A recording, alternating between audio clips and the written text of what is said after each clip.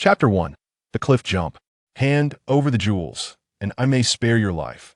The princess gazed into the sinister and perilous eyes of the king of the north. She had witnessed her elder brother, the crown prince, alongside her father and mother, fall lifeless before her. How could she possibly survive? General Jiang Yiyi lay in a pool of blood, urging her to flee and to ensure her survival. Before her loomed a sheer cliff, and behind her the relentless pursuers. Tears of despair streamed down Jiang Yi's face. She was left with no retreat. A cold crow swept across the blood-stained crescent moon, the metallic scent of rust spreading through Jiang Yi's mouth. Stumbling, she crushed the ice shards at the cliff's edge. Her dark cloak, already torn by arrows, flapped in the night wind, the golden embroidered phoenix tail unfurling like a dying phoenix, stretching its feathers for the last time. The king of the north commanded, "Surround the dragon's cliff." His thunderous roar, carried by the northern winds, pierced her eardrums, while the wolf-patterned iron shields of the black armored guards scraped against the snow, producing a jarring sound. Jiang Yiyi clutched the crimson gold pendant at her waist. The warmth of her mother's touch from the moment of her hanging suddenly revived in her palm. The gauzy curtains of the Jiaofeng hall still swayed in the morning breeze, but white silk had already descended from the golden enamel beams. Remember the secret within the pendant. Her mother's fingers, stained with crimson, suddenly gripped her wrist with astonishing force. You must survive to deliver it to Mount Li before she could finish. The clashing of weapons erupted from outside the hall. In the instant the king of the north cleaved the vermilion palace doors with his heavy iron sword, her mother abruptly thrust her into a secret passage. The last image imprinted in her mind was the cold glint of her father's long quan sword slicing through the air, and the sight of her brother pinned to the coiling dragon pillar by 7 silver spears. The 12 tassels of the crown prince's headgear were splattered with blood. The crisp sound they made upon hitting the ground still echoed in her dreams. General Jiang Yiyi broke through the encirclement, bringing her out of the palace. She was the sole survivor of that royal den. "Princess, mount the horse." Jiang Yi's bloodied hand suddenly grasped her wrist, pulling Jiang Yiyi back from her crimson memories. The black-armored soldiers pursued relentlessly after 300 miles of frantic flight. The silver-armored general's left arm was already exposed, revealing stark white bone. Yet he still managed to deflect the poisoned arrows of their pursuers with a broken spear. That moment, his helmet fell to the ground, revealing a fearsome old scar upon his brow, a remnant from 3 years prior, when he had fallen from his horse to protect her during the Miao Rebellion. The Deng family has guarded the Jiang royal lineage for generations. The young general's vow at the foot of the imperial steps suddenly resonated clearly. "I swear my life." A sudden pain surged, and Jiang Yiyi looked down to see the crossbow bolt piercing her right shoulder. The ethereal blue of peacock ball spread alongside the black blood seeping from the gaps in Jiang Yi's chainmail. She suddenly recalled the astrological observatory from half a month ago, where the officials had observed the unusual signs in the Zhuan constellation with grave expressions. A celestial omen, a catastrophic disaster, is imminent. "Hold tight." Jiang Yiyi swung his spear, severing the arrow shaft, his warm palm covering her icy hand. The black stallion, neighing, broke through the encirclement. The blood-red lotuses blooming in the snow extended from the palace gates all the way to Zhuke Street. Jiang Yiyi remembered that day when she had just returned from paying respects at the Chanqiu Hall, the nearby tavern still wafting the fragrance of freshly brewed bamboo leaf wine. The dark wave of pursuers grew ever closer, and even with General Deng's extraordinary valor, he could not withstand such a relentless tactic. Ultimately, the outnumbered were overwhelmed, their voices hoarse from exertion. The icy stalactites at the edge of the precipice pierced through her palm as Jiang Yiyi leaned against the withered pine, breathless. The torches of the pursuers formed a crimson chain along the mountain path, their leader, the one-eyed wolf-head king, glimmering ominously beneath his war helm. "Surrender the tassel, and I shall spare your life." Suddenly, Jiang Yi's silver spear emitted a tremor akin to a dragon's roar. Jiang Yiyi watched as he tore off his tattered cloak and firmly bound the crimson gold ornament, which had been tied to her wrist since infancy, to the spear's handle. The blood-stained patterns of the coiling dragon moved eerily under the moonlight, resembling the intricate veins of mountains and rivers. "Run." Jiang Yiyi pivoted, pushing her toward the mist-shrouded edge of the cliff. his silver spear tracing a brilliant arc. In the instant the black iron sword of the Wolf King clashed with the spear's tip, sparks erupted, igniting the resinous arrow pouch, illuminating the precipice as bright as day. Jiang Yiyi witnessed Jiang Yiyi being simultaneously pierced by 3 curved blades. "Princess, flee!" The general gasped, wounding the horse with his last breath, desperate to buy Jiang Yiyi more time. Gazing at the sheer cliff ahead, tears of despair streamed down Jiang Yiyi's face. "Never!" she cried, retreating as she tore free the golden hairpin from her hair, allowing her 3,000 strands to dance wildly in the storm. Her parents and brothers had long departed. How could she survive alone at this moment? With fierce determination, Jiang Yiyi advanced toward the Wolf King, her anger directed not at him alone, but at her own fate for not being born a man, unable to fight and kill as a warrior would. She loathed that she could not personally exact vengeance upon her enemies, the very Wolf King before her, the architect of her nation's ruin. With her eyes closed, she leaped into the abyss, vowing that in another life, she would ensure the Wolf King would not escape alive, and she would slay her foes herself. Chapter 2. Forced awakening. Jiang Yiyi experienced a seizure, her consciousness lingering in a state of uncertainty, caught between the realms of heaven and hell. At the moment she leaped from the cliff and plunged into the water, it felt as though she had been struck by a jolt of electricity, leaving her in a daze as the current carried her downstream, floating in and out of awareness for an indeterminate duration. A muffled voice calling out roused her from her stupor, and instinctively, she opened her eyes, cautiously surveying the riverbank. There, a gathering of people seemed to be engaged in a ritualistic tribute, arranged in peculiar formations as they participated in an unusual ceremony. More astonishingly, among the crowd stood a triangular dragon cauldron, from which steam billowed as if something was being boiled inside. Upon closer inspection, Jiang Yiyi realized that the figure lying within the cauldron was none other than the very man responsible for her nation's downfall and for compelling her to leap from the precipice, the notorious Prince Hung. In disbelief, Jiang Yiyi scrutinized the man before her. Although he bore a striking resemblance to Prince Hung, his frail and emaciated form, pallid complexion, and vacant expression lacked the ferocity and grandeur typically associated with him. Yet, who was this individual? Why did they share such a likeness, and what was their connection? Puzzled, Jiang Yiyi could do naught but conceal herself within the river, observing the unfolding events with utmost caution. It became apparent that this village was conducting a grand sacrificial ceremony to beseech the blessings and graces of the deities. Affixed to the cauldron was a paper bearing the man's birth date, a sign of his impending fate. Each participant donned bizarre attire, adorned with feathers and painted in a myriad of colors, embellished with resplendent silver ornaments, all manifesting their reverence for the divine. However, this village's ritual demanded a living sacrifice. The man was initially thrust into the cauldron, which was then positioned over a roaring fire. At this moment, the man was utterly powerless, unable to emit a sound, and as he sought salvation, he realized he was completely immobilized. The flames blazed ever higher, and the water was on the verge of boiling, instilling a sense of despair as he surveyed his surroundings, grappling with the agonizing realization that he might meet such a humiliating demise. Before her lay the legendary Bagua altar, situated beside the river and shrouded in a dense forest, exuding an aura of mystery and sanctity. The altar was inscribed with intricate Bagua patterns, seemingly embodying the universal principles of existence. Each symbol radiated an enigmatic glow, subtly hinting at boundless wisdom. At the center of the Bagua altar stood a colossal deity statue, beneath which lay the man destined for sacrifice. Observing the anguish etched upon his face, Jiang Yiyi could not help but feel a twinge of pity. With hands clasped in earnest prayer, the villagers beseeched the heavens, as sunlight filtered through the lush foliage, casting a gentle illumination upon the altar, enveloping the scene in an air of mystique. Suddenly, ominous clouds gathered, and thunder rumbled ominously, as though a black hole had manifested in the sky.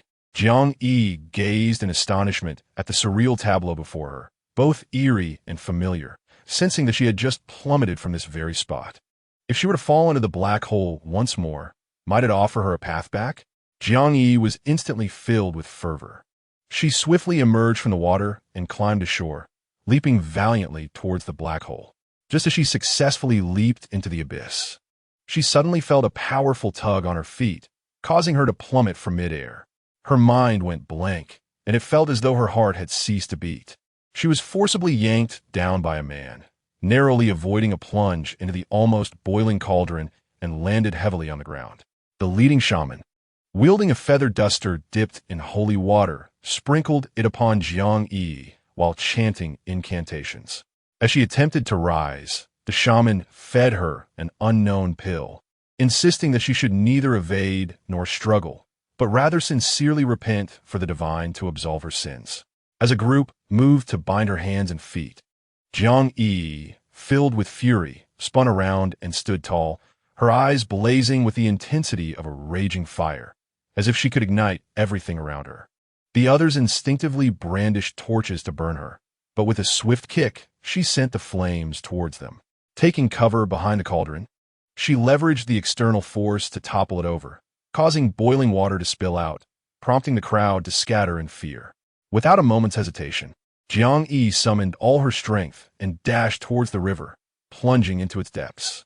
The man, seizing the opportunity, followed closely behind her. By the time the villagers realized, they had already sunk beneath the water surface. The man appeared unable to swim, clinging desperately to Jiang Yiyi's arm. In the water, Jiang Yiyi effortlessly broke free from his grasp, moving gracefully like a fish, her hands gliding across the surface while her legs propelled her forward with fluidity. However, the man seemed to be succumbing to unconsciousness, rapidly sinking. After a moment's hesitation, she decided to rescue him. Jiang Yiyi surfaced occasionally, allowing him to breathe in fresh air while she swiftly swam away from that perilous place. Time passed unnoticed as she dragged him to the shore. Observing his pale countenance, her emotions were complex. She felt cursed to be burdened by this dead weight. She thought he would eventually drag her down with him. Despite her sharp tongue, her heart was soft. Watching him remain unresponsive, worry crept in her mind as she repeatedly helped expel the water from his body. The man coughed painfully before slowly opening his eyes, declaring, "Without me, you cannot survive here." Jiang Yiyi stared at the man before her, his eyes striking yet vacant, exuding an air of undeniable nobility despite his emaciated frame. Moreover, he seemed to limp slightly. She regarded him coldly, yet found his face remarkably similar to that of a certain prince. "I advise you to let go, lest I resort to violence," she warned, attempting to rise and leave. The man, unfazed, replied, "I am Jiang Chun. Without me, you cannot return alone." Jiang Yiyi, infuriated, ground her teeth together. Her fists clenched at her sides as she struggled to rein in her emotions. If it were not for the intention of uncovering clues about the prince of hung from him, how could she possibly exhibit such patience? With such audacity, how can one be so confident? It is utterly laughable. Am I to address you as Jiang Yiyi? Chapter 3. Compromise and Endurance. Jiang Chun gazed at Jiang Yiyi, his expression one of embarrassment, exclaiming, "Hasten to summon a palanquin for me. I can no longer walk." His voice bore an edge of urgency and helplessness, beads of perspiration trickling down his cheeks. Jiang Yiyi looked at him in confusion, momentarily taken aback before bursting into hearty laughter. Her melodious laughter echoed in the vastness around them, reminiscent of silver bells swaying in the breeze. "Huh, you, calling yourself a prince? It's simply hilarious," she exclaimed, punctuating her laughter by poking him vigorously in the back. Jiang Chen's countenance darkened instantly, resembling a sky laden with ominous clouds, foreboding and grim. "Do you dare to show such disrespect to me? Were this a different time, I would command that you be dragged out and punished severely." He glared at her, attempting to exert authority over this audacious woman before him. Upon hearing Jiang Chen's words, Jiang Yiyi laughed even harder, nearly bringing tears to her eyes. She jabbed her finger at his shoulder, warning, "You would have me punished? What a villain, crying foul. You, who could not harm a fly, dare to intimidate me?" She placed her hands defiantly on her hips, glaring at Jiang Chun with an indomitable spirit. Jiang Chen's expression grew even darker, as if ink could drip from his face. Mimicking Jiang Yi's stance, he picked up a branch from the ground and poked her shoulder with it, declaring, "I never argue with women, and considering you saved me, I shall spare your life. However, you must carry me back to atone for your misdeeds." His tone was firm and left no room for dissent. Jiang Yiyi regarded him with disdain, scrutinizing him from head to toe, pondering in silence. Observing his feeble demeanor, doubt crept into her mind. Could he truly be related to the Prince of Hung? Otherwise, how could he presume to call himself a prince? Is it not you who claim to be a prince? How then could you have been cast into the furnace as a sacrificial offering? She inquired, her brow furrowed and her expression skeptical. With a resigned sigh, Jiang Chun explained, "It must be a misunderstanding. The servants in my household mentioned a ritual during the Lantern Festival, and they secretly brought me out. They spoke of a living sacrifice, and curiosity compelled me to follow them. I do not know how I ended up on the altar." A glimmer of confusion and fear flickered in his eyes, as if he had yet to recover from the harrowing ordeal. Hearing this, Jiang Yi couldn't help but sigh again, thinking that he did not appear foolish, yet acted like a simpleton. She shook her head, her face reflecting her exasperation. Upon hearing her words, Jiang Chen's anger flared. "Who are you calling a simpleton? I am exceptionally intelligent. Were it not for a moment of carelessness, I would not find myself in such a predicament." Jiang Yi rolled her eyes at him, scoffing. "Exceptionally intelligent? Yet you could be mistaken for a sacrificial offering?" Jiang Chun was momentarily at a loss for words, unable to counter her retort, and he sulkily turned his head away. At that moment, the once bright sky darkened as ominous clouds gathered, signaling an impending storm. Just as Jiang Yi contemplated leaving alone, she realized she was surrounded by unfamiliar woods, and the thought of getting lost filled her with trepidation. The man before her, though not the sharpest, was a native, and two clods could indeed rival a sage. The branches rustled in the wind, bringing a fleeting chill. As Jiang Yi observed Jiang Chen's frustrated yet helpless expression, her own annoyance diminished somewhat. "All right, I suppose it is my misfortune to have encountered you. A troublesome one," she muttered. Jiang Chun turned his head, a glimmer of hope flashing in his eyes. "So, are you willing to carry me back, my lady?" "Carry you? Dream on." Jiang Yi shot him a glare. "I can support your walk, but do not expect me to bear you." Although Jiang Chun felt discontent, he realized he had no other choice at that moment and reluctantly nodded. Thus, Jiang Yi assisted him, taking careful steps forward. Throughout their journey, silence enveloped them, creating an awkward atmosphere. Stealing a glance at Jiang Chun, she noticed his brow furrowed, seemingly deep in thought. "Hey, are you really a prince?" Jiang Yi broke the silence. Jiang Chun scoffed lightly. "Do you think I would deceive you?" She pursed her lips. "If you are indeed a prince, your situation is rather pitiable. Being treated as a sacrifice." Jiang Chen's expression darkened. "I shall uncover the truth behind this. Those who dare to frame me will not escape justice." Jiang Yi silently chuckled. This prince possessed quite the spirit, though she wondered if he truly had the capability to back it up. As they continued, Jiang Chen's steps grew increasingly labored, beads of sweat forming anew on his forehead. Given his injuries compounded by drowning, at this rate, they would not return to the city before nightfall. "Perhaps I should carry you for a while." Jiang Yi's heart softened. A glimmer of surprise lit Jiang Chen's eyes, yet he retorted, "Humph. At least you have a shred of conscience." As Jiang Yi bent down to squat, hesitation gripped her. What if someone saw and accused her of currying favor with the prince? That would tarnish his reputation. "I will continue to assist you back," she decided. Jiang Chun, unable to counter her reasoning, merely huffed and continued onward, their figures gradually fading into the distance in this unfamiliar place. Chapter 4. A path unfamiliar. As Jiang Yi supported Jiang Chun, they staggered through the city gates when a group of servants hurriedly approached. Leading them was a middle-aged man with a respectful demeanor, who swiftly approached Jiang Chun, expressing concern. "Your Highness, you have finally returned. The household has been terribly worried." Jiang Chun nodded slightly, weakly commanding, "Help me into the palanquin." With the assistance of the servants, he slowly ascended into the carriage. As the curtains fell, they prepared to depart for the residence. Watching the palanquin about to leave, Jiang Yiyi felt an overwhelming sense of injustice arise within her.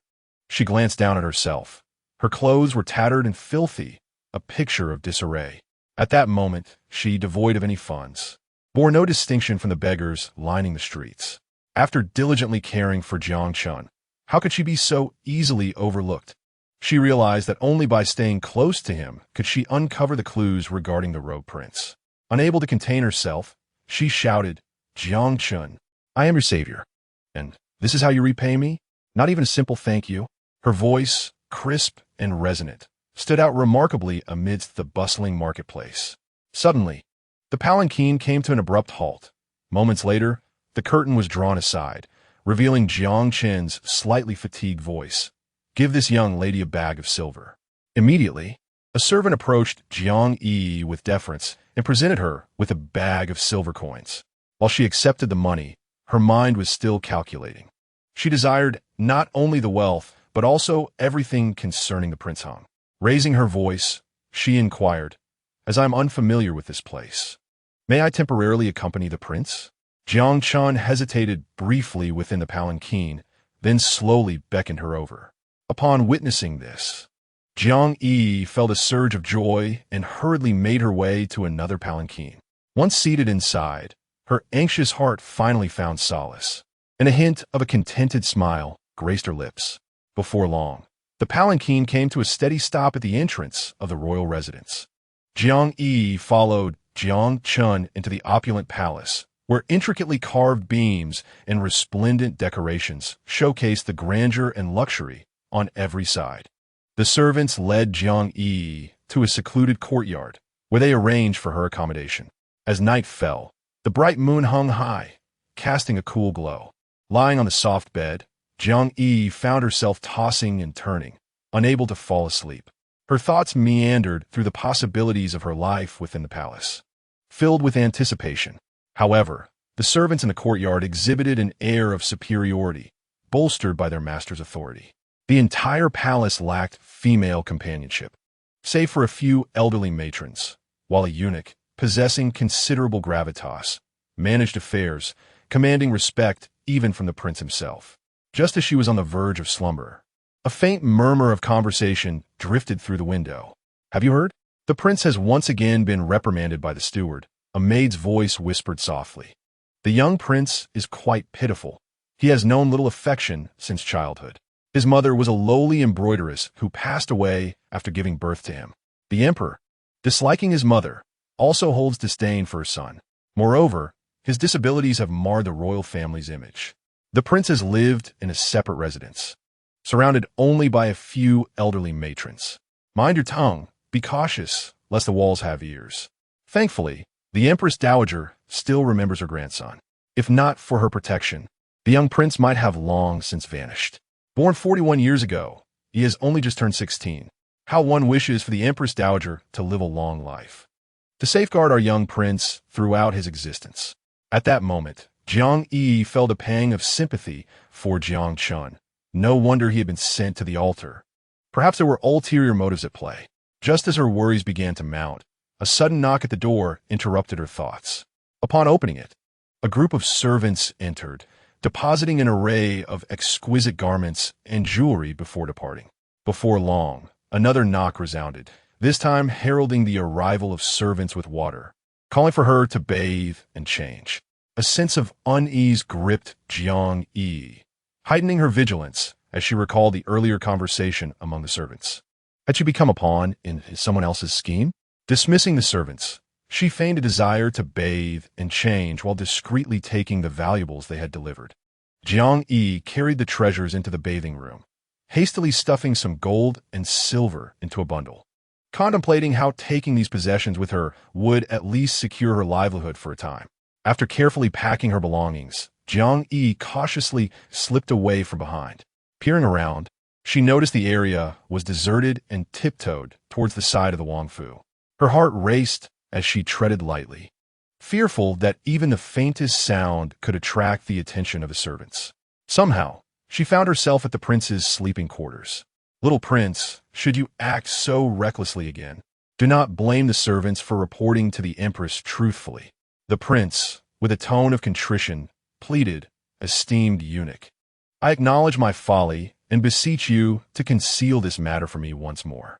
Jiang Yiyi, overhearing the prince's cautious demeanor, shook her head, realizing the gravity of the situation. The little prince was treading on thin ice, and remaining would likely spell disaster for her as well. In darkness, Jiang Yiyi made her way towards the western side door. After a lengthy struggle, she finally approached the vicinity of the side entrance, only to overhear voices in the shadows. Incompetent fool! How could you fail at such a simple task? Calm down, esteemed steward. I escorted the prince to the altar and witnessed him being placed upon it before I dared to leave. How did he end up rescued by Miss Jiang? I apologize for the blunder. Please punish me as you see fit. It is not my intention to make things difficult for you, yet I must answer to the Empress. You should leave the Wangfu for a while. Is it possible that Miss Jiang is aligned with the Empress Dowager? I shall investigate further and inform others that Miss Jiang must not be harmed for the time being. Understood. You may depart. Jiang Yiyi felt a cold sweat break out as she comprehended the ill intentions of these individuals. Staying any longer would surely expose her. Determined to prioritize her escape, she seized the moment while the two were distracted and stealthily scaled the wall to slip away. Once outside the Wangfu, she quickened her pace, running away from the place that instilled such fear within her. Under the moonlight, Jiang Yiyi's figure grew increasingly distant, gradually vanishing into the darkness. Meanwhile, within the Wangfu, tranquility reigned, and no one noticed her departure. Chapter 5. An old friend wandering aimlessly down the street. Jiang Yiyi murmured to herself, having thought she had latched onto a benefactor, only to discover she had grasped a hot potato. Fortunately, her wits had served her well, allowing her to pilfer some jewelry.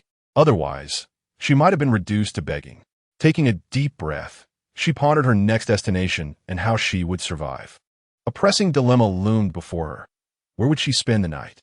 Lost in thought, she accidentally collided with an oncoming sedan chair. The man inside leaned out, his piercing, dark eyes exuding a wild and untamed allure. His chiseled features were strikingly handsome, radiating an aura of royalty, and a roguish smile danced across his devilishly charming face. Are you all right? Jiang Yiyi snapped back to reality, momentarily entranced by the man's beauty. I'm fine, she stammered before hastily retreating, feeling as though she had glimpsed a familiar figure in him, reminiscent of Jiang Chun. As she continued to dwell on the handsome stranger, she unexpectedly spotted a familiar silhouette in the dimly lit alley. The woman, adorned in splendid attire, was mercilessly assaulting a servant. Jiang Yiyi, unable to tolerate such blatant abuse of power, rushed forward without a moment's hesitation to seize the woman's hand. Even if she were merely a servant, such cruelty was unjustifiable. Did she not fear the repercussions? At that moment, the woman clearly beheld Jiang Yiyi's face, and as their eyes met, her expression turned ashen, as if she had seen a ghost. Her body seemed to betray her, trembling uncontrollably, her gaze filled with dread and unease. Wide-eyed, she stared at Jiang Yiyi, unable to believe the sight before her, instinctively retreating a step while emitting a quivering sound. Jiang Yiyi, you truly are a lingering spirit. Do you think I fear you? Jiang Yiyi scoffed. I do not require your fear. I merely demand that you release her. Terrified, the woman began to falter, her hands shaking as Jiang Yiyi's voice struck her like a phantom, her heart racing as if it might burst from exertion. You cannot approach me. I possess this, she stammered, trembling as she produced a talisman inscribed with peculiar symbols, as though an invisible barrier had formed between them. Jiang Yiyi, witnessing the woman's abject terror, found it utterly incredulous. Was her appearance truly so fearsome? Calmly, she approached the quaking figure. Is that so? I refuse to be swayed by superstition. With a swift motion, Jiang Yiyi tore the talisman to shreds, rendering it no different from ordinary paper. The woman could scarcely believe her eyes. Her last line of defense had crumbled. In that instant, paralyzed by fear, she collapsed to the ground, begging for mercy. Jiang Yiyi, I am truly sorry. I never intended to harm you. I regret my actions. Please do not kill me. The maid, hidden in the shadows, immediately knelt beside Jiang Yiyi. Miss, you have finally returned. You terrified me. I thought I would never see you again. I knew you were destined for greatness. Even if the second young lady sought your life, you would find a way to save yourself. Suddenly, Jiang Yi's expression turned grave. So you sought my life. Why would you wish to harm me? Her eyes glinted with ferocity, a bitter smile gracing her lips as she clenched her fists in hatred, her feet resolute in their intent to crush everything in her path. Her anguished laughter echoed through the night sky as she slowly advanced toward the woman. Jiang Yi's lips curled into a grim smile, tears streaking her face. Yet her low growl instilled terror, freezing the air around them as if time itself had halted. I will not allow your malicious schemes to succeed. Never. The woman, utterly petrified, crumbled to the ground, resembling a lifeless husk, too frightened to speak, only able to emit soft whimpers. Jiang Yiyi approached her, resembling a specter from the underworld, her chilling presence causing the air to solidify. With a swift motion, Jiang Yi's hand struck the woman's face, causing her fair skin to swell instantly. This slap was for the version of herself that had perished long ago. Following it, another strike was delivered. She would spare no one who sought to ruin her family. Her icy gaze pierced like chilling frost, causing the onlookers to shiver uncontrollably. The insincere smile on her face rendered her an indistinguishable blend of human and specter. From this moment forth, I shall reclaim every debt owed to me, piece by piece. The injuries I have endured shall be repaid to you 100-fold. With her spirit already deeply wounded, how could one withstand the force of her blows? In a state of overwhelming fright, the person collapsed into unconsciousness. Unbeknownst to her, a throng of servants approached from a distance. One of them rushed forward to assist the young lady. Miss Anchi, what has happened? You seemed perfectly fine just moments ago. Jiang Yiyi sneered coldly. It dawned on her that this was indeed Anchi, the very person who had nearly drowned her 8 years prior, a true nemesis brought together by fate.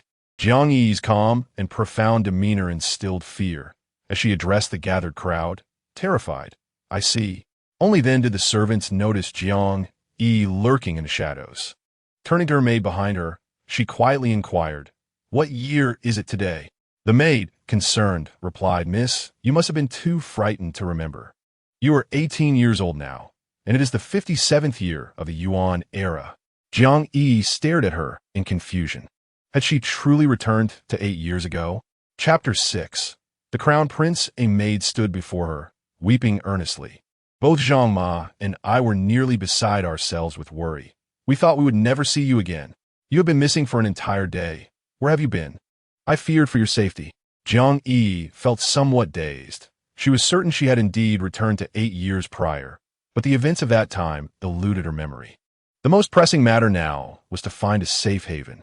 Jiang Yiyi regarded the maid before her with uncertainty, unsure of how to address her. The maid, sensing Jiang Yi's distant demeanor, assumed she was still in shock and quickly grasped her hand, saying, "I am your personal maid, Qiner. Do you not remember me?" She began to choke up, recalling how her mistress had often been bullied, and now her mind seemed muddled. Jiang Yi gently patted her shoulder, speaking earnestly, "Qiner, I am fine. Do not worry excessively." The maid who held Anchi suddenly became irate, pointing an accusatory finger at Jiang Yiyi. "Are you trying to harm my young lady? I shall inform the master and mistress at once." Qiner stepped protectively in front of Jiang Yiyi, defiantly retorting, "Chun Chao, do not slander. It has always been you who bullies others. Who dares to mistreat you? Our lady has suffered greatly at your hands, and now she can scarcely recognize friend from foe. What more do you desire?" Chun Chao arrogantly declared. "She brought this upon herself. She has no one to blame." Jiang Yiyi fixed her with a cold stare and approached, her eyes clear and resolute, as if to convey that her determination was unwavering and beyond reproach. Then, with a swift motion, she delivered a resounding slap across Chun Chao's face, leaving her dazed and disoriented, anguish etched across her features. Tears streamed from her eyes like a rushing brook, cascading down her cheeks and falling to the ground, her pupils dilating in an instant, filled with fear and trepidation. Jiang Yi's face was a portrait of fury, her eyes sharp as twin blades, casting a fearsome gaze upon those who dared meet her stare. "You, a mere servant, dare to scold me? Today, I shall teach you a proper lesson on behalf of your young lady." Chun Chao, covering her face, no longer dared to act haughtily. She glanced at Chi, who lay on the ground, fully aware that even Chi trembled in fear before Jiang Yiyi, let alone herself, a lowly maid. Jiang Yiyi pointed toward Chi on the ground and, looking at Chun Chao with a cool demeanor, said, "If you have any further questions, we can return together to confront the master and mistress." Her voice was deep and resolute, imbued with a compelling power that stirred emotions within those who heard it. Chun Chao, gazing at Jiang Yi's stern visage, felt an even greater surge of fear. She knew that Chi had sought a talisman at the temple today out of fear, and it was best not to provoke Jiang Yiyi. Chun Chao dared not linger in confrontation with Jiang Yiyi any longer, swiftly helping Chi into the carriage. As Jiang Yiyi watched them depart, she realized the satisfaction of standing tall and speaking firmly. People are inherently drawn to the strong and fear the weak. She resolved to become someone whom others would fear. Jiang Yiyi turned around, taking the hand of her companion, Qin Er, and left. Trembling, Qin Er asked Miss Chi, "Will she seek revenge on us, as she did before?" Jiang Yiyi regarded her calmly, disdainfully replying, "Even with a beautiful exterior, her heart is filled with weeds." Qin Er stared at her in astonishment, perceiving that the Jiang Yiyi beside her was no longer the submissive figure of the past, but an entirely transformed person. What did this mean? With that, they returned to the Jiang residence. Upon her return to the Liu family, Jiang Yiyi sensed that many servants exchanged wary glances. Seemingly intimidated by her presence, Jiang Chun, upon returning to the Wang residence, isolated himself in the library, refusing to emerge or allow any disturbance, leaving even the steward at a loss. He remained shut away for 3 full days, eating and sleeping within those walls. He understood that the servants intended to bring him to the altar that day, hoping to witness yet another scheme to harm him. To his shock, when he awoke, he found himself already placed upon the altar. Their intent was to take his life. Throughout his youth, he had been treated as a plaything, a living target by the other young lords.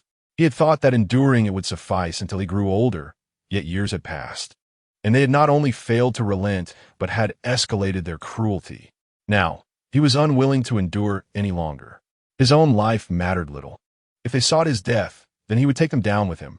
Jiang Chen's attendant, Jiang Re, anxiously guarded the library door, afraid to stray even an inch, lest something go awry for her master. At that moment, a commotion erupted outside. The previously raucous servants fell into an abrupt silence. Jiang Chen knew that the inevitable had arrived. He opened the door to find a procession of royal guards clad in brilliant armor, marching in unison, their gazes resolute and expression solemn. Following them was a group of eunuchs dressed in red and yellow robes, bearing the prince's throne. The prince appeared before him, his gaze deep and luminous, his smile warm and inviting, adorned in a resplendent dragon robe and a golden sword at his waist. He exuded an air of nobility and authority. "Fourth brother, I have come to see you," the crown prince declared.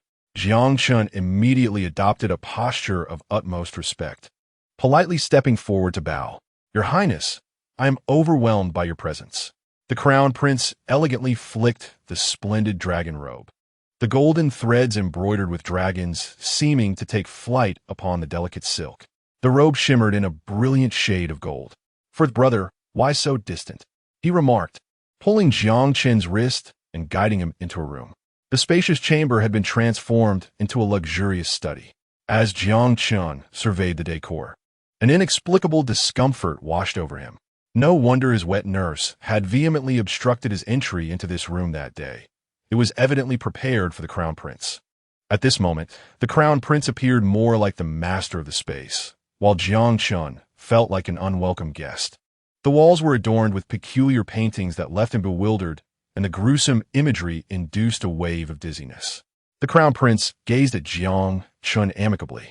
"Today, I suddenly conceived a brilliant idea and could hardly wait to share it with you."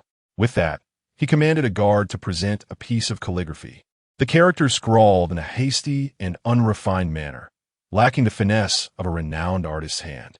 Jiang Chen raised an eyebrow in confusion. uncertain of the crown prince's intentions. In an instant, the crown prince thrust a brush into Jiang Chen's hands. "If you can replicate this exactly." Jiang Chen, taken aback by the prince's resolute expression, felt at a loss for words. Reluctantly, he accepted the brush and began to copy the characters.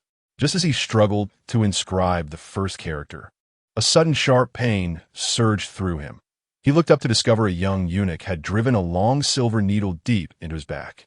The sensation crashed over him like relentless waves, assaulting both his body and mind. Jiang Chen could hardly fathom that the crown prince would play such a cruel jest. The crown prince, however, wore an innocent expression, as if he were the one suffering. "Fourth brother, do not take offense. We had an agreement that any mistakes would warrant punishment."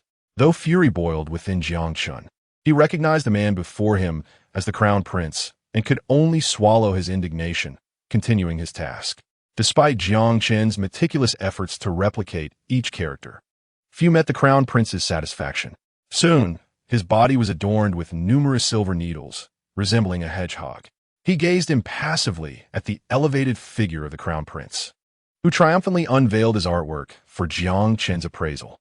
The painting depicted Jiang Chen, his body riddled with needles, trembling as he bowed his head to right, while beside him, the crown prince laughed heartily. As Jiang Chen beheld the painting and then lifted his gaze to the masterpieces adorning the walls, he was abruptly reminded of the tortures endured by the former prince. The crown prince frequently sought him out to vent his frustrations. The former prince had been made a human target, dressed as a clown, whipped and humiliated, and even subjected to ice and fire tortures. Whenever the crown prince was displeased, he would devise new methods of torment. Jiang Chen suspected that this time, being roasted over the fire was yet another of the crown prince's cruel creations. His anger surged to a boiling point, akin to a balloon on the verge of bursting, beyond control. His fists clenched tightly, veins bulging. His body trembled, as if teetering on the brink of losing his sanity. The crown prince gazed at Jiang Chen with an expressionless face, erupting into a furious rage in an instant. "What? Are you dissatisfied with me, the crown prince? Who do you think you're scowling at?"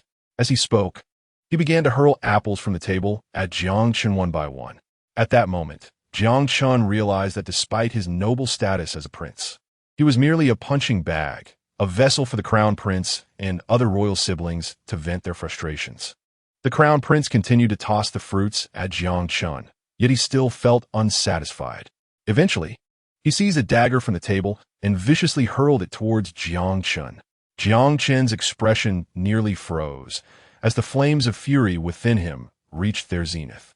The young eunuch standing beside the crown prince, understanding the situation, approached to retrieve the dagger from the floor and presented it back to the crown prince, repeating this tiresome act until the crown prince successfully struck his target. The eunuchs flanking the crown prince cheered him on enthusiastically. With a forceful motion, Jiang Chen yanked the dagger from his shoulder and retaliated by plunging it into the heart of the young eunuch. With a muffled groan, the eunuch collapsed to the ground. This act was exhilarating. "Crown Prince, would you care to try this more thrilling game?" Jiang Chen exclaimed, pulling the dagger free and licking the fresh blood from its blade. "It is indeed quite fresh, with a unique flavor. Would you care to taste it, Your Highness?" The eunuchs beside the crown prince trembled in fear, some even falling to their knees in supplication. Jiang Chen understood that today it was a matter of either his life or theirs. He leisurely approached, effortlessly dispatching the 4 eunuchs before him with the dagger in hand, pausing only to savor the blood on the blade. What a thrill! I never realized that killing could be so enjoyable. Shall we continue? He then presented the gleaming dagger before the crown prince, who trembled in terror. His face ashen as he looked at Jiang Chen, instantly cowed. "You are mad," the crown prince exclaimed. "Fear not. I know you care for me dearly. How could I ever harm you?" Jiang Chen spoke sweetly, yet his body moved closer to the crown prince with each step. The crown prince hastily pleaded, "Fourth brother, do not be angry. I merely wish to jest with you." Jiang Chen snorted coldly, his rage boiling silently, yet the determination in his eyes was shocking. He remained silent, lightly tracing the dagger across the crown prince's body. "Why would I be angry? I certainly know that my elder brother is the best brother in the world. The cold indifference in Jiang Chen's gaze was chilling. The crown prince's previously arrogant demeanor vanished in an instant. Good brother, I shall not disturb your rest any longer. I have matters to attend to, so I bid you farewell. As soon as he finished speaking, he vanished without a trace. Chapter 7. The revenged Shao Qin returned to the Jiang residence with Jiang Yiyi, only to discover that Aunt Zhang had been locked in the woodshed again. It appeared she had gone several days without food. From behind the door, Shao Qin looked at Aunt Zhang, tears streaming down her face. Why can't they just leave us alone? Aunt Zhang, you must hold on. I will fetch you some water. Jiang Yi's fury erupted in an instant. Were they truly so naive as to think they could be bullied? Jiang Yi forcefully kicked open the door, declaring, Zhang Ma, as long as I am here, let us see who dares to bully you. Zhang Ma stared blankly at Jiang Yi. In that moment, she was no longer the timid Jiang Yi of the past. Jiang Yi assisted Zhang Ma towards the kitchen, their path unobstructed, as the servants merely watched from a distance, none daring to intervene. Inside the kitchen, there was scarcely anything edible left. A servant stealthily pulled out 2 steamed buns from their bosom and handed them to Shao Qin along with some clear water. Jiang Yi's heart ached at the sight of Zhang Ma, and Shao Qin reduced to eating such sour buns. She took the half bun Shao Qin offered and stuffed it in her mouth, bite by bite, vowing to remember this day. She would no longer endure such humiliating circumstances. Jiang Yi understood the importance of perseverance and patience, recognizing that she needed not only the ability to create opportunities, but also the courage to await them. Much like waiting for dawn amid a long, dark night. As night fell, she sat in contemplation, suddenly shivering, feeling her legs grow numb. Slowly, she rose and wandered aimlessly forward. Reaching the garden, she entered the pavilion at the heart of the lake, leaning against the railing. Gazing at the small bridge and flowing water, the stream crystal clear, revealing the grass and fine sand beneath. Under the moonlight, the water flowed melodiously, as clear as a mirror, with fish swimming gracefully within.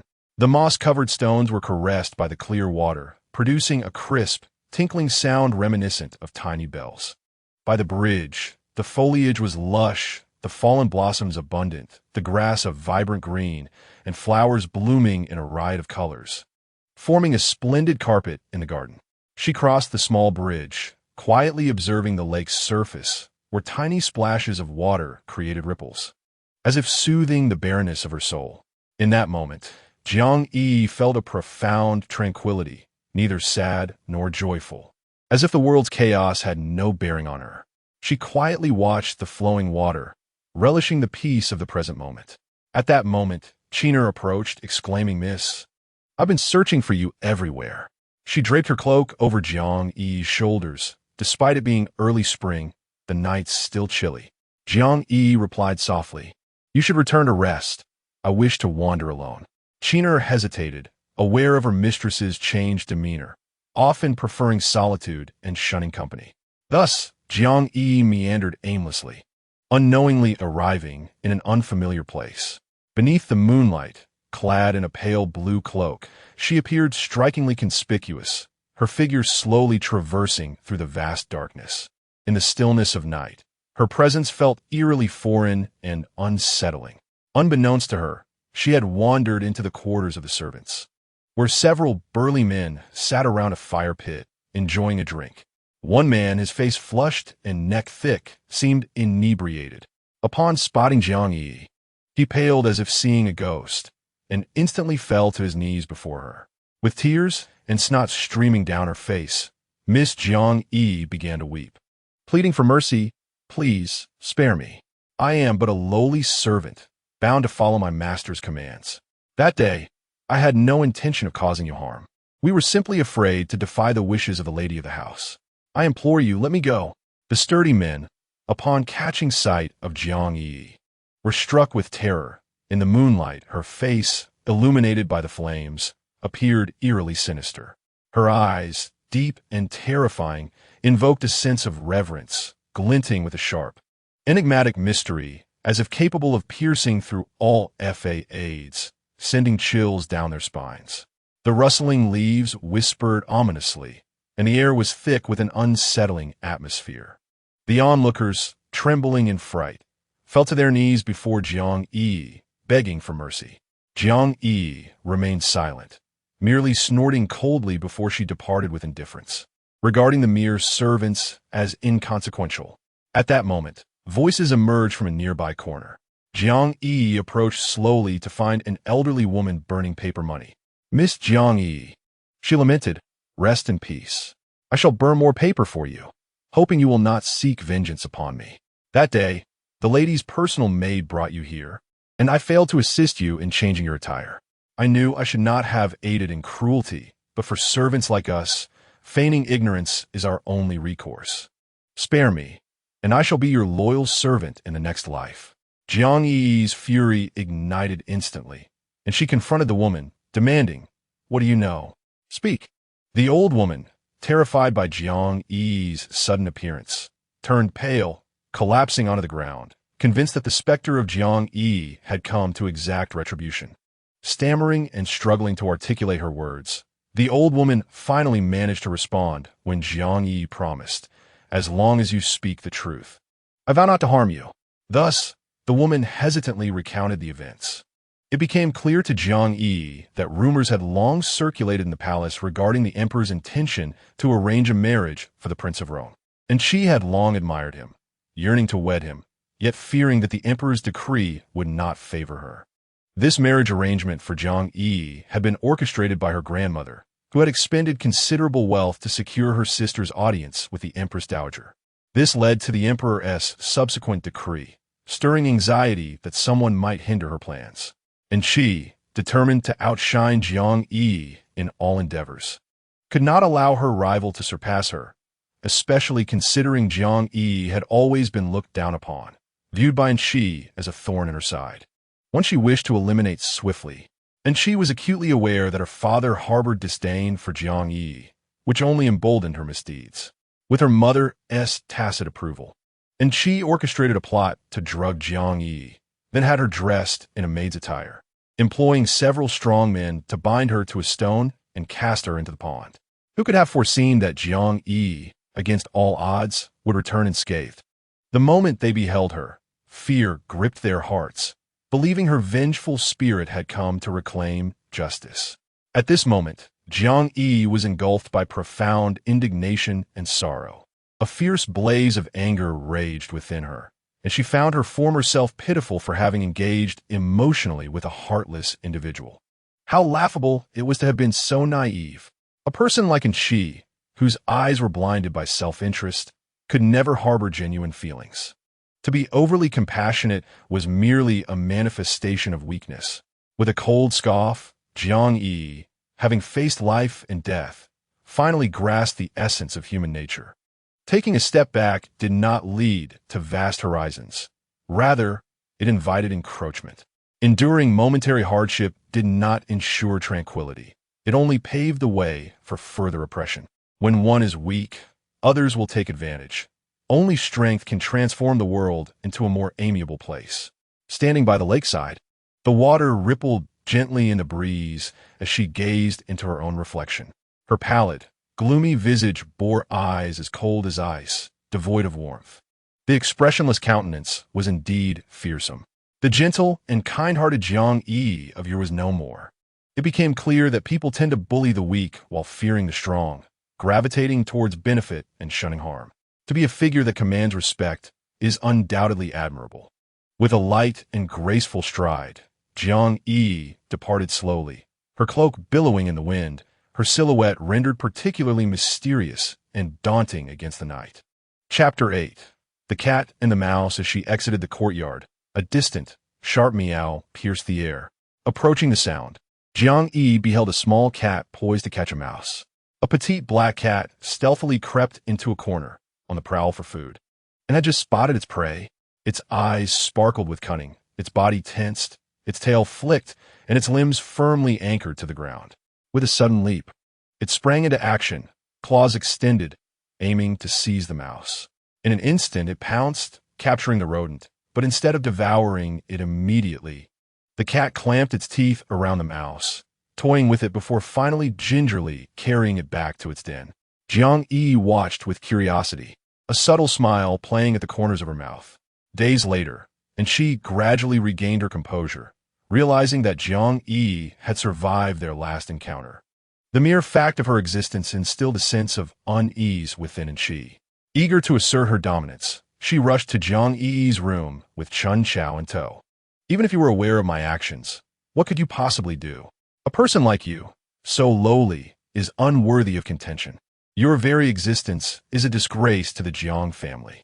Do you understand why your father has never deigned to look at you? Because your presence constantly reminds him of your mother's disgraceful past. You'd best behave yourself from now on, lest you provoke my wrath. Jiang Yiyi regarded her coldly. Disdain etched on her face. Gently caressing the small cat nestled in her arms, she replied with a calm demeanor. Those lacking intelligence often resort to scheming. Those devoid of wisdom tend to worry excessively, and those lacking authority are prone to anger. Are you afraid of me? And she scoffed, feigning composure as she retorted. How amusing. Am I to be afraid of you? Jiang Yiyi gazed calmly at her, as if she could see through her thoughts. Do you know how a cat catches a mouse? And she scoffed. What does that have to do with me? Jiang Yiyi rose, gently setting the kitten down, and slowly approached her, articulating each word. A cat will hide nearby, feigning relaxation, waiting for the mouse to emerge from its burrow.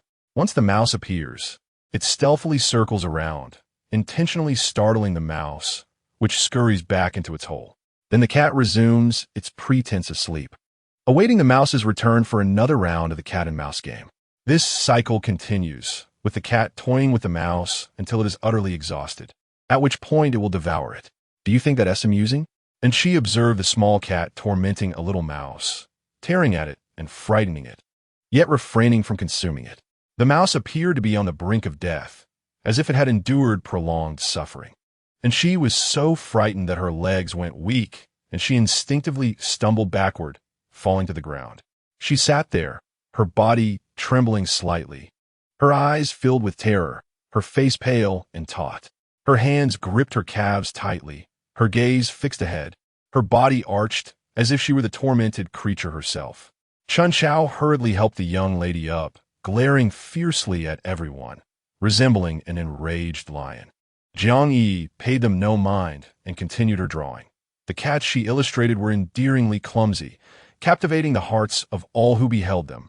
She hurriedly left with Chun Chao, while Chi found no reprieve, but instead fled in disarray. Standing nearby, Xiaoqin wore a wicked smile, finding great satisfaction in witnessing Chi's fear for the first time. Miss, when did you realize that Miss Chi is afraid of mice? Just now. Miss, how impressive. Do you think she'll dare to bully us again? It seems she has her own fears after all.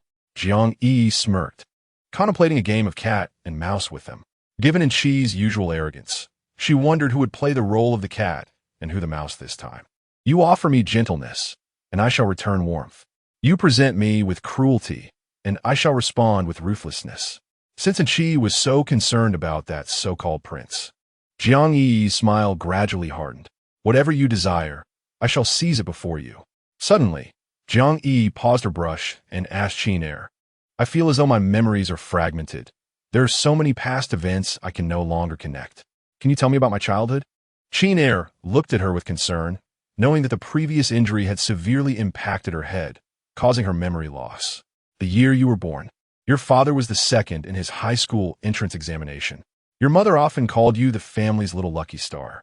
However, later on, your father caught the eye of the prime minister's daughter. In his pursuit of social standing, he compelled your mother to divorce him. When she resisted, they persecuted her until she lost her honor and took her own life in despair. From that moment onward, you two were ensnared in the aftermath. Qin Er choked on her words, struggling to speak. The new mistress had come in and subjected you to numerous humiliations. Had it not been for the old lady's protection, you would likely have faced dire consequences. Now, the old lady's health was deteriorating, leaving her bedridden, and they could no longer hold back their malice. At this moment, Jiang Yiyi's heart felt as though it were being wrenched apart. It dawned on her that her mother had been driven to her death by their relentless torment. Xiaoqin clutched Jiang Yiyi's hand, tears streaming down her face. For the past year, they had lived in constant fear, uncertain when disaster would strike. Miss, whatever you decide to do, I will support you. I can no longer endure this humiliation. Even if it means death, I will take them down with me. Jiang Yi's tears fell like raindrops, as she once believed that independence would free her from their clutches, only to underestimate the cruelty of the demon she faced. The notion of rebirth seemed more like a cycle of misery, and humanity's greed and malice had extinguished her hopes for anyone. Holding Xiao Qin tightly, her vision blurred by tears, she realized that she must grow stronger to protect those around her. And she, retreating to her room, was instantly consumed by rage. Her eyes sparked with fury as she roared, throwing everything in her grasp across the room, her face contorted with anger, her lips twitching. Chapter 9, Outburst. And she closed her eyes, embodying a furious lion, wishing to shred everything before her. In a fit of hysteria, she unleashed the pent-up fury within, yearning to obliterate all that displeased her.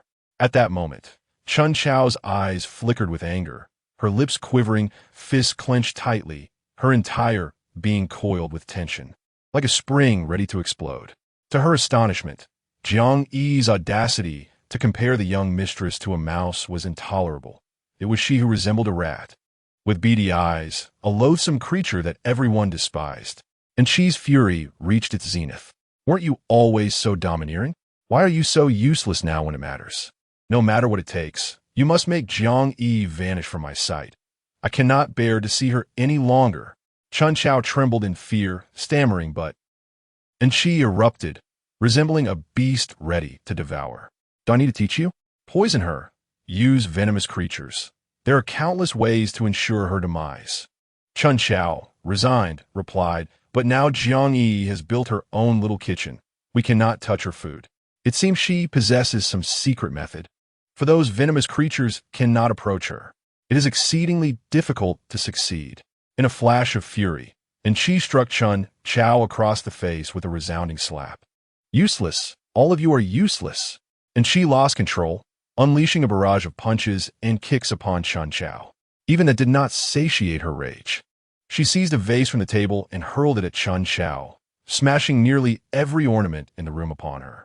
Chun Chao, cowering on the ground, begged for mercy, knowing her mistress was a capricious individual who would vent her frustrations on her, no matter where they originated.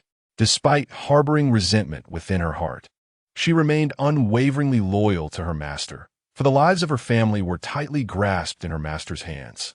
At this moment, Chun Chao bore numerous wounds, her face marred as if scratched by shards of porcelain.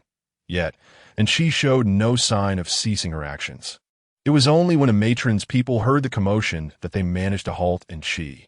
That night, Jiang Yiyi was suddenly beset by a splitting headache, and the pain coursing through her body was nearly unbearable. Fearing that Xiao Qin and Zhang Ma would worry, she dismissed them to tend to her injuries privately. As she removed her garments, her pristine skin was revealed, now marred by a deep purplish bruise, with dark blood intermittently oozing from the wound. The injury had occurred when she had inadvertently scraped her skin on a small stone while escaping from the depths of the river, and she had not anticipated it would become infected. Jiang Yi had believed it to be a mere scrape. However, upon inspecting the wound, she realized it was far more serious than she had imagined. Additionally, the pill she had been forced to swallow that day turned out to be highly toxic. A mark, resembling a spider, had appeared on her chest, the severity escalating with each passing day. If the poison was not neutralized promptly, her life could be in jeopardy. She applied some medicinal ointment to her wounds and hastily bandaged herself, wishing to keep her poisoning a secret from everyone. Just as Jiang Yi attempted to rise, a wave of dizziness overcame her, and she felt a rush of sweet, metallic blood rising in her throat, transforming into a dark crimson pool.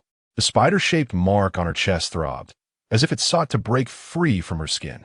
She tore open her garment, and, illuminated by the moonlight, observed that the once vibrant scarlet mark was fading to a frost-like white, with delicate silver threads creeping through her veins toward her heart. She recalled hearing elders in the palace speak of how, when silver threads traversed the Tanzhong acupoint, even a celestial being could not offer salvation. It was likely that within 7 days, she would succumb to the poison. Tiny beads of sweat formed on Jiang Yi's forehead as she delicately donned her clothing once more. When suddenly, a series of urgent knocks sounded at the door. Chapter 10. The onset of calamity as Jiang Yiyi opened the door. She was met by a lavishly attired matron who entered with purpose.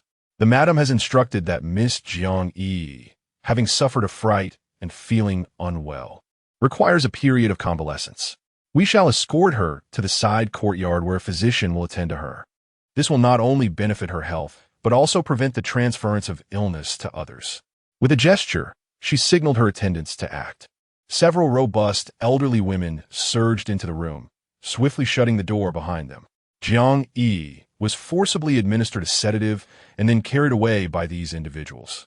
Under the cloak of darkness, a carriage quietly departed from the back gate of the Jiang estate, galloping hastily out of the city.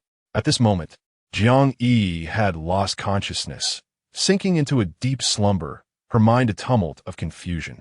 She found herself ensnared in a nightmarish vision, surrounded by shadowy figures, one of whom held a small vial, pouring its contents toward her lips. A pungent odor invaded her nostrils, and she soon found herself devoid of strength to resist, her awareness fading into oblivion as she was sedated.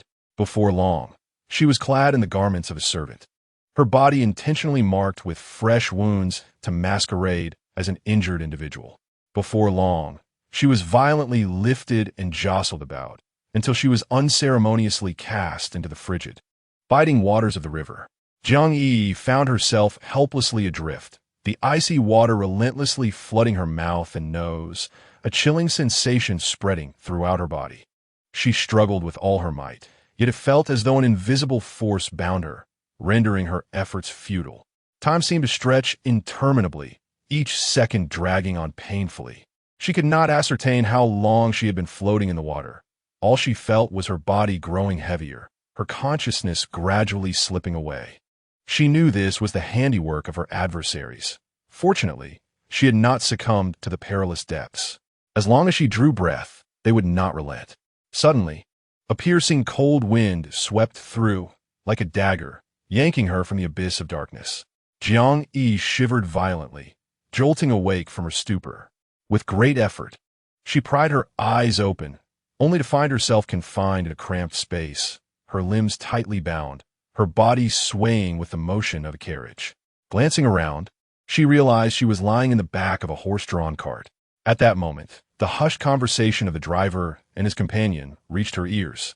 While the old lady is at the temple praying, the madam secretly ordered this Jiang Yi to be tied up. She certainly works swiftly, the driver remarked in a lowered voice. Indeed, the madam cannot allow her to return to the manor, especially with the second young lady's wedding approaching. How about you let her ruin it? While the old lady is busy with her prayers, the madam took the opportunity to deal with her. What a pitiful creature. Quite so. This time we must not falter. We can ill afford any mistakes. While she is still under the influence of the drug, we should hastily bury her alive in the back mountain to avoid any lingering complications. The companion agreed, a hint of concern lacing his tone. Jiang Yi listened to their dialogue, her heart a tumult of shock and fury, overshadowed by a deep-seated dread. She had barely returned to the manor for a day, and already the madam was eager to do her harm, revealing how many times she had been schemed against in this household. She silently vowed to devise a means of escape, determined not to let the madam's nefarious plot succeed. Suppressing her fear and anger, Jiang Yi fought to steady her mind. She twisted her body, attempting to wriggle free from the ropes, but they were bound too tightly to escape. Just as despair began to consume her, she suddenly remembered a dagger concealed within her boot.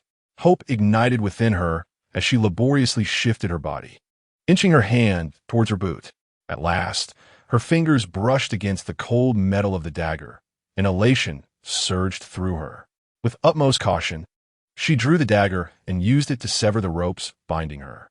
Then, she retrieved a small vial from her bosom, containing a poison of her own concoction. She evenly coated the blade of the dagger with the toxin before stealthily inching towards the back window of the cart. Through the window, she caught sight of the horse's hindquarters. Taking a deep breath, she gritted her teeth and thrust the dagger into the horse's leg with all her might. The horse neighed in pain, rearing up on its front legs before bolting wildly. The cart was instantly thrown into chaos, lurching violently along the road. The coachman and his assistant were thrown into a state of panic by the sudden turn of events, shouting loudly as they struggled to regain control of the horses. But to no avail. Seizing the opportunity during the most tumultuous jolt of the carriage, Jiang Yiyi took a resolute leap outwards without a moment's hesitation. She landed heavily on the ground, a wave of excruciating pain enveloping her. Yet she paid it no mind, forcing herself to rise swiftly and dash towards the nearby woods. Behind her, the shouts of the coachman and his assistant echoed. "Oh no, the girl is escaping. Quick, pursue her." Jiang Yi dare not look back, running desperately into the forest. Branches clawed at her face and arms, blood flowing freely, but she was oblivious to the pain. She understood all too well that if they caught up with her, a far grimmer fate awaited. Navigating through the woods with deft maneuvers, she employed the trees and underbrush to conceal her movements. As she ran, she remained acutely aware of the sounds behind her, gradually realizing that the footsteps of her pursuers were receding, allowing her to exhale slightly in relief. However, she knew she had not yet escaped danger and needed to find a safe refuge swiftly. Years of living on the fringes had granted her a modicum of skill in disguise. She nestled into the undergrowth, burying herself beneath a thick layer of dried grass, holding her breath as she lay in the shadows. She dared not exhale until she was certain that the men had passed and were long gone, at which point she allowed herself to gasp for air. Chapter 11. The shot. Jiang Yiyi held her breath, listening intently as the footsteps faded into the distance, until silence enveloped her. Only then did she struggle to emerge from the thicket. Her body felt as though it had been pierced by countless needles, with old wounds unhealed and new ones inflicted, each injury clamoring for her attention. At that moment, the poison coursing through her veins seemed to sense her weakness and flared anew. Trembling, she glanced down at the ghastly mark on her chest, where the wound pulsated with dark blood, emanating a nauseating stench. Jiang Yi understood that the toxin had seeped into her very bones. If she allowed it to fester any longer, she would succumb to its fatal grip without any external harm. A bitter smile crossed her lips, filled with desolation and resignation. After narrowly escaping death from perilous circumstances, she had hoped for a moment's respite, yet it appeared that fate showed her no mercy, poised to claim her life at any moment. Clenching her teeth, a glimmer of determination flashed in her eyes. She knew she could not simply await her demise. Trembling, she drew forth a dagger, gazing at the sharp blade, inhaling deeply as she slowly sliced open the wound on her chest. Instantly, a searing pain surged through her, and she could not help but let out a cry, sweat beading on her forehead, cascading down like pearls. Enduring the agonizing torment, she forced out the toxic blood, each drop feeling as though it drained her very essence. Gritting her teeth, she then used the dagger to excise the rotting flesh. The noxious odor of decay assailed her senses, but she paid it no heed, her singular focus on expelling the poison from her body. Jiang Yi could not suppress a cry of anguish. Her teeth gritted in pain, her body trembling uncontrollably. Yet she understood that she could not afford a pause. To do so would lead only to a dead end. At this moment, she was no longer living for herself. She bore the weight of an entire kingdom's fate upon her shoulders. Her family, her people, all awaited her salvation. Jiang Yi expended her last ounce of strength to tend to her wounds, feeling as though every bit of energy had been siphoned from her, collapsing onto the ground. Nevertheless, her gaze remained resolute as she looked towards the sky, roaring with every fiber of her being. I, Jiang Yi, am indomitable. Heaven, take heed, whoever wishes for my demise. Come fort. I shall never concede easily. Soon, she quelled her wrathful emotions and pressed onward, her anger fueling her desperate need to escape. Jiang Yi dragged her body, heavy as lead, forward with great difficulty. Each step demanded immense effort, her form swaying precariously, as though she might topple at any moment. Suddenly, the world spun violently around her. Darkness enveloped her vision, and she could no longer sustain herself, collapsing straight to the ground, succumbing to unconsciousness. In the early morning, sunlight filtered through the dense foliage, casting dappled shadows upon the ground. A cheerful bird flitted past Jiang Yiyi, chirping merrily, as if narrating the beauty of the dawn. A charming little rabbit, seemingly unaware of the lurking dangers, hopped over to her side, seeking sustenance in quietude. Before long, the tranquil atmosphere was disrupted by the distant sound of galloping hooves. Two elegantly dressed young men rode swiftly towards her, their vigorous forms and spirited expressions exuding youthful exuberance. Where has the rabbit gone? One of the young men inquired eagerly, scanning the surroundings. It was just here. It shouldn't have strayed far, replied the other, his gaze fixed intently on the area. Look, it seems to be hiding behind that rock, the first exclaimed, pointing excitedly. With that, he swiftly drew his bow, aiming in the direction of the rabbit and releasing the arrow. The projectile whistled through the air, darting towards the creature like a bolt of lightning. Startled, the rabbit bolted away in a flash. However, an unforeseen mishap occurred. The arrow struck Jiang Yi's calf with unerring precision.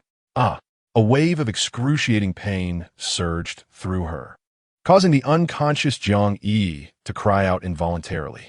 The sound echoed starkly in the stillness of the forest. The young man on horseback was suddenly astonished to discover that a living person lay upon the ground. Your Highness, it appears you have struck a person, a companion cautioned. A hint of alarm etched upon his face. I am aware, the young man, addressed as the Prince of Honor, responded, his brow furrowed and eyes filled with remorse.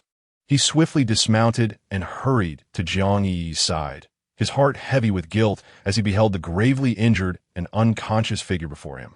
Without a moment's hesitation, Prince Rong gently assisted Jiang Yiyi onto the horse's back, then mounted himself, holding her tightly. He urged the steed forward at a gallop, leaving behind a swirling cloud of dust. Chapter 12. High fever. The physician beside them had been occupied for several hours, beads of sweat unconsciously forming on his forehead. Jiang Yi's fever showed no signs of abating. At this moment, Prince Rong was engulfed in profound remorse, had it not been for his rashness.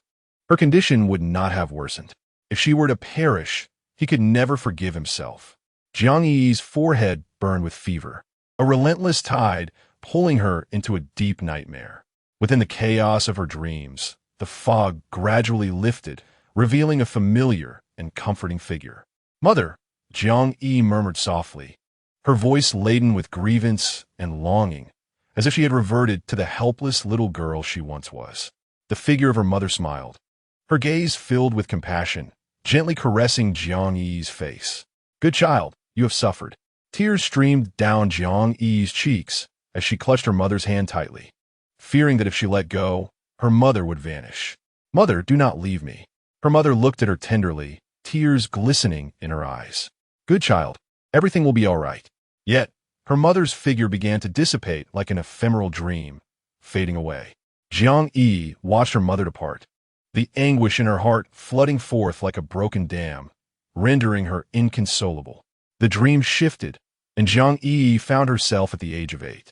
What should have been a joyous family banquet turned into the beginning of a nightmare. In the opulent hall, resplendent with lights, laughter echoed all around. Yet Jiang Yi sensed an unsettling discord. She witnessed, with wide eyes, as her mother was stealthily drugged, glass after glass of wine forced upon her. Initially, her mother struggled, her eyes filled with terror and helplessness, but as the effects of the drug took hold, her body grew limp and weak. Ultimately, when others discovered the scene, Jiang Yi beheld a sight she could never forget. Her mother, disheveled, lying in the arms of a servant. Her mother's gaze was vacant, repeatedly uttering, "It wasn't me, I didn't do it." Yet the eyes of those around them were filled only with scorn and ire. The master of the house, upon witnessing this, was consumed by rage, his face turning crimson as he pointed at her mother, his voice trembling with fury. You shameless woman, I will divorce you and cast you out of the house. Jiang Yi rushed forward, fiercely embracing her mother, crying out in desperation, No, mother would never do such a thing. You are all mistaken. However, no matter how she pleaded, nor how her mother attempted to explain, No one was willing to believe them. Her mother's eyes brimmed with despair, and in a moment of desperation to prove her innocence, she seized a dagger from the table and plunged it into herself without hesitation. In that instant, Jiang Yiyi felt as though the entire world was collapsing around her. Blood spread before her, and her mother's body slowly crumpled to the ground, plunging Jiang Yiyi's world into an abyss of darkness. From that moment on, Jiang Yiyi was left motherless, living in solitude within the estate. Her father harbored an extreme aversion towards her, treating her as though she were the most despicable creature. His gaze filled only with indifference and disdain. Fortunately, her grandmother remained steadfast by her side. Grandmother was acutely aware that Jiang Yi's mother had fallen victim to the schemes of the First Lady. At that time, the First Lady was merely the daughter of a high-ranking official, infatuated with Jiang Yi's father, who was already bound by marriage. Shortly after her father embarked on his political career, the First Lady devised a nefarious plot, leading to the slanderous accusation that Jiang Yi's mother had engaged in an illicit affair with a servant. Although grandmother recognized this as the handiwork of the First Lady, her son had just begun his official duties, and, fearing the repercussions on his career, he dared not offend the influential elite. Burdened with guilt, grandmother poured all her feelings of indebtedness towards her daughter-in-law into Jiang Yiyi, caring for her with utmost tenderness and protecting her until she reached the age of 18. That year, grandmother's health deteriorated, beset by grave illness. Worrying for Jiang Yi's future, she invested considerable wealth to enlist her sister's help in beseeching the Empress Dowager and the Emperor to arrange a suitable marriage for Jiang Yiyi. However, just as grandmother's condition reached a critical juncture, the First Lady, intent on ensuring her daughter Anqi supplanted Jiang Yiyi, revealed her sinister nature once more, resorting to malevolent acts. Jiang Yiyi was cast into the frigid river, which mercilessly sought to engulf her. Fortunately, she did not perish. Instead, the currents carried her downstream, where she was rescued by the prince of the Mongolian tribe. Mistaking her for his long-lost daughter, the Mongolian emperor, overwhelmed with emotion, showered her with affection. During her 8 years with the Mongolian people, Jiang Yiyi experienced a warmth and care she had long yearned for, as if she had rediscovered the essence of life. Yet, fate's cruel hand struck again. Under the guise of a diplomatic marriage, a prince from the Jin dynasty secretly amassed troops and feigned a wedding procession to invade the Mongolian territory. Amidst the chaos of war, as the populace was displaced, Jiang Yiyi found herself once more ensnared in dire straits. To evade capture by the enemy, she was compelled to leap from a precipice. In that instant, she believed her life had reached its conclusion, yet destiny played a cruel jest. For she not only survived, but was inexplicably transported back to that fateful day 8 years prior, the moment she was treacherously discarded into the river by the First Lady. Awaking from this nightmare, tears streamed down her face as memories surged forth like a relentless tide, flooding her with anguish, despair, and indignation, igniting a fierce inferno of wrath within her. She never anticipated that her tragic existence was the result of the machinations of the First Lady and her daughter Anqi. First Lady, Anqi, you shall await your reckoning. I shall spare none of you. Jiang Yiyi vowed through clenched teeth, her gaze resolute and filled with vengeance. Clenching her fists, her nails dug deeply into her palms, drawing blood, yet she felt nothing. Reborn, she was no longer the frail woman subject to cruelty. She would harness her strength to ensure that those who had wronged her would face dire consequences. Chapter 13. Prince Rong was in a state of desperate urgency, summoning nearly all the court physicians to his side. His gaze was intense as he surveyed the assembled doctors. In a tone marked by unwavering authority, he declared, "Whoever can revive this young lady shall receive ample reward. But let it be known, should none succeed, I shall not allow you to live in peace. My wrath shall be unrelenting." The physicians exchanged anxious glances, their faces etched with concern and helplessness. One of the imperial physicians hurried forward, clasping his hands in a gesture of deference, attempting to exonerate himself. "Your Highness, this young lady has been poisoned severely and due to excessive fright. The venom has already infiltrated her heart's meridians. The situation is dire, and I fear there may be no hope left. Upon hearing this, Prince Rong's eyes widened in fury, and he slammed his palm on the table, causing the tea set to tremble. I care not, he bellowed with a commanding tone. You must exhaust every possible means, even if it requires moving heaven and earth, to save her. At that moment, another physician cautiously stepped forward, hesitating for a moment before speaking. Old Minister does have a method that may alleviate the young lady's condition, though it carries certain risks, that is, to counteract poison with poison. Prince Rong furrowed his brow, pacing back and forth in the room. Indeed, no better alternatives were available at present. After a moment of contemplation, he finally acquiesced to the proposal. Proceed as you suggest, but should there be any missteps, you are aware of the consequences. At this juncture, Jiang Yi's condition was deteriorating rapidly. A high fever tormented her like a demon, showing no signs of abating, and she occasionally coughed up black blood, the horrifying dark liquid seemingly heralding the approach of death. Observing this, the physicians immediately sprang into action. They first delicately performed a bone-scraping therapy to purge the poison. Each incision felt as though it were cutting into Prince Rong's very heart. Subsequently, they resorted to even more potent toxins in an attempt to wage a battle of life and death against the malignancy ravaging her body. Thus, 3 days of tension and agony ensued. Under the tireless efforts of the physicians, signs of improvement finally emerged in Jiang Yi's condition. The fever gradually subsided, and the episodes of black blood ceased. However, she remained in a comatose state, as if entrapped in an endless slumber.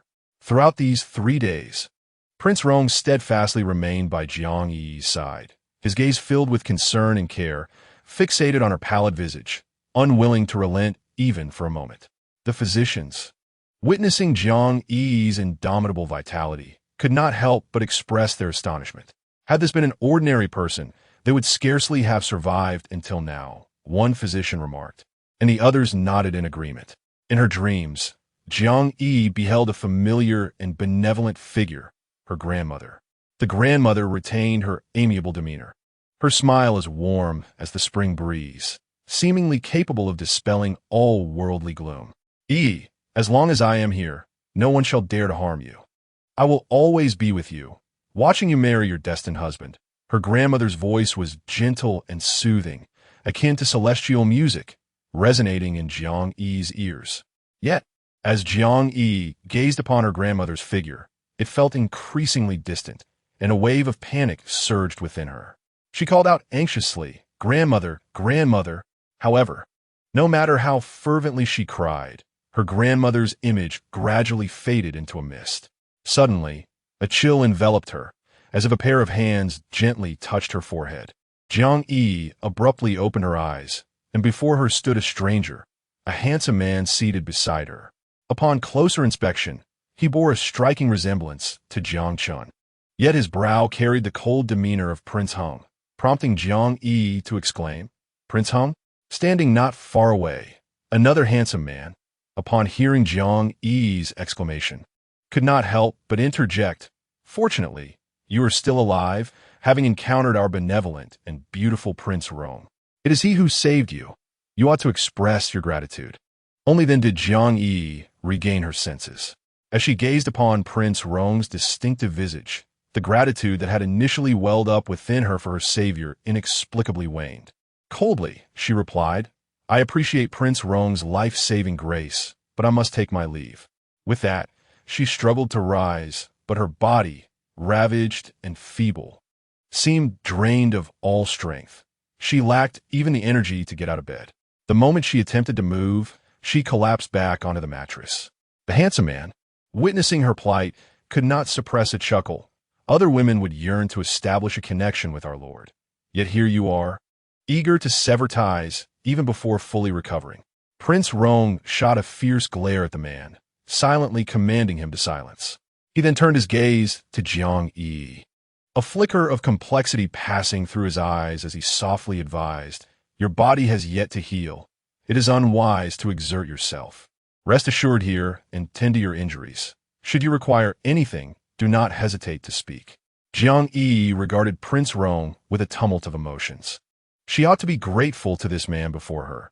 Yet memories of the heinous acts committed by the tyrant Wang, which had led to her desolation and the ruin of her homeland, rendered her unable to express such gratitude, particularly due to their striking resemblance.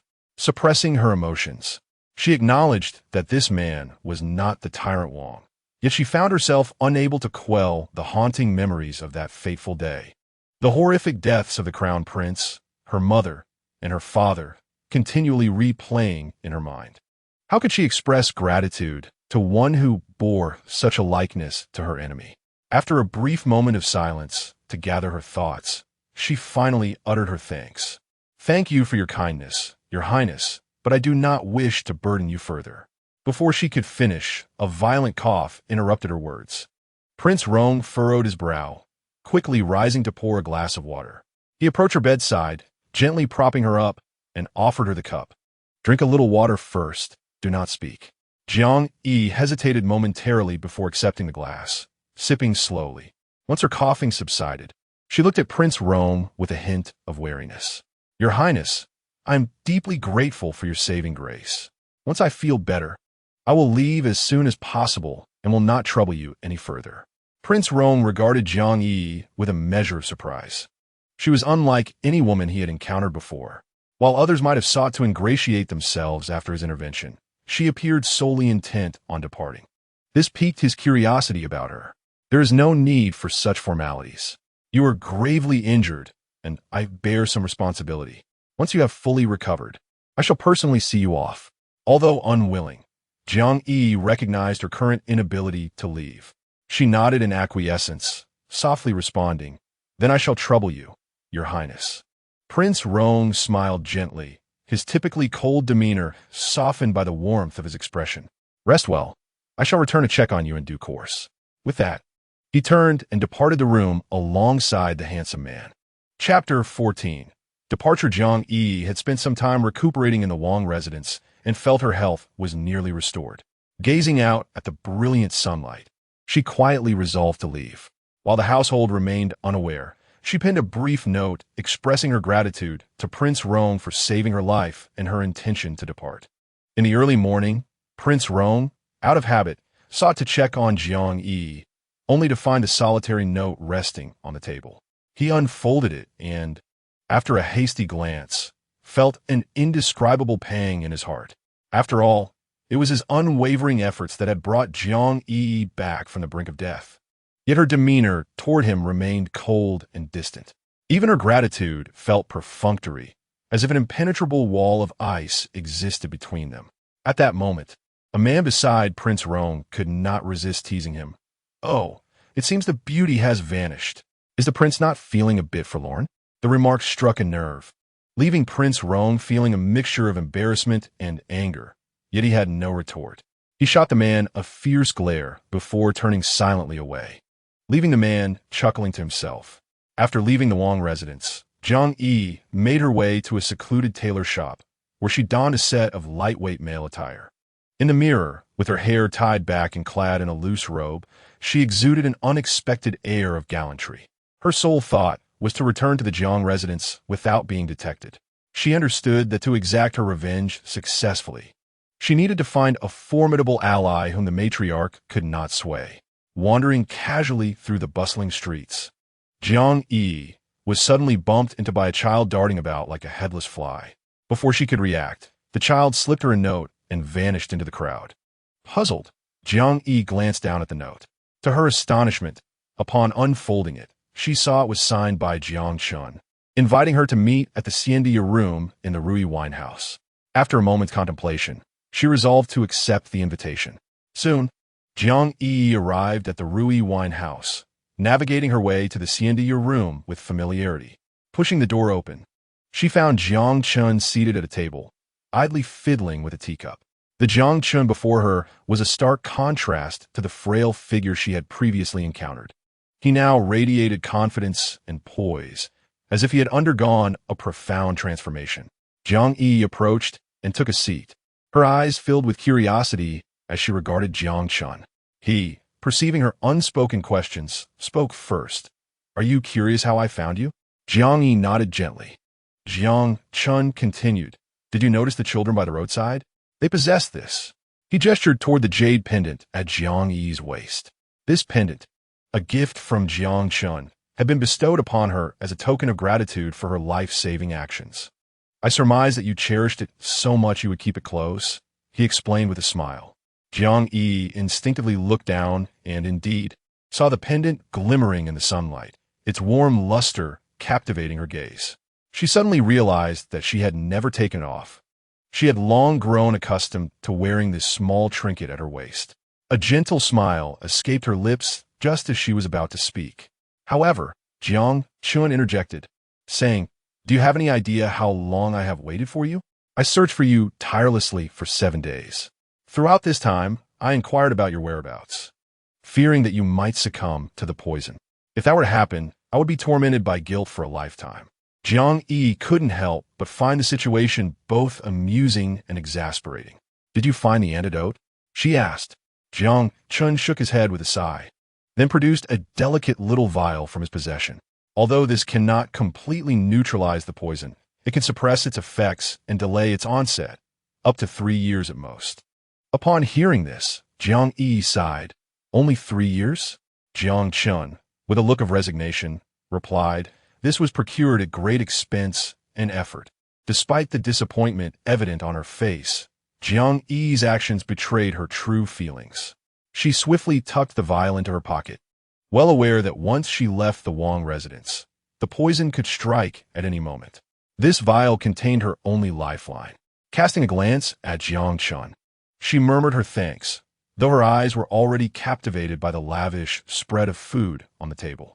Before Jiang Chun could utter a word, she eagerly picked up her chopsticks and began to eat voraciously. Observing her behavior, Jiang Chun couldn't help but shake his head in jest. "You exhibit none of the grace expected of a refined lady." Hearing this, Jiang Yi abruptly halted her actions, looked up at Jiang Chun, and inquired, "How do you know I am a refined lady?" Jiang Chun did not respond to her question, but instead smiled and slid a bag of silver across the table towards her. Jiang Yi gazed at the gleaming silver and then at the bountiful feast before her, her heart soaring with joy. However, before she could revel in her happiness for long, Jiang Chun's next words nearly caused her to choke on her food. With a serious expression, Jiang Chun slowly said, "I intend to assist you, but I will need a few reliable individuals in the process." Jiang Yi stared at him in disbelief, her eyes widening as she assessed him. "You a prince? Have servants and guards numbering in the dozens, if not hundreds. What do you expect me to find people for you?" Jiang Chun sighed wearily, his expression tinged with melancholy. "Those in the Wang residence are either eyes and ears for the empress or the crown prince. None are truly trustworthy. Now, in my quest to break free from their control, I must secretly gather my own forces. Yet even the attendant I grew up with has been replaced." Lost in thought, Jiang Chun reviewed the people surrounding him, only to sorrowfully realize that he could not fully trust any of them. After a moment, he managed a wry smile and said, "The individuals in the Wang residence are bound by too many rules and are too constrained in their actions. I find it quite unmanageable. I see you possess a cheerful disposition and are unconcerned with trifles. Such a person would be much more efficient to work with. And I trust you will find individuals who are similar to you." Jiang Yi understood the predicament of Prince Jiang Chun, aware of his current embarrassment. Rather than directly confronting him, she responded lightly, "This task is quite manageable for me. However, regarding the fee," as she spoke, she raised an eyebrow and glanced at Jiang Chun. Upon hearing this, Jiang Chun shot her a glare. Although he held the esteemed title of prince, the funds at his disposal were woefully limited. The monthly allowance he received had been considerably reduced, leaving him with a meager sum, which he often had to use to manage his subordinates and maintain a facade of harmony. Yet, in front of Jiang Yi, he had to uphold his princely dignity. After a moment of hesitation, he reluctantly retrieved his entire fortune, a single gold ingot. Jiang Yi's eyes sparkled at the sight of the gleaming gold. But as she recalled Jiang Chen's situation, her previously cheerful demeanor became tinged with complexity, rendering even the thought of a meal unappetizing. She picked up the gold and examined it in her hands, contemplating how having such wealth would indeed facilitate many endeavors and perhaps expedite significant undertakings. However, her rational mind reminded her that Jiang Chun needed the money far more than she did. After all, he had to navigate the complexities of the royal residence, where expenses were constant. After much contemplation, Jiang Yiyi slowly pushed the gold back towards Jiang Chun, saying, "Your Highness, I understand your determination. You should keep the gold for now. Carrying such a large piece is rather inconvenient. Given our close bond, I permit you to pay in installments." Seeing that Jiang Yiyi did not accept the gold, Jiang Chun secretly sighed in relief, feeling a surge of affection towards her. "Rest assured of my character," he stated. "I summoned you today to seek your assistance in locating two individuals of both literary and martial prowess, as they are crucial to our forthcoming plans." Upon hearing this, Jiang Yiyi looked at Jiang Chun, feeling deflated, akin to a deflated balloon. She too desperately needed such talents, and naturally, the more the better. Yet, where could one find such well-rounded individuals? This was not an easy task. Noticing Jiang Yiyi lost in thought, Jiang Chun mistakenly believed she had an idea, and his heart swelled with joy as he eagerly raised his cup to toast her. Jiang Yiyi, not wishing to dampen his spirits, lifted her cup in return, her mind racing as she considered her next steps. After several rounds of drinks, the two departed from the Rui wine house. Jiang Yiyi proceeded to meander near the Jiang residence, fully aware that she might uncover some clues in the vicinity. Sure enough, it wasn't long before she spotted Shao Qin, who appeared anxious and was inquiring about her whereabouts. Seeing Shao Qin's distressed demeanor stirred something within Jiang Yiyi. Once Shao Qin approached, noticing the absence of others, she swiftly pulled her into a nearby alley. Shao Qin was startled by this sudden move, but upon recognizing Jiang Yiyi, her surprise turned to joy. "Miss, I've been searching for you. Where have you been all this time? I was so worried." As she spoke, tears welled in her eyes. Jiang Yiyi looked at Shao Qin, her heart filled with emotion, reflecting on her own experiences. From a young age, Shao Qin had been unwaveringly loyal to her. The only concern that weighed heavily on her mind was Shao Qin. In a moment of despair, the two embraced each other, weeping uncontrollably. Chapter 16. The performance on a day when the sky appeared somewhat overcast. Jiang Yiyi meticulously disguised herself as a humble street vendor. Wearing a worn felt hat and patched coarse linen clothing, she carried a heavy burden on her shoulder and cautiously followed Shao Qin into the gates of the Jiang residence. Within the confines of the Jiang household, Shao Qin was merely an insignificant figure. Since Jiang Yiyi's disappearance, both she and Mama Wang had been relegated to a forgotten corner, neglected by all. The other inhabitants of the estate regarded them with pity, leaving them to fend for themselves. Upon entering the Jiang residence, Jiang Yiyi quickly sensed the hidden gazes and the intricate atmosphere surrounding her. She was acutely aware that she was treading on perilous ground. A moment's lapse in caution could plunge her into irretrievable depths. Thus, she remained stealthily concealed in the shadows, her eyes alertly surveying her surroundings as she awaited the opportune moment. At last, after an interminable wait, the news of the old matriarch's return reached her. That day, the afternoon sun peeked through the clouds, casting a few feeble rays of light. The old matriarch's sedan chair came to a steady halt at the entrance of the Jiang residence. At that moment, a prearranged scene unfolded. Shao Qin feigned urgency and inadvertently bumped into the steward. Seeing the moment had arrived, Jiang Yiyi rushed from her hiding place, pretending to be flustered as she pleaded with the steward. "Esteemed steward, please have mercy. This child means no harm. It was an accident." The steward, already incensed by the unexpected collision, turned to Jiang Yiyi and was momentarily startled by her familiar visage. However, his expression soon darkened as he coldly commanded, "Seize this reckless fool and take her away." Shao Qin, in a state of desperation, immediately clung to the stewardess' leg, crying out, "Esteemed steward, I beg of you, spare us. We shall never act so thoughtlessly again." This scene quickly drew a crowd of onlookers from the Jiang residence, who gathered around and began to murmur among themselves. The steward, feeling a twinge of panic at the prospect of Jiang Yi's identity being revealed and jeopardizing the matriarch as plans. Furiously order the servants to punish Xiao Qin, barking, strike her, deliver a severe beating. Let's see if she dares to act so recklessly again. Xiao Qin, already frail and often bullied, could hardly withstand such punishment.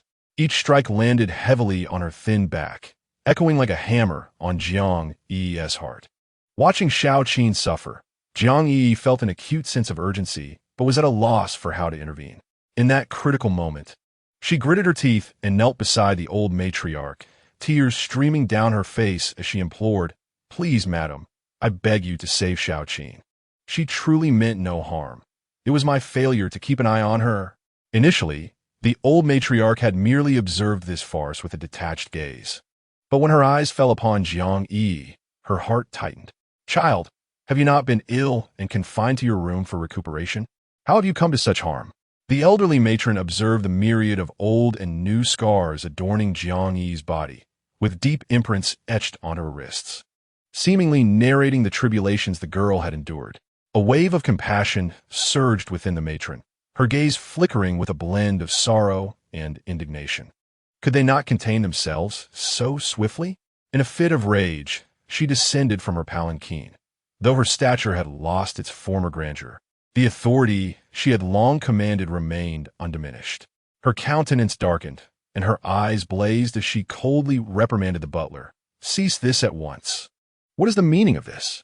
Under my very nose, you dare to act with such impunity?" The butler, once brimming with arrogance, found his bravado evaporating the moment the matron appeared. He stood flustered, his usual cleverness seemingly vanished, stammering incoherently, "Elder madam, this girl has offended me. I merely sought to teach her a lesson." The matron, seething with indignation, cast a glance at her devoted maid, Madame Zhang, having served the matron for many years. Madame Zhang understood her intentions perfectly and promptly turned to summon the matron's daughter. With the assistance of several maids, the matron ambled toward the daughter's quarters. Madame Zhang forged ahead, dispersing the servants in their path. Upon reaching the threshold of the daughter's chamber, the voices within resonated clearly to their ears. "Madam, we have yet to locate Jiang Yi's body. I distinctly witnessed her leap from the carriage, tumbling down the cliff. However, despite our extensive search over these many days, no corpse has been found," a male voice cautiously reported. "Useless.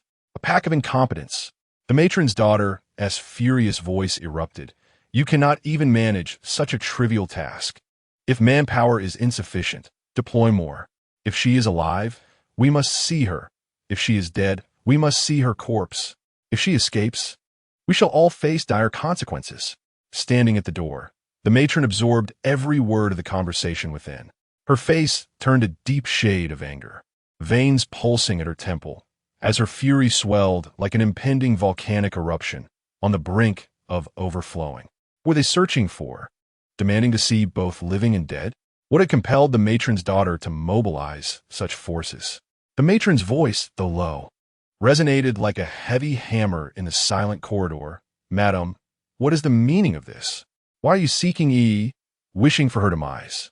You must provide me with an explanation today." Startled by the voice, the matron's daughter hurriedly pushed the door open. Upon seeing Jiang Yiyi standing behind the matron, she appeared as though she had seen a ghost, her complexion draining to a pallor, nearly losing her footing. Fortunately, her maid, Cui, reacted swiftly, extending a hand to steady her.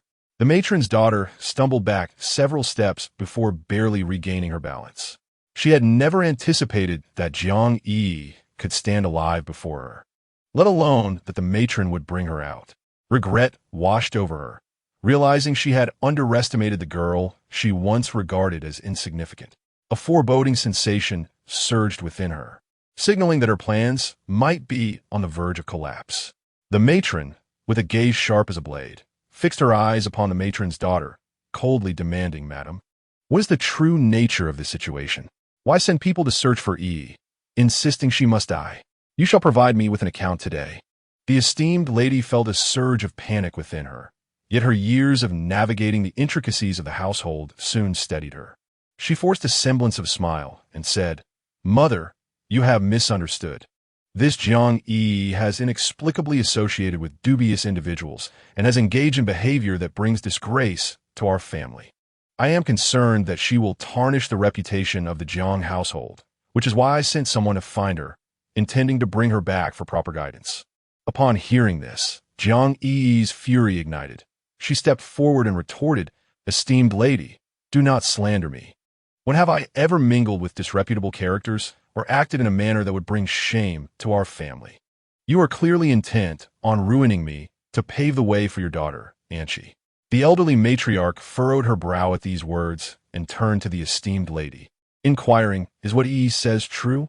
The esteemed lady, seething inwardly at Jiang Yi's rebuttal, dared not be too brazen in the presence of the matriarch.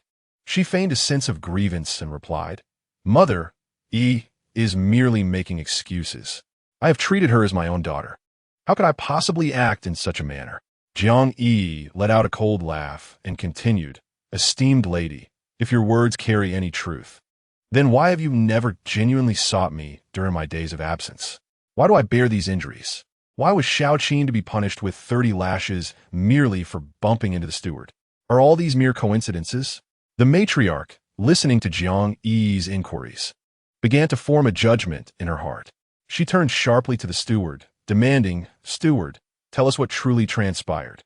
If there is even a hint of falsehood, I shall have your skin." The steward trembled in fear, kneeling before her, and recounted every detail of the esteemed lady's orders with trepidation. As he spoke, the esteemed lady's expression grew increasingly grim, silently cursing the steward's cowardice in her heart. Upon hearing the steward's confession, the matriarch trembled with rage, pointing at the esteemed lady and exclaiming, "You dare to commit such heinous acts while I am away. Yi has been motherless since childhood. I have cherished her as my own. How could you treat her in such a manner? If you wish to harm her, you shall do so only over my dead body. Should I discover any further malicious intentions on your part, you can relinquish your position as the matriarch. I shall not hesitate to sacrifice my old bones to protect her. From this day forth, Yi shall reside in my quarters, and let anyone dare to harm her." The esteemed lady quickly bowed, saying, "Mother, you are right. There must be some misunderstanding that leads Yi to believe that I, as her mother, would wish her harm. Yi, do not fear. With mother here, no one will dare to hurt you." Jiang Yiyi remained silent, merely observing the esteemed lady's performance. As nightfall descended, enveloping the Jiang residence in tranquility, Jiang Yiyi, accompanied by Xiaoqin, moved her belongings into the matriarch's side chamber, where Wang Ma followed suit. The moment she stepped into the chamber, an overwhelming sense of long-lost safety washed over Jiang Yiyi. Tonight, they can finally indulge in a peaceful slumber, a rare sense of security that is exceedingly precious to them. Jiang Yiyi lies on her bed, gazing at the moonlight spilling through the window like water, fully aware that the days ahead will undoubtedly be tumultuous. The matriarch will not relent and will surely seek to create trouble for her from time to time. Although the old lady dotes on her and can protect her for a moment, she knows that such protection cannot last a lifetime. Ultimately, she must rely on her own strength to confront everything that comes her way. As expected, just 2 days later, the afternoon sun lazily casts its golden rays upon the courtyard of the Jiang residence. The matriarch, accompanied by her personal maid Shui and her daughter Anqi, along with her maid Chunqiao, storms into Jiang Yi's quarters with an air of aggression. They burst into the room like a tempest. The matriarch forcefully flings open the door, creating a resounding crash as it collides with the wall, causing the furnishings within to tremble violently and numerous items to crash to the ground, shattering into pieces. Xiaoqin, who is tidying up nearby, is startled by this sudden disruption. Before she can react, Shui strides forward and delivers a harsh slap to her face, causing Xiaoqin's cheek to swell instantly, tears streaming down her face uncontrollably. Witnessing this scene, Jiang Yi scoffs, contemplating silently how swift their arrival is. She straightens her posture and, unflinching, addresses them. "This is the old lady's courtyard. How dare you behave so recklessly? Are you not afraid the old lady will return?" Shui glares at Jiang Yi with malice and arrogantly retorts, "What the old lady? If the matriarch wishes to deal with you, it is but a mere word away. I have come today to warn you not to overstep, for there are countless ways to handle you. Our matriarch is merciful and does not wish to hold grudges against a junior like you. Otherwise, she could easily find a pretext to resolve you. The matriarch stands silently by, a smile gracing her face, devoid of any emotional fluctuation. Her gentle demeanor making it impossible to associate her with the ruthless and malevolent nature of a wicked woman. Jiang Yiyi stands fearlessly before the matriarch, calmly observing them. She understands that the old lady's health is deteriorating, and she cannot burden her with every trivial matter. The matriarch has undoubtedly calculated this, which emboldens her to act so recklessly. Jiang Yiyi speaks slowly. Matriarch, I know you have never favored me since childhood. Had it not been for my grandmother's protection over the years, I might have long ceased to exist. In my youth, I was powerless and could only endure the bullying. However, now, even without the old lady's shelter, I have little to fear. Although the master does not favor me, I remain the legitimate daughter of the Jiang family. And whatever belongs to me, I shall defend with all my might. Even if I cannot possess it, I will not easily allow others to take it away. So there is no need for you to worry, matriarch. Anshi, taken aback by Jiang Yi's defiance even at this juncture, cannot help but scoff. You think you are worthy? Jiang Yiyi glances at Anshi with indifference. She has never regarded Anshi as a threat. But alas, Anshi is the matriarch's daughter, and her true adversary remains the matriarch herself. The matron observed Jiang Yi's calm and composed demeanor, which filled her with a deep-seated anger. However, years of pretense prevented any hint of dissatisfaction from crossing her face. She slowly began to speak. I merely came to check in on you today. Seeing that you have recovered somewhat reassures me. Should you require anything, do not hesitate to express your needs. There is no need for formality. My maid here tends to be rather clumsy. She has likely damaged many of your belongings. Hasn't she? I shall have someone select finer items from the storeroom to send your way. Please forgive her this once, if you will. Jiang Yiyi regarded the matron's insincere facade with profound disdain, yet maintained a fade of politeness, replying, Thank you for your concern, madam. I certainly do not wish to hold a grudge against a servant. The matron nodded in satisfaction, saying, I knew you were a reasonable child. We shall take our leave now. Do rest well, and do not overexert yourself. Little Sheen could not suppress a silent eye roll at the matron's theatrical display. Jiang Yiyi, however, remained unfazed, occasionally glancing at the maid Chun Xiao, who stood beside Anshi. Noticing the scars on Chun Xiao's face, Jiang Yiyi felt a twinge of curiosity. As the matron and her entourage turned to depart, Jiang Yiyi seized the opportunity to discreetly slip something into Chun Xiao's hand when no one was watching. Chun Xiao paused momentarily, instinctively looking up at Jiang Yiyi, but refrained, instead tightly grasping the item in her hand as she left with the others.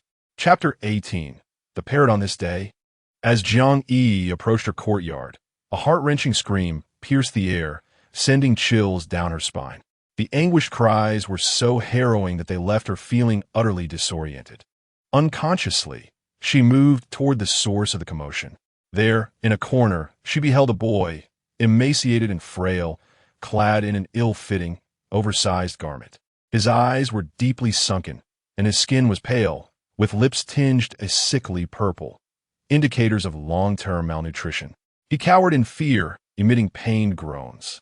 A burly man, his physique as imposing as a wall, wielded a whip and struck the boy mercilessly, hurling profanities, You filthy thief. Let us see if I can't beat the life out of you. Jiang Yiyi's expression darkened as she fixed her gaze upon the brute, coldly demanding, What has he done to deserve this? The man, unabashed, retorted, He is a thief, caught stealing from the young master. The boy, filled with distress, protested, I did not steal. They are slandering me. I am innocent. With another vicious crack of the whip, the man silenced the boy momentarily, yet continued his assault. Let us see whether your defiance holds up against my whip. Jiang Yiyi interjected sharply, Enough. Stop this at once. The man hesitated, glancing between Jiang Yiyi and the boy curled up in the corner, before begrudgingly conceding, Fine, I shall leave it to the young lady to handle. The man was well aware of Jiang Yi's reputation. She had become a formidable presence, feared even by the once arrogant Anchi, let alone a mere lowly servant like himself. Jiang Yiyi approached and helped the boy to his feet. "How old are you? Why are they bullying you?" The boy gazed up at Jiang Yiyi in admiration. "Miss, you are truly remarkable. Even the wicked fear you. May I follow you? I'm 13, just a newly acquired servant, and I'm always tasked with the dirtiest and most laborious jobs. Whenever they commit wrongdoings, I am made to take the blame. Everyone picks on me simply because I am the youngest and weakest." Jiang Yi looked at him with compassion, sprinkling her specially formulated ointment on his wounds. With a sigh, she said, "I am hardly a lady. My life is worse than that of a servant. Following me will only leave you hungry." The boy, beaming with joy, replied, "I won't be a burden. A single bun is enough for me. As long as I'm with you, at least I won't be beaten. I can manage with less." Jiang Yi smiled faintly, though her heart felt heavy. "Are you certain? Do you not regret this decision?" The boy's face was resolute. "I will absolutely not regret it. What is your name?" "Everyone calls me Big Pillar. I think Little Pillar would suit you better." He really? And she had been hiding at home, afraid to step outside. Just a few days prior, she had gone to great lengths to acquire poison, and she racked her brain, unable to understand why. Despite having delivered it to Jiang Yi's room and watching her consume it, Jiang Yi remained unscathed. She paced back and forth, an inexplicable unease preventing her from finding tranquility. At that moment, Chun Chao entered the room. She was feeding the parrot, the Mrs. favorite pet, with great care. Just as the parrot took a small sip, it suddenly convulsed a few times and then collapsed, motionless. Chun Chao was instantly horrified, dropping the cup of water and spilling it everywhere, her face paling like a blank sheet. She slumped into a chair, her eyes glazed over, hands gripping the edges tightly, her body taut as a drawn bow, trembling with fear on the verge of tears. Her lips quivered as if she wished to speak, yet hesitated to utter a word. And she snapped back to reality, her anger flaring as she observed Chun Chao's panicked demeanor. "What are you doing? Be more careful." Upon seeing the parrot lying there lifeless, and she was rendered speechless. Her expression froze, face ashen, eyes wide, mouth agape, her entire being stiffened and unresponsive. Her complexion resembled that of pale, lifeless dough, devoid of color, devoid of expression, only an overwhelming sense of terror evident in her gaze. A cold smile graced her lips, as if she had suffered a great injustice. What happened? What on earth is going on?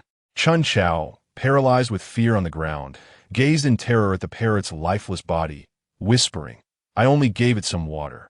I never expected it to die. Miss, I truly only fed it water." And she kicked her fiercely, her mind nearly unraveling. In a fit of rage, she screamed, "Jiang Yi, I truly underestimated you." And she, with a visage that exudes malevolence, possesses a countenance that is both fearsome and grotesque. Her eyes glint with a sinister light, and her face is marred by deep-set wrinkles, emanating an aura of ferocity. Clutching an iron rod as if it were a scythe, she instills a sense of dread in all who gaze upon her. She casts a menacing glare outside, fully aware that those who dare oppose her shall meet a grim fate. In stark contrast, Chun Zhao cowers in the corner, trembling in fear. She realizes that should her mistress encounter misfortune outside, she shall be the one to suffer the consequences. At this moment, the lady of the house sits serenely, her lustrous black hair styled into two sleek, spiral buns, and her face radiating a tranquil smile. She is adorned with exquisite beauty and exudes an air of regal elegance. Draped in a modest long robe, she wears a delicate necklace of translucent beads, complemented by a dark green, embroidered jacket featuring intricate floral patterns. Her attire is further enhanced by a blouse adorned with golden and silver lotus motifs, and she is bedecked with intricate jewelry that emphasizes her noble stature. Seated gracefully beside an antique table, which holds a teapot and several teacups, she delicately pours tea into the cups before placing the teapot back in its rightful position. Her maid, dressed in splendid garments and possessing a charming demeanor, is clearly favored by the lady, as she assists in massaging her shoulders while engaging in light-hearted conversation. occasionally bursting into laughter. At that moment, a hurried knocking reverberates at the door, followed by the voice of a servant announcing, "Madam, the master has sent some pastries." They are left outside. The lady's devoted maid, Cui Xiaochan, rises slowly and cautiously opens the door to bring in the treats. Placing them before her mistress, she smiles brightly, saying, "The master still thinks of you, madam." The lady beams with joy, but her expression swiftly darkens as she shouts at the door, her previous composure vanishing in an instant. What a lack of decorum! To leave them at the door and depart without regard is a grave disrespect. Should I ever see you again, I shall break your legs. Cui Xiaochan appears unfazed by her mistress's swift change in demeanor. Calmly, she replies, "Madam, there is no need to be angered by a lowly servant. I shall find a moment to teach those ignorant fools a lesson." The lady's expression lightens considerably, transforming from a fearsome glare to one of kindness. "You always bring me solace. Very well, very well. Today, the master has remembered me. Let us see what delightful treasures await." With a radiant smile, Cui Xiaochan gently pushes the exquisite brocade box towards her mistress and carefully opens it. "Hurry! I'm quite curious." The maid swiftly removes the lid, and the moment it is opened, a horrifying sight within nearly sends Cui Xiaochan's soul fleeing from her body. Startled, she nearly leaps back, the lid of the box flung far away. The lady is suddenly jolted upright, her heart racing, her legs weakening as she is overcome with shock. Her eyes widened, staring blankly, her entire body trembling. Her complexion was pale, lips tinged with purple, and her hands clutched her clothing tightly, as if resisting the grip of fear. Goosebumps prickled all over her skin, and she found it hard to breathe, as if frozen in place. Inside the ornate box lay a pink embroidered shoe, caked with mud, exuding a foul stench. No one knew this object better than she did. It was nothing short of a nightmare. Cui Xiaochan steadied herself and, trembling, approached the box. With her eyes shut tight, she hastily retrieved it, as if a malevolent spirit resided within, ready to leap out and demand her life at the slightest misstep. At that moment, her face turned ashen with terror. Barely daring to breathe, her heart racing wildly like a skittish rabbit thrumming in her chest, her palms slick with sweat, her scalp prickling, and her entire body drenched in cold perspiration. She quivered as she exited, carefully concealing the object before gently pushing the door open. "Madam, I am no longer afraid. I have dealt with it." The lady feigned calmness, insisting, "We must ensure that no one discovers it." Cui Xiaochan whispered, "I understand. Do not worry." The elder lady, her hands trembling, hastily lifted a teacup to her lips, her pallor a stark contrast to her usual demeanor as she inhaled deeply, struggling to regain her composure.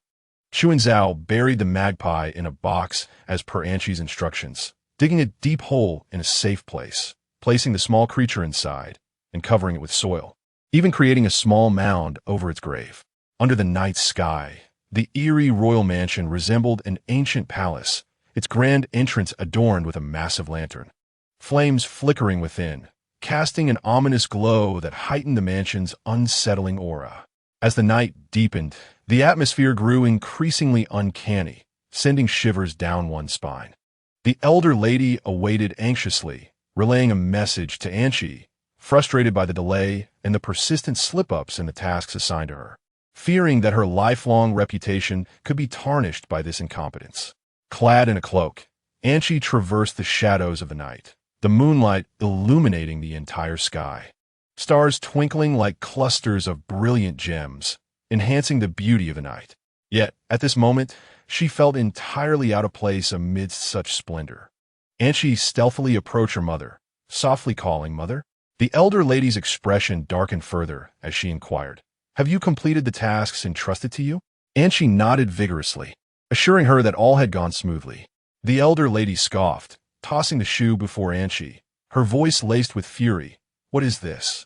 Do not tell me you are unaware." Chapter 20. The dead object. Upon seeing the familiar item, Anshi's complexion drained of color.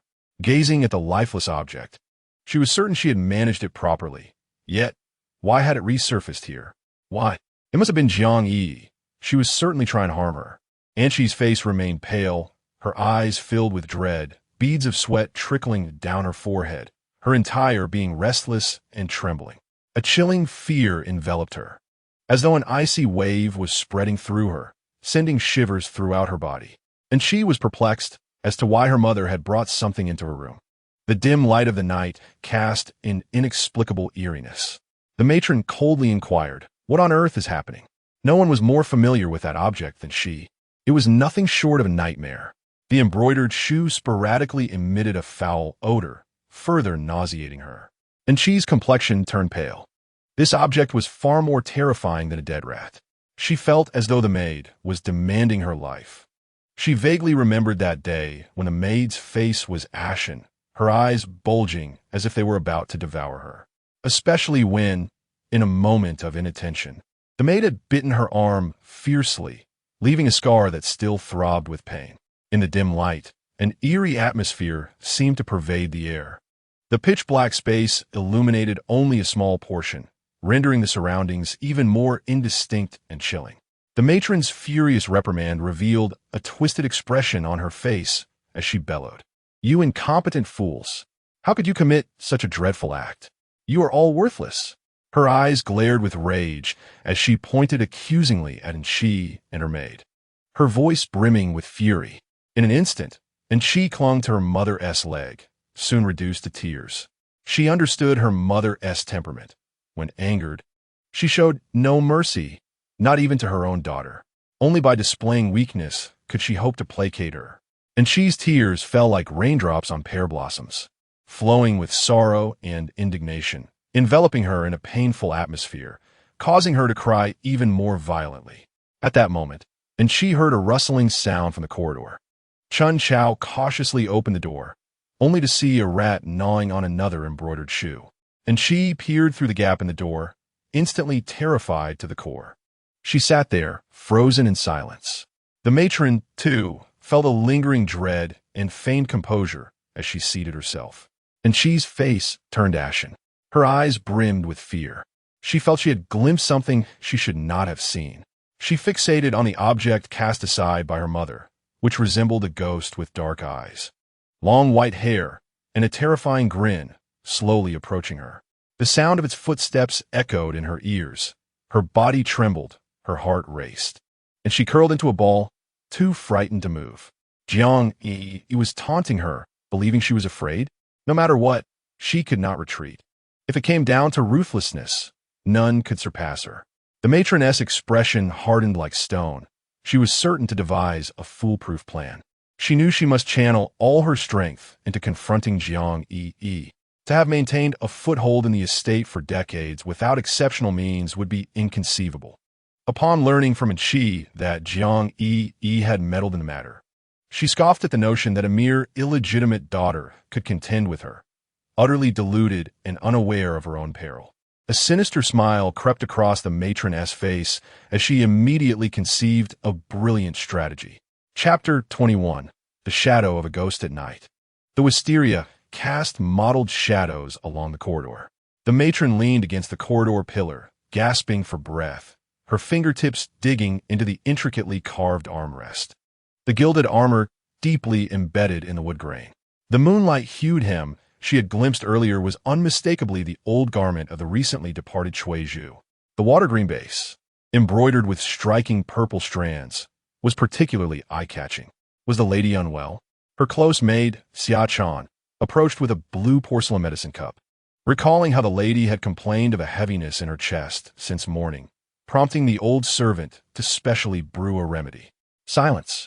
The matron suddenly spun around, the Eastern pearl on her hairpin dazzling the eye. "Fetch my sandalwood prayer beads." She gazed towards the secluded moonlit hall, her voice trembling, "and ensure that the copper bells in the western courtyard are adorned with red silk." Before Xia Chan could respond, a gust of wind swept through, stirring the fallen petals around them. The matron looked at her reflection on the white marble tiles, silver strands at her temples rustling in the breeze. That reflection, which should have depicted a youthful maiden, now appeared hunched like an ancient vine clinging to the beams of an old house. As she passed the koi pond, the fish suddenly flicked their tails in unison, shattering the serene surface of the sunset-tinted water. The matroness' embroidered shoes crunched over the carpet of rosy petals when she heard a silvery laughter from around the corner. She abruptly lifted her gaze, catching a glimpse of a half-oval face behind the intricately carved window, a striking vermilion birthmark at the center of the forehead. Jiang. The matron stumbled, clutching the pillar, blood seeping from beneath her nails. Last year during the Lantern Festival, it was this very birthmark that had gradually blurred in the well water, resembling the blood-red remnants of the sunset now swirling in the pond. The bamboo curtain of the moonlit hall fluttered without wind. Through the dancing shadows, she saw her husband seated on a rosewood chair, a woman in a green skirt kneeling before him. The woman's back was turned, and nestled within her hair was the white jade butterfly hairpin that the matron had bestowed upon Cui Zhu. "Does this Biluakun taste to your liking?" The woman's voice was sweet, almost otherworldly. The matron recognized this as Cui Zhu's favorite Wu-Nong dialect, yet now it carried an unsettlingly sticky sweetness, akin to rotting duckweed in the well water. The husband paused, his hand holding the teacup suspended in mid-air. "Very good. It suits my palate well." The woman chuckled softly, her fingertips creating ripples on the tea sea. "Have you forgotten, my lord? Last year, during the Jingzha, you taught me how to blend scents in the western courtyard." Saying this pair blossom incense suddenly. The matron staggered into the hall, her emerald bracelet shattering against the doorframe. The woman slowly turned her head, her vermilion birthmark glowing eerily in the candlelight. It was indeed the resurrected Qing heir. "Vixen." The matron lunged to claw at her face, but froze upon touching that icy skin. From Cui Zhu's left earlobe dangled the gold earrings the matron had given to her maid Xiachan just the night before. What was happening to the matron? Cui Zhu laughed delicately, taking a step back, her wide sleeves brushing against the antique cabinet housing a Ru-ware vase. That vase, which the matron had accidentally shattered last mid-autumn festival, now stood perfectly intact, with white plums still glistening with evening dew. Suddenly, the husband erupted into a violent cough, quickly losing consciousness and slipping into a deep slumber. "What have you given him?" The matron screamed, appending the tea, scalding tea spilling onto Qing heir's skirt, rising in billowing blue smoke. The emerald bamboo lowered its gaze upon its gradually translucent form, and suddenly raised its head to reveal a ghastly grin to the lady of the house. "Do you still remember, my lady, that during the Qingming festival, you added the Mongolian medicine to my meals and then had me dragged away to be sold?" The lady staggered back, her lower back colliding with the frigid Zeton wood frame. The memories she thought were long buried in the depths of her mind surged forth like a tidal wave. "Do not blame me. It is you who failed in your duties, attempting to seduce the old master. Do not fault me for disregarding our many years of master-servant bond. Had you valued our relationship, you would have known I am not that sort of person and would never betray you. Yet, you indiscriminately heeded the slanders of a few lowly servants and sold me to the Red Flower Pavilion, where I met my tragic end." Suddenly, the beads in the lady's hand shattered, scattering across the ground. In that moment, a hurried sound of footsteps approached her. The compassionate and benevolent Guanyin Bodhisattva, the lady trembled, her hands clasped in prayer, her 14 eyes closed tightly, beseeching the Buddha for forgiveness. Chapter 22. The plague lady appeared to witness something profoundly horrifying. Her steps halted abruptly, her eyes wide with terror, fixated ahead. Her body quivered slightly, her lips began to tremble. Xiachan, noticing her distress, quickly pushed against her, and after a moment, the lady regained her senses, realizing that only the master sat leisurely in the pavilion, sipping tea, with no one else around. The lady could scarcely believe her eyes. A thought flashed through her mind. This must be a plot by Jiang Yiyi to harm her. Surely she had been poisoned. The more she pondered, the angrier she became, her hands unconsciously clenching as her nails dug deep into her palms. It turned out that all of this was merely an illusion of her own making. Xiachan observed the lady's terrified expression, feeling a sense of panic, and murmured softly to herself. Could it be that the dosage was too high? That the calming potion was increased, causing the lady to hallucinate? "Madam, are you all right?" Xiachan inquired cautiously. "I have been searching for you for quite some time. How did you end up here alone?" The lady turned her head, glaring at Xiachan. her anger flaring, and raised her hand to deliver a sharp slap, scolding, "You useless thing! The master is in danger, and you remain utterly oblivious." Xiao Chan's cheek flushed crimson from the blow, her eyes brimming with tears. She looked at the lady with a pitiful expression and stammered, "Who is it that wishes to harm you?" The lady snorted coldly, walking forward while gritting her teeth, declaring, "Foolish creature, who else could it be but Jiang Yiyi? I have underestimated that girl. How dare she scheme against me? I will ensure she does not return." As the days passed, on this particular day, Jiang Yiyi and Xiaoqin ventured to the market as usual to procure supplies. However, upon stepping into the marketplace, they sensed something amiss. The once bustling and vibrant market, filled with throngs of people, now appeared eerily deserted. The few passers-by were sparse, and many shops were tightly shut, emanating an aura of lifelessness. Jiang Yiyi and Xiaoqin exchanged glances, a wave of unease washing over them. They seized a hurried passerby and, upon inquiry, learned of a devastating plague that had erupted outside the city. This news weighed heavily upon their hearts like a colossal stone. Jiang Yiyi anxiously gazed at Xiaoqin, fully aware of the horrors of such a plague. Should it spread, the consequences would be unfathomable. The two dared not delay, promptly setting out to procure provisions, amassing as much food and daily necessities as possible for unforeseen emergencies. Jiang Yiyi even made a special trip to the apothecary in the western city, utilizing her recent knowledge of herbs to purchase remedies that might combat the impending plague. After completing their purchases, Jiang Yiyi and Xiaoqin hurried back to the residence. Throughout the journey, Jiang Yi's heart was beset with unease, knowing that this plague might herald a significant crisis for the Jiang household. As evening descended, the previously tranquil atmosphere was shattered. Xiaoqin suddenly felt a wave of nausea, soon succumbing to violent vomiting and diarrhea. Witnessing this, Jiang Yi's heart raced with urgency as she rushed to care for her. Yet, before half an hour had passed, and she stormed in, accompanied by a group of followers, exuding an imposing demeanor. "Drag this sick girl out and isolate her in the woodshed," and she commanded imperiously. Jiang Yiyi immediately positioned herself in front of Xiaoqin, her voice stern and resolute. "You cannot take Xiaoqin. She merely has an upset stomach. It does not necessarily mean she has contracted the plague." And she regarded Jiang Yiyi with a cold smirk, retorting, "Humph, with the plague rampant outside the city and her sudden illness, what else could it be if not the plague? Do not attempt to argue. Step aside." Unyielding, Jiang Yiyi steadfastly shielded Xiaoqin, her gaze fierce as she declared, "I said no means no. You lack evidence and cannot arbitrarily take her away."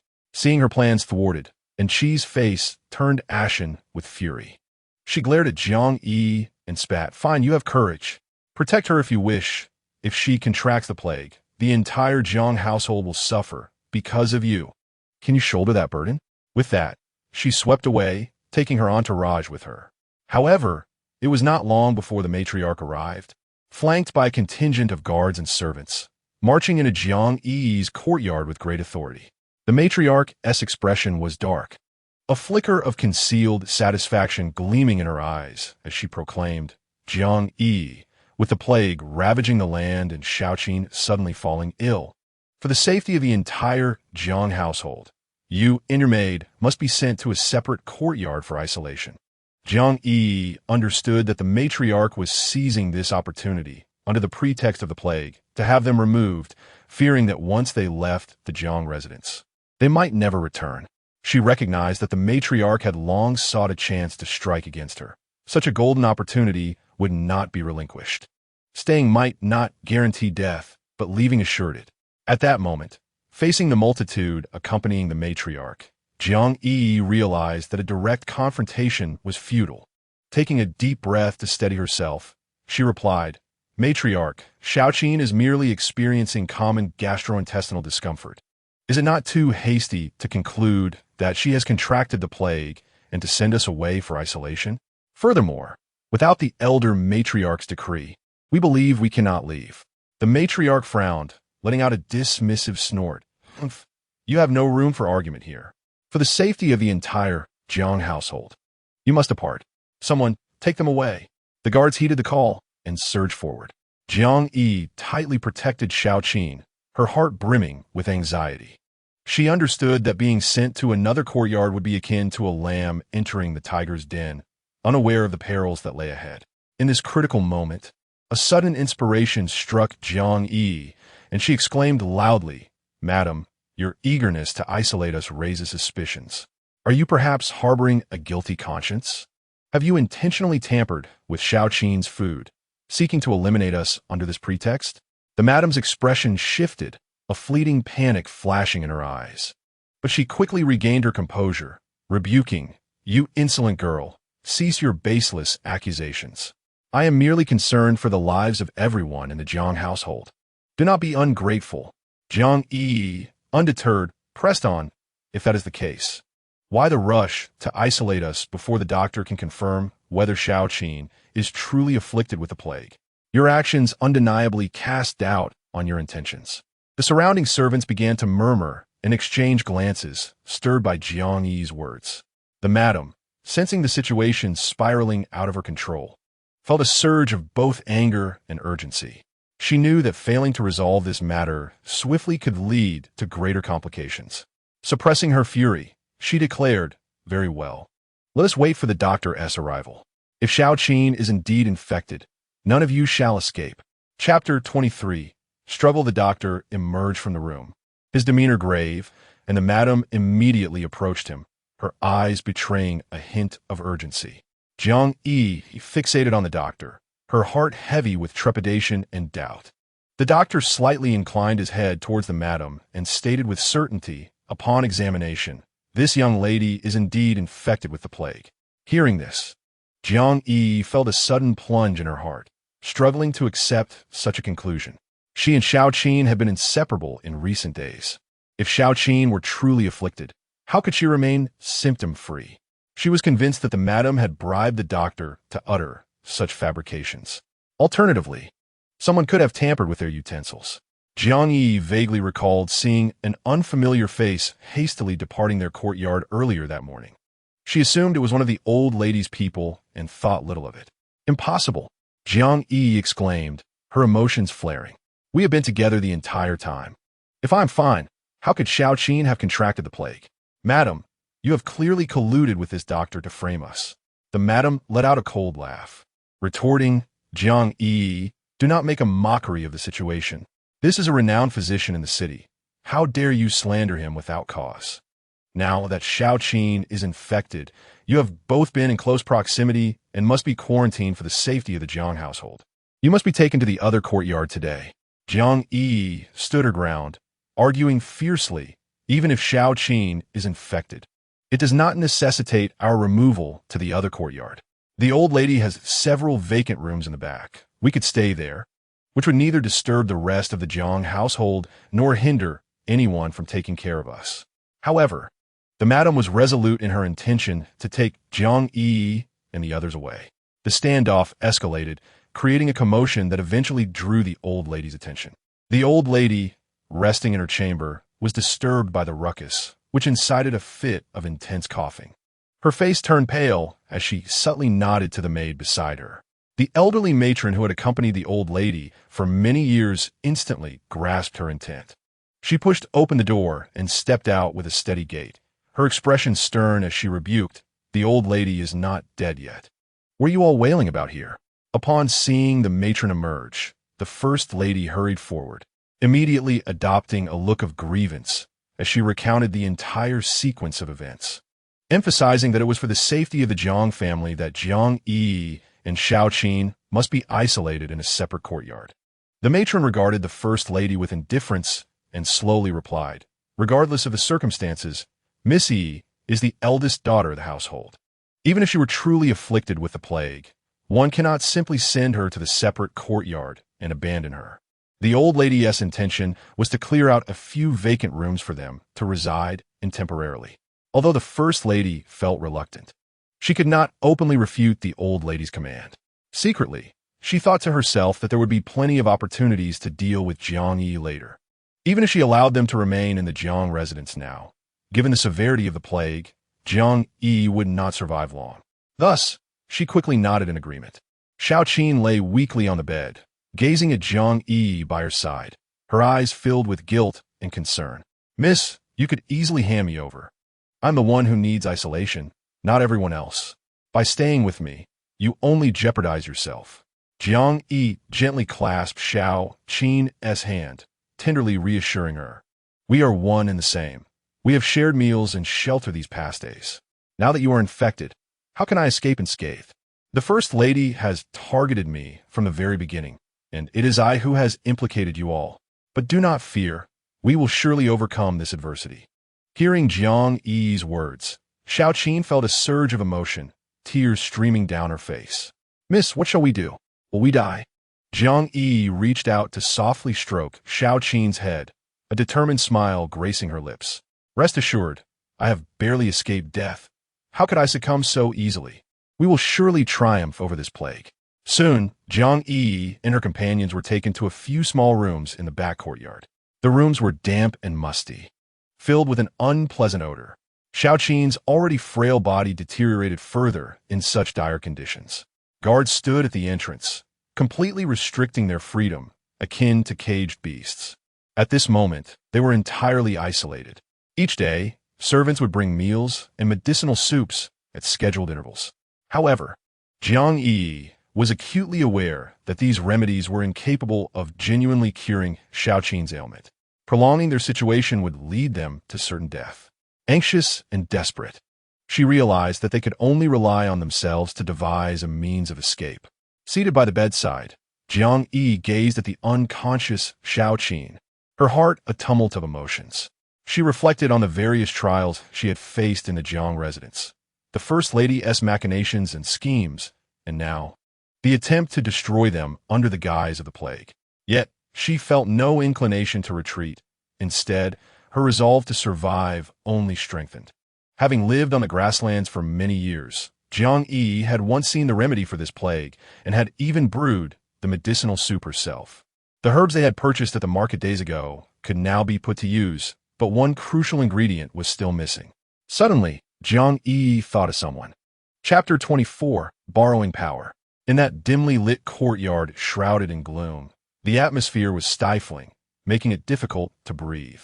Little Zhuzi paced anxiously within the room, his brow furrowed tightly, beads of sweat rolling down his forehead. He glanced at the frail Xiao Qin lying on the bed and then at Jiang Yiyi, whose face was equally marked by concern. With a heart full of urgency, he exclaimed, Miss, I can help you. If only I could step outside. I would seek out my cousin and have him secretly bring us medicine. But now, the guards at the entrance are too vigilant. It's impossible to get out. Upon hearing this, Jiang Yiyi fell into deep contemplation. She understood little Zhuzi's sincere intentions and realized that this might be a glimmer of hope for saving Xiao Qin.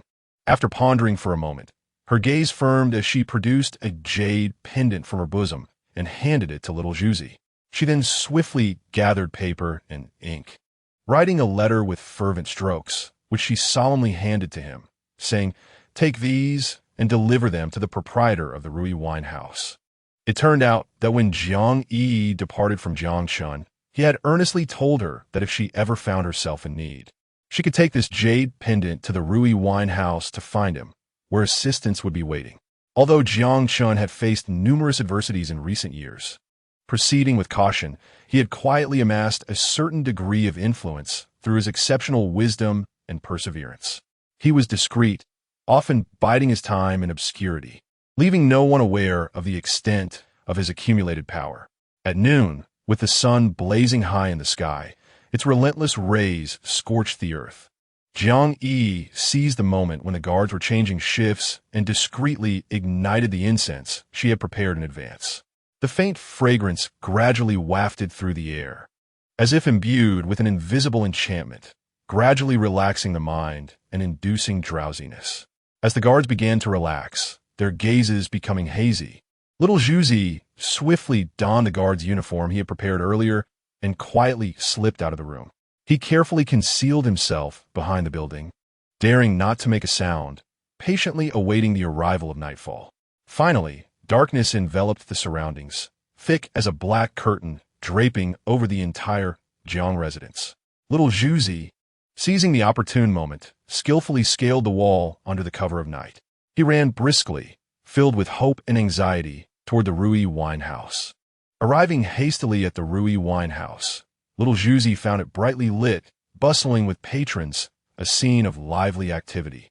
Without pausing to take in his surroundings, he approached the counter and stated his purpose to the proprietor.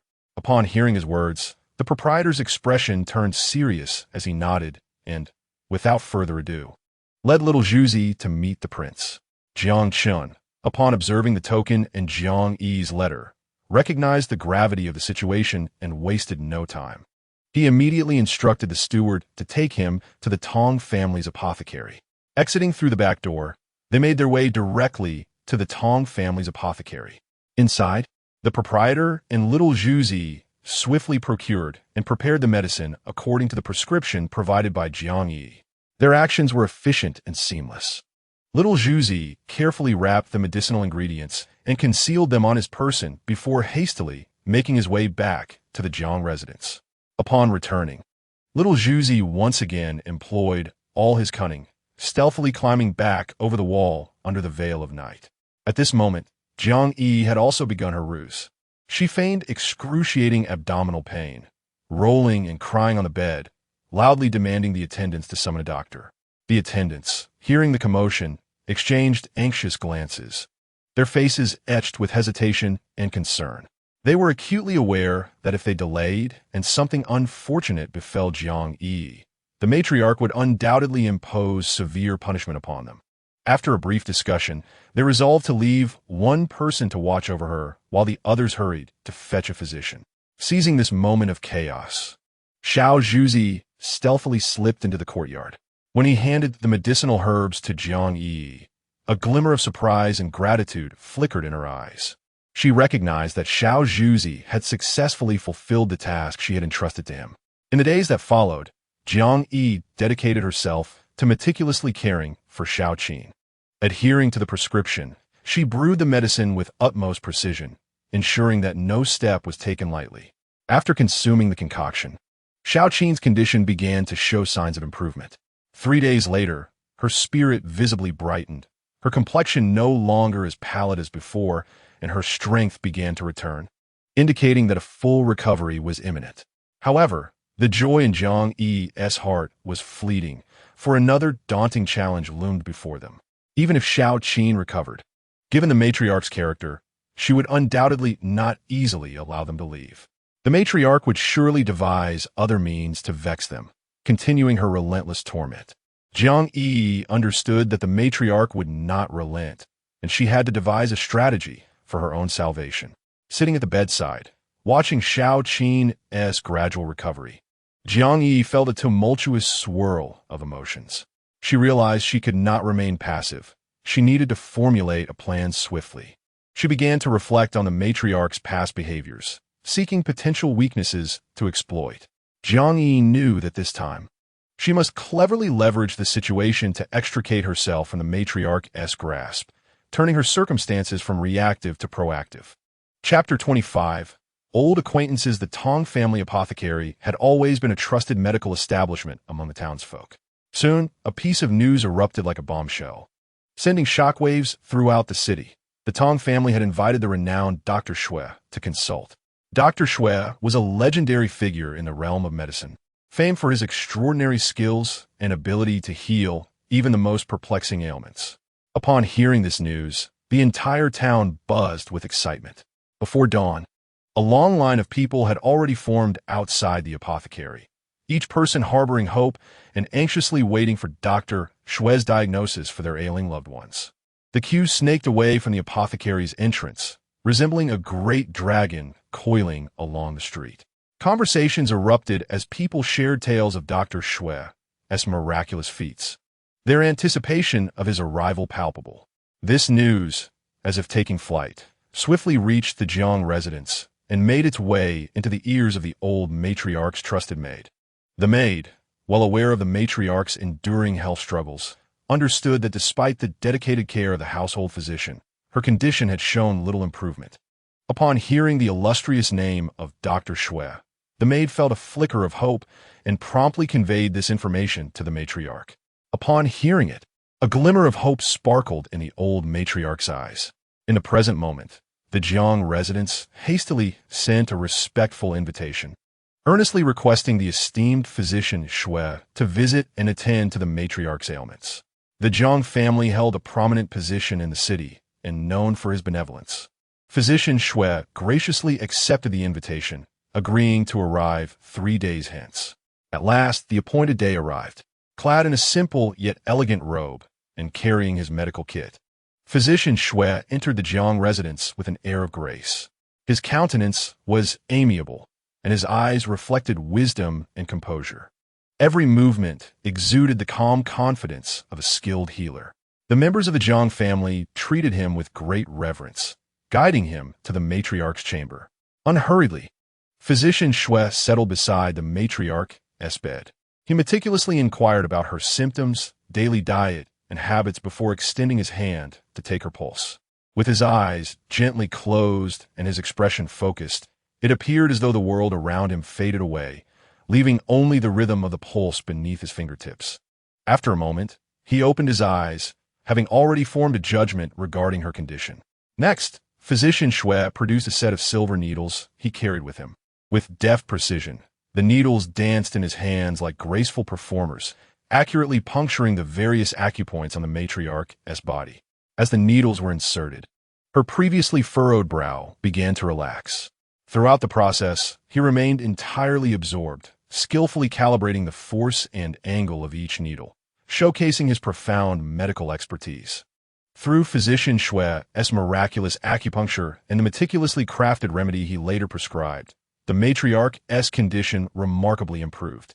Her once feeble body began to regain vitality, and her spirits visibly lifted.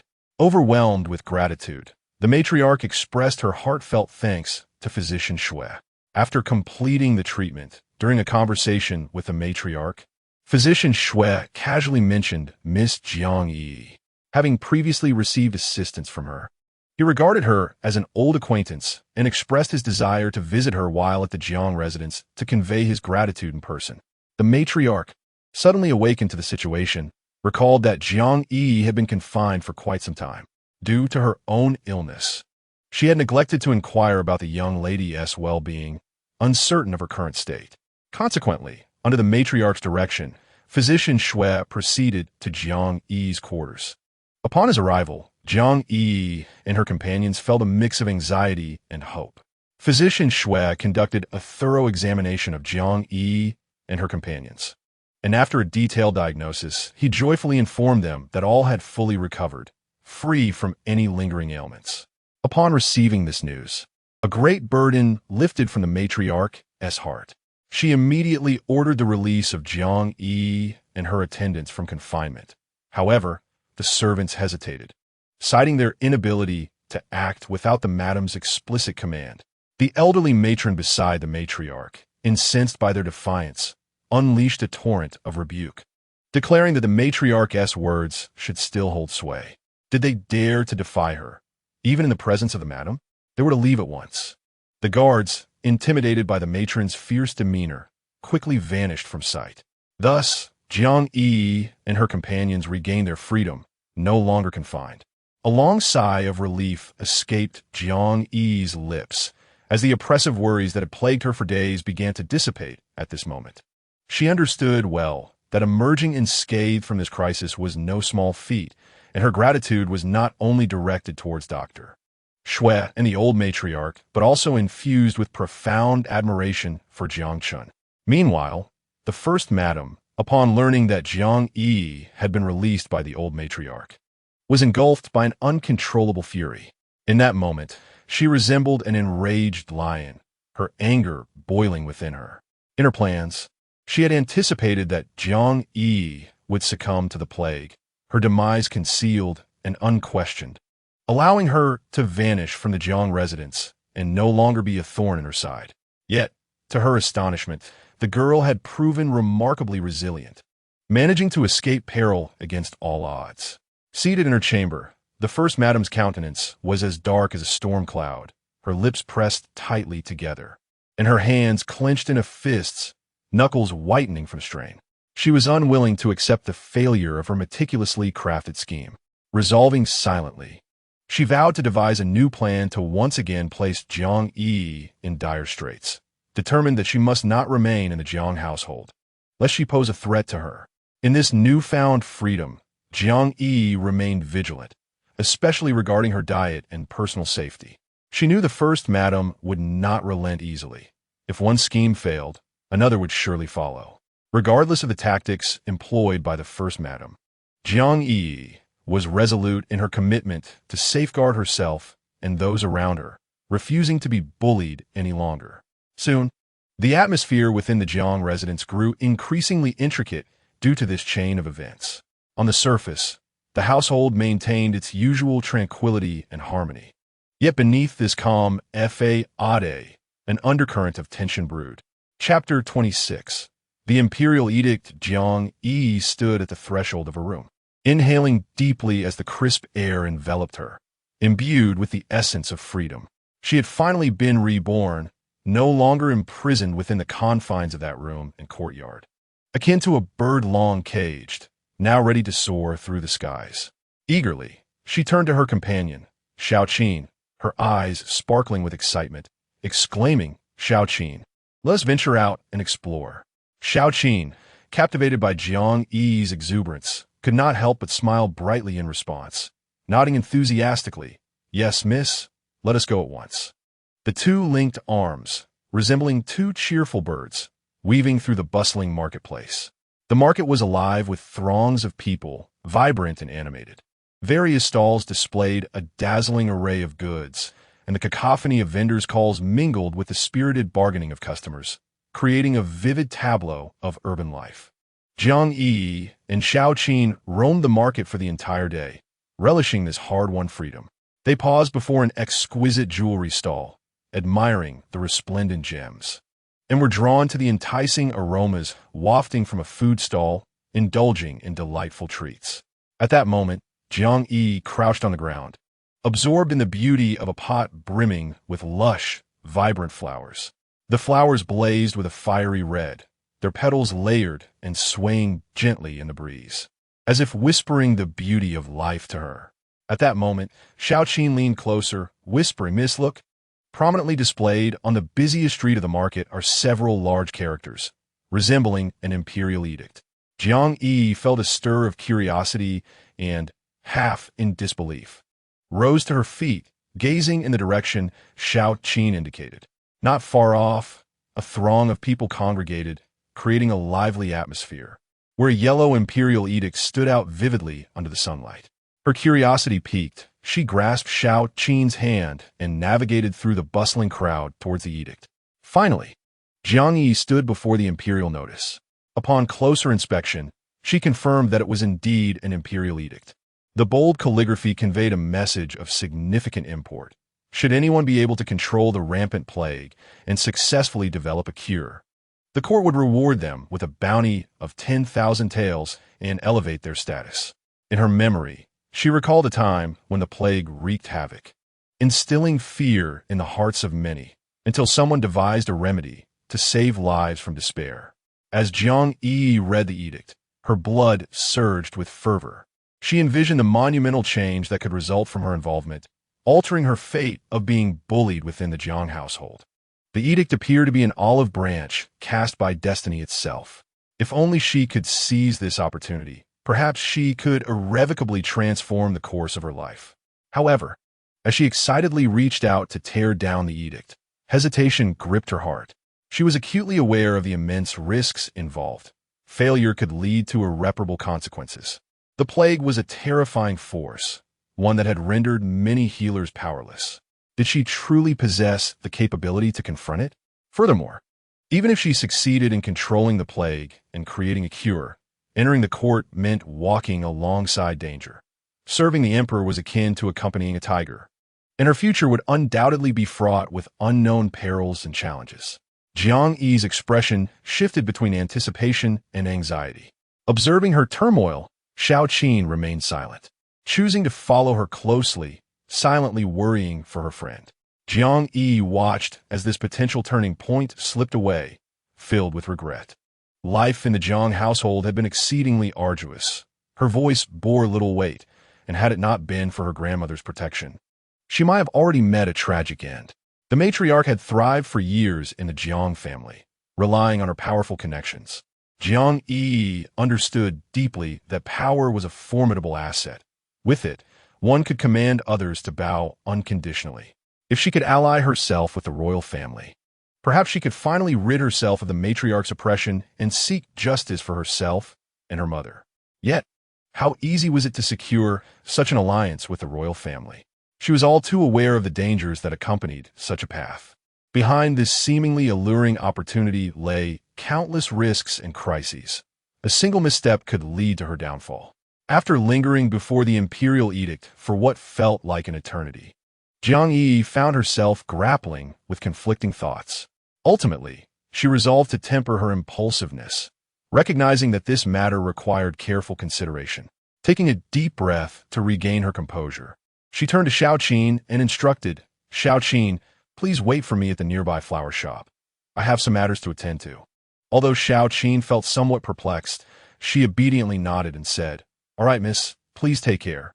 As she watched Xiaoqin's departing figure, Jiang Yi turned and walked towards the Ruei wine manor. Instead of entering through the front door, she chose to stealthily slip in through the back entrance. Reflecting on her previous experiences at the Jiang residence, she realized that if it weren't for Jiang Chen's intricate strategies and covert assistance, she might have entered the manor upright, only to be carried out horizontally. The more she pondered, the more incredulous she became at Jiang Chen's profound cunning. He had skillfully set up such a clever trap without her even noticing. She found herself increasingly unable to decipher this enigmatic man. Chapter 27. The Prescription Under the Moonlight. Jiang Yi quietly sneaked through the back door of the Ruei wine manor. Within the manor, the lighting was sparse, and the occasional whispers resonated with remarkable clarity in the stillness of the night. She treaded lightly through the winding corridors, heading towards a room where Jiang Chen usually resided. As she approached, she caught a glimpse of Jiang Chen through the window's crack, sitting alone, languidly, sipping tea. His gaze occasionally drifted towards the outside, as if awaiting something, or perhaps merely vacantly lost in thought. Gently pushing the door open, she entered. Upon hearing the sound, Jiang Chen turned his head, and a fleeting, subtle surprise flickered in his eyes upon seeing Jiang Yi, though he quickly regained his composure. Jiang Yi first exchanged polite pleasantries, saying, "Jiang Chen, I apologize for disturbing you at this late hour. Seeing your light on, I thought I might come in for a moment." With that, she unconsciously seated herself opposite him, lifting the teacup from the table and drinking it down as if parched. In Jiang Chen's presence, Jiang Yi always felt an unusual sense of relaxation. She was free from the need to feign anything and could be her authentic self without reservations. This feeling was particularly precious after her experiences filled with intrigue at the Jiang residence. Jiang Chen lowered his gaze to the teacup in his hands and casually inquired, "How is your health recovering?" Jiang Yi smiled and nodded, responding cheerfully, "I have fully recovered. The previous danger has been temporarily averted. However, I must thank you for your timely assistance." Jiang Chen's expression remained composed as he slowly replied, "There is no need for such formality. You saved my life once, and now I have helped you in return. We are even." Upon hearing this, Jiang Yi couldn't help but furrow her brow. She reflected inwardly that with a skilled physician like Shueshini by Jiang Chen's side, the forces behind him must not be underestimated. Recalling her last perilous situation, she was convinced that had it not been for her unexpected fall, Jiang Chen, with his capabilities, would have certainly found a way to escape and would never have allowed her to fall into such dire straits. Jiang Chen was so unfathomable. It seemed that every action he took concealed deeper schemes. At that moment, as Jiang Yi was lost in thought, Jiang Chen suddenly produced a piece of paper from his sleeve and handed it to her. Jiang Yi snapped back to attention and focused her gaze, discovering that it was, in fact, a prescription. Jiang Chen gazed at Jiang Yi and explained, "This is prepared by Dr. Xue for you, refined based on your previous prescription." The enhanced properties of the medicine will be milder and suitable for most ordinary individuals. He paused, pointing to a specific ingredient on the prescription, and continued, for instance. This particular herb is typically hard to find, but alternatives are recorded here, significantly reducing the difficulty of acquiring the necessary materials. Jiang Yiyi trembled as she accepted the prescription. Her eyes fixated on the characters inscribed upon it, rendered speechless with excitement for an extended moment. Having endured the previous calamity, her memories from her past life had fully resurfaced. She recalled that during the devastating plague of her former existence, it was this very prescription that salvaged countless lives. Moreover, the physician who initially devised the prescription was indeed rewarded by the royal family, receiving not only a handsome sum of 10,000 taels, but also achieving remarkable success thereafter. Jiang Yiyi couldn't help but feel a surge of joy, contemplating that her own ascent to greatness might soon be within reach. If she could utilize this prescription to control the plague and successfully develop an antidote, she could align herself with the royal family. At that point, not only could she seek vengeance for herself, but also vindicate her mother and restore her honor. However, her elation was short-lived as a wave of doubt washed over her. She pondered why Jiang Chun seemed to possess such intimate knowledge of her thoughts. Was he perhaps having someone monitor her? Yet, upon further reflection, she deemed it unlikely.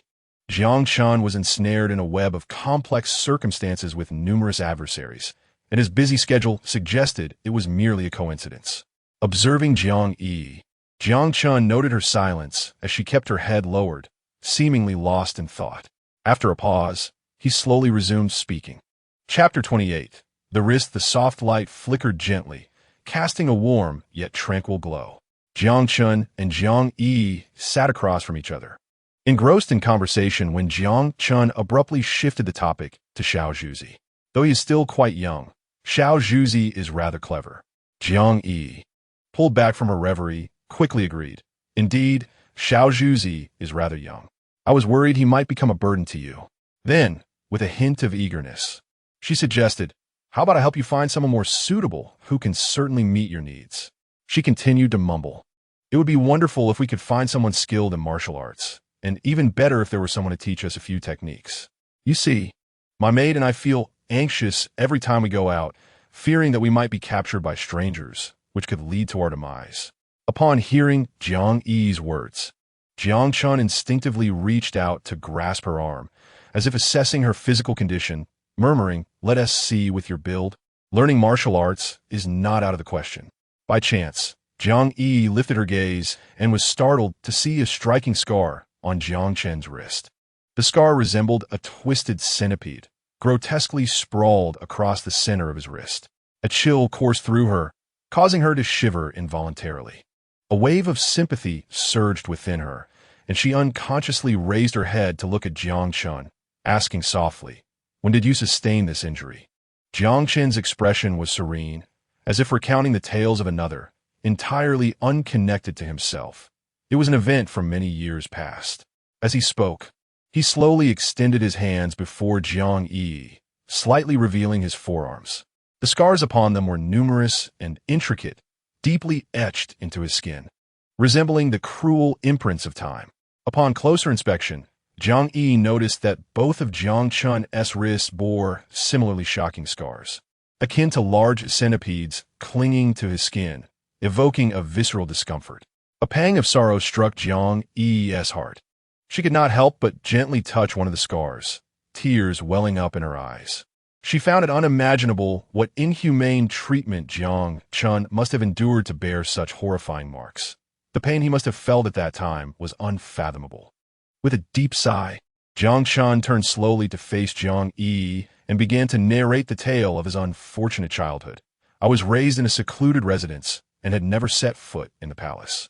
On the eve of my 10th birthday, the Empress Dowager unexpectedly showed mercy and invited all the princes and grandsons to the palace for a reunion to celebrate the new year. I too received an invitation. Jiang Chun paused momentarily, a flicker of nostalgia crossing his eyes. It was the first time in my life I truly entered the palace. Although I had previously visited the Empress Dowager with a wet nurse, I had only taken the side entrances and had never been near the emperor's quarters. Thus, Upon receiving the invitation, I was so exhilarated that I could scarcely sleep that night. Early the next morning, I donned my finest attire and entered the palace with the wet nurse. I not only paid my respects to the Empress Dowager, but also to the Emperor, my heart brimming with joy. At the evening banquet, watching the other princes jubilantly perform dragon dances outside, I felt a stirring excitement. It was the first time I had witnessed such a lively scene. Before the banquet concluded, I stealthily slipped away, trailing behind the other princes, eager to join in the revelry. Jiang Qin's voice gradually lowered, as if he were transported back to that agonizing night. To my dismay, I was soon spotted by the crown prince. My diminutive stature and shabby attire rendered me an immediate subject of ridicule. The crown prince, leading the charge, directed a fiery breath from the dragon prop towards me. In that moment, I stood frozen among the crowd, utterly bewildered, paralyzed by fear. Jiang Chun trembled slightly, as if those painful memories were vividly resurfacing. The wet nurse, realizing my absence, searched frantically for me. The palace was vast, and her search proved lengthy. Just then, she heard a cacophony of laughter, shouts, and various raucous sounds emanating from nearby. A sinking feeling gripped her heart, and she rushed toward the commotion. Upon arriving, she saw that my clothing had ignited, and rather than extinguishing the flames, the princes stood by, laughing uproariously. Jiang Yiyi felt a tightening in her chest, tears brimming in her eyes as she tightly grasped Jiang Chun's hand, as if to impart some strength. The old wet nurse, disregarding all else, lunged forward, covering me with her body and removing her outer garment to wrap around me, ultimately succeeding in extinguishing the flames. The crown prince, witnessing this, was instantly enraged, exclaiming, "Who is this old crone, so foolish as to ruin my enjoyment?" The old woman quickly knelt down, pleading for mercy, asking the crown prince to spare both her and her master. However, the crown prince, with a fierce countenance, declared, "Since you are so loyal to your master, I shall grant your wish. I may spare him, but you must bear the punishment in his stead." Jiang Qin's voice was tinged with sorrow and indignation as he continued. The crown prince's fury intensified, and heedless of everything, he wielded the fire dragon. Flames erupted from its mouth, surging toward the old woman with ferocious intensity. In no time, she was engulfed in flames, screaming as she rolled desperately on the ground. I stood by, terrified and weeping uncontrollably, kneeling and repeatedly beseeching the crown prince to spare my wet nurse. Yet, the crown prince remained unmoved, his actions growing ever more frenzied. Jiang Yiyi, listening, was inconsolable, unable to fathom the fear and despair that young Jiang Chun must have endured. Later, noticing that the royal grandchildren had been absent for too long, the Empress Dowager dispatched someone to search for them. Upon hearing the commotion, her trusted aide hurried over. Realizing the situation had escalated beyond control, they swiftly intervened to put an end to the crown prince's reckless behavior. Soon, the Empress Dowager learned of the matter, and after briefly comforting me and reproaching the crown prince, she ordered that I and the old wet nurse be taken back to the secondary residence. Thus, I remained silent, too afraid to speak. From that moment on, the servants who cared for me incessantly complained and criticized me, even labeling me a harbinger of misfortune, claiming that anyone who drew near would meet with calamity. Jiang Chun spoke with a heavy heart, as if the painful memories had drained him of all strength. Chapter 29. Master. On a bleak morning, the heavy clouds loomed oppressively over the royal residence. Jiang Chun had scarcely slept through the night, yet he rose early, calling out for the old woman and rushing to see her. However, the only response he received was the emptiness of her room and an overwhelming silence. A sense of foreboding gripped his heart. He hastily got up, neglecting to tidy his attire, and began anxiously searching through the royal residence for any sign of her. He raced from the front courtyard to the back, scoured the servant quarters, and even rummaged through his study, yet the old woman was nowhere to be found. Jiang Qin's small face flushed crimson, his eyes filled with anxiety and dread. Throughout his life, the old woman had been his sole anchor in the cold royal palace, the warm harbor in his heart. Now, her sudden absence left him feeling as though he had plunged into a dark abyss, utterly lost. Finally, a young servant, unable to bear witnessing the little prince's sorrow, hesitated before leaning in to whisper in Jiang Chen's ear, "Young prince, the old woman. She has passed away. Early this morning, she was quietly taken away and buried. No one dared to disturb you." Like a bolt from the blue, this revelation shattered Jiang Chen's tender spirit. His eyes widened, tears streaming uncontrollably down his cheeks. The person who had loved him most in this world, who had always been by his side, nurturing him, had departed without a sound.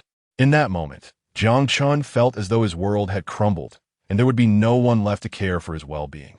He felt like a stray cat abandoned by the world, lonely and helpless, utterly devoid of warmth. Jiang Chen's body trembled as he could no longer contain his emotions.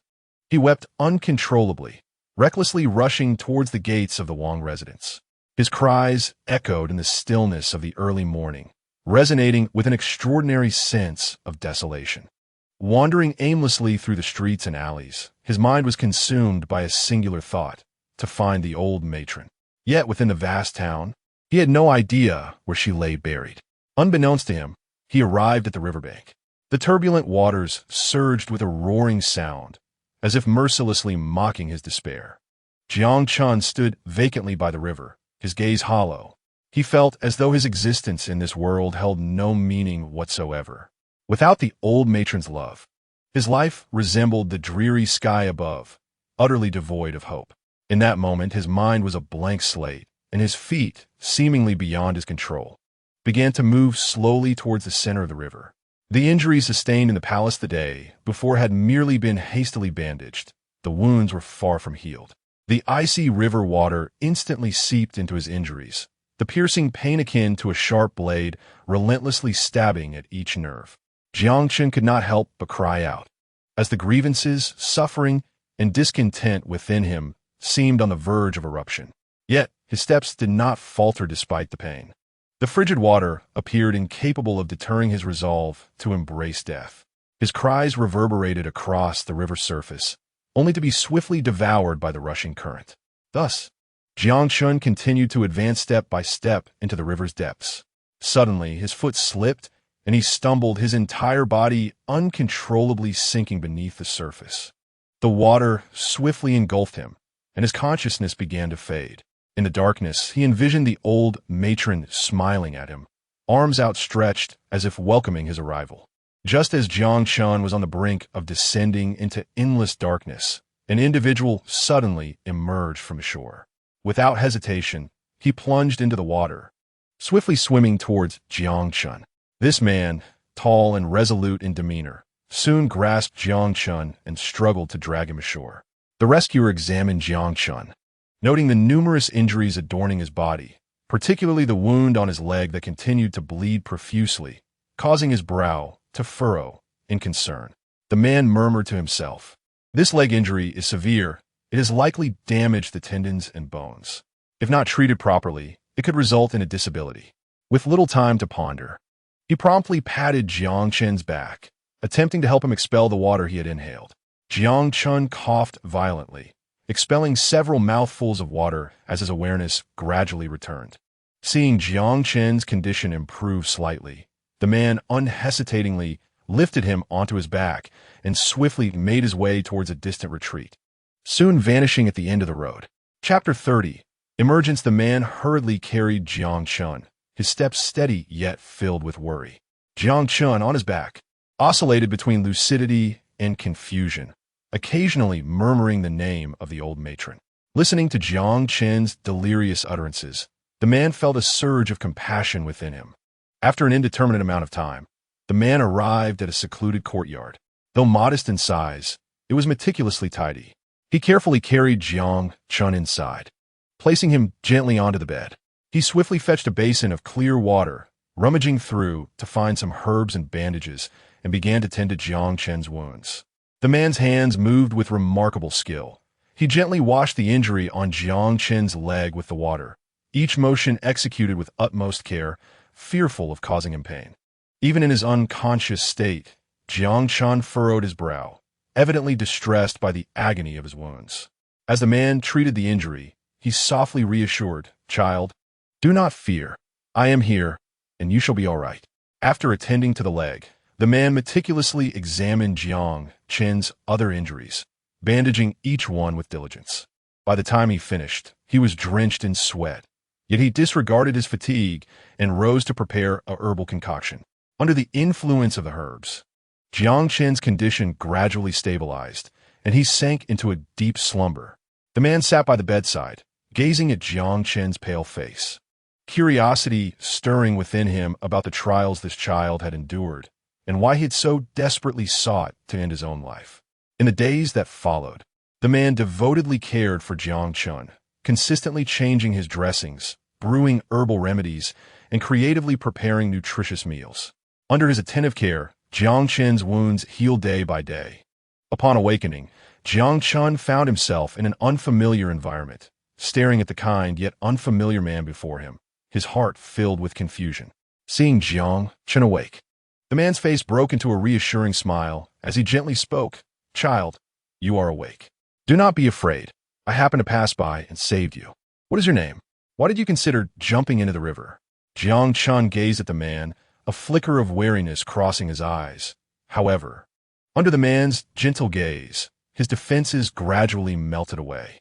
Slowly, Jiang Chen recounted his harrowing experiences in the Wang residence, from being invited to a banquet at the palace, to being bullied by the crown prince, and ultimately to the tragic death of the old matron who had tried to save him.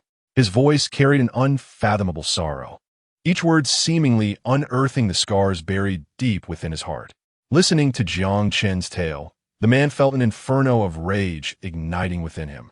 He loathed the misdeeds of the royal offspring and felt profound pity for Jiang Chen, who had endured such suffering at such a tender age. Gently patting Jiang Chen's shoulder, he said, "Child, do not grieve. Let the past remain in the past. From now on, focus on your recovery here. Should you have any plans for the future, share them with me, and I shall assist you." It turned out that this man, too, bore an extraordinary history. He was the eldest son of the former general of the protectorate, Cai Jinyuan, named Cai Xianming. In his youth, he was brimming with ambition. But not long after, while the old general was stationed at the border, he received an urgent summons from the emperor. Sensing that matters were not as simple as they seemed, the old general's return to the palace led to his abrupt house arrest and baseless accusations of treason, complete with fabricated letters purportedly written by him to the enemy Khan, detailing the defense strategies and troop strengths at various border posts. No matter how the old general protested his innocence, the emperor refused to believe him, ordering the annihilation of his entire family. At that time, Cai Xianming had fortuitously remained in the ranks of the old general's trusted aides, narrowly escaping death. For years, he lived incognito, determined to vindicate his father. Yet a decade and more had passed, leaving him to survive in the shadows of the bustling city. Today, upon encountering Jiang Chen and observing his circumstances, I could not help but feel a surge of emotions. As Jiang Chen gazed at the man, a glimmer of grateful tears welled up in his eyes. In this stranger, he sensed a long-lost warmth and compassion. From that moment onward, Jiang Chen began to frequent this small courtyard, recognizing the man as his first master. The man not only taught him how to nurture his body, but also imparted wisdom on how to navigate life and the arts of physical strength. Under the man's guidance, Jiang Chen gradually regained his health and developed a more resilient character. He silently vowed to become stronger, to shield himself from harm, and to avenge the elderly matron. As time passed, Jiang Chen's life began to fall into a stable rhythm. He diligently practiced martial arts with the man, starting from the most fundamental techniques, mastering each move with exceptional seriousness. The man, witnessing Jiang Chen's dedication and progress, felt a profound sense of satisfaction. However, Jiang Chen did not forget his identity and past experiences. Often, in the stillness of the night, he would gaze at the luminous moon outside, reflecting on all he endured in the palace and reminiscing about the matron's gentle visage and laughter. The flames of vengeance quietly ignited within him. Yet he understood that he was not yet formidable enough. One day, he would compel everyone to regard him with newfound respect. During his time with the man, Jiang Chen discerned that the man's identity was likely more complex than it appeared. Not only was he highly skilled in martial arts, but he also possessed unique insights into numerous matters. Occasionally, mysterious individuals would visit him, engaging in hushed discussions within the confines of the room, their expressions grave. Days turned into weeks, and Jiang Qin's martial prowess continued to flourish. The man, observing Jiang Qin's development, deemed it time to teach him more advanced techniques, ensuring that he could stand alone against any adversary outside, making it exceedingly difficult for ordinary fighters to approach him. Throughout these years, Jiang Qin had maintained a facade of simplicity, even concealing his true capabilities from outsiders. He feigned a limp, ensuring no one suspected that his leg had fully healed, revealing his true state only in the presence of Jiang Yiyi, where he allowed himself to relax slightly, believing her to be different from others and unlikely to betray him. As Jiang Yiyi listened to Jiang Qin recount his tragic experiences, tears streamed down her face uncontrollably, uncertain whether she wept for herself or for Jiang Qin. Both were pitiable souls, uncherished and trampled upon, suffering injustices without a place to voice their grievances. Now, she regarded him as a friend, a confidant, and a comrade in the pursuit of vengeance. Gently patting Jiang Qin's shoulder, Jiang Yi declared, "From now on, we shall be each other's support. You shall no longer stand alone. I will assist you just as you have unconditionally helped me, willing to face any peril." In an instant, the somber expression that had clouded Jiang Qin's face dissipated. He had not anticipated such word from Jiang Yi, which both surprised and moved him. After all these years, she was the only one capable of disarming his defenses. Unconsciously, Jiang Qin turned and enveloped Jiang Yi in a warm embrace, transforming the atmosphere into one of awkwardness. Yet, Jiang Yi did not resist, allowing him to hold her close. After a while, Jiang Qin finally realized the incredibility of his actions. He had not anticipated that his instinctive response would be to embrace Jiang Yi. Perhaps it was due to the prolonged absence of warmth and a sense of being needed that he found himself unable to restrain his emotions. Releasing Jiang Yi, they stood together in an awkward silence, at a loss for words. The usually loquacious Jiang Yi found herself rendered speechless, hastily concocting an excuse before departing. As she walked away, Jiang Yi reflected on Jiang Qin's words. She had initially planned to express her gratitude to the divine physician in person, but Jiang Qin informed her that the physician had left the capital on the very day he departed from the Jiang residence. He was a free spirit, too elusive to forsake his liberty for power. Jiang Qin further remarked that the esteemed physician, with a heart for the world, was likely hiding in some plague-ridden area, saving lives. Confused, Jiang Yi pondered why, if he was so devoted to his country and its people, he did not publicly declare his intentions, thereby maximizing his potential to save more lives. Jiang Qin sighed, understanding the esteemed physician all too well. He could never endure the shackles of the mundane world. He could remain true to himself and to the world, yet he would never be subjugated by the court. After bidding farewell to Jiang Qin, Jiang Yi's resolve grew even firmer. With a mix of trepidation and determination, she first greeted Shao Qin, instructing her to return to the Jiang residence.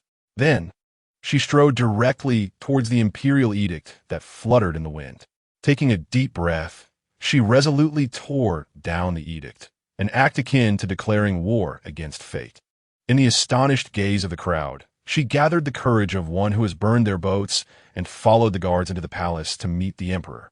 Entering this solemn and majestic palace, Jiang Yi felt a flutter of anxiety, yet endeavored to maintain her composure. Kneeling within the hall, she respectfully presented her prescription for treating the plague and methodically recounted how she had successfully saved the lives of her maid and servant using this very remedy. Her words were earnest, her gaze steadfast, and she mentioned her upbringing under the care of the elderly Mrs. Jiang, whose extensive knowledge of herbal medicine had profoundly influenced her, allowing her to acquire considerable related knowledge. The emperor, seated upon the dragon throne, scrutinized Jiang Yi with a look of cautious skepticism. At that moment, the plague ravaged the land like a demon, leaving the populace in despair, shrouding the entire nation in gloom. In this dire situation, the emperor could only adopt a desperate mindset, treating the situation like a dead horse being used as a living one. instructing the imperial physicians to select appropriate patients for treatment based on Jiang Yi's prescription. The physicians complied and set to work with great urgency. Soon, the initial signs of recovery began to emerge. Those with milder symptoms experienced a miraculous improvement after consuming the broth prepared according to Jiang Yi's prescription, with their health swiftly restored. However, for those with severe conditions, the situation remained grim as they continued to teeter on the brink of life and death, showing no signs of improvement. Upon hearing this outcome, the emperor's expression turned exceedingly bitter as the glimmer of hope he had harbored shattered like fragile bubbles. The plague surged with ferocity, and what was initially perceived as a lifeline turned out to yield results far below expectations. Chapter 32. The Epicenter. Just as the crowd was engulfed in silence, a minister stepped forward, respectfully advising the emperor, "Your Majesty, in my humble opinion, we should allow Miss Jiang to lead a team into the heart of the epidemic-stricken area, to engage directly with the patients and provide aid tailored to their specific conditions. This may yield more effective results." Upon hearing this, Jiang Yiyi couldn't help but feel a twinge of anxiety. She was acutely aware of the perilous nature of the epidemic zone, a place steeped in despair and the specter of death. A moment's carelessness could spell her doom. Yet, she also understood the adage that fortune favors the brave, and that without venturing into the tiger's den, one cannot hope to capture its cubs. After a moment's contemplation, she resolutely stood forth to petition the emperor. "Your Majesty, I am willing to journey into the epicenter to treat the afflicted and alleviate your burdens. I beseech you to grant me this opportunity." The emperor, moved by Jiang Yi's earnest request, felt a tumult of emotions. He gazed at the young yet valiant woman before him, his heart a swirl of conflicting sentiments. At this juncture, there was no one else in court willing to serve. Many were paralyzed by fear of the plague and shunned the treacherous path. Yet here was Jiang Yiyi volunteering her service. Even if the outcome fell short of expectations, he would not face reproach. After careful deliberation, the emperor ultimately acquiesced to Jiang Yi's request, declaring, "I grant you permission. Furthermore, I shall dispatch 50 royal guards to accompany you. The front lines are fraught with peril. You must ensure your safety and feel free to request assistance in times of difficulty." "Thank you, Your Majesty," Jiang Yiyi responded, and after gathering the necessary supplies, she immediately embarked on her journey to the epidemic-stricken area.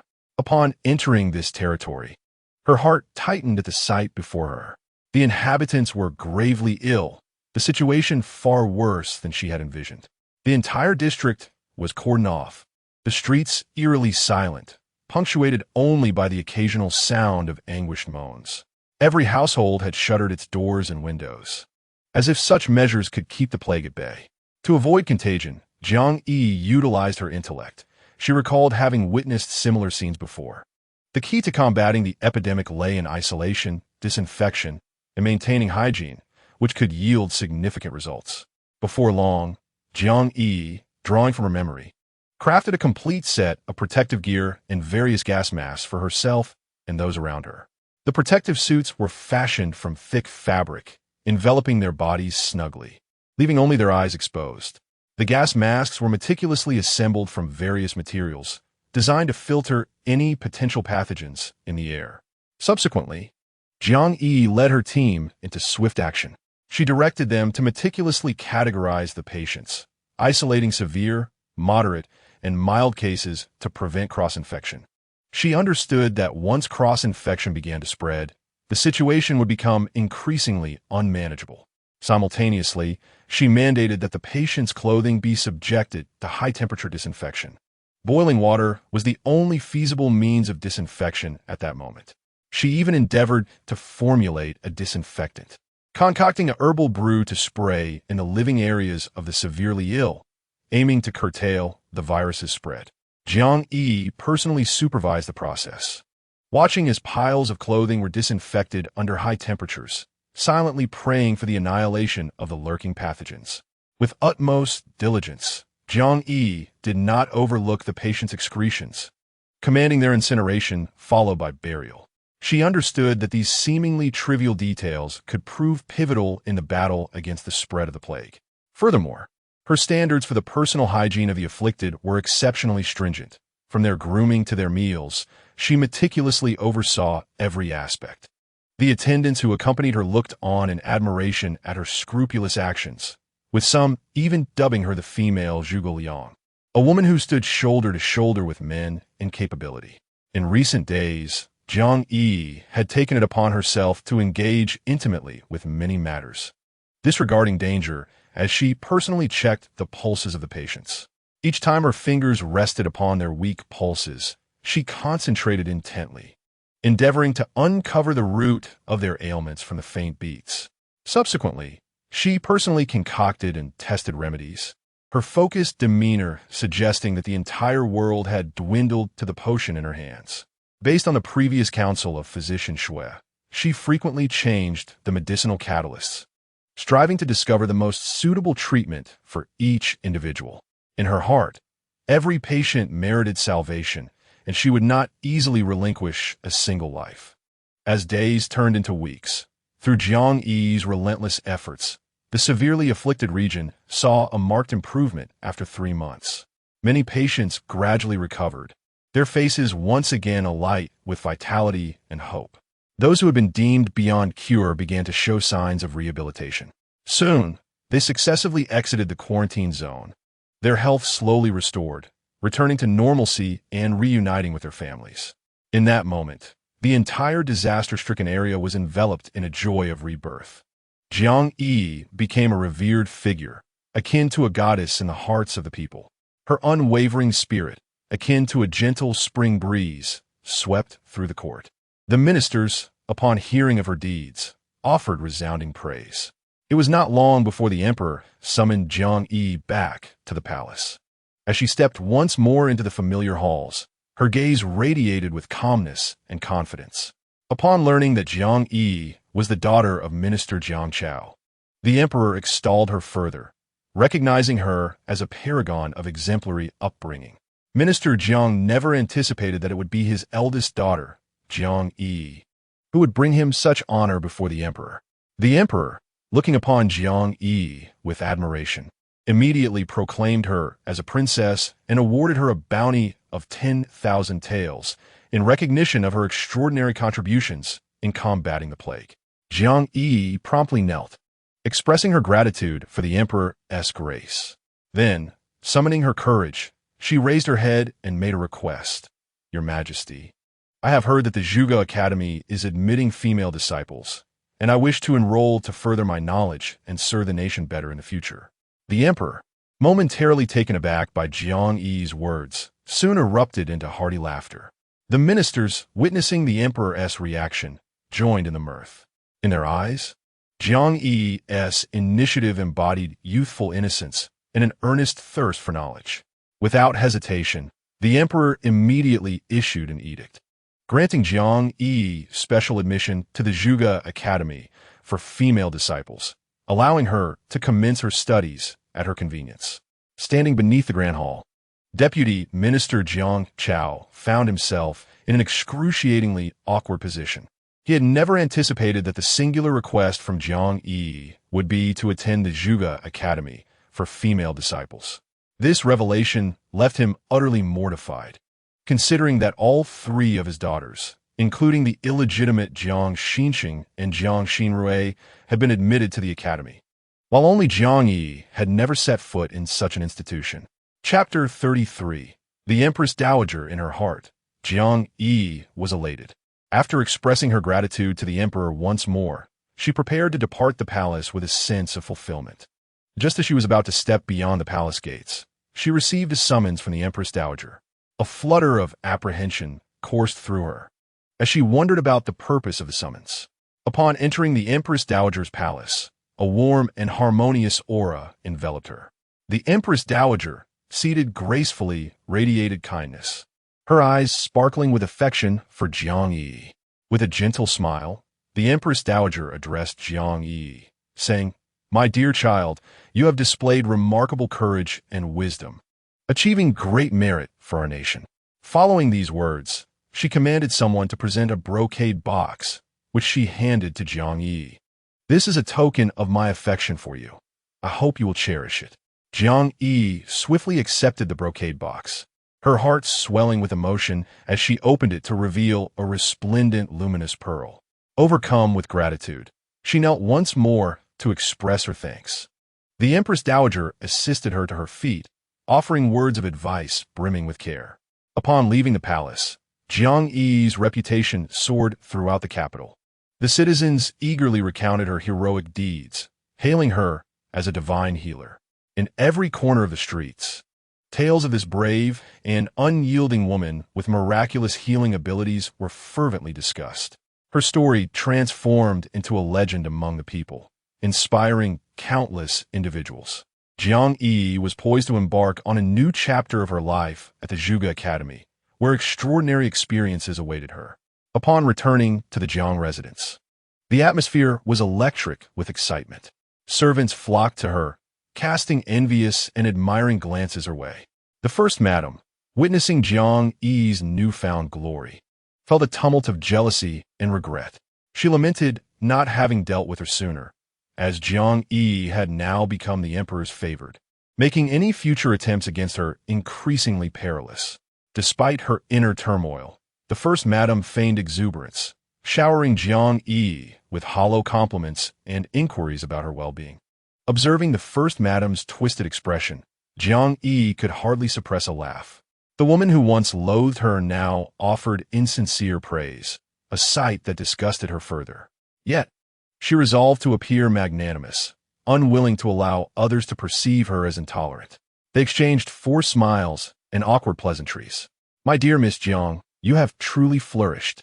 Your accomplishments bring honor to our family." Illuminating the Jiang residence, the first madam exclaimed, though her mind churned with malicious schemes.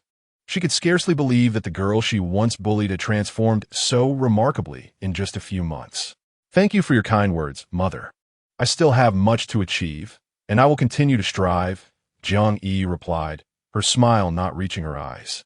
Meanwhile, Anqi seethed with frustration, detesting Jiang Yi's elevation to the status of a princess and resenting her own mother's effusive praise. Wasn't she the one who had always despised Jiang Yiyi? The shift in attitude left her utterly perplexed. Anqi approached and bowed to Jiang Yiyi, warmly congratulating her. Jiang Yiyi quickly supported Anqi, her tone laced with sarcasm, remarking that there was no need for such formality among sisters.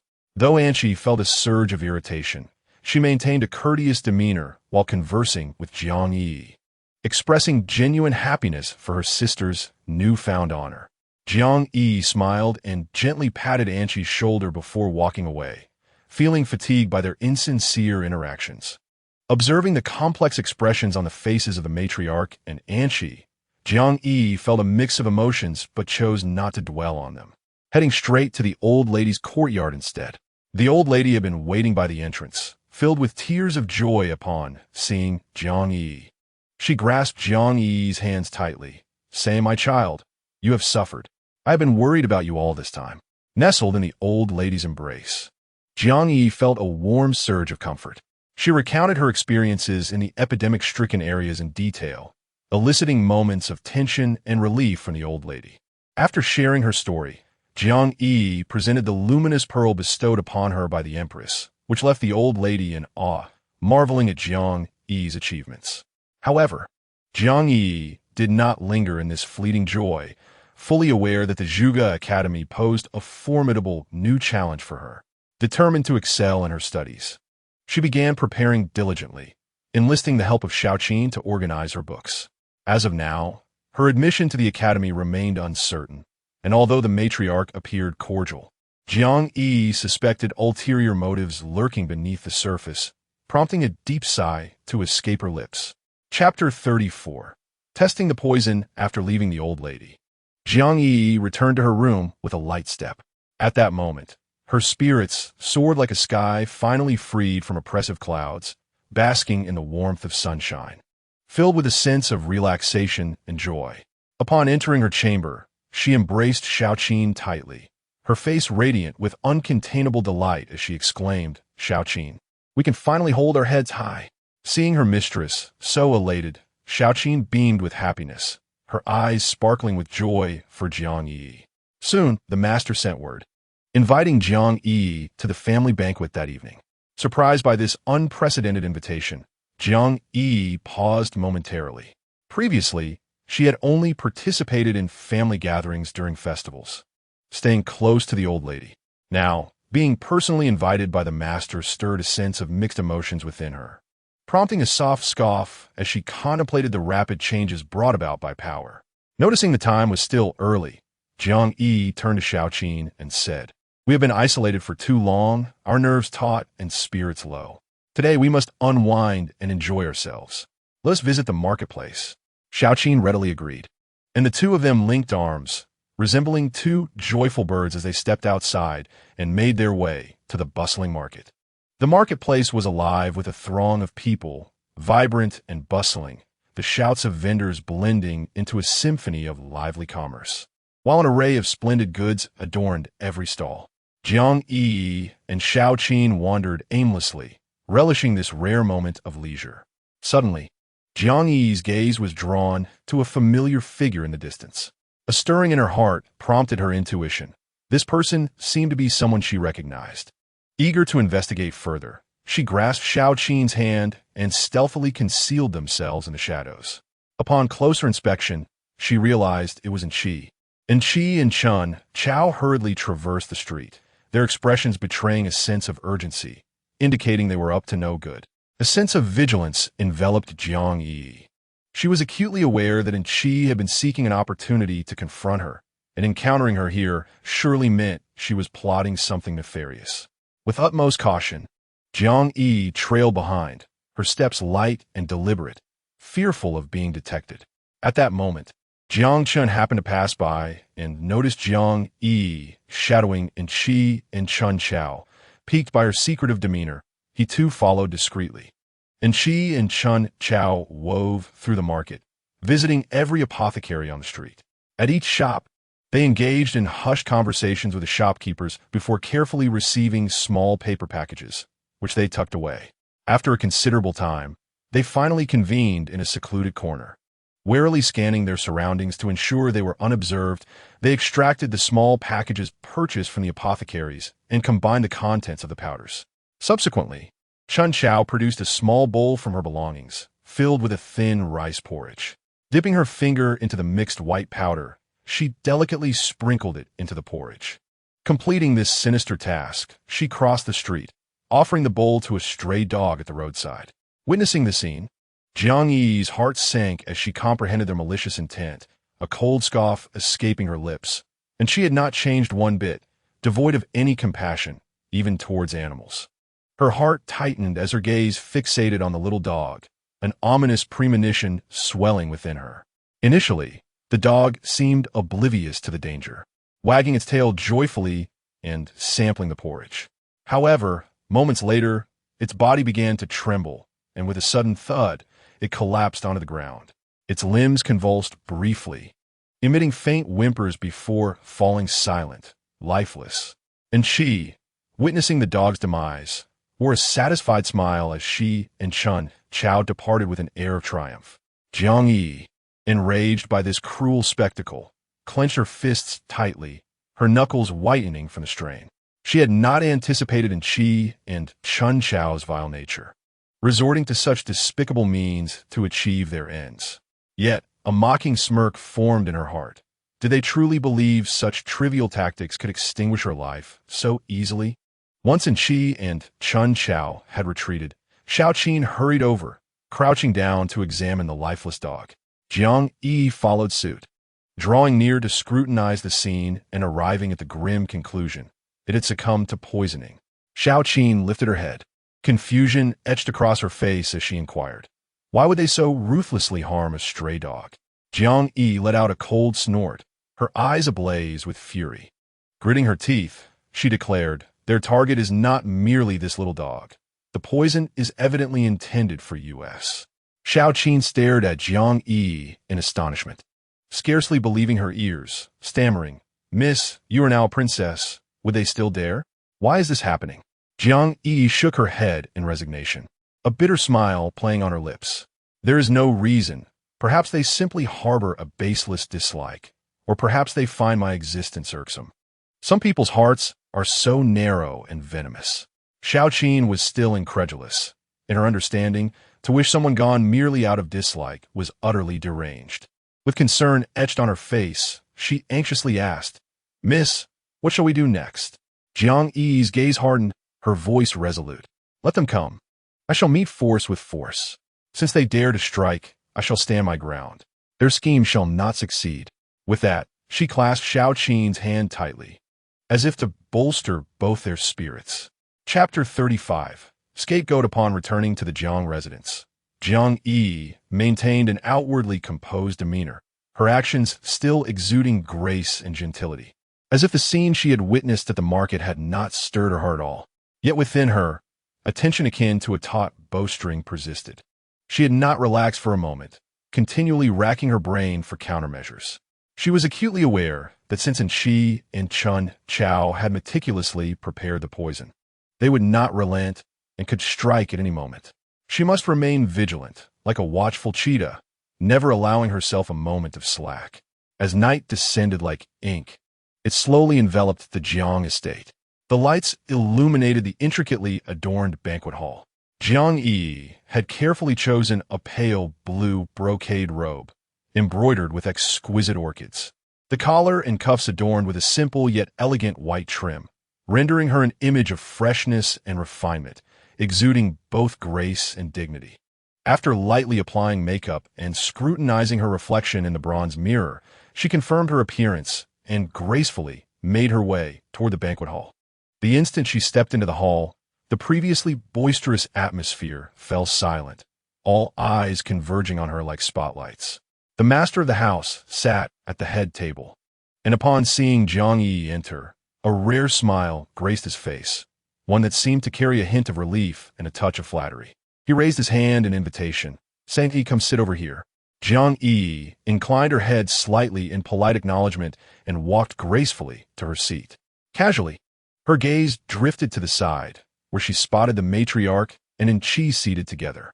A barely perceptible smirk danced at the corner of the matriarch's mouth, while Chi's eyes flickered with an almost imperceptible jealousy and resentment, akin to a cold glimmer in the darkness. As the family banquet commenced, the atmosphere appeared harmonious. Everyone raised their glasses, exchanging pleasantries, laughter echoing throughout the hall. The master and several elders discussed the trifles of recent days, while the younger generation chimed in, creating a scene of apparent tranquility. However, Jiang Yiyi understood that this calm facade was nothing more than the stillness before a storm, with turbulent undercurrents and lurking dangers. Her gaze resembled that of a nimble swallow, subtly observing every movement around her, particularly fixated on Chi and Chun Chao. Every minute action of theirs was imperceptibly captured by Jiang Yiyi's keen eyes. Indeed, it was not long before Chun Chao approached with delicate steps, carrying an exquisite tray, gliding gracefully to Jiang Yiyi's side. Her face radiated with a flattering smile as she sweetly remarked, "Your Highness, this is a gift specially prepared for you by my young lady today.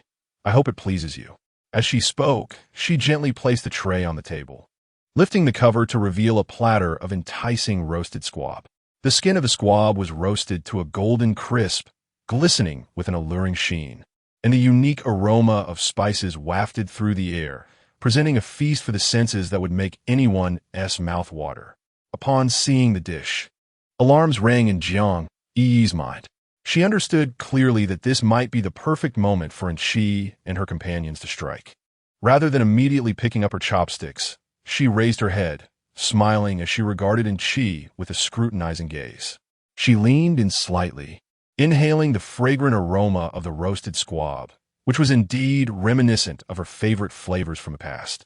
Jiang Yi's thoughts drifted back to earlier days when her mother would delight in preparing this dish, particularly selecting squabs just a few months old, skillfully seasoned and roasted to perfection, creating a taste that was simply exquisite, a warm memory from her childhood. With gratitude shining in her eyes, Jiang Yiyi looked at Chi, nodding gently in appreciation. She slowly picked up her chopsticks, lifting a piece of squab meat to examine it closely. The golden skin seemed to beckon her. Next, she brought the meat closer to her nose to savor its aroma. just as she was about to take a bite. She suddenly closed her mouth slowly. At that moment, the beloved little cat of the matriarch appeared before Jiang Yiyi, its presence seemingly serene. This cat was the matriarch's cherished treasure, a dowry brought from her family, typically pampered and rarely seen alone. Jiang Yiyi had always held a fondness for this feline, having heard that it boasted a pure lineage, a rare Persian gem, exceedingly scarce in the capital. Its snowy white fur resembled the first snow of winter, devoid of any blemishes, while its blue eyes sparkled like deep-set jewels, embodying liveliness and playfulness. Unable to resist, Jiang Yiyi softly called to it, then gracefully crouched down, offering the piece of meat to the cat. The little creature responded joyfully, extending its pink tongue to lick the meat before swallowing it whole. Witnessing this, Chi felt a sudden jolt of panic, as if her heart skipped a beat. She had never anticipated that Jiang Yiyi would unexpectedly feed her meticulously prepared gift to her mother's most adored cat. As soon as the cat consumed the morsel, it let out a pained cry. Its once lively body began to tremble violently, flailing on the ground. Soon after, froth spilled from its mouth, and its eyes filled with agony and fear. In mere moments, the once charming little cat fell silent, its limbs twitching one last time before it succumbed to fate. The esteemed matron had initially observed Jiang Yiyi with a cold attachment, secretly anticipating her to consume the poisoned squab. Yet in an instant, her beloved kitten fell victim to the meat Jiang Yiyi had provided, succumbing to the toxin. Enraged, her eyes widened in fury as if they could ignite flames. She surged to her feet, resembling an irate lioness, recklessly charging towards Jiang Yiyi while vociferously denouncing, "You wicked harlot! How dare you poison my beloved Xiaohua in broad daylight?" Fortunately, Jiang Yiyi had been prepared. Her loyal bodyguard swiftly positioned himself in front of her. The matron, unable to halt her advance, nearly collided with the guard. Trembling with rage, as Jiang Yiyi surveyed the crowd, her eyes brimmed with tears, cascading down like a string of pearls. With a quivering voice, she cast a pitiful glance at the matron and her husband, stammering, "Grandmother, father, you must deliver justice for your granddaughter." It was clearly Chi who instructed Chun Chao to serve this dish. I have always respected sister Chi and never intended her harm. Nor would I poison the matron's cat. The onlookers, awakening from their stupor, shifted their gaze towards Chi. Indeed, the roasted squab had been brought forth by Chun Chao at Chi's behest. The patriarch's complexion darkened instantly as he slammed his hand upon the table, causing the dishes to rattle. Fixating his furious glare upon Chi, he exclaimed, "Chi, what in the world is going on?" Terrified, Chi's face drained of color. Her legs buckled beneath her as she fell to her knees before her father. Tears streaming down her cheeks, she pleaded with a quivering voice, "Father, I truly do not know what has transpired." Chun Chao brought it forth, and I have no idea if someone has deliberately framed me. I never touched that dish, and I am completely innocent. Observing Chi's tearful demeanor, Jiang Yi couldn't help but scoff inwardly. She understood that Chi was attempting to shift all blame onto Chun Chao to absolve herself of any responsibility. The matron, recognizing the precariousness of the situation, mentally chastised Chi for her foolishness, realizing how easily she sought to cast blame upon a servant. Should Chun Chao reveal the truth, it could lead to disastrous consequences. The matron quickly intervened, commanding, "Seize this malicious servant at once. Such wicked intentions cannot be overlooked. Take her to the courtyard and deal with her accordingly." Upon hearing this, Chun Chao collapsed in terror, her face as pale as a sheet. She incoherently cried out, "It was not my fault, it was the young lady. She ordered me to." Before she could finish, two burly attendants seized her arms, dragging her forcefully from the hall. "It was the young lady who instructed me. It was the second young lady." Her cries echoed into the night, yet the assembly remained deaf to her pleas, ignoring her desperate calls for help. The patriarch glanced at the matron, then turned to Chi, his eyes filled with disappointment, and coldly remarked, "You have greatly disappointed me. Yi is not only your sister, but also a princess. How could you act so recklessly?" Have you considered the consequences should anything happen to the princess? You're confined for 1 month. Now be gone." Jiang Yiyi gazed at her indulgent father, a wave of desolation washing over her, with Chun Chao being the scapegoat. He resumed his feigned reprimand of Enchi, his blatant favoritism unmistakable. She had anticipated such an outcome. Even if she were to expose Enchi's true intentions in front of everyone, her biased father would be reluctant to impose a severe punishment on Enchi, let alone advocate for her, the daughter of a princess. Chapter 36. Rumors. The once lively family banquet was shattered by Enchi's sudden farce. After Enchi was dismissed, the atmosphere in the banquet hall turned oppressive and somber. The guests exchanged glances, the previous laughter dissipating like leaves in a chilling gust, replaced by an awkward silence. The master wore a dark expression, while the matriarch furrowed her brows, her eyes revealing helplessness and concern. The other family members fell silent, refraining from uttering another word. Thus, the banquet concluded in a pall of gloom. After the banquet, Xiaoqin accompanied Jiang Yiyi back to her chamber. Along the way, Xiaoqin's face was etched with sympathy and indignation. She looked at Jiang Yiyi and could not help but voice her discontent. "Miss, knowing full well that Chun Chao is merely a scapegoat, with Enchi as the true instigator, how can father impose only a light punishment of a 1-month confinement? It is far too lenient." Jiang Yiyi merely smiled at Xiaoqin, her expression one of indifference, as though all of this was anticipated. She spoke softly. "Xiaoqin, how could father easily punish Enchi? She is the legitimate daughter, the apple of his eye, favored above all my sisters." After a slight pause, a flicker of complexity crossed her gaze as she continued. "In truth, my objective today has been achieved. I sought to unveil Enchi's true nature to all, to render her untrustworthy. And she has always relied on her favoritism, possessing beauty but lacking intelligence. However, her backing from the matriarch is what gives me pause. I am aware that the matriarch will not easily let this go, and I cannot predict what underhanded tactics she may employ next." Having said this, Jiang Yiyi, lost in thought, led Xiaoqin back to her courtyard. Ever since she was bestowed the title of princess by the emperor, he had graciously granted her a guard unit, trained by the royal system, tasked with her safety. At this moment, her courtyard stood like a fortress, heavily fortified. Even with all the matriarch's cunning, penetrating her defenses would not be a simple feat. These guards were fiercely loyal to Jiang Yiyi, ever watchful over her safety. Meanwhile, the matriarch found no humor in her situation. Enchi's reckless actions not only failed to harm Jiang Yiyi, but also dampened the spirits of all the servants. Even those loyal attendants who typically stood by the matriarch began to tremble with apprehension, their fidelity wavering under the weight of uncertainty. The matriarch stormed into Enchi's chamber, her face ashen with fury. Pointing an accusatory finger at Enchi, who knelt on the ground, she bellowed, "You are truly an unmitigated fool. How dare you act against Jiang Yiyi before all? Have you no sense? What have you done to your mother's honor? Where do you place your father and the entire Jiang family? Even if you truly succeed in poisoning Jiang Yiyi, how would the world perceive you when it comes to light that a noble princess was slain by her own sister? What would be thought of you and our entire Jiang household?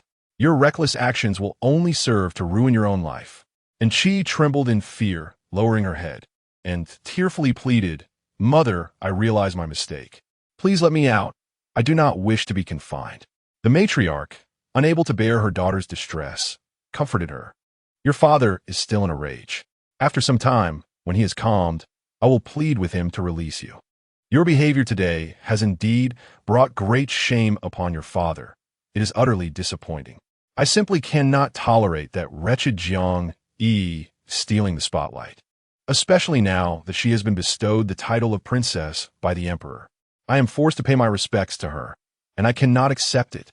The matriarch took a deep breath, suppressing her own fury, and softly replied, "That little wretch shall be dealt with by me. You need not concern yourself with her. There are ways to address her. For now, remain in your room and reflect on your actions." And she prostrated herself at her mother's feet, instantly dissolving into tears. Yet, her sorrow was not for the loyal servant Chun Chao, but rather for the failure of her meticulously crafted schemes that had not harmed Jiang Yiyi in the slightest. In her heart, she resolved that the humiliation and pain she had endured would be repaid to Jiang Yiyi tenfold. Upon returning to the Jiang estate, Jiang Yiyi had hoped that after the events of the family banquet, the matriarch and Enqi would temper their behavior, allowing her a few days of peace. However, contrary to her expectations, it was not long before she began to hear a cacophony of rumors circulating about her in the marketplace. Initially, these rumors praised Jiang Yiyi, heralding her as a paragon of virtue, a compassionate savior who had spared countless lives during the plague. But soon, the tide turned abruptly. Unfounded rumors emerged claiming that Jiang Yiyi had once been betrothed to her cousin.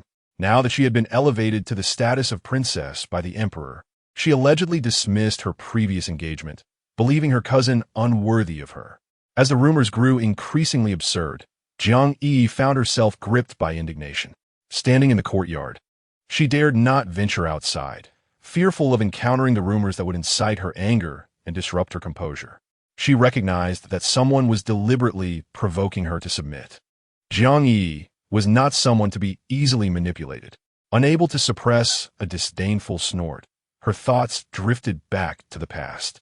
Shortly after her mother's passing, the matriarch had compassionately sought to send her to her grandmother's house, hoping she would thrive under her grandmother's protection. Yet, her uncle had treated her with great indifference, even going so far as to blame her mother's actions for tarnishing their family's reputation, refusing to acknowledge her as his niece. At that time, her uncle was brimming with ambition and had garnered a modicum of fame in the capital as the head of a well-known merchant family. Due to her mother's so-called self-destructive reputation, the Zheng family has become the subject of ridicule, losing all face. To avoid further gossip, her uncle hastily distanced himself from her, the only surviving niece, severing their blood ties. However, now that Jiang Yiyi has risen to prominence and become a princess, her uncle's family shamelessly spreads rumors, claiming that her son, Zheng Wei, has been betrothed to Jiang Yiyi since childhood. Jiang Yiyi knows all too well about her cousin Zheng Wei. He has always been a lazy, debauched scion, exhibiting behavior akin to a street ruffian. To be bound to such a person is nothing short of a daydream. Jiang Yiyi is acutely aware that there are orchestrators behind these rumors, likely the matriarch or Enqi, attempting to tarnish her reputation. She quietly resolves to remain vigilant, recognizing that the days ahead may not be peaceful. Once these rumors spread, they will undoubtedly have a significant impact on her, possibly leading to a series of unforeseen troubles. She must devise a plan swiftly to thwart these conspiracies. Lost in contemplation, Jiang Yiyi understands that quelling these rumors will not be an easy task. First, she needs to ascertain the source of the rumors to address the issue effectively. Thus, she summons her trusted guards and whispers her command. Inquire into the origin of these rumors about me. It is imperative to uncover every detail without overlooking anything. The guards, acknowledging her orders, swiftly depart, vanishing into the night. Meanwhile, Jiang Yiyi contemplates how to counter the farce initiated by the Zheng family. She knows that since they dare to spread such rumors, they must have ulterior motives. Perhaps they aim to leverage her status as a princess to secure advantages for Zheng Wei, or they seek to align themselves with the Jiang family to elevate their own standing. Regardless of their intentions, Jiang Yiyi is resolute in her determination to thwart their plans. Seated by the window, gazing at the inky night sky, she silently vows to ensure that those who attempt to harm her will pay a price. No longer will she be a victim. Now, as a princess with her own influence, she is determined to protect herself and those close to her. However, just as she contemplates her strategy, a greater crisis looms silently on the horizon. Days pass, and her guards finally return with news. They inform Jiang Yiyi that the rumors originated from a tea house in the capital, and the instigator of the gossip was a servant from the Zheng family. Jiang Yiyi snorts coldly upon hearing this. It is indeed the Zheng family meddling behind the scenes. She resolves to take the initiative and no longer remain passive. At last, fortune favors the diligent. Jiang Yiyi uncovers a crucial clue. One day, she inadvertently notices the matriarch, impeccably dressed, leaving through the back door accompanied by several guards, heading directly to the Zheng residence. The Zheng family's mansion, situated in a prosperous area of the capital, boasts magnificent architecture that reflects the family's wealth. The matriarch arrives at the entrance of the Zheng estate and unceremoniously demands to be announced. The servants of the Zheng family, upon seeing the matriarch, did not dare to be negligent and hurriedly reported her presence. Chapter 38. The Marriage. Jiang Yiyi had long harbored a persistent suspicion that the orchestrator behind the slanders and various schemes against her was none other than the matriarch herself. Now, it appeared that her conjecture had indeed manifested into reality. A cold smile crept upon her lips. Did the matriarch truly believe she could easily manipulate her? Such a notion was utterly absurd and wholly impossible. Jiang Yiyi was acutely aware that in order to navigate this impending crisis, she must seek formidable support. Thus, she resolved to visit the old matriarch's chamber. In recent days, the old matriarch's spirits had evidently lifted, often taking leisurely strolls in the garden. Jiang Yiyi pondered that accompanying the old matriarch during her walks and subtly mentioning her maternal family, the Zheng clan, might present a fortuitous opportunity. On that sunlit afternoon, warmth enveloped the Jiang residence's garden, where blossoms flourished and fragrances wafted through the air. Jiang Yiyi intentionally visited the old matriarch's quarters, walking slowly alongside her on the garden path. Seemingly casual, she carefully broached the topic of the Zheng family. Upon hearing the mention of her family, the old matriarch's countenance darkened instantly. With a soft sigh, the old matriarch began, "Your maternal grandmother would occasionally visit you when she was alive. You were but a child then. Perhaps you do not recall. After your grandmother passed, your uncle seemed to transform entirely, forbidding you from entering the Zheng household and uttering many unsavory remarks to provoke you. Now that you have been bestowed the title of princess by the emperor, they seek to ingratiate themselves with you. Such relatives, who are driven by wealth and status, are hardly worthy of your regard."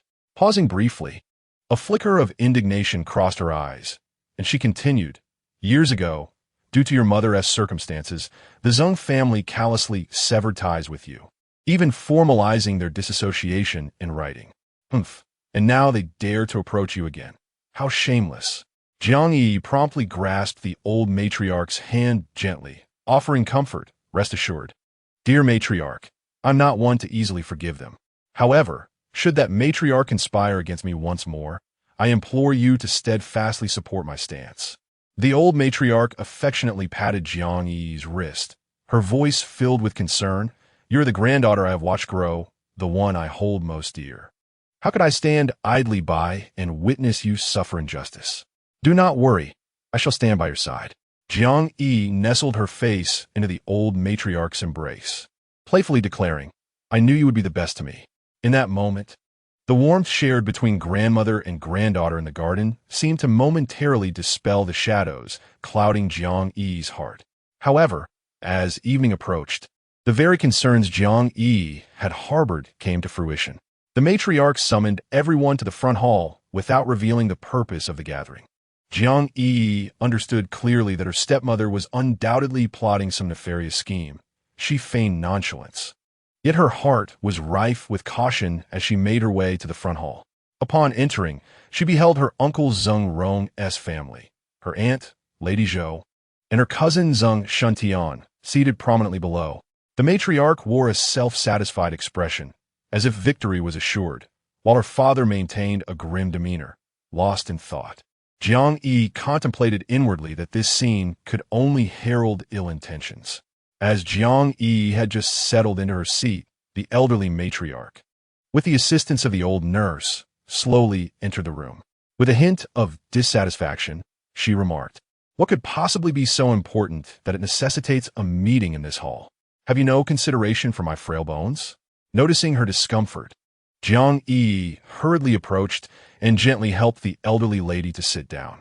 At that moment, the matriarch feigned concern and said, "I apologize for troubling you, dear matriarch.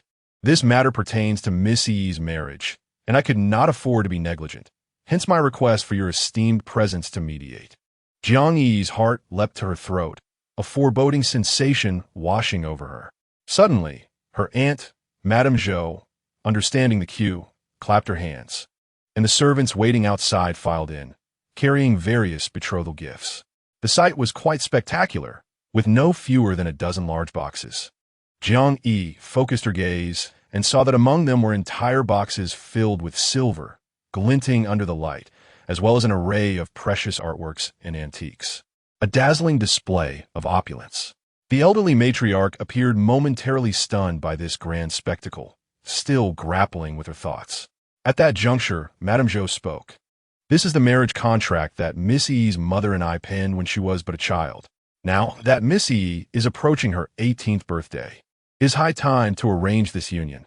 Wouldn't you agree, dear-in-law?" With that, she reverently presented the pre-prepared marriage contract to the matriarch. Feigning ignorance, the matriarch took the contract and handed it to the elderly lady. Trembling, the elderly matriarch accepted the document and scrutinized it closely. After a moment, she coldly replied, "Yi's mother has long since passed, and we, the Jiang family, were unaware of this matter. You cannot present a dubious marriage contract, allegedly forged, and expect to wed our Miss Yi. I shall never consent to this."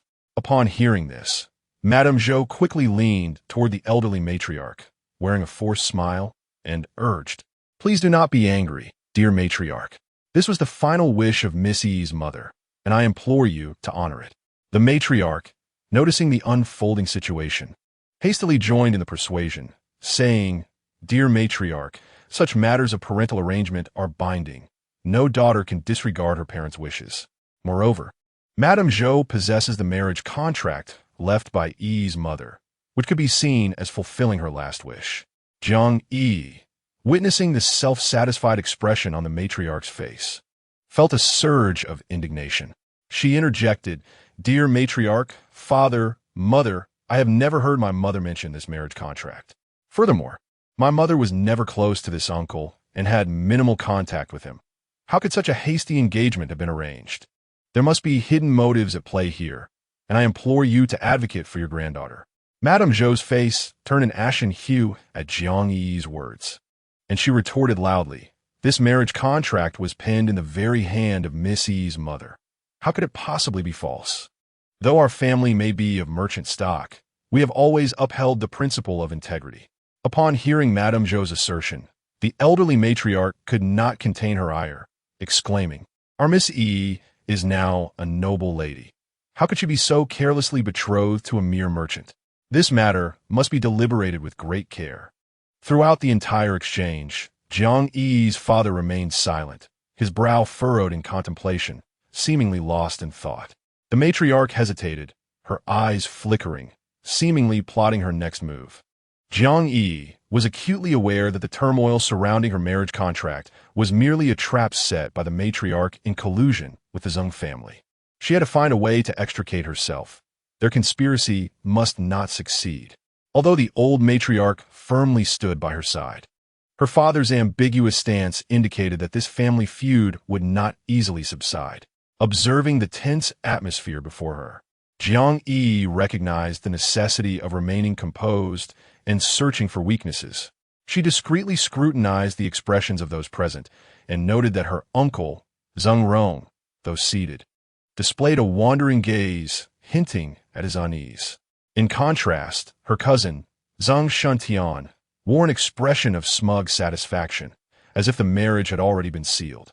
Taking a deep breath, Jiang Yiyi resolved to address the authenticity of the marriage contract. She fixed her gaze on Mrs. Zhou and said, "Aunt, since you firmly assert that this contract was penned by my mother, could you elucidate the specifics surrounding the arrangement of this union? Under what circumstances did my mother establish this engagement with you?" Mrs. Zhou, clearly taken aback by Jiang Yiyi's sudden inquiry, hesitated before stammering that was many years ago. I can't quite recall the details. But this contract is undoubtedly written by your mother. If you doubt it, you may have it verified by an expert." Jiang Yiyi scoffed lightly and replied, "If you cannot recollect, then I distinctly remember that my mother had a strained relationship with the Zheng family. In fact, during her severe illness, no one from the Zheng family came to visit. Given such a rapport, how could she have easily agreed to a marriage? Furthermore, even if the contract is indeed in her handwriting, it does not necessarily reflect her true intentions. Perhaps someone deceived her into signing it while she was gravely ill. The old matriarch nodded slightly at Jiang Yi's words, affirming, "He speaks wisely. The matter of this contract is too suspicious to base such a significant decision solely on this piece of paper." Seeing this, the matriarch hastily interjected, "Old matriarch, regardless of the contract's authenticity, it is still a marriage proposal from the Zheng family. Given their earnestness and the lavish gifts they have presented, if we were to reject it outright, we might find ourselves in a precarious position." Jiang Yi met the matriarch's gaze without flinching, asserting, "If this contract is a forgery, accepting this marriage would indeed be the true farce. In that case, the reputation of the Jiang family could be irrevocably tarnished." At that moment, her father finally spoke, looking at Jiang Yi. "This matter concerns your lifelong happiness. I would never make a hasty decision. However, since the Zheng family has produced the contract, we cannot ignore it." Jiang Yi replied, "Father, I earnestly request that you assign someone to meticulously investigate the origins of this contract to restore my honor. If it truly was written by my mother, I shall follow her wishes, but if there is any deceit involved, I implore you to take a stand for me and not allow me to be bound by this unfounded engagement." Her father nodded slightly, saying, "Very well. I will send someone to investigate. Until the results are in, this marriage proposal shall be put on hold." Though the matriarch felt a sense of reluctance upon hearing her father's words, she found herself at a loss for further comment. The members of the Zheng family displayed a range of expressions. Zhou was visibly displeased. Zheng Rong remained silent, while Zheng Shuntian wore a bitter smile, lost in his thoughts. Chapter 39. Alone in joy, and Qi mused that with just a slight maneuver on her part, she could ensure that they would be forever distanced from the heirs of Wang Zhongguwei, relegated to marrying only a second son, thereby securing her own superiority over them for all time. Chun Xiao had already prepared several appetizers for Miss and Qi in the small kitchen. The two sat together, relishing the delectable food. Noticing in Qi's unusual cheerfulness today, Chun Xiao complimented her. "It seems that Jiang Yi's face is utterly ruined. From now on, miss, you can rest easy. No one will dare contest your position as Miss Jiang Fu. When will you marry into the Wang family? You could easily find an excuse to send her off to a servant. Let us see how she maintains her lofty pride then. Does she truly think herself worthy of competing with you, Miss Qi?" And Qi raised her cup and downed its contents in one go. "That plan has merit.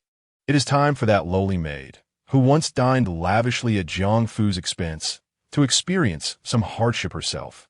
And she retrieved a beautifully crafted circular box from her person and placed it into Chun Xiao's hands. "This herb can heal scars swiftly. On the day you present it to Xiao Qin, who is so eager to curry favor with her mistress, she will surely give it to Jiang Yi. Once applied, the scars on her face will never fade, not even if Hua Tuo himself were to intervene."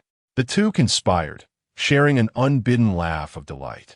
And she enjoyed a deep and restful slumber that night, the most peaceful she had experienced in a long while. Meanwhile, Jiang Yi returned to the courtyard with Xiao Qin, hastily applying the pre-prepared ointment to Xiao Qin's arm. She gazed at her with concern. "How does it feel? Are you any better?" "You foolish girl. I merely asked you to allow a few mosquito bites. Why must you be so obedient? Your arms are swollen like lotus roots. Who would have thought your skin could react so fiercely to mere bites?" Xiao Qin, seeing Jiang Yi's guilty expression, quickly reassured her. "Do not worry, miss. I am tough-skinned. In a couple of days, I will be fine. Perhaps the mosquitoes by the pond were just particularly hungry, which is why they bit so hard." As Jiang Yi applied the ointment, she cautioned, "You must rest in your room for the next few days, keeping dry and avoiding scratching, or else you will be left with unsightly scars." Xiao Qin jested, "What does it matter if it is on my arm? I am but a lowly servant. You need not concern yourself too much. It is merely a few mosquito bites. I am used to sleeping with them every night." However, as Xiao Qin noticed the increasing severity of the red spots on Jiang Yi's face, she could not help but feel a pang of concern. "But miss, why do the red bumps on your face seem to be worsening? You are aware of your allergy to soybeans. Why consume so many? What if you're left with scars?" Jiang Yi shook her head. "It is of no consequence. One must fully commit to the charade. To assure them, I must be stringent with myself. and she is likely hiding in her room, laughing at me right now. As she gazed upon my disfigurement, she must have felt an immense sense of joy. However, it matters not, for I possess a modicum of knowledge regarding pharmacology. I have already prepared an antidote for myself, and in no more than 3 days, I shall return to my former self. Xiaoqin looked at Jiang Yiyi with adoration, exclaiming that she was truly clever, even understanding pharmacology. Would it be possible for her to teach me? I would gladly assist you with any tasks, and once I have learned, I shall no longer fear the malice of others. Even if I were to be poisoned one day, I would be capable of detoxifying myself. Jiang Yi smiled at Xiaoqin, assuring her that, of course, she could teach her, as long as she was willing to learn. She would be more than happy to impart all her knowledge, and thereafter, she could take her ease, merely needing to share the formulas with Xiaoqin. Xiaoqin, brimming with excitement, replied that she would be delighted, as she cherished being by Jiang Yi's side. It brought her an extraordinary sense of accomplishment. Jiang Yi embraced Xiaoqin, and the two shared laughter, appearing utterly unfazed by their injuries. The following morning, Zixuan gathered everyone in the front hall, declaring that she had identified the perpetrator behind the attempt on her life. At that moment, Anqi could barely contain her anxiety, astonished by Zixuan's swift actions. She realized that regardless of how quickly Zixuan moved, she could not possibly uncover substantial evidence implicating Anqi herself. Anqi had been aware since last night that all the shops had removed their contaminated cosmetics from the shelves, and the products now available were from a completely new batch, ensuring that the problematic items had been destroyed. She believed her plan to be flawless. Just then, a servant of Lu Yinyang entered, carrying several large bags, from which he emptied various bottles and remnants onto the floor. Following Lu Yinyang was Rome Mama, who frequently assisted Anqi. Chapter 40. A harsh reckoning. Two physicians trailed behind Lu Yinyang as Zixuan instructed them to examine the contents. The physicians quickly identified the remnants on the ground as a colorless and odorless poison, capable of causing severe skin decay upon contact and exceedingly challenging to remove. Anqi, concealed in the shadows, felt a surge of trepidation. She had explicitly dispatched individuals to destroy these items. Why then did they reappear here? Could there be a traitor among the servants? Anqi's complexion turned ashen with fear. At this moment, should anyone accuse her, even the Jade Emperor would not be able to save her. Jiang Yi lifted her gaze towards the matriarch, hoping for her intervention. Yet the matriarch did not spare her a glance, seemingly intent on distancing herself from Anqi. Lu Yinyang knelt before the master alongside Rome Mama, who divulged the entire truth. It was revealed that Anqi, consumed by jealousy over Jiang Yi's beauty and resentful of her having usurped the title of eldest daughter, had concocted this vile scheme to strip Jiang Yiyi of her cherished appearance, wishing to inflict upon her unbearable suffering. However, due to an unfortunate misstep, the scheme had fallen into the hands of Zixuan's maid. Zixuan, unrelenting, pointed at Anqi, stating that all of this had been orchestrated by her. Not only did she intend to harm Jiang Yiyi, but their goal was to strike two birds with one stone, and the matriarch was undoubtedly complicit in this scheme, likely the mastermind behind it. What could have possessed Anqi to devise such a cruel plot? Aunt Lu concurred, stating that Zixuan's analysis was indeed correct. How could Anqi possibly execute her tasks with such meticulousness without raising any suspicions? The master, seated at the head of the table, maintained a stern expression. The truth could no longer be concealed. If he did not impose some form of punishment on Anqi as a warning to others, it would be difficult to maintain order. With indignation, Zixuan approached Anqi, presenting a box of used rouge powder. I never anticipated your heart could be so malevolent as to contemplate ruining my appearance in retaliation. She lamented. I, Zixuan, have always believed myself to be virtuous, never committing any heinous act. Since marrying into the Jiang family, I have conducted myself with propriety, particularly towards you and your daughter. Yet, you continue to humiliate me. Today, before all, I shall ensure that those who have harmed me receive their just deserts. Before she could finish her statement, Zixuan hurled a rouge box towards Anqi's face. Anqi, caught off guard, instinctively raised her hands to shield her face, but the powder still cascaded onto her chin. An insatiable itch erupted, prompting her to scratch reflexively, only to find that the powder had transferred to her face. Soon, red rashes and spots appeared, causing her to writhe in agony on the floor, while the onlookers remained indifferent, none daring to intervene. Even the lady of the house refrained from stepping in, her complexion paling as she realized her own impotence, unable to protect her only daughter. Now having lost the master's trust, it was likely that Aunt Lu would intensify her cruelty towards them. The master rose, reprimanding, and she has received her due punishment.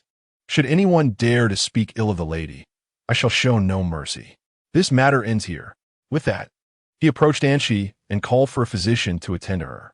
Thus, Anshi was carried out of the main hall, while Chun Chao, hidden in shadows, trembled in fear. She had never anticipated that her mistress would meet such a fate.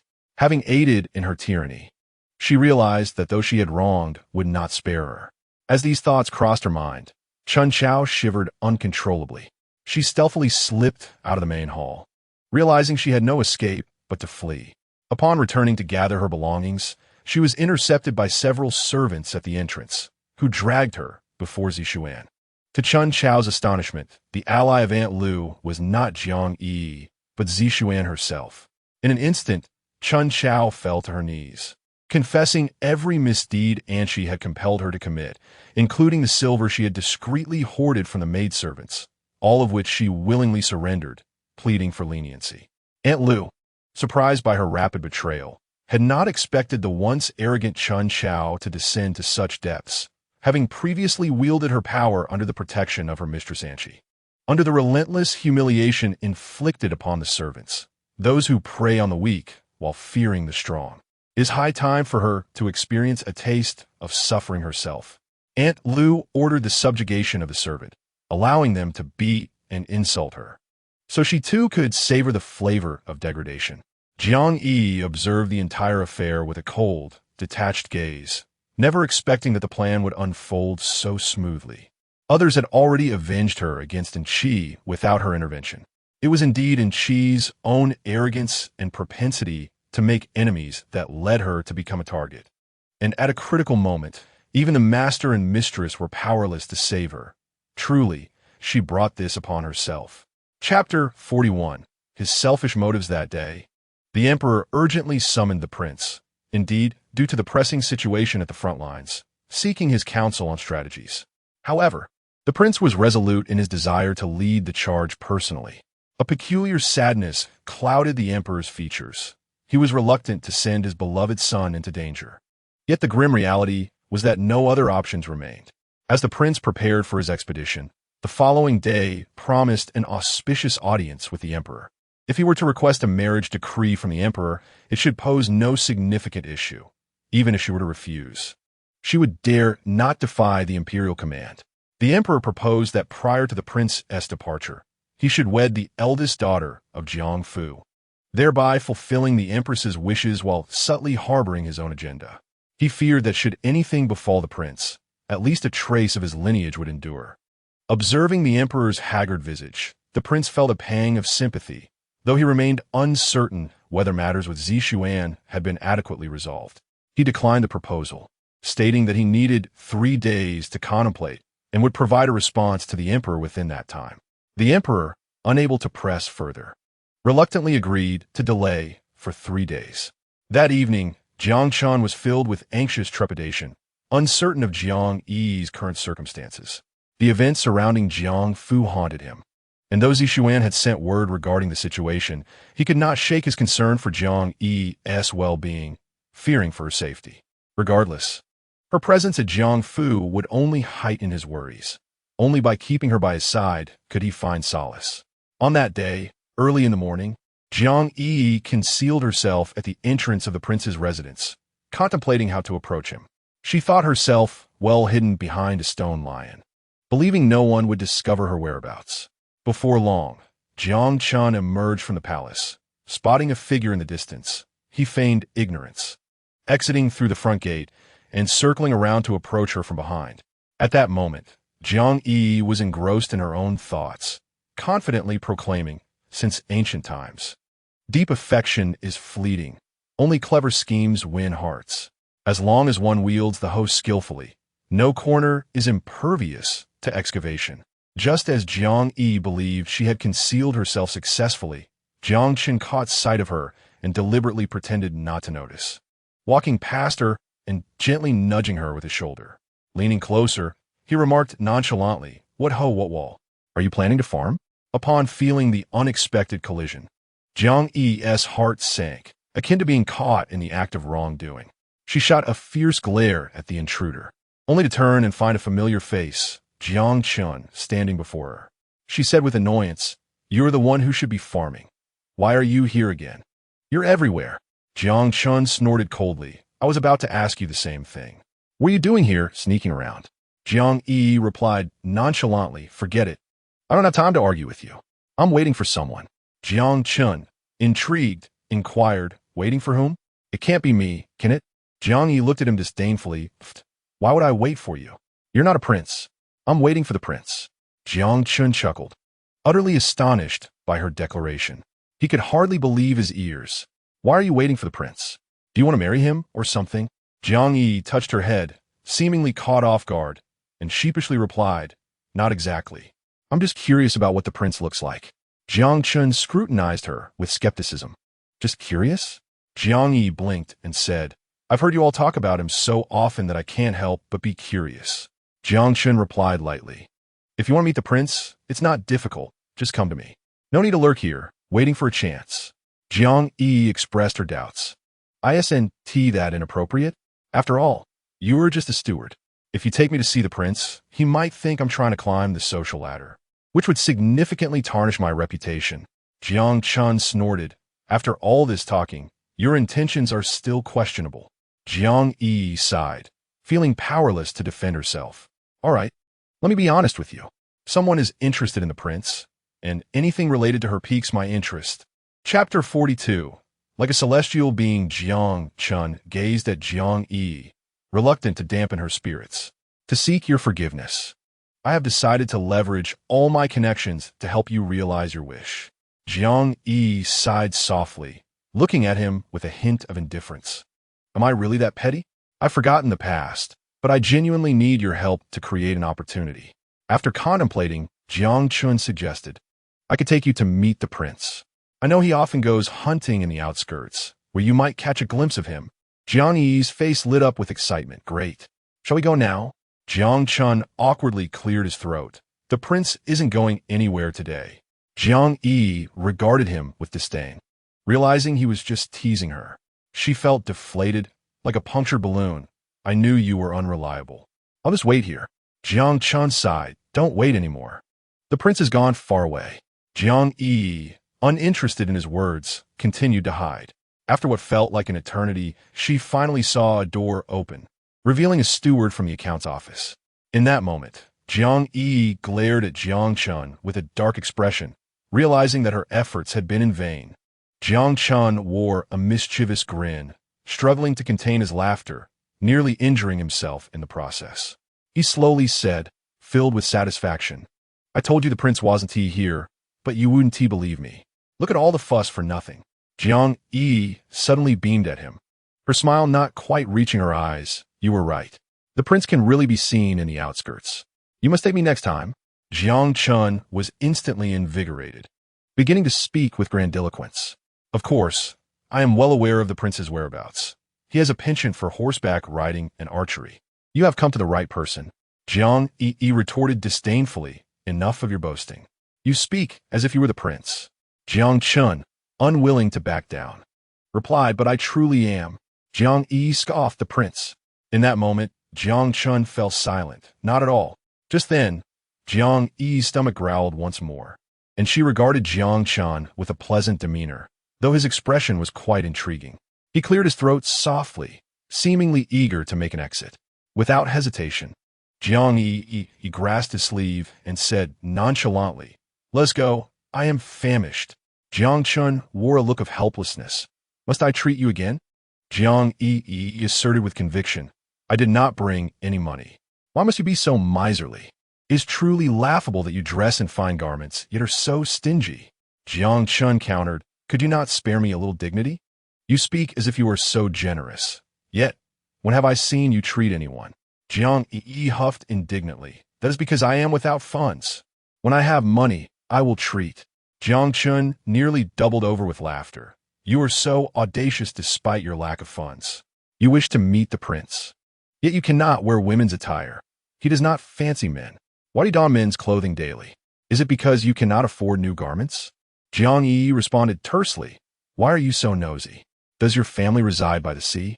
Knowing I have no money, you still mock me. Men's clothing is convenient and safe, you know? Jiang Chun provocatively said. Ah, still making excuses? Have I struck a chord with you? Are you flustered? Jiang Yiyi exasperated. Glared at him. Why do you enjoy provoking others so much? It's infuriating. She could not be bothered to argue further and walked ahead. Jiang Chun, unfazed by her irritation, continued to chuckle to himself. At that moment, Jiang Chun spotted a tailor shop and pulled Jiang Yiyi inside. She looked perplexed. What are you doing? Jiang Chun raised an eyebrow. Of course. I am here to choose clothes for you. What color do you prefer? Upon seeing the satin and the splendid garments, she was instantly enamored. To her surprise, the women's attire of the Qing dynasty was also so beautiful. Curiously, she glanced around, picking up a light blue garment, then shifting her gaze to a soft pink, purple, and turquoise, each more enchanting than the last. It was as though her eyes were dazzled by their beauty. Why are they all so lovely? Jiang Chun, noticing her captivated expression, said to the shopkeeper, I will take one of each. Jiang Yiyi was led to the fitting room by the shopkeeper, and when she stepped out in her new attire, she resembled a fairy from a painting, adorned in a modest yet elegant pale blue attire, embellished with exquisite patterns and intricate embroidery. The delicate folds of her garment lent a three-dimensional quality to her appearance. Her visage was strikingly beautiful, yet a hint of melancholy lingered within her graceful brows. Her gentle gaze mirrored that of a celestial being, captivating in its ethereal charm. Chapter 43. Irresistible allure. Jiang Yiyi possessed pearly white teeth and soft, supple lips. Her skin as delicate as the finest silk, radiating warmth from her soft, glistening eyes. Her expressive face resembled a fragrant blossom, enchanting all who beheld her. Adorned with classical hair ornaments, she exuded a noble elegance, akin to a blooming flower releasing an alluring fragrance. Jiang Chun was momentarily spellbound. At that moment, Jiang Yi was truly breathtaking. Approaching him, she inquired, What do you think? Jiang Chun appraised her from head to toe, nodding repeatedly, Beautiful. Now, this is what a young lady should look like. I can only imagine how the prince would be entranced. Jiang Yi chuckled, pleasantly surprised by her own allure in such splendid attire. Upon arriving at the inn, Jiang Chun reserved a private room and ordered an array of dishes. Jiang Yi, unable to contain her excitement, began to feast eagerly. Jiang Chun sighed. It seems you haven't been well fed at home, devouring your food like that. Jiang Yi lamented. You have no idea. Someone is trying to harm me, and I barely eat at home. Jiang Chun, puzzled, asked, Who would dare to harm you? Is this another one of your fantasies? Truly, believe it or not, she retorted. Jiang Chun, still skeptical, pressed on, Why do you want to get close to the prince? What are your intentions? Jiang Yi gazed at him and replied, I intend to marry the prince. Jiang Chun, having just taken a sip of tea, choked in surprise. You wish to marry the prince? Have you developed feelings for him? With a hint of annoyance, Jiang Yi exclaimed, Feelings? I've never even met him. My enemy seeks to marry the prince, so I must first win his affection. That way, my adversary will surely be displeased. Jiang Chun chuckled at her determination. Are you certain you want to marry the prince? However, he may not fancy someone as carefree as you. You lack the demeanor of a refined lady. Jiang Yi nearly spat out her food in disbelief, looking at him quizzically. In your presence, I may appear this way, but before the prince, I can present myself with grace and poise. All I need is your assistance in getting me to the prince to vex my enemy. Everything else is of little concern to me. With a resigned sigh, Jiang Chun replied, If you are so intent on marrying the prince, I shall lend you my support. He pondered, We'll wait for the opportune moment when the prince goes hunting. I will accompany you, creating the chance for you two to meet. Jiang Yi nodded in satisfaction, and the two fell into deep contemplation. Sensing her apprehension, Jiang Chun reassured her, Do not worry. I promise you will meet a genuine prince. Jiang Yiyi sighed. I truly struggle with interacting with strangers. I hope it won't be too awkward. Jiang Chun then inquired, what if the prince does not take a liking to you? What will you do? Jiang Yi shot him a fierce glare and retorted, who wouldn't be enamored by a beauty like me? You ought to be concerned that I might not find him appealing. Jiang Chun feigned calmness and replied, if you truly find him unworthy, I could endure a slight indignity and take you instead. Jiang Yi scornfully responded, are you out of your mind? You wish to claim me as if I were some sort of monster? Do you fancy yourself a Buddhist monk? Jiang Chun was momentarily rendered speechless by Jiang Yi's words, stammering for a while before finally saying, that's not what I meant. I was suggesting that I could marry you. Jiang Yi looked at him with disdain. You've grown up, but have turned out quite unremarkable. Your thoughts, however, are rather grand. Jiang Chen's face flushed with indignation. It was inconceivable that Jiang Yi could look down upon him. Therefore, he vowed to fulfill her desires. The prince, adorned in his official attire, set off early in the morning to pay his respects to the emperor. He was radiant, his countenance filled with joy, unable to conceal the delight bubbling within him. Before him stood the grand palace, majestically rising amidst the verdant landscape. The palace was encircled by robust stone walls, each stone intricately adorned with exquisite carvings, exuding an air of ancient elegance and monumental grandeur. Inside, the halls were spacious and well-lit, embellished with magnificent decorations, and the carvings and paintings within were unparalleled in their artistry, showcasing the palace's solemn splendor. The emperor, draped in resplendent robes of gold and azure, wore an ornate crown atop his head, his regal bearing accentuated by a proud posture. His countenance was grave and commanding, with piercing eyes that exuded an icy intensity, deterring any who dared to stare too long. The prince stepped forward to receive the emperor's commendations, and the surrounding officials sang his praises without reserve. At that moment, when the emperor gazed upon the prince, his eyes conveyed a depth of warmth and authority, his words resonating with clarity and profound allure. Chapter 44. The emperor bestows a marriage. The emperor's demeanor was meticulous and judicious, imbued with an unparalleled sense of satisfaction. The entire scene resembled a familial gathering filled with reminiscence. The prince felt a wave of tranquility wash over him, a warm current flowing into his heart. During the court session, the emperor awarded the prince with honors and conferred upon him the title of Sheng Chun Wang. After the court adjourned, the emperor made special arrangements for a celebratory banquet in the evening, which also served as a family gathering, considering the prince was the emperor's own kin, and the entire royal lineage was present. That night, at the royal banquet, the hall was ablaze with light, fireworks illuminating the sky, and the palace was alive with splendid festivities. Tables were adorned with an array of delectable dishes that tantalized the senses. The atmosphere was vibrant, filled with laughter and lively banter as people gathered around the tables. Court dancers, clad in resplendent attire, performed, enhancing the celebratory ambience. The emperor sat regally upon his throne, accompanied by the empress, who wore a gown of gold and a crown bedecked with pearls, her demeanor embodying grace and serenity. The empress radiated kindness and warmth, her presence exuding a maternal elegance that commanded reverence. Seated beside the emperor were the concubines, each adding to the grandeur of the occasion. They wore gentle expressions, adorned in splendid embroidered garments, their faces radiating with pure smiles, seated decorously in their designated places, careful not to overstep boundaries, bowing respectfully in deference. At the center of the banquet hall, a graceful dancer twirled in a flowing purple gown, the hem fluttering softly, her elegant hair cascading over her shoulders, adorned with a tightly wrapped red scarf, evoking the imagery of a beautiful painting. Her delicate figure, resplendent like a celestial being, captivated all. The dancer moved with lightness, her elegant turns reminiscent of a lovely butterfly, fluttering through the hall, leaving spectators in awe. As the music ebbed and flowed, her body harmonized flawlessly with the rhythm, her toes dancing lightly, akin to a sprite weaving through the gentle currents of air. The enchanting dancer elevated the atmosphere of the gathering to its zenith. The prince watched intently, the dancer's enchanting form reminding him of Jiang Yiyi, as if the woman performing in the center of the stage were indeed Jiang Yiyi herself. Enraptured by his own reverie, a sweet smile graced his face.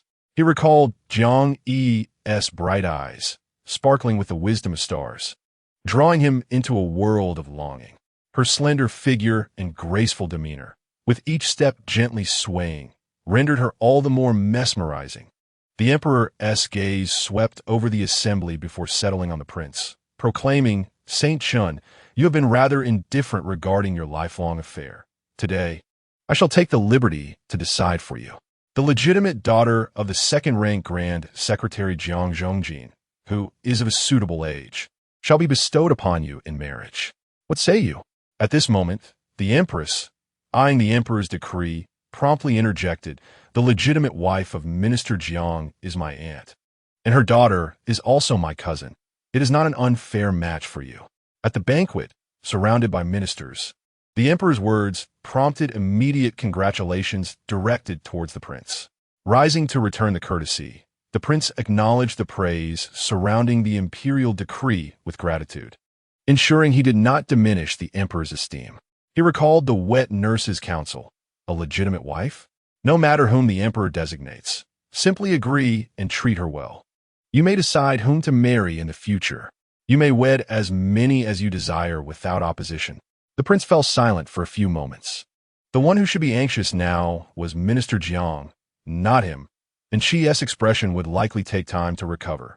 Would Minister Jiang devise a foolproof strategy? The prince smirked cynically, quickly rising to express his thanks to the emperor and empress. The empress nodded in satisfaction. This was her niece's long-held wish, and her efforts had not been in vain.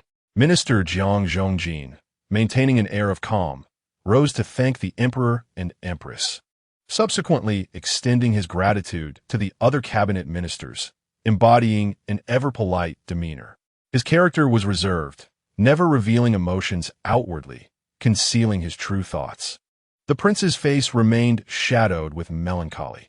Now that the emperor had granted a marriage, was his opportunity at hand?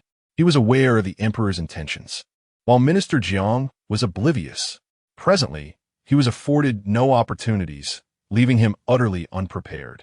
At this moment, the countenance of Deputy Minister Jiang grew increasingly grim. The buoyant emotions he once harbored were now overshadowed by profound disappointment. And she had sustained injuries, and Jiang found himself in a predicament. Refusing the imperial decree would be tantamount to defying the emperor. Yet marrying Qi under her current condition would be an act of deception against the throne.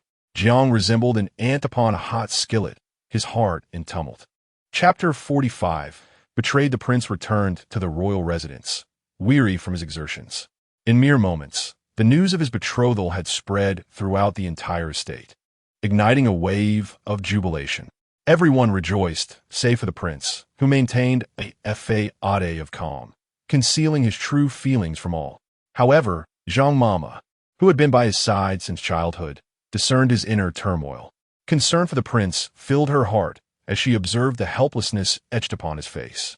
She gently pulled him aside and whispered, "Your Highness, it is clear you are troubled. Is there someone you hold dear? Your father, the emperor, has always been averse to defiance of his wishes. I previously advised you to acquiesce. It was to spare you from losing face before him, lest he unleash his ire upon you in the future." The prince, feeling aggrieved, replied, "I knew it was you, Mama, who truly cares for me." Zhang Mama pressed on, "Speak up, then. Which young lady has captured your heart? Perhaps you could approach the emperor and request a secondary consort to accompany your primary wife into the household. This would not be a slight against her, would it?" Grateful, the prince grasped Zhang Mama's hand, appreciating her thoughtful approach. He had his own plans for such matters. Yet, he found himself mired in deep contemplation.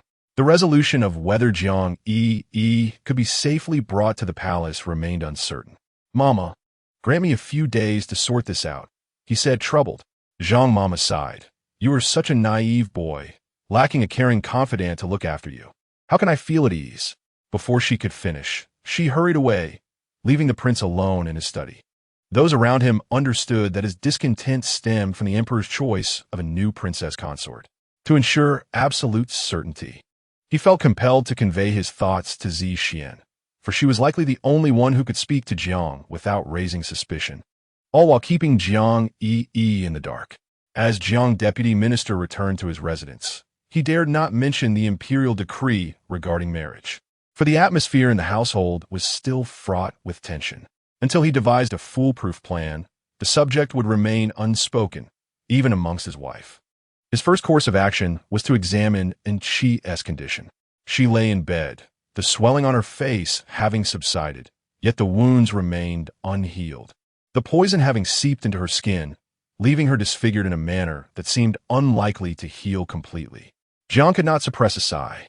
Yiyi's injuries were grievous, and he was at a loss for how to proceed. Weary and dispirited, he felt a gentle hand on his arm.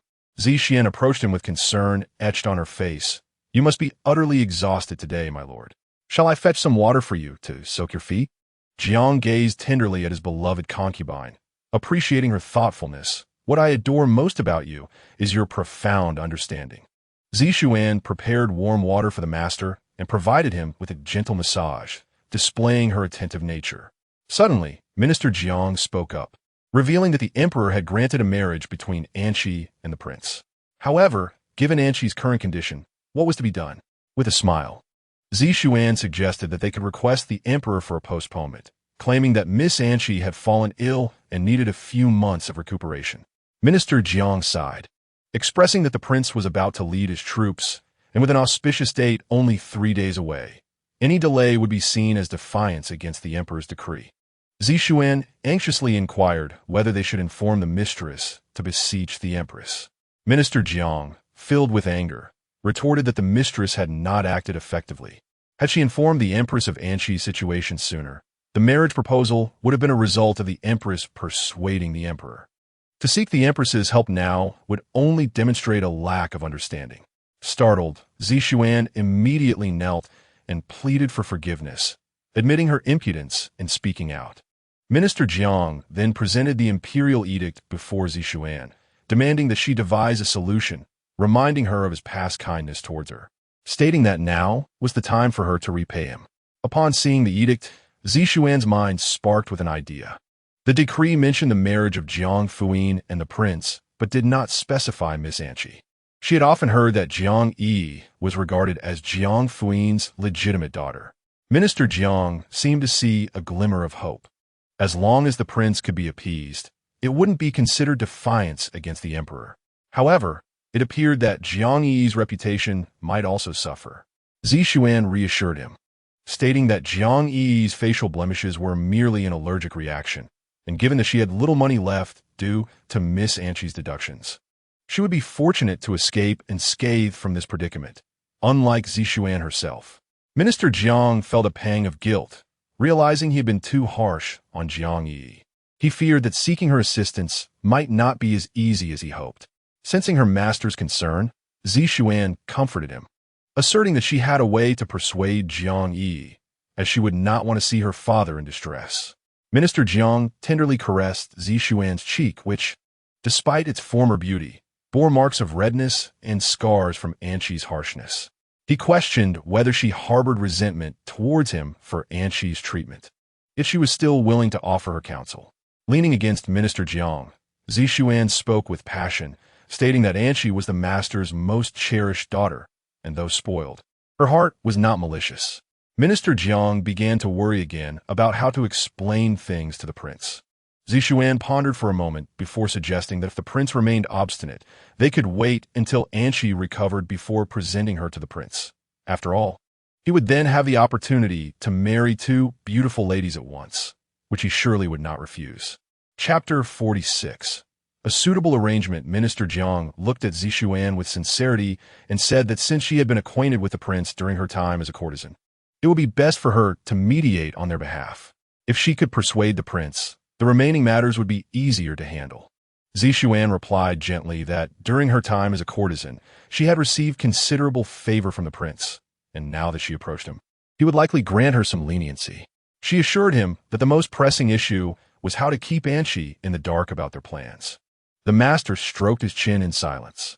To avoid any further complications, he decided to temporarily place Qi in a separate residence for recuperation, intending to bring her back once Jiang Yiyi successfully married into the Wang family.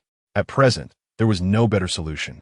With matters finally settled, Minister Jiang could finally enjoy a peaceful night's sleep.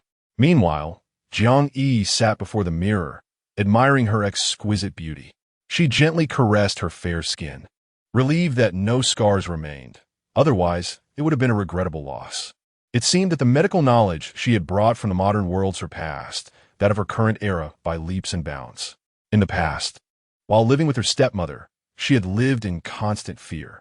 To ease her mind, she secretly studied various medicinal knowledge, from the compatibility of foods to the intricacies of herbal remedies, even mastering antidotes for various poisons. She thought that should any unforeseen incident arise, she would be well prepared, not at the mercy of others. Little did she expect that she would one day traverse time, landing in ancient times, where all her prior knowledge would finally prove useful, filling her heart with a sense of satisfaction.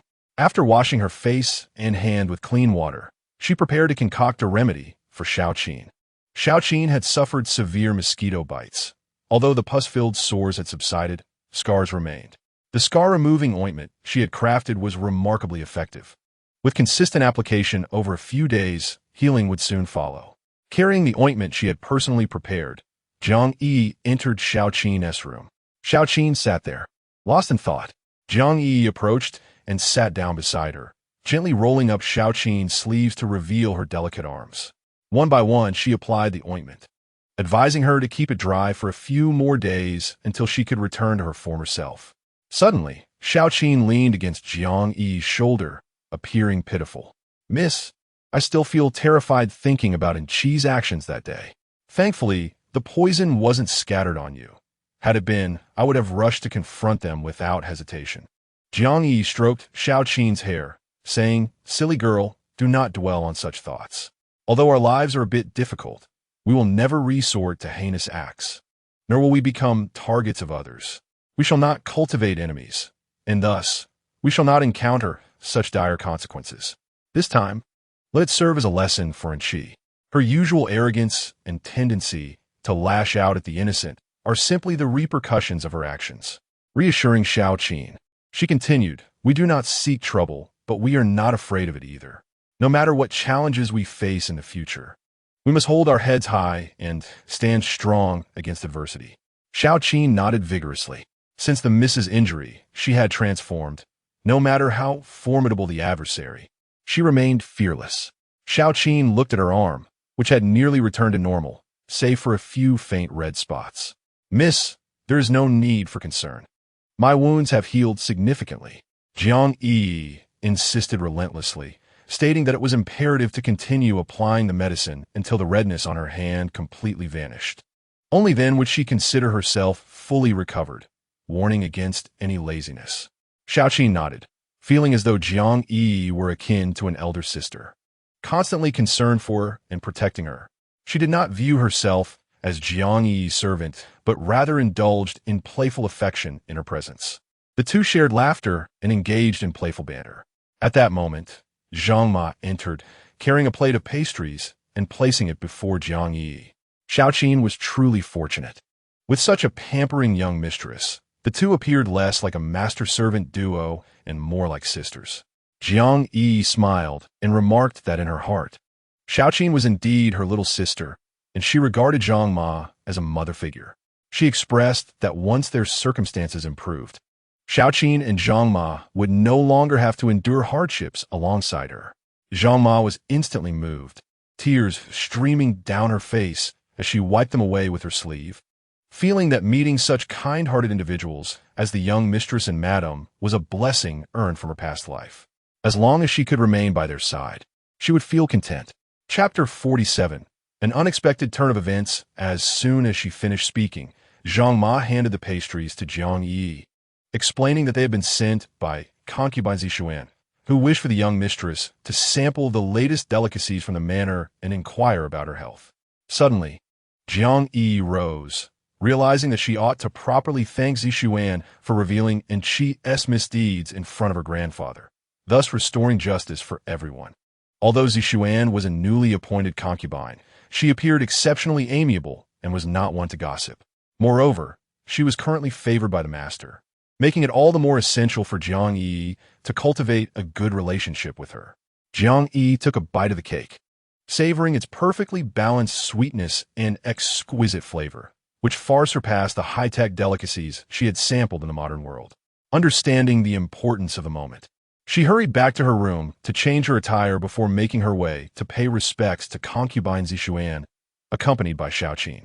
As they entered Zishuan's courtyard, they found it impeccably tidy, with a large flower bed brimming with a variety of blossoms, each vying for attention in their vibrant display. At that moment, Zishuan was amusing herself with a parrot that was mimicking human gestures, eliciting laughter from her. Upon noticing Jiang Yi's entrance, Zishuan quickly approached to greet her. "Miss, what a rare pleasure to see you here today. It is truly kind of you to visit someone as lonely as I." Jiang Yiyi promptly bowed, responding, "Concubine Zishuan, you jest. With your stunning beauty, captivating enough to enthrall an entire nation, we, the younger generation, hardly dare to approach you. Today, I have come specifically to admire your grace." Zishuan playfully remarked, "Miss, are you here to tease me? You know my face is injured. I fear my allure has diminished, and the scars have only added to my woes." Jiang Yi approached and glanced at the scars that had begun to form on Zishuan's face. While the cheeks appeared relatively unscathed, the scars on either side of her jaw were glaringly prominent. It was truly a pity that such a strikingly beautiful woman bore these marks upon her visage. Jiang Yi took out a brocade box and presented it to Zishuan, saying, "If you do not mind, this is a scar-removing ointment I prepared myself. The scars on your face have started to scab. With consistent application over a few days, it can diminish the scars and heal the wounds. If you place your trust in me, I encourage you to give it a try." Zishuan scrutinized Jiang Yi's flawless face, which remained as radiant and pure as ever. She accepted the item from Jiang Yi's hands, feeling as if she had obtained a treasure. "Of course I believe in you. Seeing your face restored to its former glory brings me great comfort. If it proves effective for you, it may also yield results for me. You have no idea how I dread looking into the mirror. The sight of my current appearance drives me to despair." Jiang Yi stepped closer, reassuring her, "Do not worry. Dear aunt, this ointment has remarkable properties.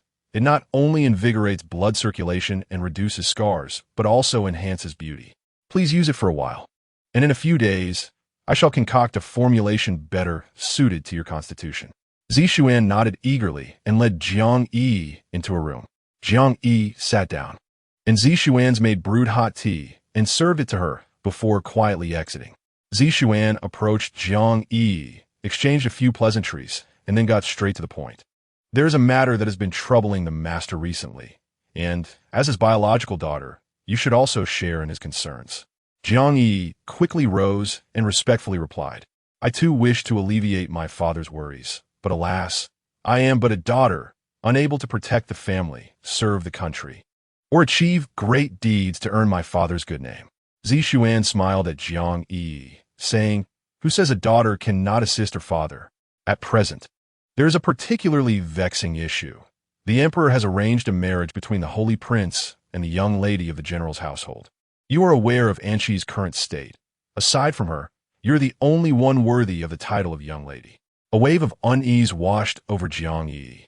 The holy prince, whom she had never heard of before, was Anshi being promised to another prince?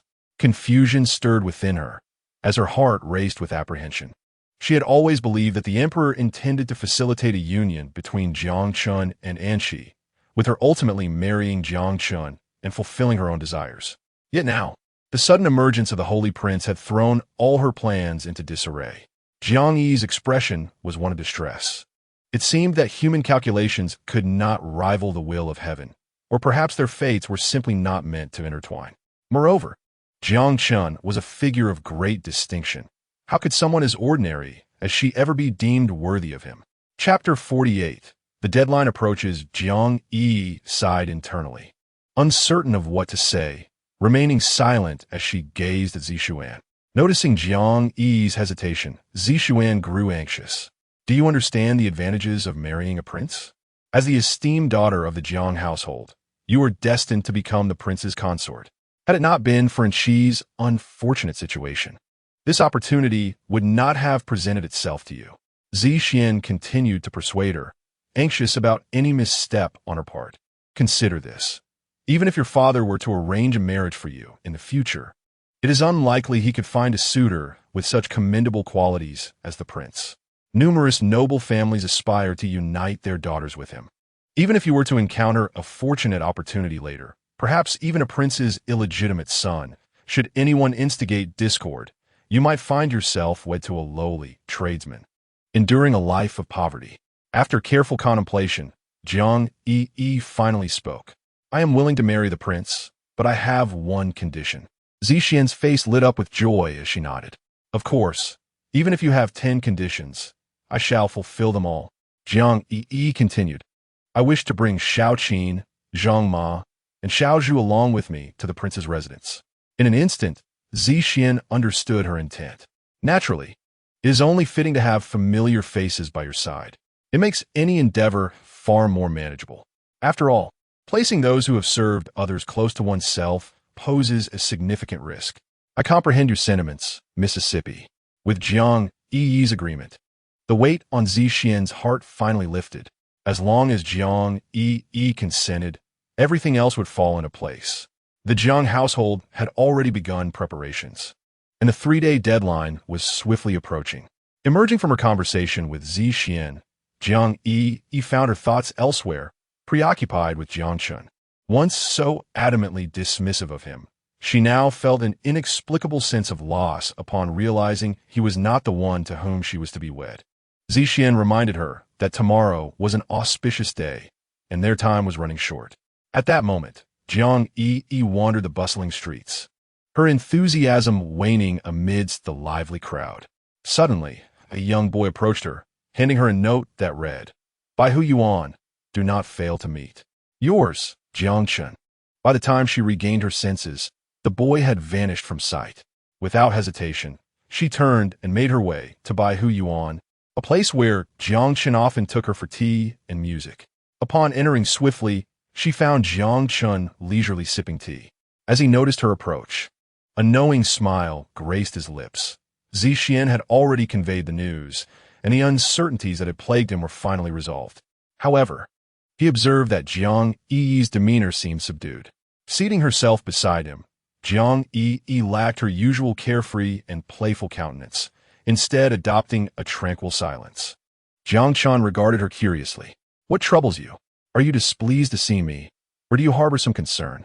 Jiang Yiyi shook her head, uncertain of what to say, fully aware that some things remained unspoken. Perhaps this was destined to be their final encounter. She ought to cherish this moment. Jiang Chun appeared as radiant as ever, his features sharply defined like a sculpted visage, strikingly handsome. On the surface, she appeared to be carefree and unrestrained, with a cascade of lustrous black hair and slender, enchanting peach blossom eyes beneath arched brows. Her high nose and well-proportioned red lips were adorned with a dazzling smile. Yet, the thought that she could no longer rely on this individual for any future challenges filled Jiang Yiyi with a profound sense of loss. She lifted the teacup from the table and took a gentle sip. The previous day, she had perused a book of illustrations, the conclusion of which left much to be desired, casting a shadow of melancholy over her. Jiang Chun, his eyes blinking inquisitively at Jiang Yiyi, sensed her deception. Whenever she lied, her cheeks would betray her with a flush, accompanied by subtle fidgeting. Jiang Chun had likely pieced together her secret. She anticipated marriage, which surely stirred a hint of reluctance within her. Suddenly, he reached out and lightly patted her shoulder, saying, It's merely a book. Next time, I'll ask the storyteller to craft a more delightful ending, ensuring you can enjoy an entire day of happiness. Jiang Yi looked up at him, unable to suppress a chuckle. A beautiful beginning and a dismal ending, such is the nature of life, and one grows accustomed to it. What sparked your good mood today? Jiang Chun replied earnestly, I had a rather peculiar dream last night that led me to think of you, prompting my immediate visit. At that moment, Jiang Yiyi's smile froze. She found herself caught in a whirlwind of emotions, uncertainty between joy and sorrow. She resolved that this would be their last meeting, yet the words lingered unspoken on her lips. Chapter 49. The prince's wedding. Upon returning to her chamber, Jiang Yiyi was engulfed by despondency, particularly after witnessing Jiang Qin's expression, which intensified her feelings of guilt. She had instigated this connection, and now she was the one preparing to depart. Racked with self-reproach, she lamented having deceived a kind-hearted individual for her own desires. And she could hardly bear to look at herself in the mirror. How would she face Jiang Qin in the future? The question echoed in her mind repeatedly. Xiao Qin had been waiting outside for quite some time. She knocked gently on the door, but Jiang Yiyi remained silent, concerned for her mistress's well-being, especially given the unusual expression she had worn upon returning. Xiao Qin could not resist knocking again before cautiously entering. Jiang Yiyi sat in solitude, lost in thought, her face a mask of gloom, suggesting she was burdened by unspoken worries. Xiao Qin set down the resplendent phoenix crown and bridal attire, speaking softly, "Miss, I shall take my leave for now. It is best to rest early, so that you may awaken with a brighter complexion. When the matrons arrive tomorrow, I will come and knock on your door." Jiang Yiyi nodded, her gaze drawn to the neatly arranged crimson wedding dress. She reached out to touch it, realizing that after so much planning, her wishes were finally being fulfilled, yet her heart felt heavy with discontent. What fate awaited her? She dared not contemplate the notion of leaping from one fiery pit into another. She pondered the character of the man she was to marry. Would he be amiable, youthful, or older? With these questions swirling in her mind, she drifted into a restless slumber at her bed's edge. When she opened her eyes again, she heard Xiao Qin knocking at the door. Jiang Yiyi rose to open it, followed closely by several matrons who entered and guided her to a seat, swiftly assisting her in changing clothes. A multitude of maids trailed behind, bringing various garments, inner and outer robes, along with an array of accessories and jewelry beyond counting. These matrons were specially trained in etiquette for the young ladies of the palace, often summoned to assist during royal weddings. As one matron let down Jiang Yi's hair, it cascaded like silk, glistening with a lustrous sheen, soft and resilient to the touch. The matron chanted, "1 comb to the ends, 2 combs for hair to the brows, 3 combs for children and grandchildren plentiful, or simply 1 comb for the head from top to tail, 3 combs to match hair with brows." At that moment, under the deft hands of the matrons, Jiang Yiyi appeared breathtakingly beautiful, with her hair styled elegantly, delicate brows lightly brushed, eyes sparkling with vitality, skin smooth as fine jade, and lips as vibrant as ripe cherries. Her enchanting figure radiated charm, reminiscent of spring bamboo's delicate grace. The streets were adorned with a bridal procession as far as the eye could see. Flower petals blanketed the ground, wafting their fragrance in the gentle breeze. Countless red silk ribbons were tied to the trees throughout the city, while soldiers maintained order along the sides of the road. A throng of onlookers, eager to witness this once-in-a-century wedding, pressed together in a bustling crowd. The bride, clad in resplendent red, adorned with a phoenix crown and flowing robes, her golden hairpins shimmering brilliantly, jade earrings glistening, and pearl tassels gracefully draping, stepped into the prince's carriage. After the wedding ceremony, Jiang Yiyi was escorted into the bridal chamber by her maids. The room was opulent, featuring a splendid golden ceiling and walls adorned with intricate, colorful designs. The floor was covered with a softly hued satin carpet, and large red candles flickered around, creating an atmosphere both romantic and solemn. The royal residence buzzed with excitement, draped in elaborate red silk, transforming the space into a splendid spectacle. The air was thick with the sweet aroma of incense, permeated by a joyous festivity. Dressed in striking attire, the groom radiated happiness, surrounded by the enthusiastic blessings of the guests. Their jubilant cheers echoed through the air, a celebration of unrestrained joy. After finally bidding farewell to all the guests, the prince eagerly entered his bridal chamber. Gently lifting the bride's veil, he discovered Jiang Yiyi had already fallen asleep, her head drooping, oblivious to his entrance. The prince gazed at Jiang Yiyi, her skin as soft as cream, her aura as delicate as an orchid. her beauty enhanced by an enchanting charm. As he brushed his hand across her cheek, Jiang Yi jolted awake, sitting upright and scanning her surroundings, only to find Jiang Chun seated beside her. Hastily, she concealed him behind herself, exclaiming, "What are you doing here? This is the royal residence. Moreover, it's my wedding day. Your presence here could lead to misunderstandings. You must hide." Jiang Chun regarded her with a teasing smile. Who would misunderstand us? The prince? Chapter 50. The intention to fulfill marital duties. It was then that Jiang Yi realized Jiang Chun was dressed in the attire of a groom. How could this be possible? Jiang Yi lightly tapped her head, realizing that the sacred prince mentioned in the imperial decree was none other than Jiang Chun. Embarrassment washed over her, making her wish to disappear into a crack in the ground. Jiang Chun leaned closer, observing the bashful expression on Jiang Yi's face, stirring a sense of amusement within him. Was it a surprise, or perhaps an unexpected turn of events? Jiang Yi glared at him fiercely, lamenting how deeply she had been deceived by the sacred prince. Had she known he was a prince, she wouldn't have rushed to seek his assistance. Wouldn't it have sufficed to approach him directly? Jiang Chun regarded her with disdain, remarking on her cunning strategy of feigned pursuit. Had he truly fallen for her ploy? Jiang Yi hurriedly clarified, "Your Highness, please do not misunderstand. The one you are meant to marry is my sister, and I merely came to pay my respects on her behalf. The one destined to be your wife isn't she." Jiang Chun firmly grasped Jiang Yi's arm, asserting, "Now that you have wedded, you are my princess. There is no turning back. A marriage vow has been exchanged." Jiang Yi winced at Jiang Chen's grip, her face contorted in pain. "Your Highness, could you show some mercy? My wrist feels as if it might snap." In that moment, Jiang Yi feigned innocence, insisting that the emperor's decree was for her sister, and that their vows held no validity, for she was merely a stand-in. "Please, spare me." Jiang Chen looked at her, bemused. Who had been the one fervently declaring her desire to wed the prince? Who had sought every possible means to draw closer to him? Now, with the prince before her, she wished to distance herself. Leaning closer, his moist lips brushed against her cheek as he murmured, "The only one I wish to marry is you. The only one I desire is you." Did you think the emperor's decree was mere coincidence? This was all meticulously orchestrated by me. Even the plants and qi nurtured were gifts I arranged for her. Jiang Yi's eyes widened in disbelief, struggling to comprehend his words.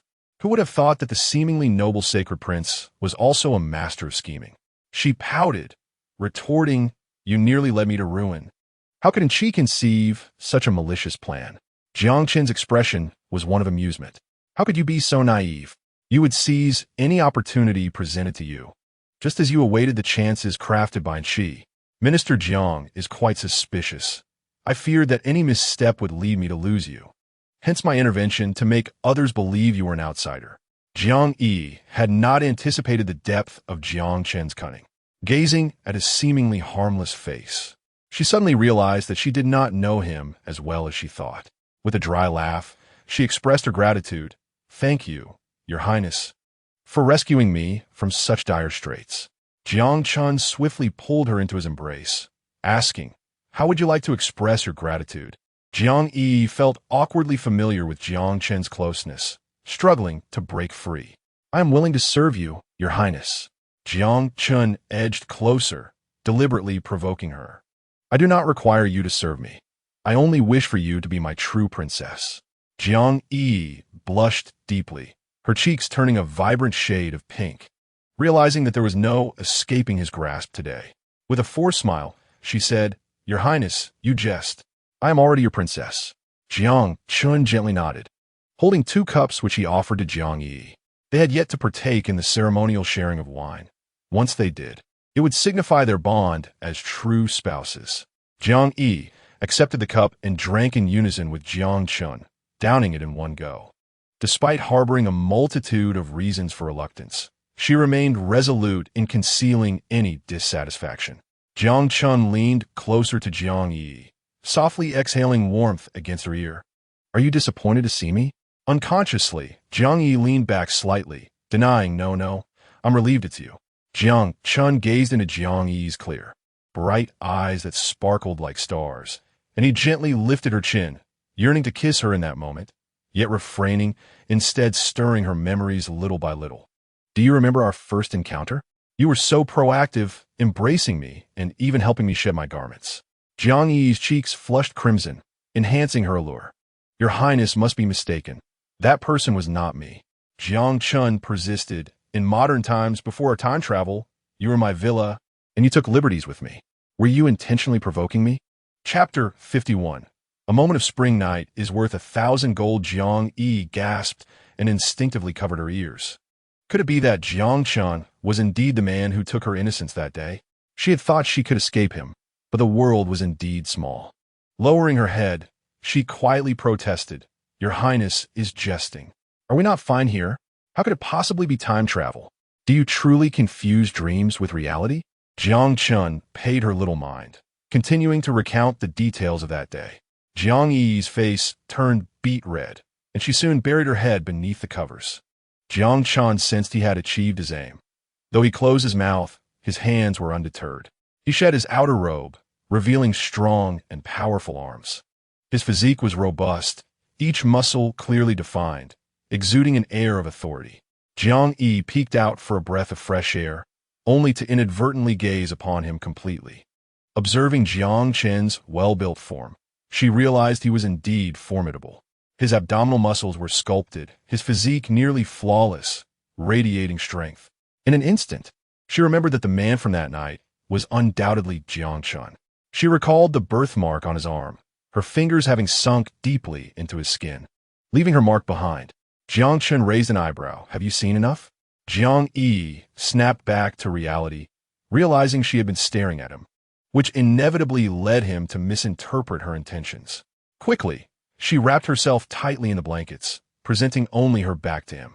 Jiang Chun tugged at the covers and dove into bed, igniting a playful tug-of-war for the blanket. Jiang Yi, unwilling to yield, found herself unprepared as Jiang Chun swiftly removed her garments, leaving her clad in but a thin layer. Jiang Yi felt ensnared by Jiang Chun, a mix of shame and anger surging within her as she exerted all her strength. Yet, how could a delicate woman like her possibly move Jiang Chun even slightly? He gently grasped her slender waist, instantly rendering her utterly helpless. The moment he teased her, Jiang Yi began to plead for mercy. How could Jiang Chun relinquish such a splendid opportunity? He gazed at the soft, pale figure fully revealed before him. With tender eyes, he leaned in, his lips unconsciously brushing against hers. In that fleeting moment, their souls intertwined. The one who haunted his dreams, the one for whom he would give everything, lay unmistakably in his embrace. How could he possibly restrain himself? Jiang Chun pressed closely against Jiang Yi, captivated by her curves, while her delicate waist further entranced him. He ventured slowly, feeding her sweet kisses, and before she could comprehend, she found herself firmly held by him. Jiang Chun grasped the nape of her neck, preventing her from evading his warmth. Jiang Yi dared not move, fearful that any misstep would lead her back under his control. Her cheeks flushed as she attempted to push him away, but his strength rendered her futile in her resistance. Gasping for breath under his kisses, she was unprepared and understandably anxious. At that moment, Jiang Chen's hands grew bolder. Jiang Yi gasped in surprise. Was he truly about to take their relationship to a new level? In a sudden burst of resolve, she freed herself from his embrace, her demeanor shifting to one of submission, her eyes instinctively fluttering shut, appearing quite weary. Jiang Chun, still yearning for more, reminisced about their first intimate encounter, her graceful form and delicate silhouette eliciting a smile from him. Yet now, Jiang Yi was resistant to his proximity. The flames of desire coursed through Jiang Chen's body, prompting him to draw nearer, while Jiang Yi, alarmed, retreated until she found herself cornered against the wall. Biting her lip, she murmured softly, "Aren't we supposed to blow out the candles?" The room, aglow with candlelight, radiated warmth and tenderness, enveloping them in a cozy ambience. Jiang Chun, undeterred, replied, "Isn't this atmosphere just perfect? A moment like this is priceless." Jiang Yi was momentarily speechless, taken aback. As Jiang Chun leaned in, their eyes locked, their noses nearly touching. The air around them thickened with unspoken tension. Anxious at his eagerness, Jiang Yiyi hastily pushed against his shoulder. I am Festi. Reluctantly, Jiang Chun released her, and like a bird escaping its cage, she leaped off the bed. Seated at the table, Jiang Yiyi sipped her tea, but it was clear she was merely pretending to enjoy it. Jiang Chun, observing her from a distance, smirked inwardly, wondering how long she could evade him. Chapter 52. Is this ever going to end? Jiang Yiyi, seeing Jiang Chun cease his movements, stealthily approached the bedside. With his eyes partially closed, Jiang Chun watched as she hesitantly climbed onto the bed. The moment she lay down, he enveloped her in his strong embrace. He pressed his lips forcefully against Jiang Yiyi's, who had already been left with a swollen pout resembling a sausage. If this continued, she feared she would be unable to venture outside the following day. Jiang Yiyi was acutely aware of Jiang Chen's intentions. Her cheeks flushed a deep crimson, reminiscent of a monkey's backside. She understood that Jiang Chen was now her husband, and anything he chose to do was not deemed excessive. With no opportunity to retaliate, she found herself firmly pinned beneath him, his sheer strength an insurmountable barrier. Watching Jiang Yiyi's futile attempts to escape only fueled his desire for conquest, and Jiang Chun became increasingly audacious. He had meticulously plotted for several months for this moment. There was no way he would relinquish it easily. His fingers caressed her, nearly overwhelming her with sensation. Just as he was about to advance further, Jiang Yiyi suddenly pushed him away with great force. Her heart raced, and in her fear, she curled into herself, uncertain of how to face her husband. Caught off guard by the sudden push, Jiang Chun was momentarily stunned. Jiang Yiyi hastily offered an explanation to alleviate the awkwardness. I need to use the restroom. With a resigned sigh, Jiang Chun said nothing and turned to sleep. Jiang Yiyi quickly retreated to the front hall, where she sat in silence for nearly an hour, waiting until she believed he had fallen asleep. She cautiously observed his tightly closed eyes, confirming his slumber before stealthily returning to bed. Just as she settled into a comfortable position and relaxed, Jiang Chun rolled over and pinned her beneath him once more. What reason could you possibly have now? I shall not grant you another opportunity, he declared. Trembling, Jiang Yiyi replied, but you were asleep. Jiang Chun retorted with a teasing tone. How could I sleep with the princess behaving so unpredictably? Jiang Yiyi offered a wry smile. Can we postpone this for another day? Jiang Chun shot her a fierce glare. We are already well acquainted, and I have seen all of you. Enraged, Jiang Yiyi exclaimed, that doesn't count. We are now in ancient times. We must adhere to their customs. Jiang Chun, comprehending her meaning, replied, very well. What are the ways of the ancients? I'm most curious. Frustrated, Jiang Yiyi replied. The ancient said that one must extinguish the lights first. Jiang Chun nodded in compliance. That is indeed wise. I shall extinguish the candles. Remarkably, he managed to blow out both candles from a distance. With his cheek pressed closely against Jiang Yiyi's, he inquired, what else did the ancient say? Yawning, Jiang Yiyi managed to whisper, the ancient said it is time to sleep. Taking a deep breath, Jiang Chun turned onto his side and closed his eyes. Jiang Yiyi thought she could finally enjoy a peaceful slumber, but her assumption was misguided. Just moments after settling into quietude, Jiang Chun began to fidget again. He was acutely aware of his impending departure for battle, uncertain of how long he would be gone. Having finally brought Jiang Yiyi home, he was unwilling to wait any longer, cherishing every moment he had with her. Jiang Yiyi, exasperated, complained, why aren't you sleeping? I'm tired. With a playful grin, Jiang Chun replied, but I am not tired. There is still business to attend to. Jiang Yiyi, tormented by his antics, pleaded, what on earth do you want? Jiang Chun probed, can I do whatever I wish? Jiang Yiyi squinted her eyes, somewhat confused, and nodded lightly. Seeing her tacit approval, Jiang Chun grew even more audacious, swiftly stripping her bare, as if peeling a delicate egg. At that moment, she appeared as pure and flawless as exquisite jade, her beauty surpassing mere descriptions. Resembling a rare species of humanity, her slender form exposed beneath his gaze. Jiang Chen's fingers began to wander, caressing her with insatiable desire. His fingertips glided over her fair skin, and an unintentional sound from her lips ignited his excitement. Her soft, melodious voice possessed an irresistible power. Ensnaring him in a rapture he found difficult to escape. Jiang Chun captured her crimson lips, seemingly intent on engulfing her entirely with his fervor. As the flames of his passion began to spread outward, elevating his affection and finding solace in her presence, his tenderness made her less resistant, his love enveloping her in an unprecedented sense of security. Being with him, he adeptly grasped her vulnerabilities. Jiang Yiyi gazed at the strikingly handsome man before her. Unable to conceal the happiness blooming within her heart, she gradually began to embrace him, responding to his advances. Chapter 53. The first Qixi festival. Jiang Yiyi still vaguely recalled their first encounter, captivated by his beauty and drawn to his form. He always seemed to provide her with everything she desired at just the right moment. Unable to resist, Jiang Yiyi leaned in and gently kissed Jiang Chen's cheek. They were truly husband and wife now, and she was willing to explore all the unknowns with him. Jiang Chen looked at Jiang Yiyi, her flushed cheeks radiating joy, and in that moment, he understood her feelings more clearly than ever. Previously, he had feared that she might not accept him, but witnessing her initiative filled his heart with sweetness akin to honey. Jiang Yiyi did not anticipate that she would succumb so easily under Jiang Chen's advances. He loved her so intensely that he yearned to become one with her.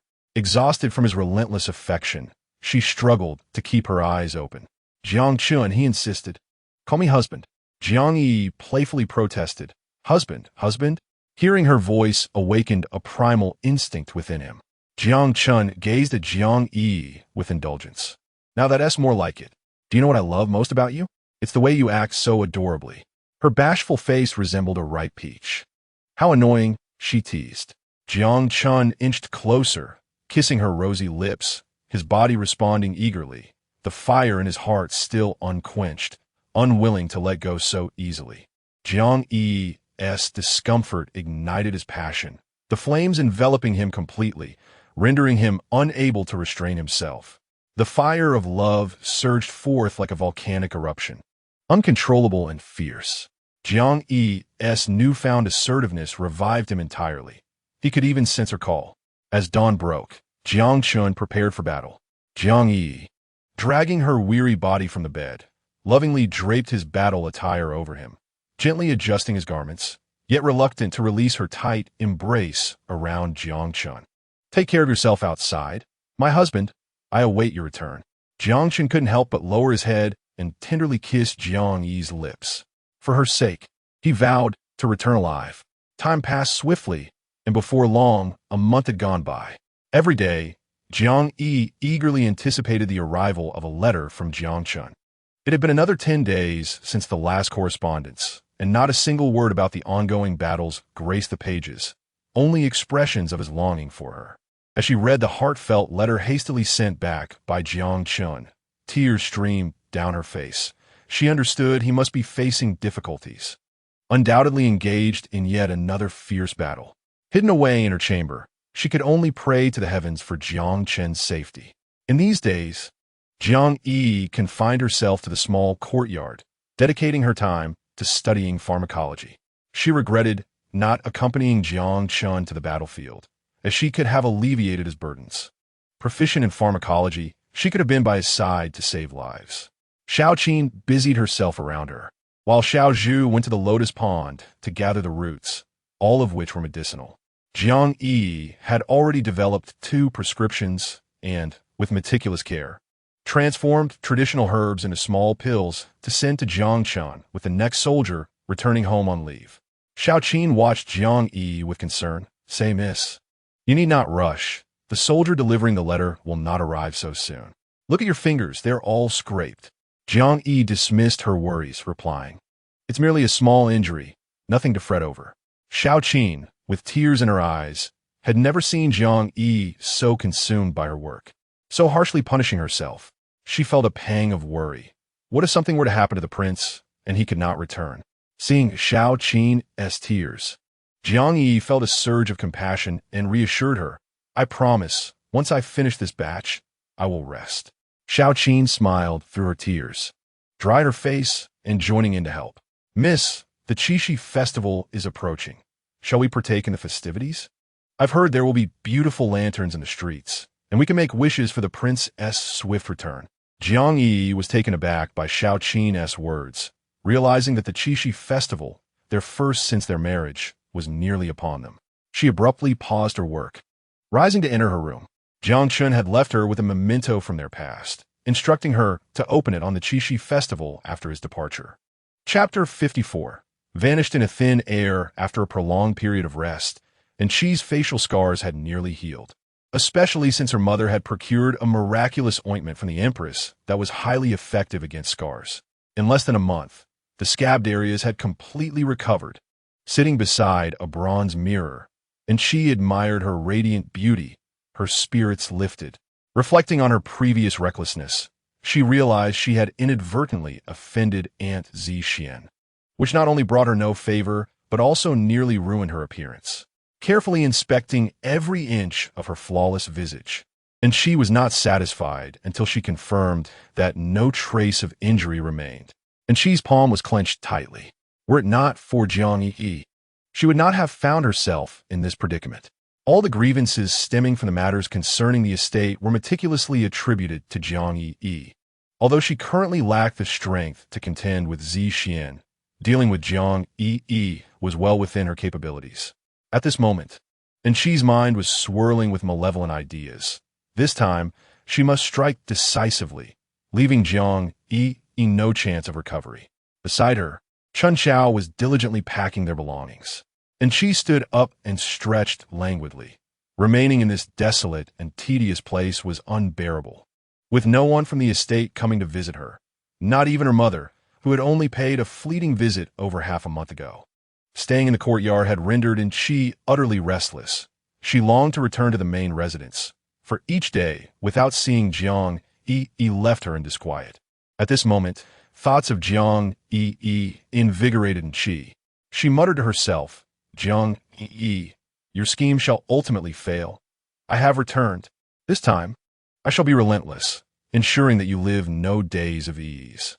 Chun Xiao finished packing and walked ahead, with the carriage waiting at the gate for quite some time. And Qi ambled leisurely behind, reflecting on the events that had transpired. She resolved never again to show mercy to Jiang Yiyi, determined to hasten her exit from this world, regardless of the cost, even if it meant sacrificing everything.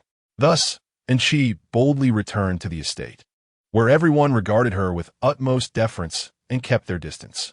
She sensed an odd atmosphere as the servants whispered among themselves, their words indistinct. Paying them no heed, her immediate concern was to pay her respects to her mother. At that moment, her mother was alone in the ancestral hall, kneeling in prayer. Nowadays, she isolated herself there, dedicating her days to transcribing scriptures and devoutly repenting. Perhaps this was the lightest punishment imposed by the master upon her. Approaching her mother, Qi observed the stark transformation. The once imposing figure had become notably serene, disinterested in conflict, neither vying for nor grasping at anything, which perplexed her greatly. In a fit of anger, Qi exclaimed, "Are you truly willing to let those wretched individuals trample over you? You were once a formidable presence, commanding respect and never deigning to regard others, not even father, who owes his current standing solely to your family's influence.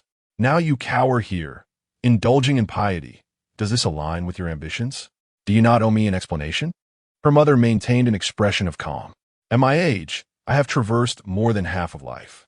Some things cannot be acquired through mere striving.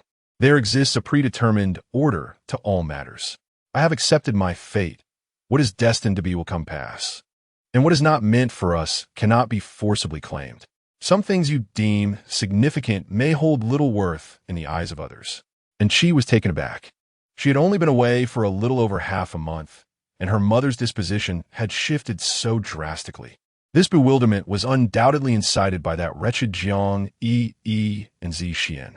They, relying on their youth and beauty, felt entitled to bully her and her mother at will. No matter the circumstance, she could not swallow this bitterness. And she stormed out of the ancestral hall in a fit of rage, determined to seek out Jiang Yiyi, the one who believed she could rest easy. Now, And she was resolute in her intention to inform Jiang Yiyi that the person she feared had returned, and from this moment on, she too would be deprived of sleep and peace. However, upon her relentless arrival at Jiang Yi's courtyard, she discovered it was utterly deserted. Even the furnishings within had been removed, and she stood there in a daze, unable to comprehend why Jiang Yiyi had vanished into thin air. Beside her, Chun Chao wore a troubled expression, fearful that Chi might suspect something. In truth, the entire Jiang household was aware of Jiang Yi's marriage to the prince, including Chun Chao herself, but only Chi had been kept in the dark. Chapter 55. Mutual support. Looking at the empty courtyard, an inferno of anger ignited within Chi. She rushed out and inquired of the servants, "Where is Jiang Yiyi?" Their responses were uniformly vague, none knew. At that moment, Chi resembled a furious lion, her grip tightening on Chun Chao's shoulders. "Where have they hidden Jiang Yiyi? Why does it seem that everyone is concealing something from me?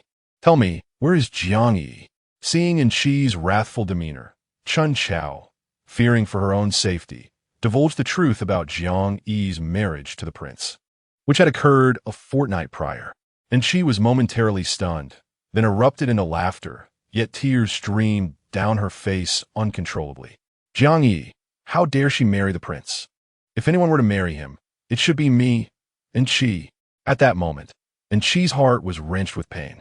She suddenly turned and glared fiercely at Chun Chao, delivering a sharp slap to her face. "You wretched maid, why didn't you tell me then? Why did my father not inform me? Why did my mother not speak of it? Why did all of you keep this from me?" Chun Chao immediately knelt in supplication, though resentment brewed within her heart. Despite having betrayed Chi previously, she had never harbored hatred towards her capricious mistress. Enduring the pain, Chun Chao replied, "Your face was injured not long ago, and the emperor suddenly arranged the marriage. To preserve our lord's position and the lives of everyone in the household, he allowed Jiang Yiyi to take your place as the prince's bride. In everyone's hearts, we are all grateful to you for facilitating this, although it has come at your own expense." She found Chun Chao's words particularly grating, sacrificing herself for the sake of others. She felt as though her existence had become a mere joke. In her attempts to ruin Jiang Yiyi, she had inadvertently aided her instead. Why did it seem that even fate conspired against her? Unwilling to accept this injustice, she swiftly sought out her father for an explanation. It appeared that her father could no longer conceal the matter of Jiang Yiyi. He attempted to comfort Chi, saying, "When the right opportunity arises, I shall arrange for you to marry the prince as a secondary consort. This will fulfill your heart's desire. Although your status may not equal Jiang Yiyi's, you are still a daughter of the Jiang family, and the two sisters will have each other for support in the future." Chi's cold laughter abruptly silenced her previous tears and cries. In her father's eyes, their happiness paled in comparison to his ambitions. He was acutely aware of the discord between his two daughters, yet he casually suggested they should look out for one another, attempting to placate her. She suddenly realized she had overestimated her significance in her father's heart. The father who had once showered her with affection had merely done so out of regard for her mother, just as he had once neglected Jiang Yiyi due to her mother's humble origins. Thus, Chi departed without a sound, understanding that the happiness she desired must be fought for. Relying on others was a challenge akin to climbing the heavens. Meanwhile, Jiang Yiyi entered the study, only to discover that the precious item left for her by Jiang Chun was a photograph of them taken in modern times. In the picture, she appeared drowsy, while Jiang Chun wore a joyous smile. To her surprise, this photograph was the only remnant of her journey from the modern era to this ancient world. At that moment, Xiao Qin hurriedly rushed in, clutching a letter and thrusting it into Jiang Yi's hands. "Princess, the long-awaited letter from the prince has finally arrived." Gratefully, Jiang Yiyi glanced at Xiao Qin and eagerly opened the letter. The handwriting was hasty, mere scrawls that conveyed the prince's profound longing for her. Yet the signature was marred by several drops of blood. Instantly, an unsettling sensation washed over her. Could the prince have sustained serious injuries? The vivid red stains were glaring and caused her heart to race with dread. Jiang Yiyi tucked the letter away and stepped out of the study, a sense of unease shadowing her. At that moment, she felt an overwhelming guilt, regretting that she had not accompanied Jiang Chen to battle. Xiaoqin observed Jiang Yi's serious expression and anxiously inquired, "Has something happened to the princess? Is the prince injured?" Chapter 56. Ultimately, a step too late, Jiang Yi shook her head. "No, I simply felt the room was stifling and needed some fresh air." Xiaoqin blinked, her skepticism evident. "The night scenery outside is undoubtedly beautiful, princess.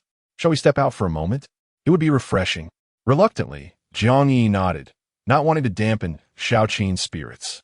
The city was ablaze with shimmering lights, candlelight resembling stars as the glow illuminated every corner.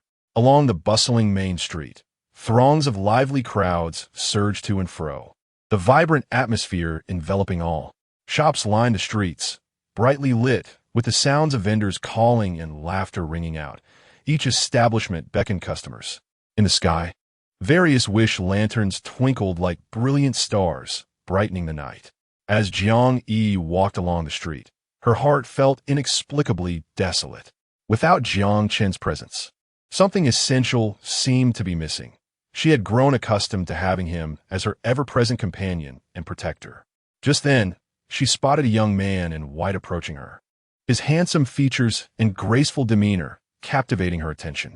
Dressed in a flowing white robe, pristine and unblemished, he appeared ethereal, akin to a resplendent moon soaring high above, evoking a sense of awe. His eyes sparkled with clarity, his brows elegantly arched, and dimples graced his cheeks, rendering him as exquisite as a precious jade, his beauty rivaling that of the renowned Panin. Upon closer inspection, Jiang Yi realized that the visitor was none other than the gentleman who had previously gifted her a folding fan. As he approached, he bowed deeply before her. Speaking with utmost reverence, Wang saw, "I trust you are well." Momentarily taken aback, Jiang Yi quickly recalled that he had mentioned residing in the Rong Wang mansion, which meant he must be a brother of the prince. The man gazed at her with a hint of melancholy, sighing, "When I first encountered you, you were but a humble figure in masculine attire. Little did I expect that our second meeting would reveal you as my Wang saw. Alas, I realize I have arrived too late." Jiang Yi could only manage an awkward smile, for at that moment, words felt utterly inadequate. The gentleman continued straightforwardly, "I wonder if Wang Sa remembers me. My name is Jiang Shangrong, the brother of the Shengchan Wang, Rong Wang." Jiang Yi nodded. She indeed remembered him, his striking visage indelibly etched in her memory. However, she had not anticipated that he was the illustrious Rong Wang, renowned for his exceptional stature among men.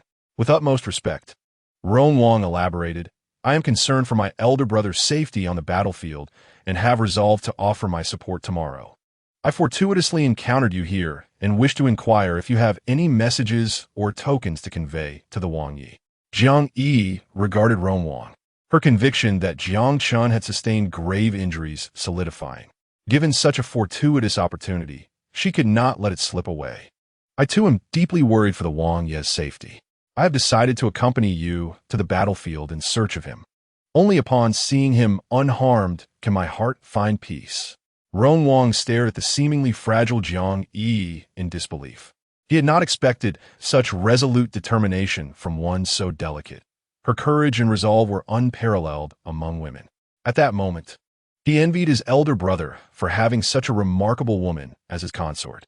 Initially, Rong Wang intended to decline her request, but upon witnessing the unwavering expression on Jiang Yi's face, he found himself compelled to agree. "Since the Wang Fei has made her intentions clear, I shall wait for you tomorrow at the hour of the rabbit outside the western city gate." Jiang Yi nodded, watching as Rong Wang departed. At this juncture, she found herself disinterested in the beautiful scenery around her. Her longing to hasten towards Jiang Chen was palpable.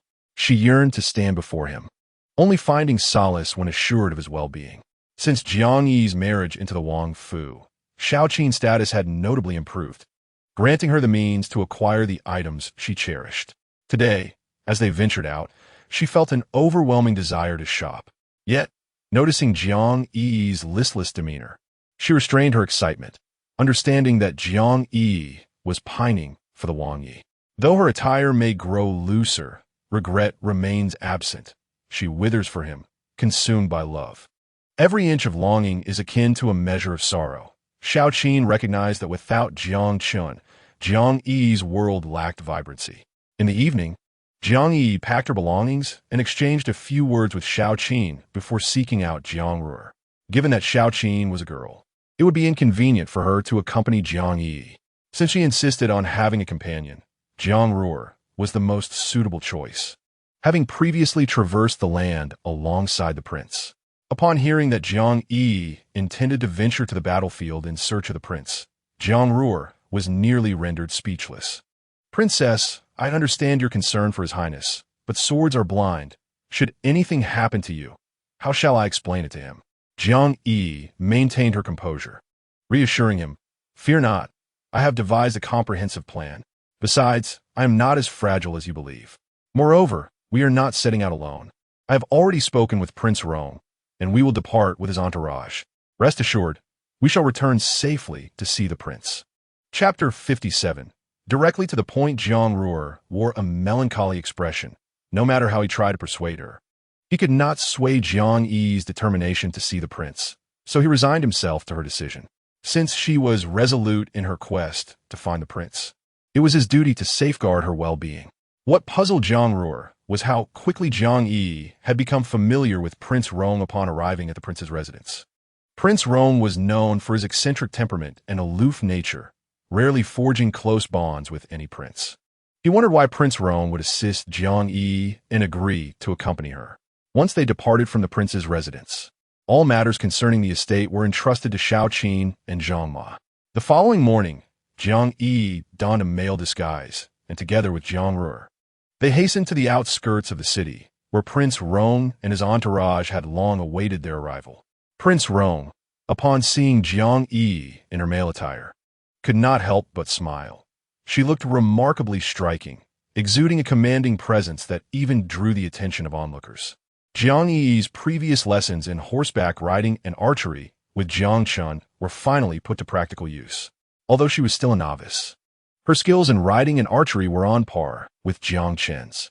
Both were fiercely competitive, secretly vying against each other. The thought of fighting alongside Jiang Chun, serving as his right hand, and expanding their territories ignited a fervor within her. They rode tirelessly for 5 days and nights, encountering relative peace along the way, until they finally reached their destination, the encampment of the Shengqian army. By the time they arrived, dusk had fallen. There stood Jiang Chun, weary and inspecting the casualty reports, his pallor suggesting exhaustion, his voice weak and breathless, a pitiful sight that tugged at one's heartstrings. Jiang Yiyi silently lingered behind Jiang Chun, her male disguise rendering her inconspicuous among the crowd. Observing him, she could tell from his pale countenance and feeble speech that he was gravely injured, and a surge of sympathy and concern welled within her. After dinner, Prince Rong, accompanied by his subordinates, exited Jiang Chen's tent. Jiang Yiyi continued to keep her head bowed, blending into the crowd, remaining unnoticed by Jiang Chun. It was only after everyone had departed that she approached, presenting the medicinal soup she had prepared before Jiang Chun. Even now, despite being plagued by illness, he remains tirelessly engaged in official duties, never pausing for a moment. Jiang Yiyi gazes at Jiang Chun, who is furrowed in concentration over military affairs, and gently pushes the medicinal soup toward him. Jiang Chun merely states with indifference, "Put it down, you may leave." Yet, at this moment, Jiang Yiyi remains motionless, standing silently, her heart brimming with unspoken words that refuse to escape her lips. Irritated, Jiang Chun glances at her, about to reprimand her, but suddenly freezes. As he approaches Jiang Yiyi, he finds her weeping uncontrollably, tears streaming down her face. Jiang Chun lightly taps his head, bewildered, questioning whether he is experiencing a mirage. How could Jiang Yiyi, so far away, appear before him now? Could it be that his longing has driven him to madness? Yet, upon closer inspection, he confirms that the person before him is indeed Jiang Yiyi. With hesitant disbelief, he inquires, "Jiang Yiyi, is it truly you?" Jiang Yiyi smiles through her tears, instantly overcome with emotion, and collapses into his embrace, choking back sobs as all her yearning and concern pour forth in the form of tears. Jiang Chun stumbles backward, feeling as though he is walking on clouds. Devoid of strength, as Jiang Yi's gentle lean seems capable of toppling him. Swiftly, she wipes her tears. The one who has caused him such longing is now right before him. She is, after all, his dedicated physician. Jiang Yi lifts the medicinal soup to Jiang Chen's lips, insisting that he must drink it immediately with no time to delay. Jiang Chen, smiling, feels invigorated the moment he sees her, as if he has received a powerful injection. Very well, I shall drink it. How could I dare defy the command of the princess? Jiang Yi watches as he downs the concoction in one gulp. Yet her concern for his health persists. Quickly, remove your clothing. Jiang Chun grins mischievously. So eager, aren't we? Shouldn't we catch up a bit first? Let me look at you properly.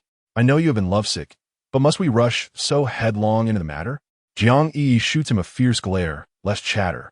She retorts, and without hesitation, she tears off his shirt, revealing his robust and powerful chest. Chapter 58. A special anesthetic. Jiang Yi opens her portable antiseptic, a concoction she has prepared by mixing various herbs, fully aware that Jiang Cheng must have sustained grave injuries. Her fears are confirmed as she observes that his wounds have become infected, oozing dark blood.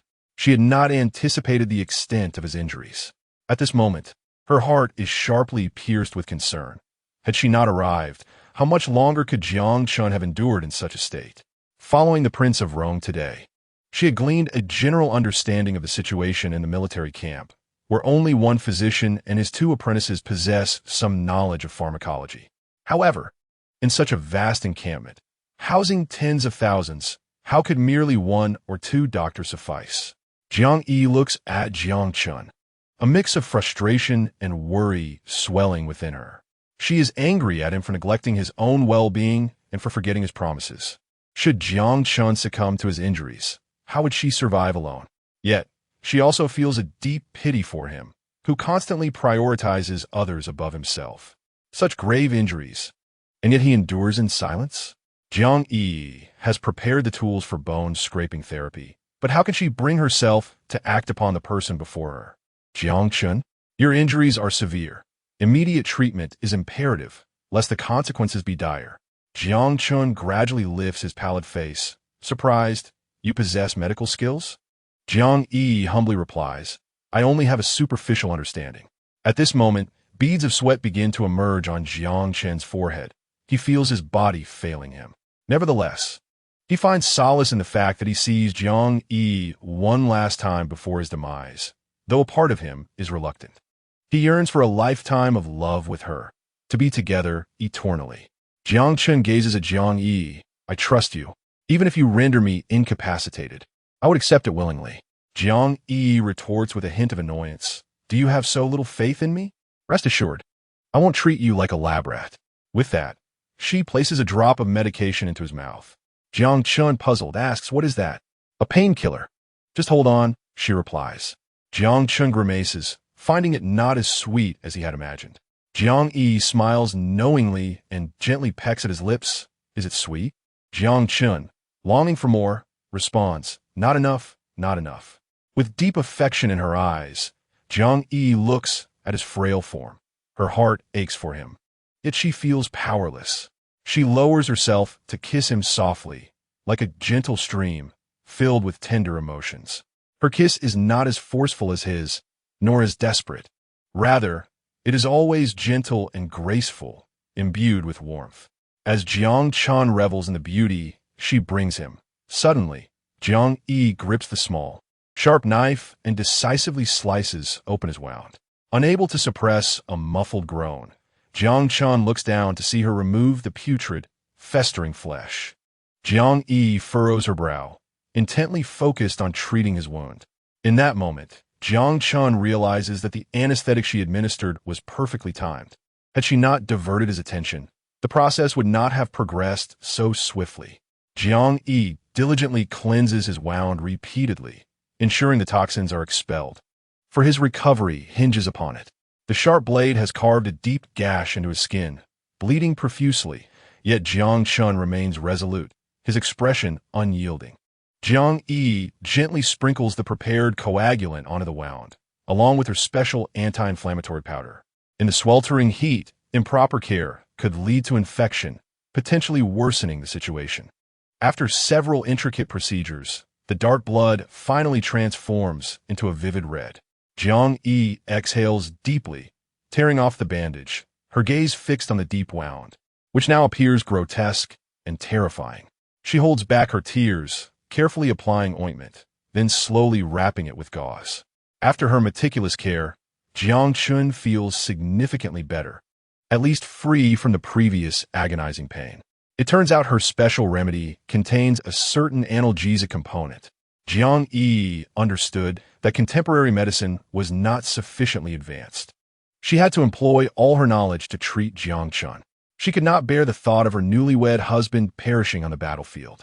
In her previous life, fate had betrayed her, surrounding her with those who caused her harm. This life, however, fate showed her mercy by bringing Jiang Chun into her world, to protect and cherish her. She vowed to treasure him dearly. Chapter 59. I advise you to know your limits. Jiang Chun watched with unspoken gratitude as Jiang Yiyi skillfully attended to his injuries. Yet a pang of inexplicable sorrow tugged at his heart. Jiang Yiyi had never known a day of true happiness. Now, she was filled with anxiety for him, dedicating herself to mastering the art of healing for his sake.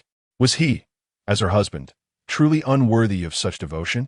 Gently, Jiang Yiyi draped a garment over Jiang Chun, meticulously reclothing him in the attire he had previously shed. With patience and care, he would be restored to health within a month. Jiang Chun gazed at her with deep affection, thankful for her presence. Without her, he feared he might never see her again. The thought of being separated by death was unbearable. Jiang Yiyi clenched her small fist and lightly tapped Jiang Chun's shoulder. Your life is no longer solely your own. Whatever you do in the future, you must consider me. We are one.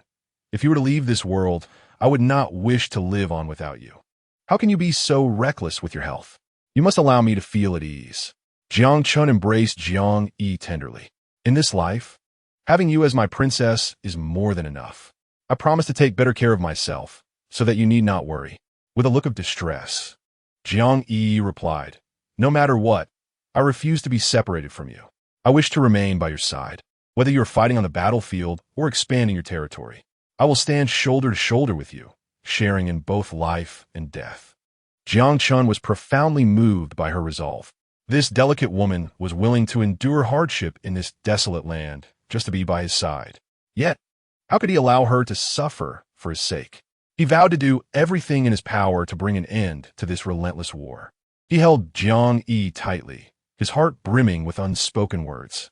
Unable to contain himself, he leaned down and gently kissed her lips. Jiang Yiyi pushed him away lightly. Not now. You are gravely injured. You must behave yourself. Jiang Chun dismissed her concerns. Don't be so stingy. After such a long separation, do you not miss me? Jiang Yiyi glared at him fiercely. You are injured, yet you still act so willfully. Jiang Chun, feeling aggrieved, resembled child. Look at my condition. Can you not indulge me a little? I need your care and affection right now.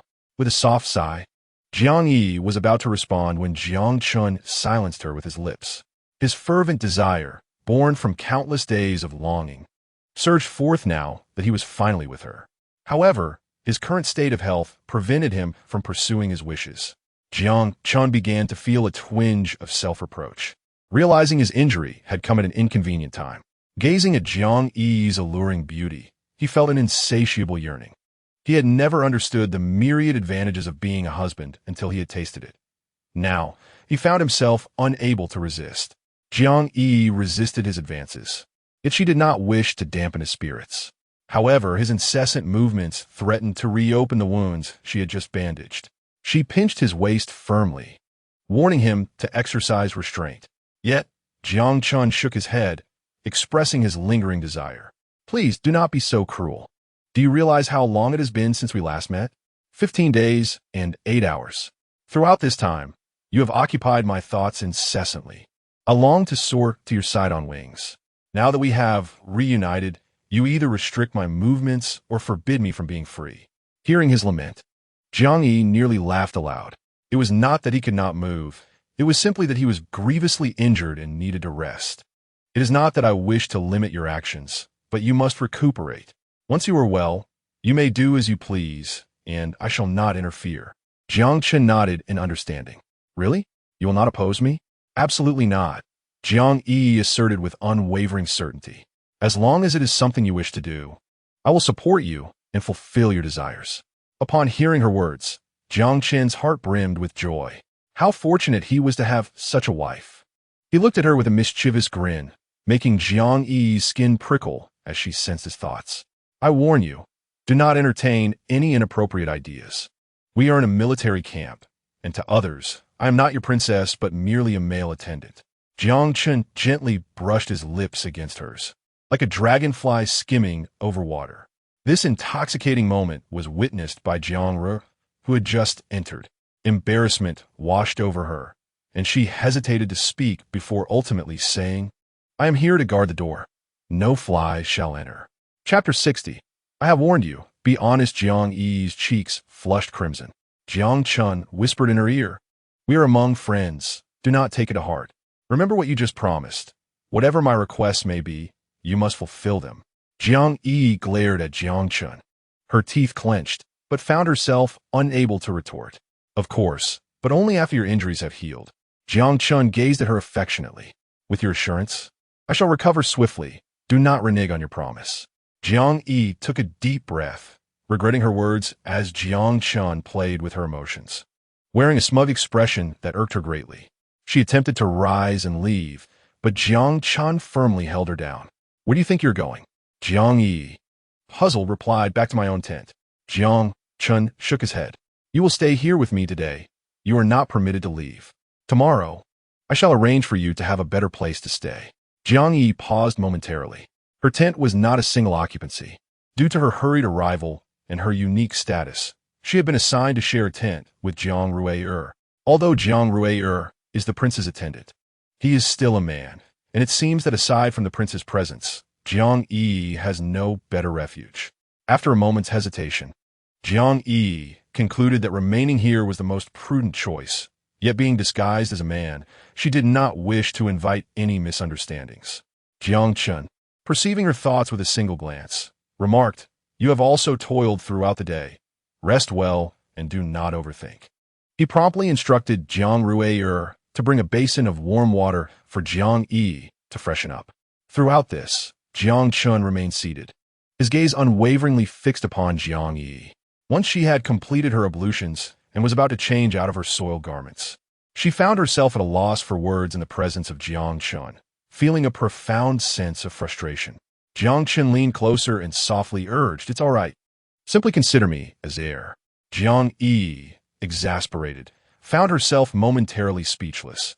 How could she treat such a vivid presence as though he were merely invisible? Desperate to change her clothing, yet unable to devise a more suitable solution, Jiang Yi hastily snatched up a blanket from nearby and securely draped it over Jiang Chen, even tying it with a knot to ensure his head was thoroughly covered, as if this would safeguard her. Concealed in a corner, she managed to change her attire.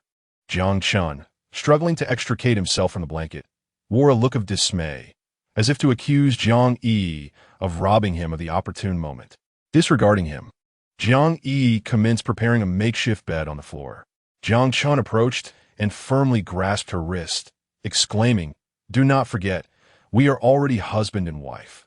How can you insist on sleeping apart?" Jiang Yi, both amused and exasperated, replied, "You are still unwell and must heed my counsel." Jiang Chen, relentless, countered, "I can concede to many things, but I cannot agree to your sleeping on the floor. Either you share the bed with me, or I shall take the floor." Ultimately, Jiang Yi had no choice but to acquiesce, only to discover that Jiang Chen's stubbornness rivaled her own. Thus, she lay beside him, yet Jiang Chen's hands were incessantly restless. "If you do not behave, I have ways to deal with you," she warned. Jiang Chen dismissed her threat with a scoff. "What could you possibly do?" "I am intrigued." Jiang Yi huffed in response, retrieving a set of acupuncture needles from her satchel, which she had diligently studied while in the prince's residence, achieving modest proficiency. "If you do not mind, I could practice on you today," she proposed. Jiang Chen, observing the nearly 2-inch long needles arranged neatly in a row, involuntarily drew in a sharp breath. A single needle could indeed prove quite formidable. Faced with Jiang Yi's icy demeanor, Jiang Chun instantly adopted a more compliant demeanor, muttering, "All right, I shall rest well." Jiang Yiyi raised an eyebrow, a triumphant expression adorning her face. "I warned you to behave." After uttering these words, Jiang Yiyi gradually lay down, swiftly succumbing to slumber. In recent days, she had scarcely enjoyed a restful night, constantly on the move. Now, nestled beside Jiang Chun and witnessing his peaceful repose, the weight upon her heart finally lifted, granting her the luxury of a sound sleep. Uncertain of how much time had passed, Jiang Yi suddenly opened her eyes, startled to find that dawn had arrived. She thought to herself that she must return to her own tent. Should anyone discover she had spent the night in Jiang Chen's quarters, it would reflect poorly on him, and she would not wish to jeopardize his reputation due to her own indiscretion. In an instant, she rose, donned her attire, and stealthily exited the tent, returning to her own to lie down. Meanwhile, Jiang Yiyi was deeply asleep, oblivious to any sounds. The next day, Jiang Chun arranged for Jiang Yi to remain by his side, publicly declaring her to be a military attendant and a scholar. At that moment, his deputy, Qi Lei, observed Jiang Yi, noting her delicate features and fair complexion, and could not resist pinching her cheek. When did such a fair and delicate scholar appear beside the prince? She resembles a lady, looking so fragile. Perhaps I should assign my own subordinates to the prince instead? Standing next to Jiang Chun, the Roan Wang wore a broad smile. Relishing the spectacle, Jiang Chen's expression shifted, alternating between shades of green and red. Yet, dressed as a man, Jiang Yi possessed a unique charm, devoid of feminine allure, exuding a refreshing elegance. Your subordinates are as robust as you, which could pose a challenge. I cannot manage them, Jiang Chen remarked, gesturing towards Jiang Yi. She is quite suitable. She will be my attendant henceforth. I kindly ask you to speak and act with decorum. Qi Lei, Jiang Chen's deputy, grinned broadly. Yes, my lord. Once the deputy and his men exited the tent, Jiang Chun swiftly pulled Jiang Yi aside. Do not mind him. He is merely a boor. Did he hurt you? Jiang Yi quickly shook her head, wishing to maintain some distance from Jiang Chun. The Roan Wang approached with a grave expression, relaying that the small team he dispatched had returned with news. The enemy was amassing forces, and another fierce battle loomed ahead. Listening to the Roan Wang's words, Jiang Yi felt a chill run down her spine, her unease escalating. On the battlefield, swords and blades showed no mercy, and yet Jiang Chun bore grave injuries. How could he don armor and march in a battle? Jiang Chun slammed his fist onto the table in frustration. The current circumstances were dire. They had suffered significant losses in recent days, and now their troops faced a direct confrontation, leaving them with little hope of victory. Prolonged resistance would only lead to their downfall. Jiang Chun and the Roan Wang deliberated over their strategic direction, while Jiang Yi attentively absorbed their discussion. The enemy was grappling with a critical issue. Their supplies were dwindling, sufficient for no more than 3 days. Thus, they sought a swift resolution. If they chose to prolong the conflict, it might inadvertently favor Jiang Chen's side. However, a comprehensive strategy was needed, one that would delay the enemy while deterring them from advancing. The meaning of the Prince of Rong's suggestion was to contemplate a surprise attack by dispatching a small squadron at night to set fire to the enemy supplies, thereby exacerbating their plight. However, Jiang Chun harbored his own thoughts. He intended to feign negligence among his own troops, waiting for the enemy to strike, and then split his forces to launch a sudden assault on the enemy camp, catching them off guard. Jiang Yiyi, listening intently from the side, exclaimed that they could merge their strategies into one. Upon hearing her idea, Jiang Chun felt that it resonated perfectly with his intentions. They could execute a strategy of feigned retreat while simultaneously launching a surprise attack. The Prince of Rome nodded in appreciation and swiftly proceeded to devise the battle plan. Standing beside Jiang Chun, Jiang Yi assisted him with the ink, wishing to do her utmost to allow him some time to rest. Although his poison had significantly diminished, his wounds required ample recuperation. The longer the delay, the more detrimental it would be. Jiang Yiyi placed the medicinal concoction before Jiang Chun, urging him to drink it while it was still warm. Jiang Chun gazed at the dark brown potion, instinctively wrinkling his brow. He had never favored such bitter and astringent brews since childhood. "Let it be for now. I'll drink it later," he said. Jiang Yi's expression grew serious. "You must drink it while it's hot. Otherwise, it will lose its efficacy. If you wish to recover swiftly, you must heed the advice of your physician." Jiang Chun frowned, suddenly recalling the reward from the previous day. He leaned closer to Jiang Yiyi and asked, "What about today's reward?" She promptly produced a pill and placed it in his mouth. Jiang Chun sighed. "Is that all?" "It's insufficient." Jiang Yiyi shot him an annoyed glance. "Just drink the medicine." Realizing her expression had hardened, indicating her slight irritation, Jiang Chun dared not be obstinate any longer. He lifted the bowl and, steeling himself, drank it all in one go. Jiang Yiyi nodded in satisfaction. "Very well. Since you behaved so well, I shall reward you once more." Jiang Chun closed his eyes, his mind swirling with various fantasies. If only Jiang Yiyi were as proactive as yesterday. He felt an exhilarating thrill and his heart racing. At this moment, however, Jiang Chen's daydreams of intimate interactions with Jiang Yiyi were abruptly interrupted by the appearance of another pill. Jiang Yiyi retrieved various bottles filled with pills, explaining, "These are from the palace. They're particularly effective for wounds. You must take 2 large and 1 small all at once." With a darkened expression, Jiang Chun realized that the reward Jiang Yiyi mentioned was merely a euphemism for him consuming medicine. Jiang Yiyi blinked innocently, smiling as she awaited his compliance. Though reluctant, Jiang Chun dared not defy her wishes and compliantly swallowed all the pills. Leaning closer, he whispered, "What about my reward?" Jiang Yiyi pouted and casually replied, "Today's reward has been exhausted." In an instant, Jiang Chun felt deflated, akin to a deflated balloon.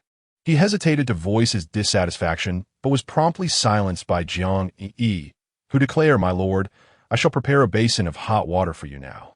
Once you finish your military affairs, I will assist with your wounds."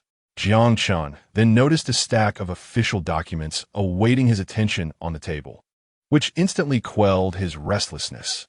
Jiang Yiyi instructed Jiang Yiyi to fetch several buckets of hot water and bring them into the tent. The wounds on Jiang Chen's body required daily cleaning and disinfection. Despite the sweltering heat, she understood that shirking her responsibilities was not an option. After Jiang Chun concluded his official duties, Jiang Yiyi commanded the servants without a hint of complaint. Once she had meticulously cleaned Jiang Chen's wounds, reapplied medicine, and redressed them, she intended to rise and depart. However, Jiang Chun gently tugged at her, drawing her into his embrace. "You toil tirelessly each day on my behalf, enduring these unpleasant tasks. I truly feel for you," he said. Unable to resist, Jiang Yi tenderly caressed Jiang Chen's forehead. "I am not merely your princess. I am also your attending physician. Until you recover, all matters must adhere to my guidance without dissent." Jiang Chun couldn't help but chuckle, relishing her earnest concern for him, which filled his heart with warmth. "At this moment, you are solely my princess, and everything must align with my wishes," he teased. Jiang Yi looked perplexed. He always seemed to dominate their conversations. "What is it that you expect me to comply with?" Jiang Chun gazed at her affectionately, leaned down, and pressed a passionate kiss upon her lips. "What do you think?" Jiang Yi shook her head. "I have already stated that you are still patient. Please refrain from harboring any inappropriate thoughts." With that, she stood up and gently pushed Jiang Chun away. "I am weary and wish to rest." Jiang Chun was not inclined to relinquish this precious time alone with her easily. He wrung out the wet cloth from the bucket and softly wiped her cheeks and arms, expressing his concern. "In this desolate place, even a proper bath is a luxury. I apologize for the discomfort.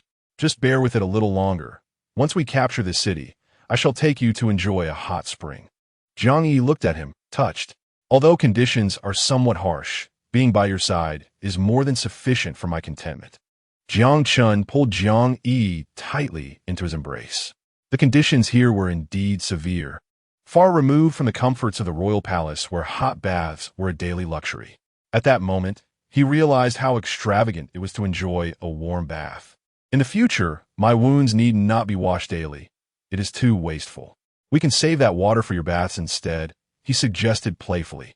Jiang Yiyi regarded Jiang Chun with a smile, amused by his childlike reasoning. You speak nonsense. Though the weather is warm, I can manage to bathe every 2 or 3 days. Your wounds, however, must not be neglected. I will diligently care for them, and you should be healed within 2 weeks. Jiang Chun wanted to protest, but Jiang Yiyi seized the opportunity, leaning closer to him, their gazes locking, as her moist lips brushed against his. No rebuttals allowed. I am your doctor, and everything must be done my way. Jiang Chun looked at her with indulgent affection. Very well, I cannot oppose you. However, should you willingly offer yourself, do not blame me. Jiang Yi wore a look of confusion. What? Jiang Chun could no longer contain himself, and leaned in, capturing Jiang Yi's lips with a fervent kiss, enveloping her tightly in his embrace, his affection profound. He kissed her passionately, as if swept away by turbulent waves, yet also as gentle as a dragonfly skimming the water. Chapter 63. The life-sustaining pill. Jiang Yiyi felt her mind go blank from his kiss. He always did this, launching surprise attacks that left her unprepared. After what felt like an eternity, Jiang Chun reluctantly released her. He held Jiang Yiyi tightly, unwilling to let go even for a moment, as if only in her arms could he find solace. Jiang Yiyi absent-mindedly fiddled with his collar, noticing that his garment was still stained with a hint of blood. She couldn't help but start to blame herself. If Jiang Chun hadn't been so emotional and vigorous, he wouldn't have bled. He must be in pain now, and it was all because of his restlessness. Look, your wound is seeping again. How can it heal properly if this keeps happening? I think you should arrange a separate tent for me. Jiang Chun gently pressed on his wound, acknowledging that he had been too caught up in his emotions, inadvertently using too much force, which had caused the injury to reopen. It's nothing serious. It's already much better than before. You needn't feel guilty. Just look at how quickly I've healed with you by my side. If you weren't here, I surely wouldn't have recovered so well. You said it before, one's mood is paramount, is it not?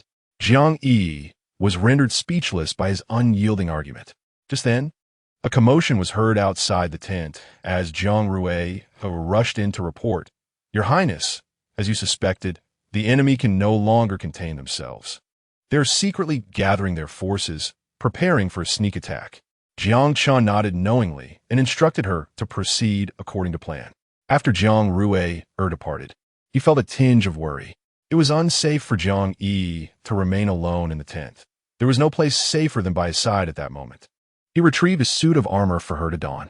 Once Jiang Yiyi was fully armed, she followed Jiang Chun, transformed from the once fragile girl into a formidable warrior, capable of taking on 10 men or more with her exceptional skills in archery and riding.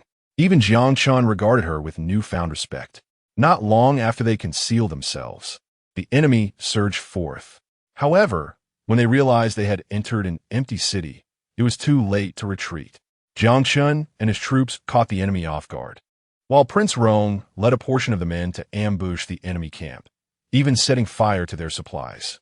Everything was going exceedingly well, but as the saying goes, while one can evade an open attack, a hidden arrow is another matter. In the pitch-black night, only a few torches flickered in the distance, and Prince Rong was unprepared for an ambush. Suddenly, a cold arrow struck him from behind, causing him to tumble from his horse. Before those nearby could react, more arrows came flying towards him from various directions. In that critical moment, Jiang Yiyi mounted her horse, leading her companions to shield Prince Rong from harm. Jiang Yiyi, as light as a swallow, possessed an exceptional skill in archery, swiftly repelling the enemy. Upon dismounting, she discovered Prince Rong lying on the ground, his pallid complexion revealing the severity of his injuries.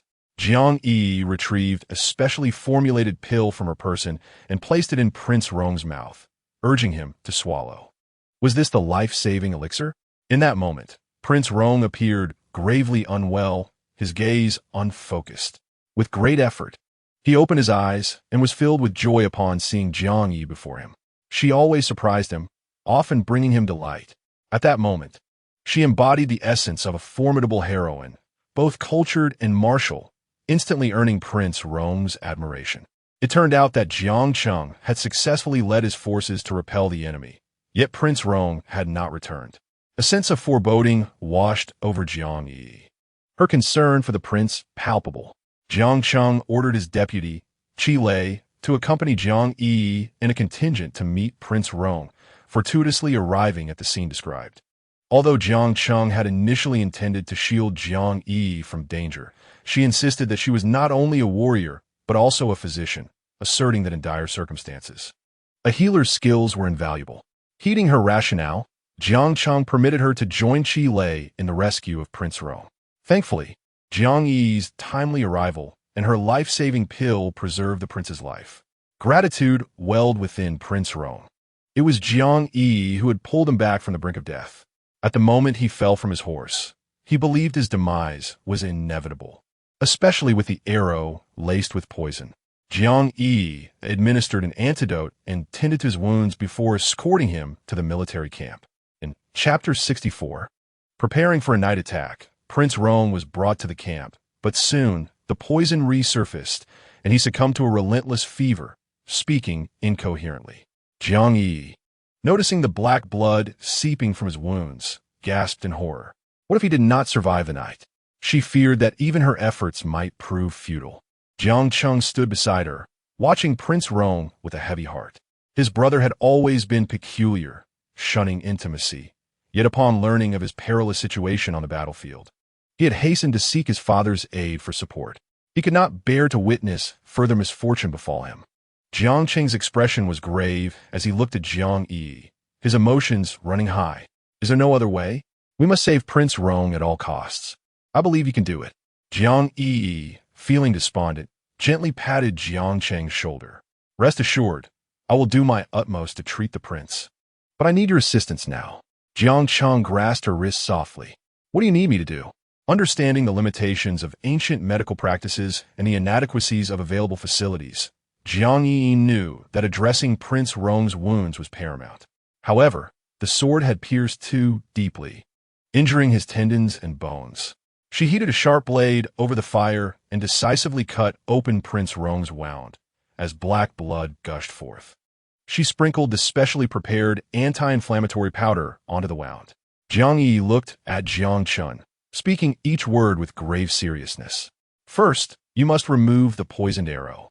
I have applied the anti-inflammatory powder. Next, I must entrust you with an even more arduous task. You need to excise all the rotting and festering flesh, including those parts that have begun to fester. The wound is too deep. We may need to scrape the bone. I know how to handle it, but I simply cannot bring myself to do it. At this moment, the condition of the royal prince cannot be delayed, and no one else can assist. You're my only hope. Jiang Cheng trembled as he grasped the sharp blade. He was the resolute and righteous Sheng Chunwang. Yet now he faced the harrowing task of cutting into his own brother's flesh. How could he bear to do it? Gritting his teeth, Jiang Cheng raised the dagger and made the incisions. Blood and flesh were a gruesome sight, and thick black blood oozed forth. Jiang Yiyi acted as his assistant, wiping the beads of sweat from his forehead while firmly supporting the royal prince's shoulder. The wooden stick he had been biting was now splintered, and the indescribable pain caused him to scream hoarsely. Jiang Yiyi retrieved a vial of a secret concoction from her belongings, administering a few drops into the royal prince's mouth. It was an anesthetic, providing only temporary relief from the pain, but it would not address the root of the problem. Jiang Cheng efficiently completed all the tasks Jiang Yiyi had assigned to him. At this point, the royal prince had succumbed to the excruciating pain and fainted. Jiang Yiyi repeatedly cleaned the wound, applied medicine, and bandaged it, laboring for over an hour until she was utterly exhausted. Jiang Cheng gazed at Jiang Yiyi with concern, supporting her as they returned to the tent, while Jiang Re remained ever watchful over the royal prince. There was no time for rest. Just then, the sounds of an argument outside caught Jiang Chen's attention. Several of his subordinate generals had come to his tent to discuss the battle plan for the next day. The enemy troops were in disarray, with everyone suspecting the presence of a traitor among them, causing their trust to unravel in an instant. Jiang Cheng suddenly proposed a bold idea to pursue the enemy while they were still reeling. Under the cover of night, if they launched a surprise attack, It would significantly benefit their chances of capturing the city the following day. The generals nodded in understanding, all agreeing with Jiang Chen's plan. However, Jiang Chen's body had not fully recovered. He appeared weak and frail, and even the capable royal prince was in a state of unconsciousness, leaving them in a situation akin to a headless flock. Despite the others' entreaties, Jiang Chen resolved to personally lead the charge against the enemy. They quickly plotted their route and stealthily infiltrated the enemy camp. The enemy soldiers, having suffered significant losses, were like scattered sand, rife with grievances and mutual suspicion. With a single command from Jiang Chen, they struck the enemy unawares. Yet, he remained severely injured, his strength not fully restored. How could he withstand the rigors of combat against the enemy? Chapter 65. The Observer's Clarity. General Meng, the leader of the enemy forces, gazed upon Jiang Chen's ashen visage, his hand trembling slightly around the gun. Unable to contain himself, he barked, "Even at your peak, I would not necessarily be defeated by you. How much less so now, when you are grievously wounded? To think you could overcome me is sheer folly. Today, I shall send you to your demise." With that, he thrust his sword mercilessly towards Jiang Chen's vital points. The previous fierce battle had already drained much of his strength, leaving him visibly exhausted. He struggled to maintain his footing, dodging back and forth. Yet after several exchanges, he found himself unable to stand upright. He wished to evade the attack, but was already too late. In this critical moment, a spear struck fiercely at the enemy general's back. The enemy commander swiftly leaped off his horse, causing the sword aimed at Jiang Chen to miss its target. Suddenly, a figure appeared before Jiang Chen, clad in flowing red with a white-collared waist. Her long hair danced like silk in the wind. She held her spear high, standing proudly like a phoenix amidst the heavens and earth. The newcomer was none other than General Ling Shuwan's daughter, Ling Yan. Having grown up in the military camp alongside her father, Ling Yan had witnessed countless battles and absorbed the indomitable spirit and strategic prowess of her father, instilling in her soldiers an unwavering confidence. With a swift motion, she wielded her spear, catching the enemy general off guard. With relentless determination, she pressed forward, quickly overwhelming her opponent. Now fighting side by side with General Ling, Jiang Chen found renewed strength as they pushed the enemy into retreat. Determined to capitalize on their victory, they launched a fierce assault under the cover of night, commencing their siege. This was yet another brutal battle, the intense struggle lasting a full day and night. The enemy, now leaderless, faltered under their relentless attacks. Jiang Chen and his troops surged forward, breaking through the gates with the force of a battering ram, swiftly capturing the entire city. The burden on Jiang Chen's heart lifted, yet he remained anxious about the condition of Prince Rong. Meanwhile, Jiang Yiyi devoted herself entirely to caring for Prince Rong, remaining by his side for an entire day and night without respite. The prince's condition was alarmingly fragile. The poison had resurfaced, and his fever raged on, leaving Jiang Yiyi feeling somewhat overwhelmed. Although she possessed medical knowledge, her practical experience was limited, having previously treated only small animals in the manner. Now, as she tended to a human patient, she found herself somewhat flustered. Fortunately, Jiang Reier often came by to assist her. With the weather growing hotter, the wounds on Prince Rong's body began to fester and decay. The anti-inflammatory remedies she had painstakingly prepared proved to be merely a drop in the bucket, offering little relief. With medicinal supplies running low, she was at a loss for what to do. In her urgency, Jiang Yiyi tore away the fabric from the prince's body. The white gauze had adhered to the wounds. Using a sharp blade, she carefully cut away the gauze, meticulously cleaning away the necrotic flesh and pus, and repeatedly rinsing the wounds with distilled water to prevent infection. Jiang Yiyi tended to Prince Rong with the same meticulous care she had previously shown to Jiang Chen. For Prince Rong had bestowed kindness upon her, and she was determined that he should not meet his end here. Thus, among the ranks, tales of the camaraderie between Prince Rong and Jiang Yiyi began to circulate. At this moment, Jiang Chen hastened back with good news, only to find Jiang Yiyi earnestly attending to Prince Rong's wounds, an inexplicable pang of jealousy surging within him. Meanwhile, The focused Jiang Yiyi seemed entirely oblivious to Jiang Chun standing at the doorway. Just then, General Ling entered the tent, gently clearing his throat. Upon noticing Jiang Chen's gaze fixed on Jiang Yiyi, he instantly grasped the situation.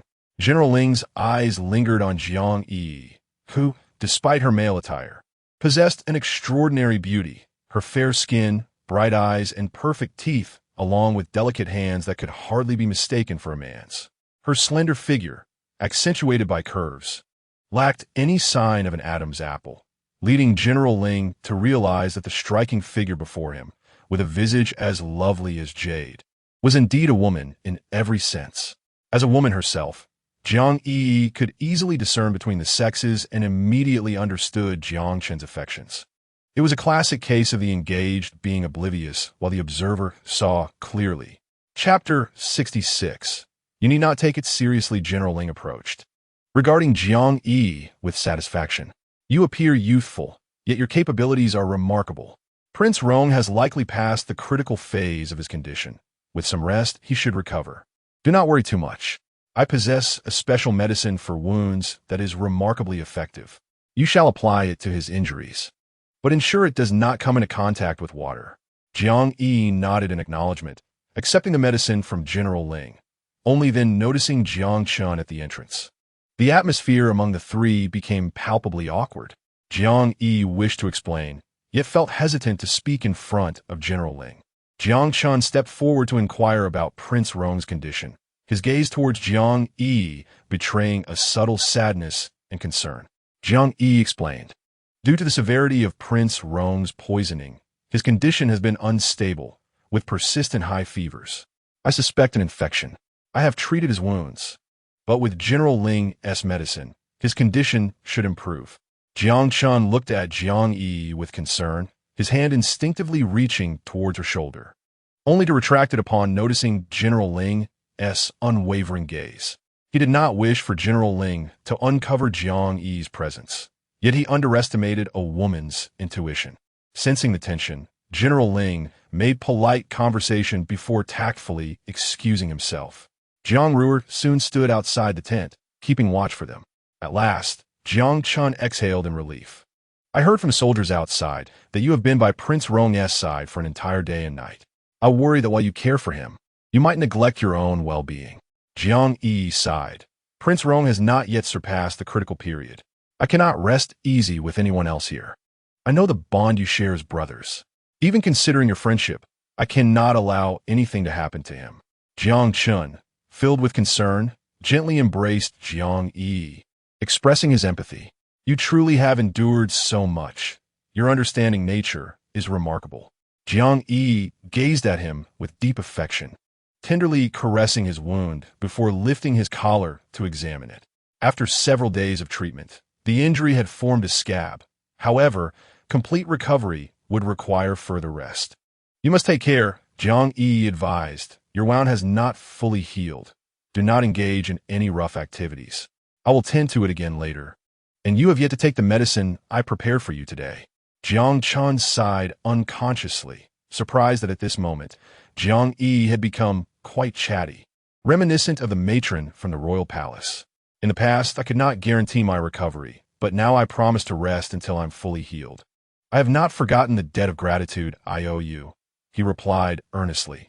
Jiang Yiyi retorted playfully, how petty. I merely mentioned it casually. There's no need to take it so seriously. Jiang Chun gently stroked her cheek. I have fulfilled my promise to you. You two must not go back on your word. Jiang Yiyi looked at him with curiosity. What do you mean? With a beaming smile, Jiang Chun responded, tomorrow, I shall take you to the hot springs. Not only will it alleviate fatigue, but it will also leave your skin fair and smooth. In an instant, Jiang Yiyi's expression changed to one of disbelief. Are you implying that we have conquered the city and emerged victorious? Jiang Chun nodded vigorously. Indeed, I always honor my word. Jiang Yiyi scoffed, fully aware of his thoughts, yet resolutely refusing to acquiesce to his unreasonable demands. At that moment, soldiers were still clearing the battlefield, and the hot spring at the palace was undergoing repairs. Otherwise, Jiang Chun would have taken Jiang Yiyi to indulge in its pleasures. As Ling Yin had mentioned, the health of Prince Rong was gradually improving. Jiang Chun and Jiang Yiyi took turns watching over him, dedicated to his care until he awoke. That evening, Jiang Chun kept his promise and took Jiang Yiyi to the hot springs he had spoken of. As they set off, they were followed by none other than General Ling Yan.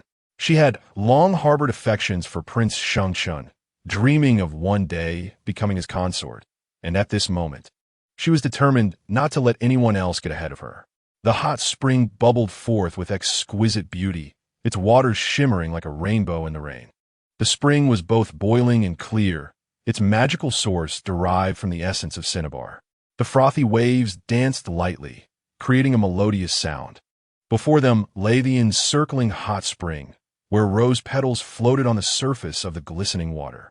Jiang Yi followed Jiang Chun down the steps, soon enveloped by the misty white vapor of the spring, feeling as though she had entered a celestial paradise. Jiang Chun watched as she submerged herself within the waters. Gradually approaching her, Jiang Yi squinted her eyes in delight, reveling in the warm embrace of the hot spring, soon feeling the heat radiating from Jiang Chen's body. Just then, a familiar figure appeared before them. Chapter 67. An unexpected guest. Jiang Yi relaxed against the edge of the hot spring as Jiang Chun inched closer, recalling their first shared bath when she had accidentally fallen into the spring.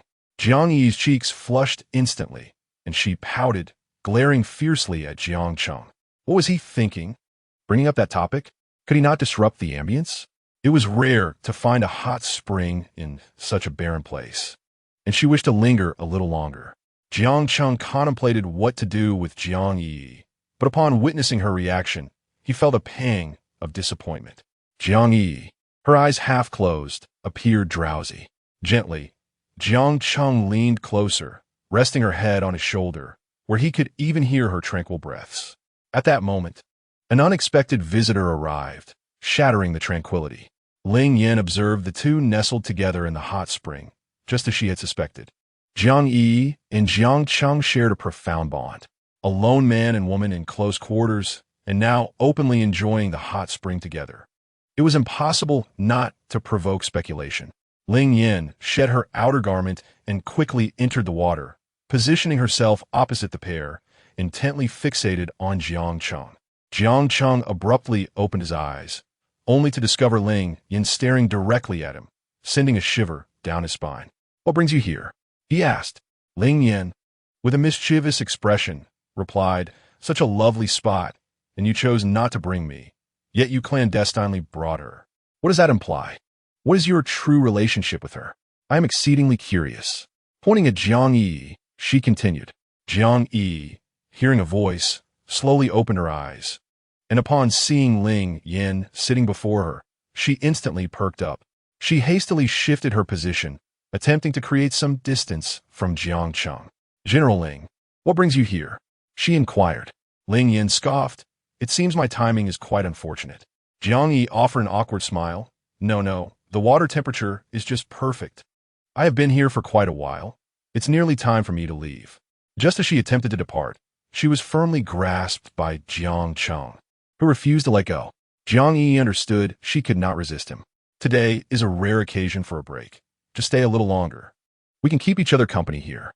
Jiang Yi glanced at Ling Yan and then at Jiang Chun, uncertain how to refuse.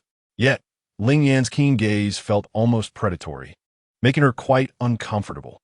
At that moment, Jiang Chun had not anticipated Ling Yan's arrival. Jiang Yi squinted her eyes, feigning sleep, as she could think of no better excuse. Jiang Chun also kept his eyes closed, maintaining a solemn silence. Only Ling Yan's voice broke the stillness. "Brother Jiang Chun, do you know? I had a falling out with my father over coming to support you.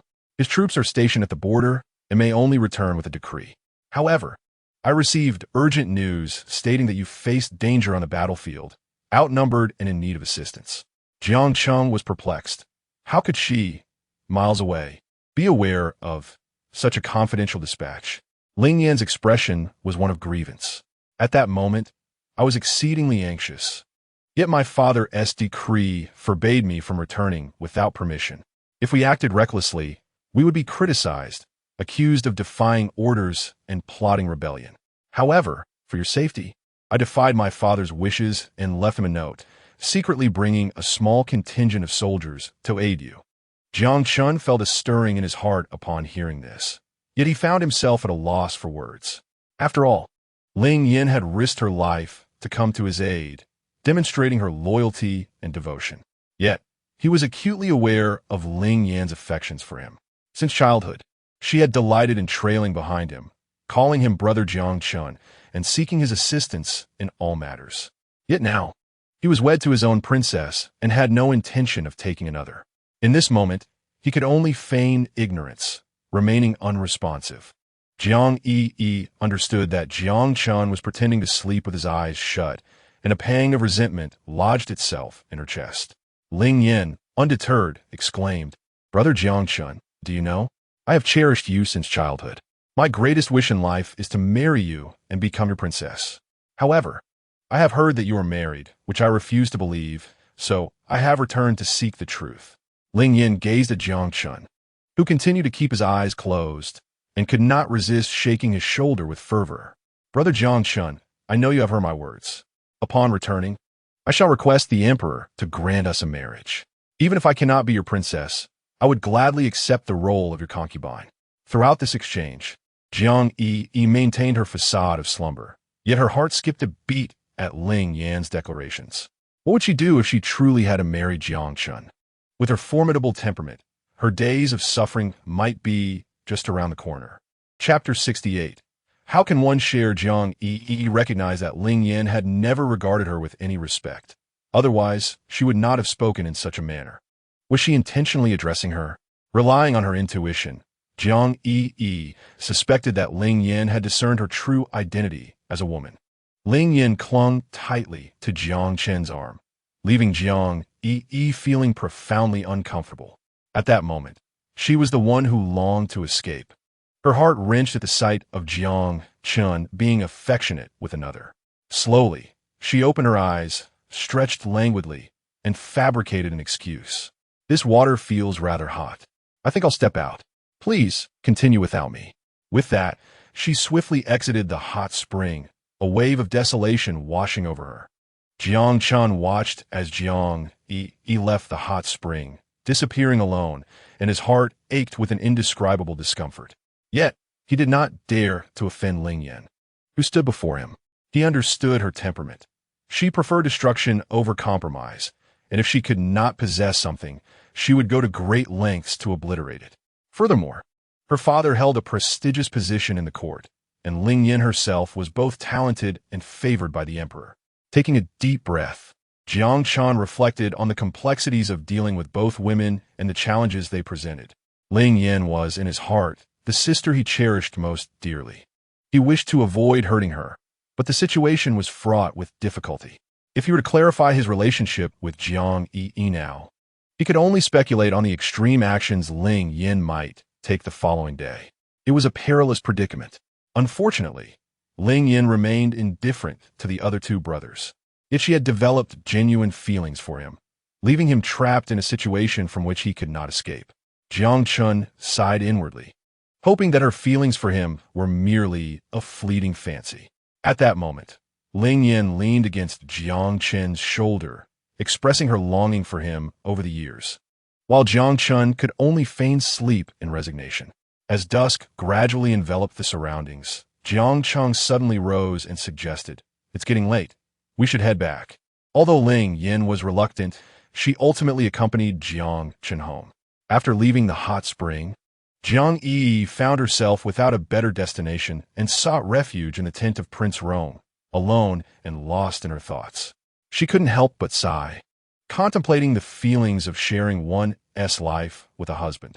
Such notions had never crossed her mind before, but upon seeing Ling Yan today, an acute sense of crisis washed over her. Jiang Yiyi felt a sudden pang of sadness, realizing that she might inevitably follow in her mother's footsteps. Even though the prince was currently devoted to her, her status as a princess was not earned through honorable means. Upon returning from the hot spring, Jiang Chun searched for Jiang Yiyi, aware that she was upset and eager to explain and apologize, for in his eyes, he only regarded Ling Yan as a sister. Suddenly, a voice broke the silence. Jiang Yiyi, lost in thought, looked up to find Jiang Chun standing beside her, having entered without her noticing. He approached and embraced her tightly. "I'm sorry. My relationship with Ling Yin is not what you think. I have always considered her just a sister." Jiang Yiyi pushed him away forcefully. "I wasn't thinking anything. I'm not angry. You are overthinking this." Jiang Chun gently lifted her chin with his finger, observing her sullen expression. "You claim you're not angry, yet your face has turned a shade of thunderous gray. You're speaking from both sides of your mouth." Jiang Yiyi retorted sharply, "You both sat before me, sharing your heartfelt sentiments as if I were invisible, and now you expect me to put on a cheerful facade for you?" Jiang Chun couldn't help but laugh, realizing that her jealousy was a sign of her desire to possess him. Jiang Yiyi, infuriated, shot back, "I don't wish to possess you. I'm going to share you with others." Jiang Chun chuckled. "How could I ever share? I belong solely to you. My entirety, including my very being, is yours, and all that you are is mine." Yet Jiang Yiyi was unimpressed. "And then what?" Jiang Chun, with a mischievous grin, replied, "Then I desire all of you." Jiang Yiyi was momentarily taken aback. "What do you mean by that?" Jiang Chun, leaning in closer, felt a mix of longing and frustration, as he could only gaze upon her without touching. He kissed her lips passionately, as if she possessed an enchanting allure that drew him in from afar. Jiang Yiyi felt a rush of embarrassment. She was still dressed in men's clothing, and they were in Prince Rong's tent. If anyone were to see two men embracing, who knows how they would twist the narrative? Moreover, even though Prince Rong was unconscious, what if he were to awaken? Chapter 69 had already been read, but Jiang Chun was too consumed by his feelings to contemplate the repercussions. He held Jiang Yiyi tightly, refusing to let go no matter what, leaving her lips resembling sausages from his kisses. Jiang Yiyi emitted muffled sounds of protest, yet Jiang Chun remained indifferent. Just then, she suddenly heard footsteps approaching from outside. In a moment of desperation, she stamped hard on Jiang Chun's foot, causing him to grimace in pain, and only then was she able to break free from his embrace. At that moment, someone entered the tent, revealing Jiang Chun's deputy, Qilei. Jiang Yiyi feigned calmness as she moved to a corner to fiddle with the medicinal prescriptions, vigorously wiping away the saliva Jiang Chun had left on her face. A sense of inexplicable embarrassment washed over her. Qilei entered and inquired with concern about the condition of King Rong. Jiang Chun replied that King Rong was merely in a temporary state of unconsciousness and should recover soon. Qilei nodded and looked at Jiang Chun. Confusion etched on his face. "Your Highness, what happened to your mouth?" Jiang Chun, feeling embarrassed, replied, "I ate some spicy peppers." Qilei chuckled. "Those peppers are indeed quite fiery. Your Highness should consider moderating your consumption in the future." Jiang Chun awkwardly nodded, falling silent as the atmosphere within the tent reached a peak of awkwardness. Jiang Yiyi busied herself in the corner, grinding herbs, as if only this action could alleviate the discomfort. Qilei sensed the unease and exchanged a few pleasantries with Jiang Chun before departing. Jiang Chun watched Qilei leave and let out a deep sigh of relief, thankful that he had not been discovered. If Qilei were to learn of his relationship with Jiang Yiyi, it would mean the entire camp would soon know. Jiang Yiyi approached Jiang Chun, whispering, "You should return quickly. Otherwise, General Ling will worry if he can't find you."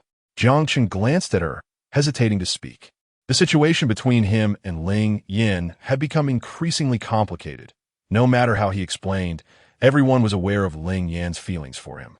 Jiang Yiyi continued, "In the evening, arrange for Jiang Rui to stay in your tent.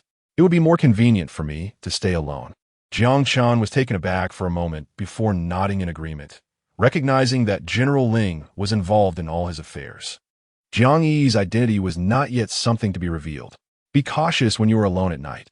I will assign more guards to you," he added. Jiang Yiyi had anticipated at least a hint of reluctance from him, but was instead met with his swift acquiescence, leaving her feeling somewhat discontented. Jiang Chun, resigned, walked slowly out of King Rong's tent. Meanwhile, Jiang Yiyi held a basin of warm water, wiping King Rong's forehead and cheeks. He appeared more like someone in a deep slumber, his complexion rosy and his breathing strong.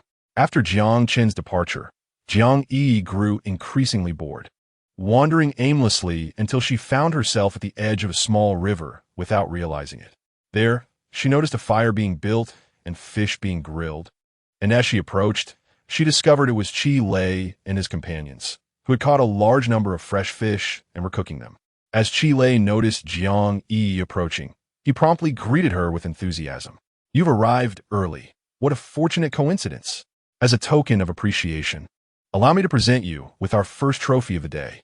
Sitting amidst their group, Jiang Yi listened to their tales of past curiosities, her spirits somewhat lifted. After an indeterminate period, she gradually made her way into the tent. With Ling Yan's arrival, she suddenly realized that in this vast military camp, she had no place to call her own. Just as she was preparing to sleep in her tent, someone stealthily entered.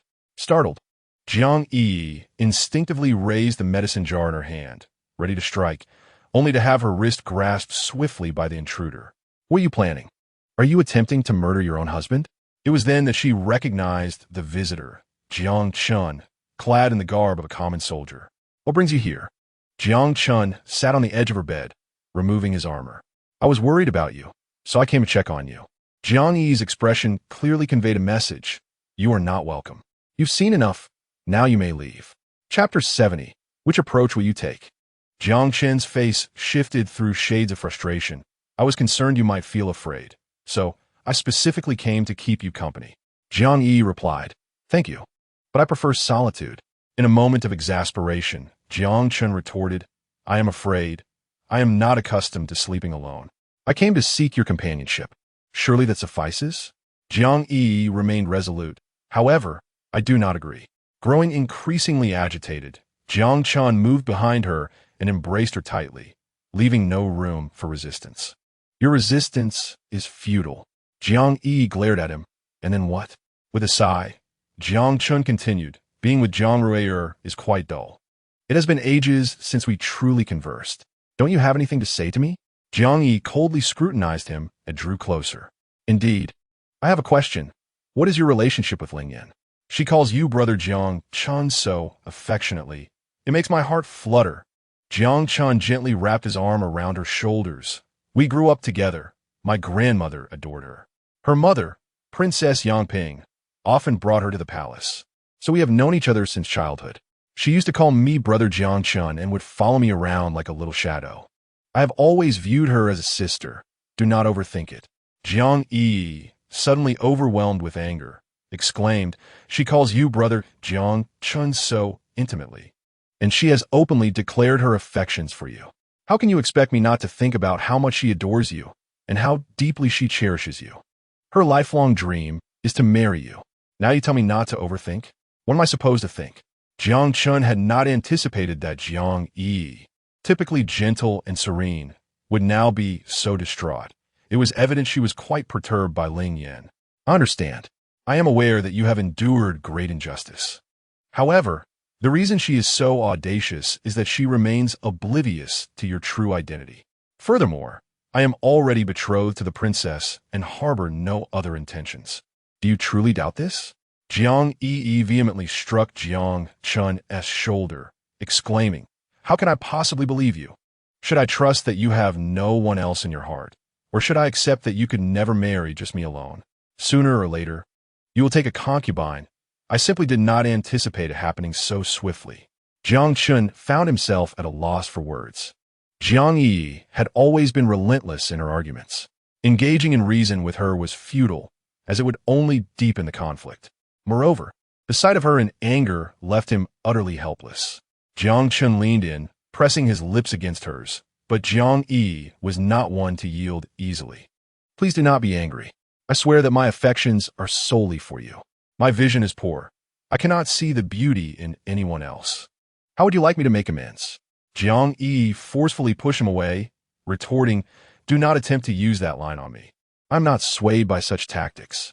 With a mischievous grin, Jiang Chen inquired, "Then what will sway you? Perhaps this?"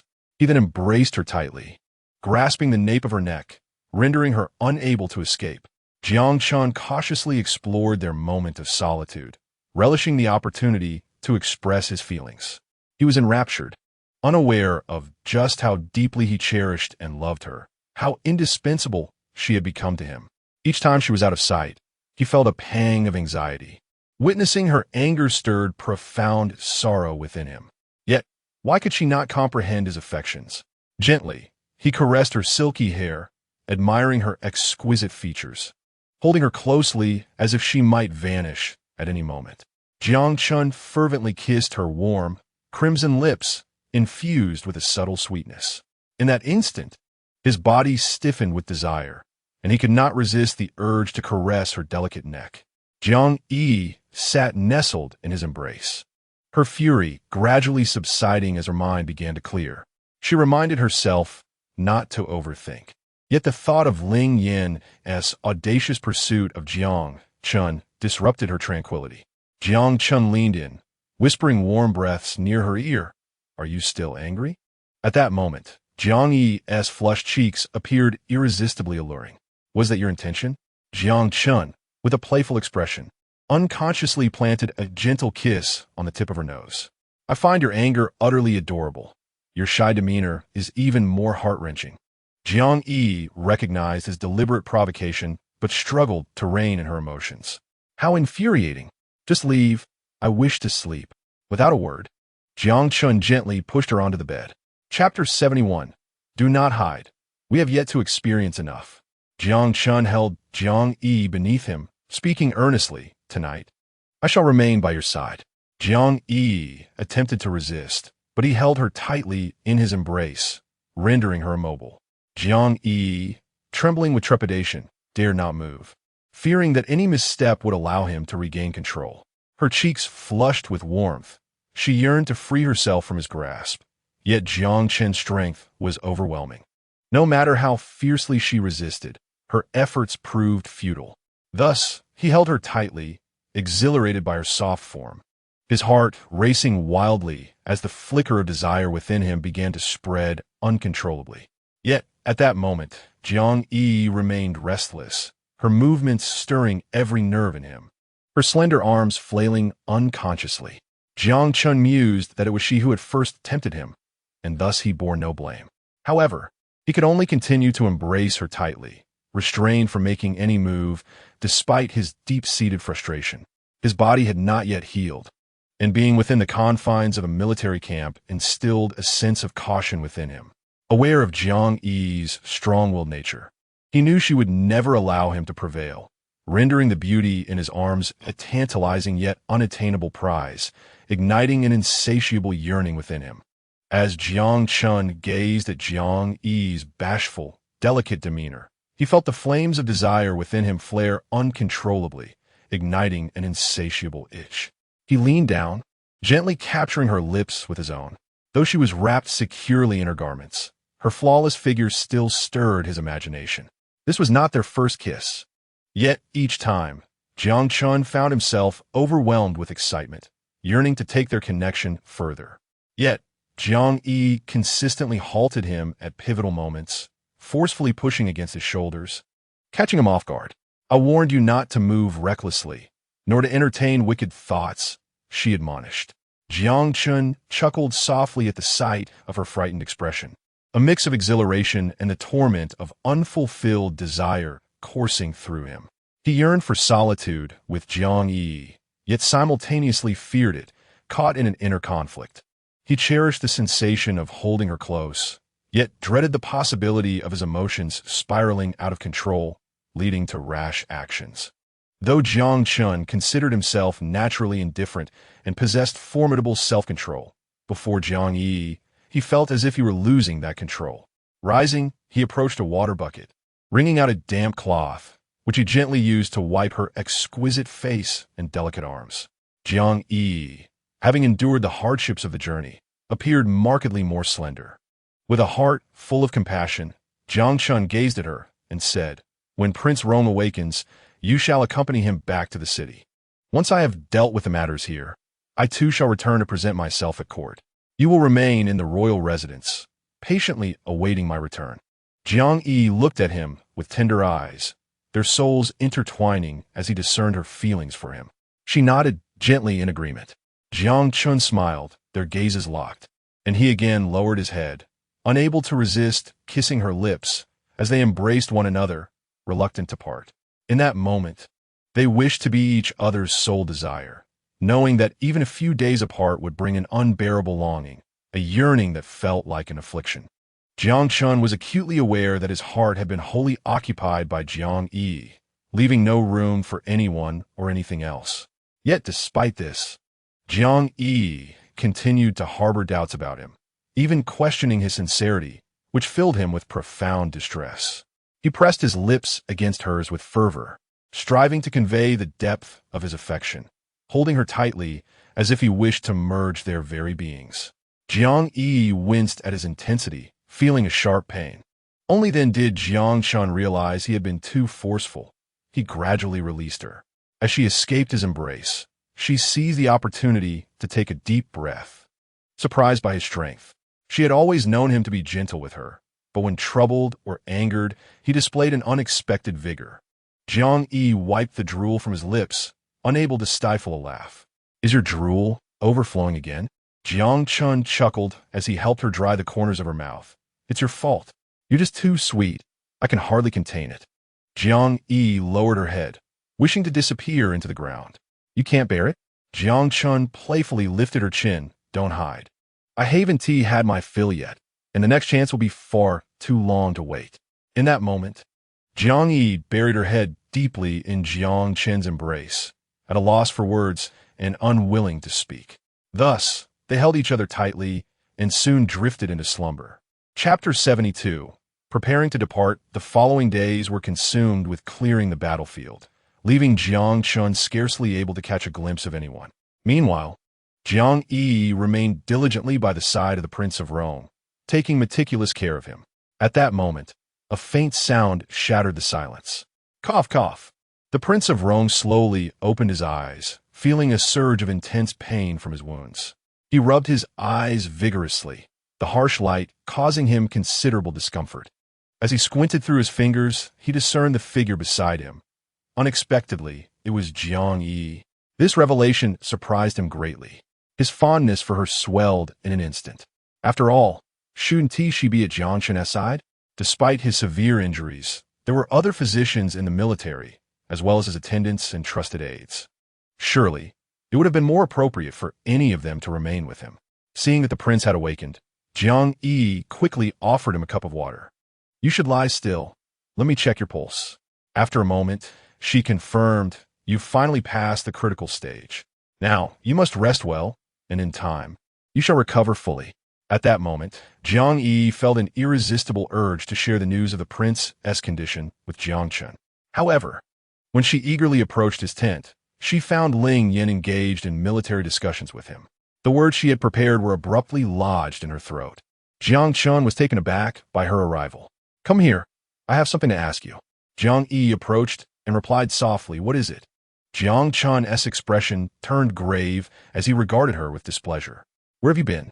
"I've been searching everywhere for you." Jiang Yi gazed at Jiang Chun with an expressionless face, stating, "I'm merely wandering about. You all continue your conversation. I have matters to attend to," before turning and departing. Just as Jiang Chun intended to stop her, he was abruptly restrained by Ling Yin. "Brother Jiang, where were we? What was the geographical location of that city? Is it easy to defend, yet difficult to attack?" Jiang Chun, observing Jiang Yi's retreating figure, felt an indescribable sense of melancholy. With Ling Yin incessantly clinging to him daily, he found no opportunity to share a moment alone with Jiang Yi. He feared that misunderstandings might arise from this situation. He was reluctant to let Jiang Yi misinterpret his relationship with Ling Yin, yet he had no chance to clarify, which troubled him greatly. On this day, Prince Rome was finally able to move about, but at that moment, Jiang Yi felt an overwhelming heartache. Once the princess of Jiang Chun, she now found herself relegated to caring for Prince Rome, a situation that felt deeply ironic. Soon, Jiang Chun visited to inquire about Prince Rome's injuries. The prince quickly reassured him, "Second brother, do not worry about me.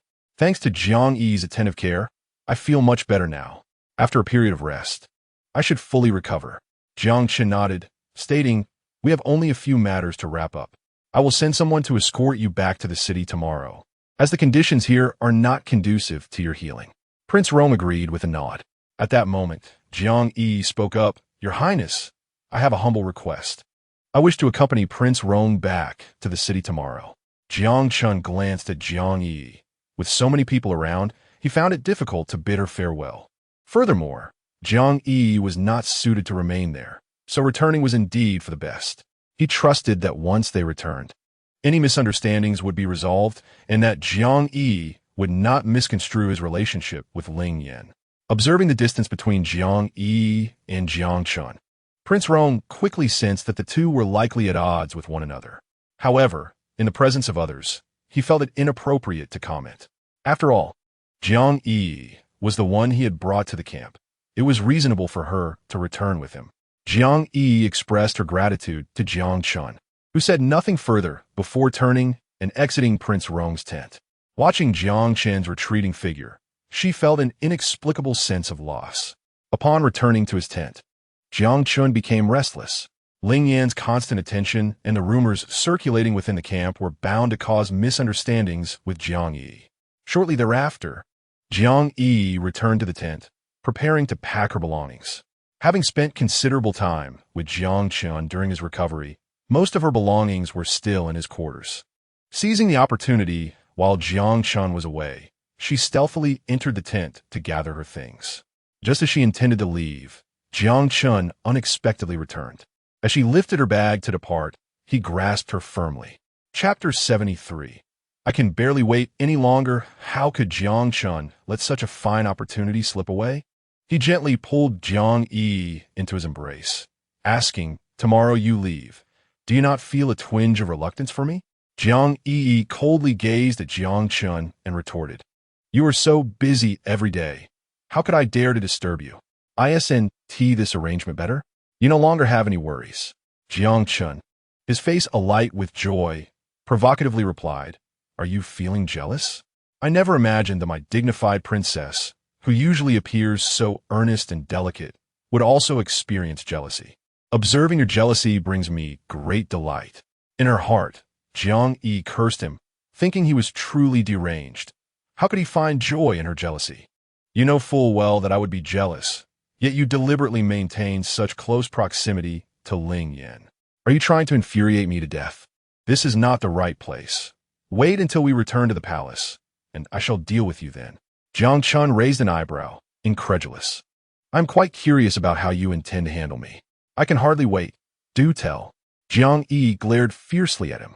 "Let go of me. I'm leaving. What if Ling Yan barges in? How will you explain this?"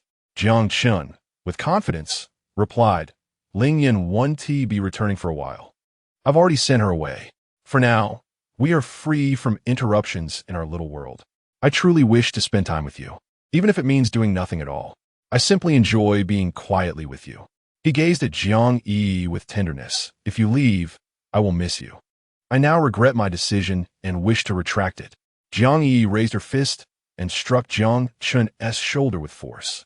"No way. Words once spoken are like water spilled. They cannot be reclaimed. I have resolved to leave, and you cannot keep me here against my will." Jiang Chun feigned distress, clutching his chest and making a painful expression while occasionally emitting groans of agony. "Ouch, ouch."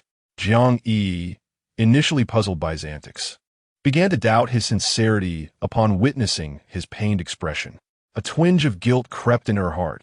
Had she indeed struck too hard? She had not used much force. She merely intended to frighten him. "Are you all right? Did I hurt you too much? Let me see your wound." Jiang Chun sat quietly, allowing Jiang Yi to tug at him as she tore open his shirt to inspect his injury. The ghastly wound, though scabbed over, was long and would undoubtedly leave a significant scar. Jiang Yi leaned closer, gently blowing on his wound. "Does that feel any better? Would you like me to apply some more medicine? I still have some painkillers left." As she spoke, she retrieved a small vial of pills from her sleeve, poured a single pill in her palm, and promptly placed it into Jiang Chun's mouth. "Swallow it." Jiang Chun observed Jiang Yi's concern for him, and a sweetness blossomed within his heart. Her empathy and worry warmed him profoundly. He gently pulled Jiang Yi into his embrace. "The painkiller you provided has a rather mild flavor and is not very effective. I desire something stronger." Jiang Yi, looking puzzled, replied, "You have used this painkiller numerous times before, and it has worked adequately. Why do you say it is ineffective? Perhaps I can refine it further when I return. As she was about to finish her words, Jiang Chun leaned in and pressed his lips firmly against hers. He kissed Jiang Yiyi passionately, teasing her with, "You know precisely what kind of painkiller I seek, yet this is the most effective remedy. Each taste is uniquely delightful."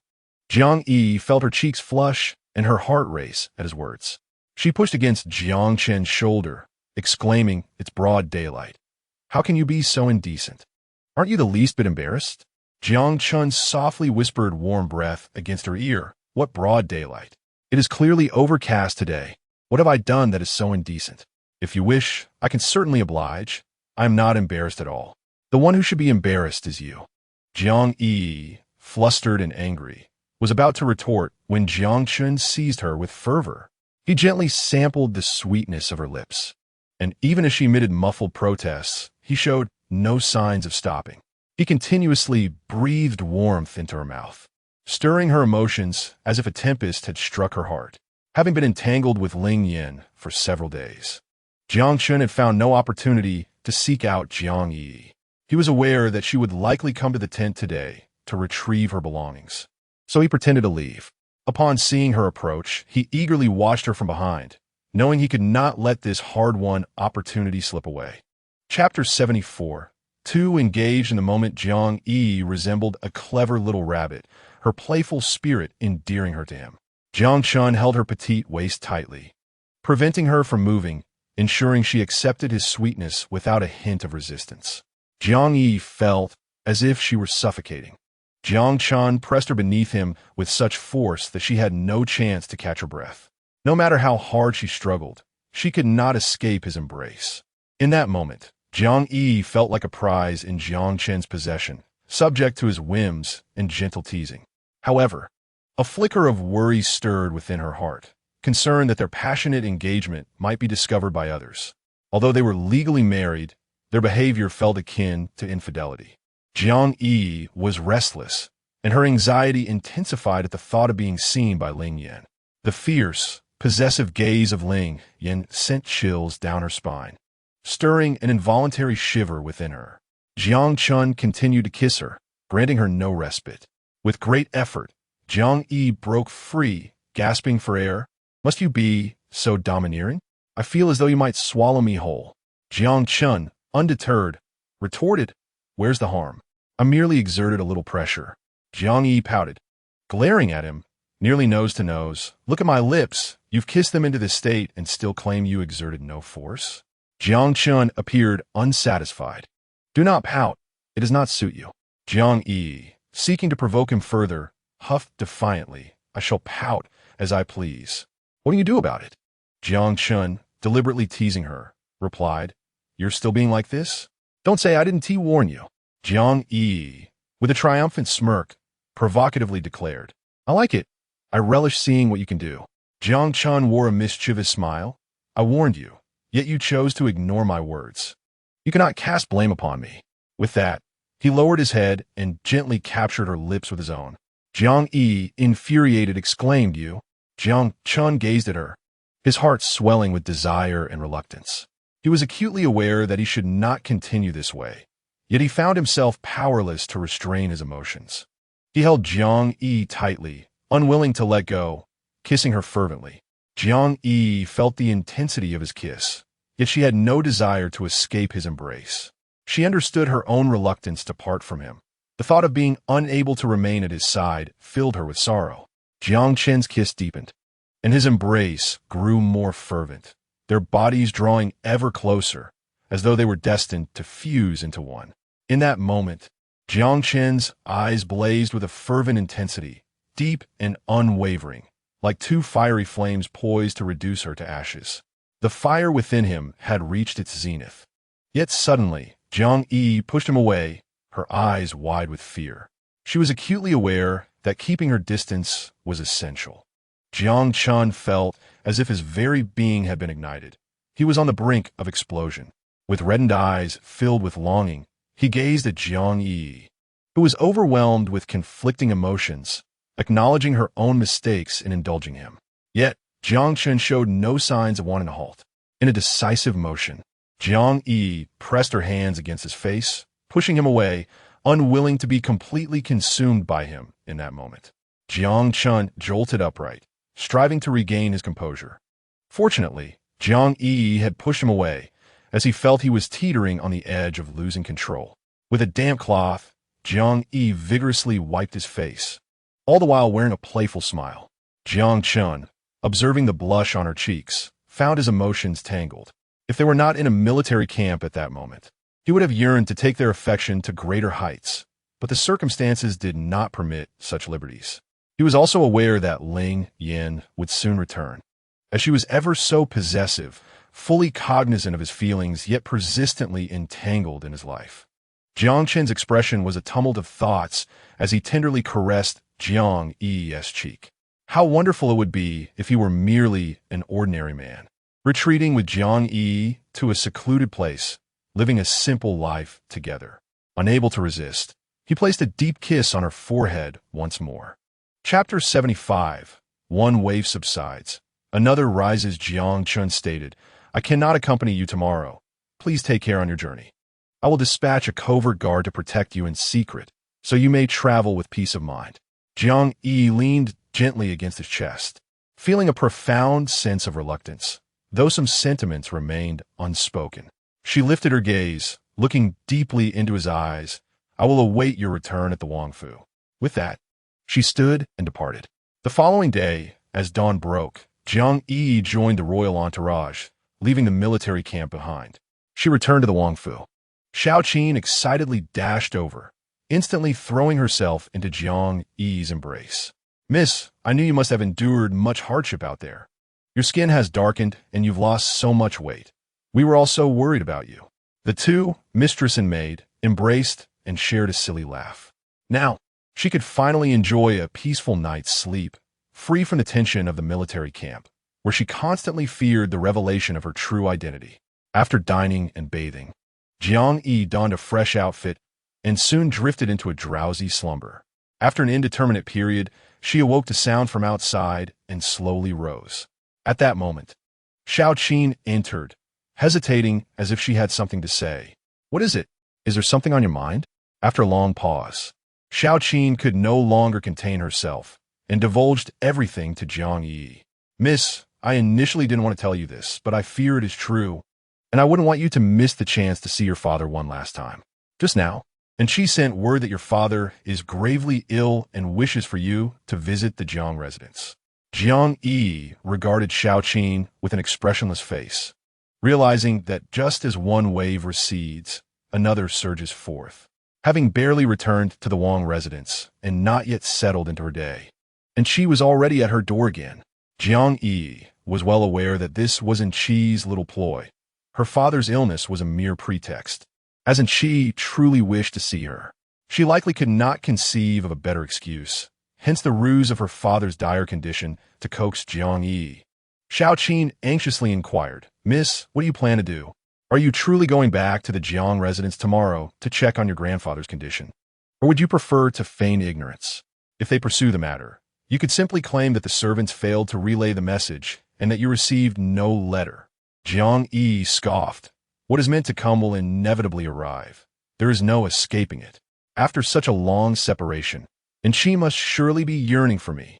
Meanwhile, at the Jiang residence, and she was akin to an ant on a hot skillet, pacing back and forth in the living room, anxiously awaiting news. At that moment, Chun Chao suddenly entered. "How did it go? Did the letter I asked you to send to the Wang residence arrive? Did Jiang Yiyi receive it? What was her reaction?" Chun Chao gasped for breath, and after a considerable pause, replied, "Rest assured, miss, it has been delivered.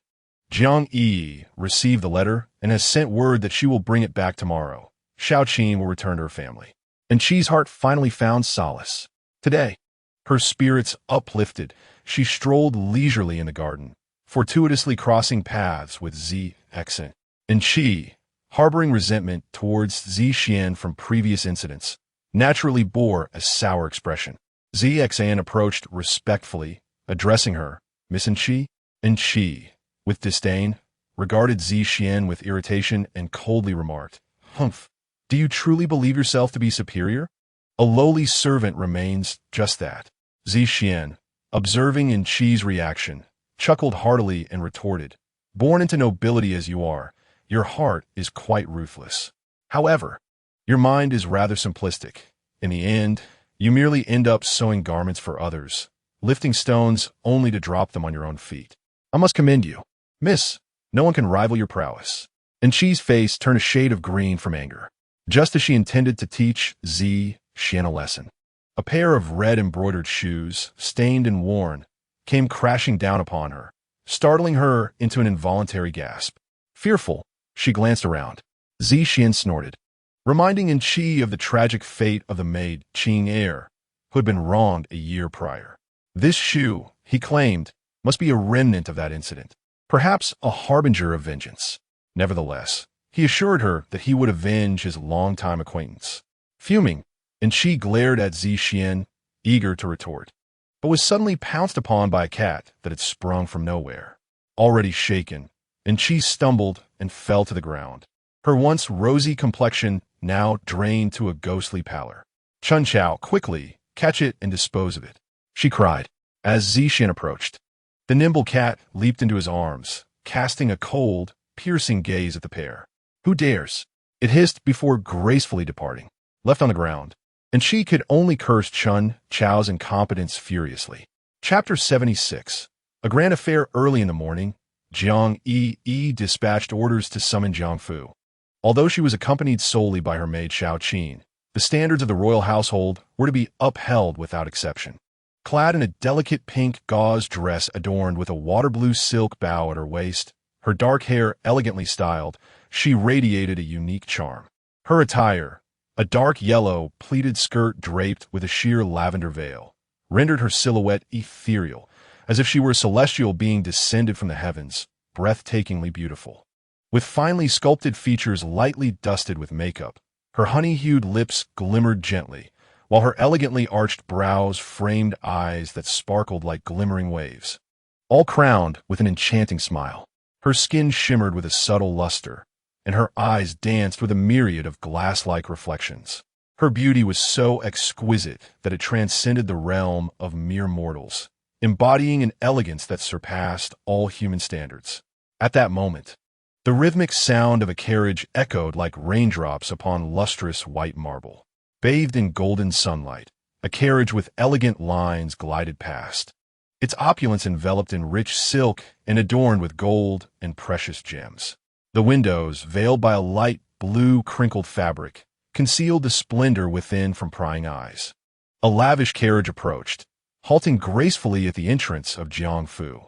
A servant hurried inside to announce the arrival of the princess, illuminating the entire Jiang estate. Jiang Yiyi's father quickly gathered everyone to welcome her. Amidst the crowd, Qi's furious gaze fixated on Jiang Yiyi, astonished by the grand display. How shameless! A false princess flaunting such pomp. Who was she trying to impress? The matron turned sharply, casting a fierce glare at Qi, signaling her to silence. Beside Qi, Aunt Lu hurriedly tugged at her sleeve, softly advising her, such words should not be uttered again. She is the legitimate princess, the pride of the Jiang family. To speak ill of the princess is to slap our own family's face. One's honor is shared by all, and one's disgrace is equally felt. And she scoffed. Though her heart brimmed with resentment, she dared not indulge in a moment of recklessness. Aunt Zixian, upon noticing Jiang Yi's return, promptly approached to assist her, saying, "Princess, please watch your step. Our master is unwell, and we hope you will forgive our lack of preparation." Jiang Yiyi smiled at Aunt Zixian, replying, "You jest. We are all family here. There is no need for such formality." Aunt Zixian helped Jiang Yiyi to her seat, while the others came forward to offer their greetings. Jiang Yiyi graciously honored her family, ensuring that each person received generous rewards. Even Chun Chao was gifted a fine jade bracelet and a pair of golden earrings. Chun Chao clutched her treasures, unable to part with them. For never had a servant like her encountered such exquisite items.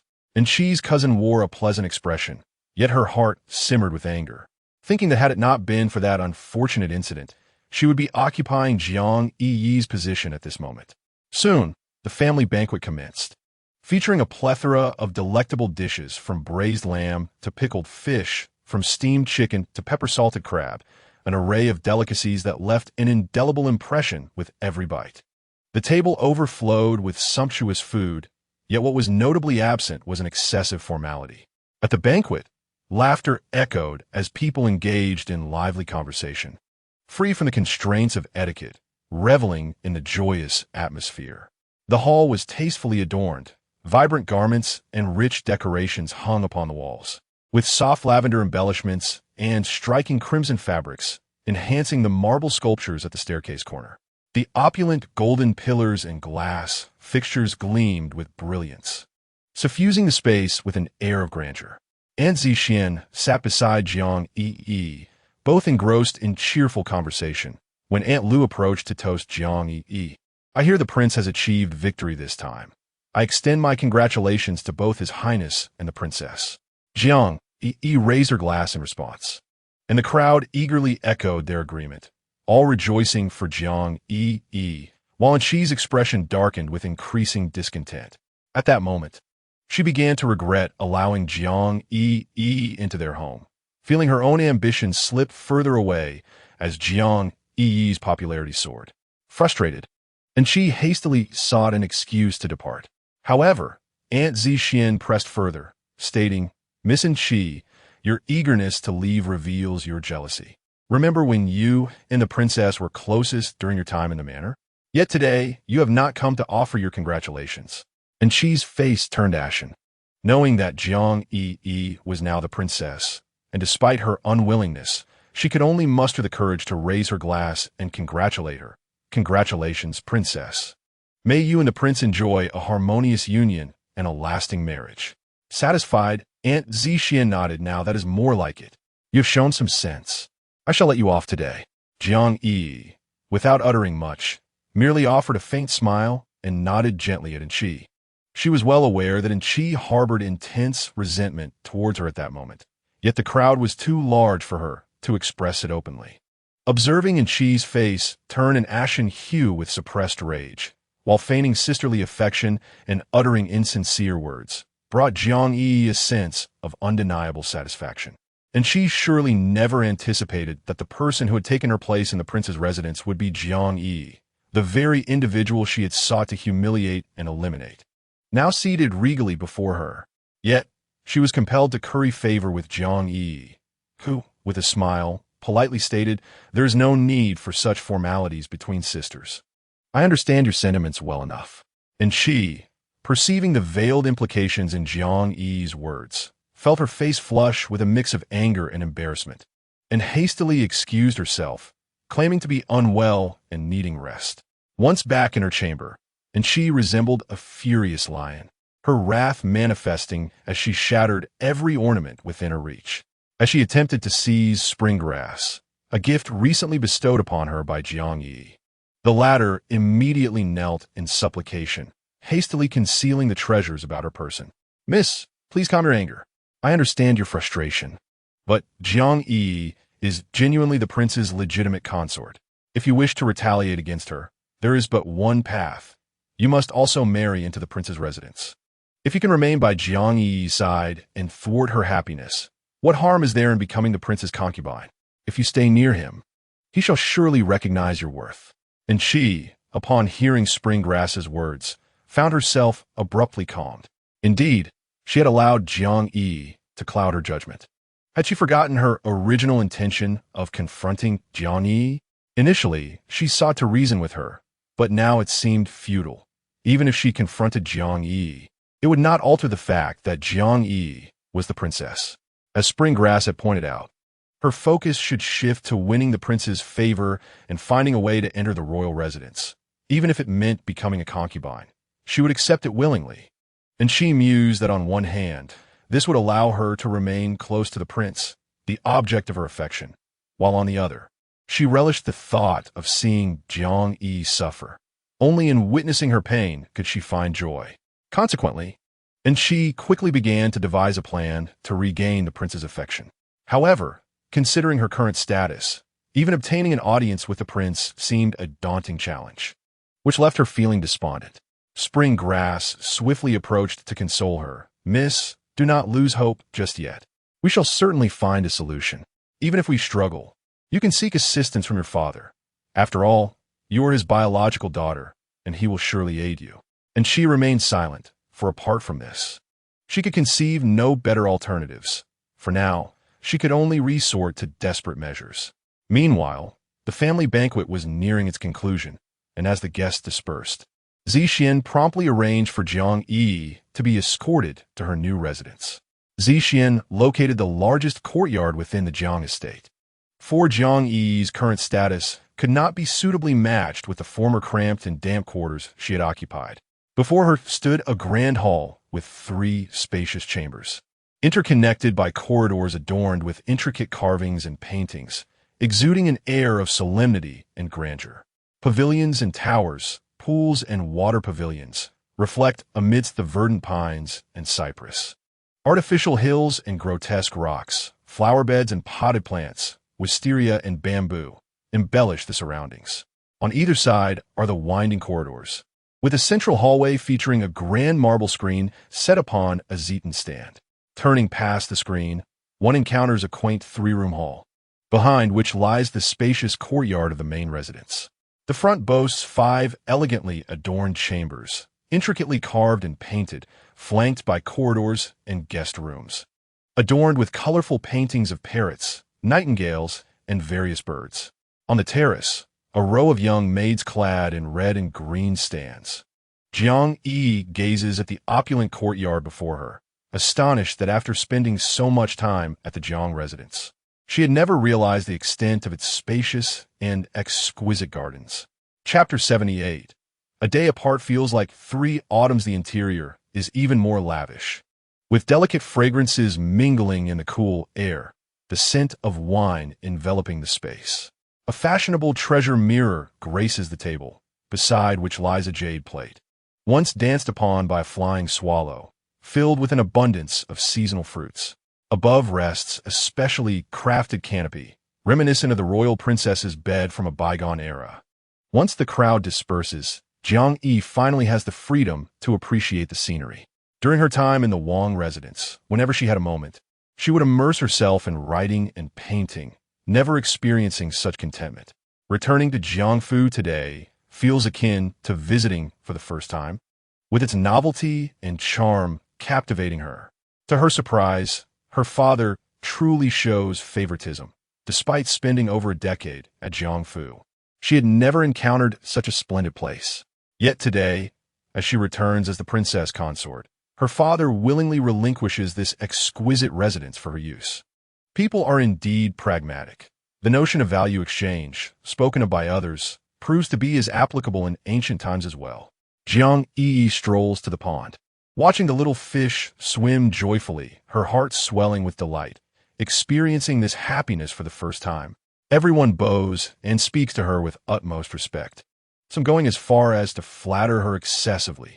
Indeed, power and status are wondrous things. They allow one to see the myriad faces of humanity more clearly.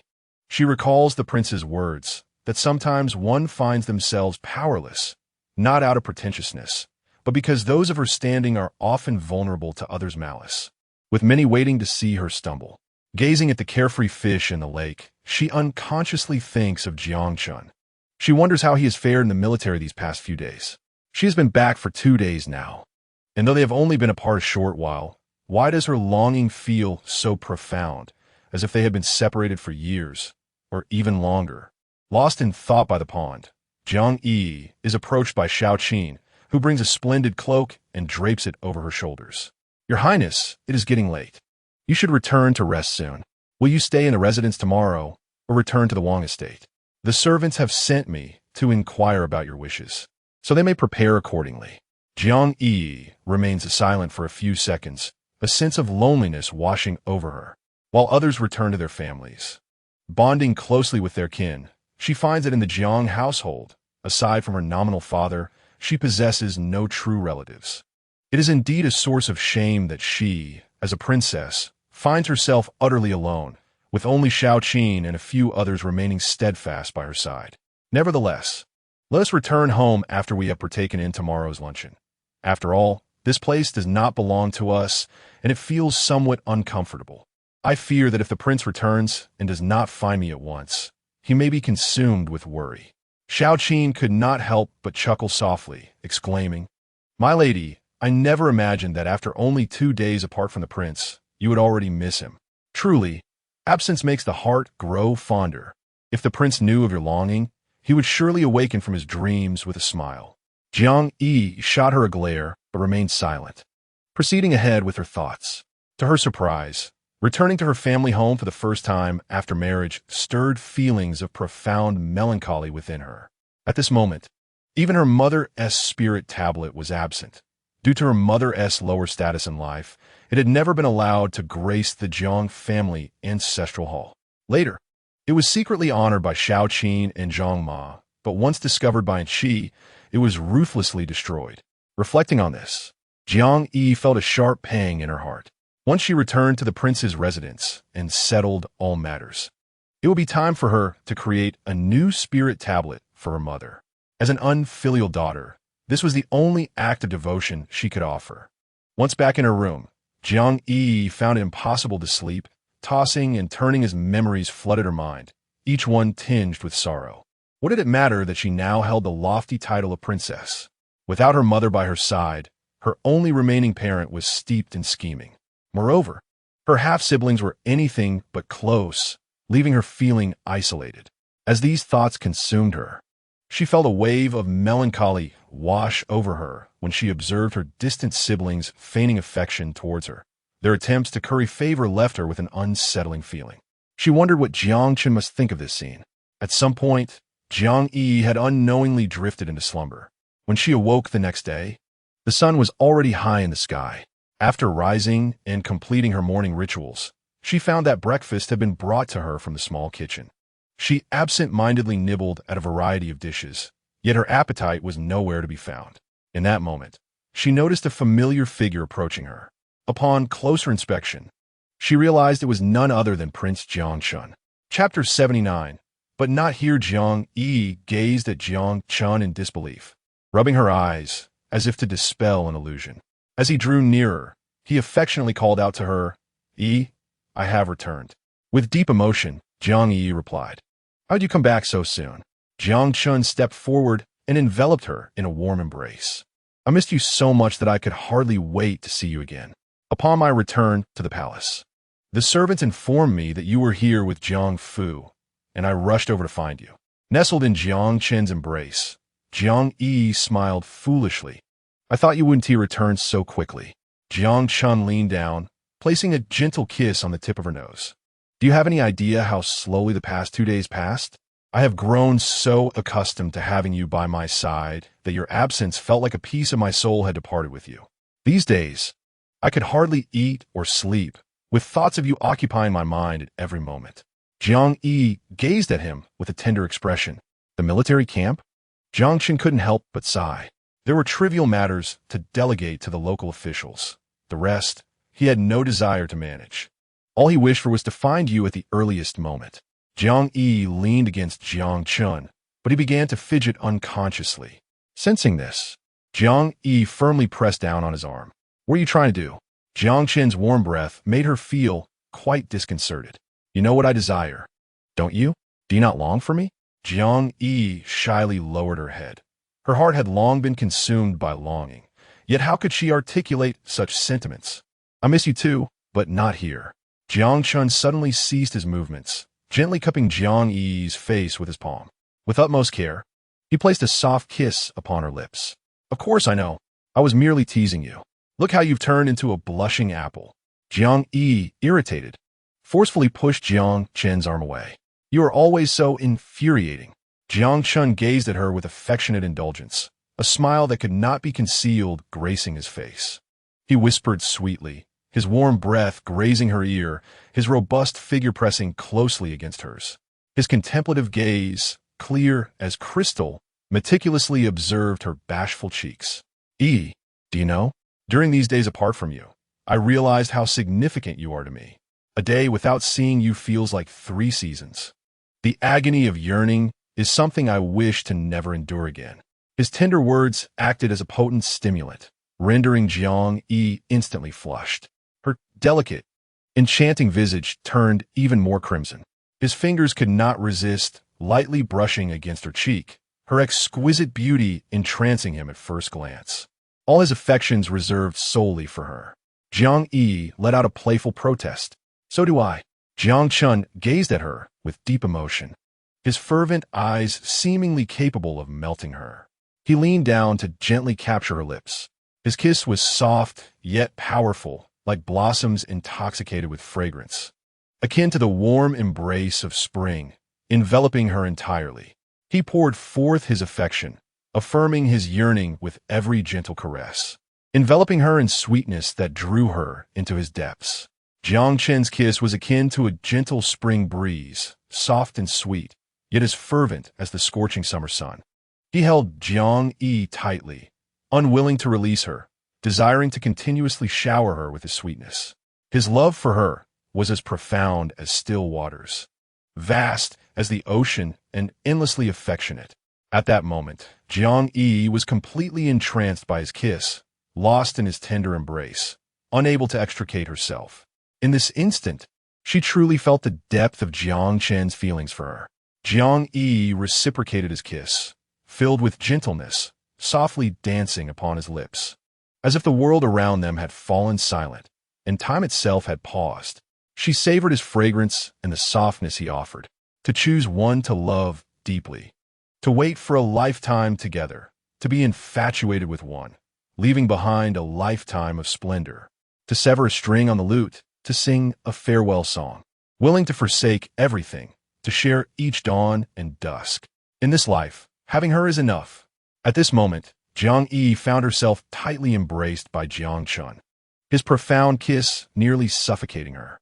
With all her might, she managed to break free from his grasp, gasping for breath while casting a fierce glare at him. "Look what you've done. My lips are swollen. How am I supposed to face anyone now?" Jiang Chun leaned closer, his clear eyes harboring a tenderness. He gently blew on her lips. "They really are a bit swollen. Perhaps we should apply some ice?"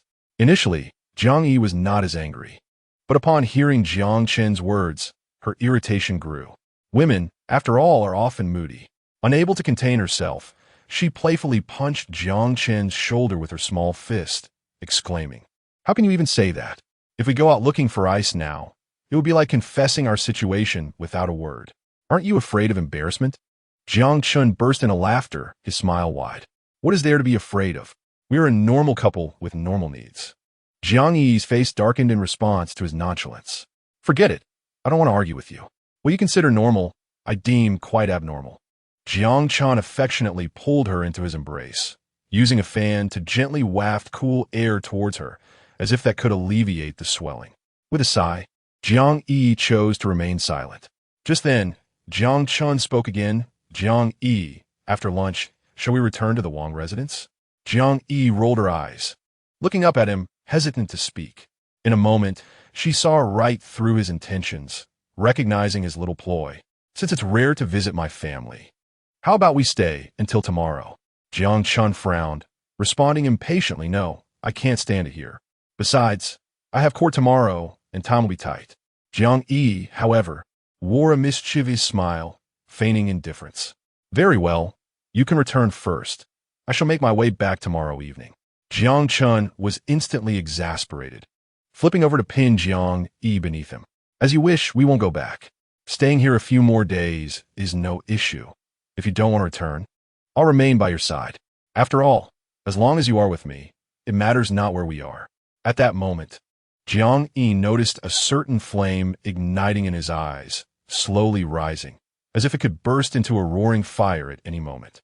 Without hesitation, Jiang Chun leaned down, planting a passionate kiss on her cheek, followed by kisses along her neck and any exposed skin, sparing none. Jiang Yiyi felt as if Jiang Chun had transformed into a ball of fire, his heated touch threatening to scorch her. Panic surged within her as she realized why he had been so agreeable to her wishes. This was his secret weapon. The desire within Jiang Chun spread rapidly, as if he could no longer contain it, his fervent lips exploring her skin. Fear gripped Jiang Yiyi suddenly, and with all her strength, she pushed him away, nearly leaping from his embrace in the process. In an instant, Jiang Yiyi changed her tune. I promise to have lunch, and then we shall return, shall we? Jiang Chun, his face darkened, gazed coldly at Jiang Yiyi, a look of lingering desire etched upon his features. Jiang Yiyi chuckled awkwardly, hastily attempting to placate him. Do not be angry. I shall cool your temper. I promise to return to the Wang Fu this afternoon. Jiang Chun, resigned, replied, How do you intend to cool my temper? Jiang Yiyi burst into laughter. His mind was brimming with mischief. Was that aloof demeanor merely a fade? She seized the towel she had been using for an ice compress and playfully draped it over Jiang Chen's face. His expression remained stern. Her antics doused his fervor with an icy chill, plunging his once ardent heart into a frozen abyss. At this moment, the nameless fury within Jiang Chun could only be suppressed with great effort. Jiang Yiyi, hesitant to speak, could not suppress her laughter. Jiang Chun, choosing silence, gradually sought to calm his tumultuous emotions and quell the fire within him. Having tasted the bitterness of her own folly, Jiang Yiyi dared not draw too close to him. To alleviate the awkwardness, throughout the morning, she guided Jiang Chun in leisurely pursuits of boating and flower admiring. Yet, at this moment, Jiang Chun found no pleasure in such trifles. Just then, and she approached, her eyes fixed on Jiang Yiyi and Jiang Chun, witnessing their intimate connection, which struck her heart with a pang of anguish.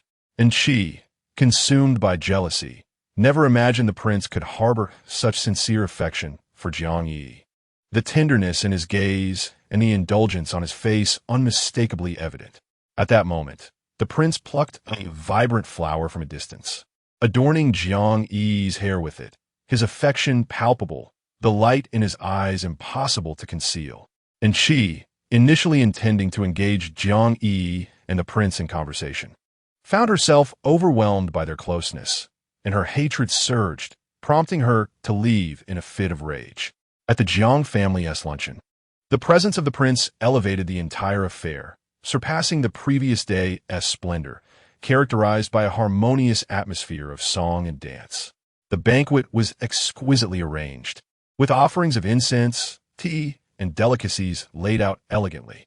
Upon seating, cold dishes preceded the hot stir-fries, followed by substantial courses and desserts.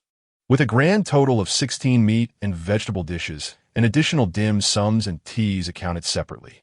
Soon, the melodious sounds of pipa and flute filled the air, and a troupe of dancers appeared like ethereal orchids in a secluded valley. Their graceful, airy movements, complemented by flowing sleeves, accentuated their exquisite beauty, captivating the audience in a trance. The dancers moved as if lotus blossoms swirling in the wind, their elegance akin to celestial beings. The grace of their forms was in perfect harmony, and the vibrant hues of their silken garments were breathtaking. The fluttering sleeves resembled swirling snowflakes, twirling gracefully as if caught in a tempest.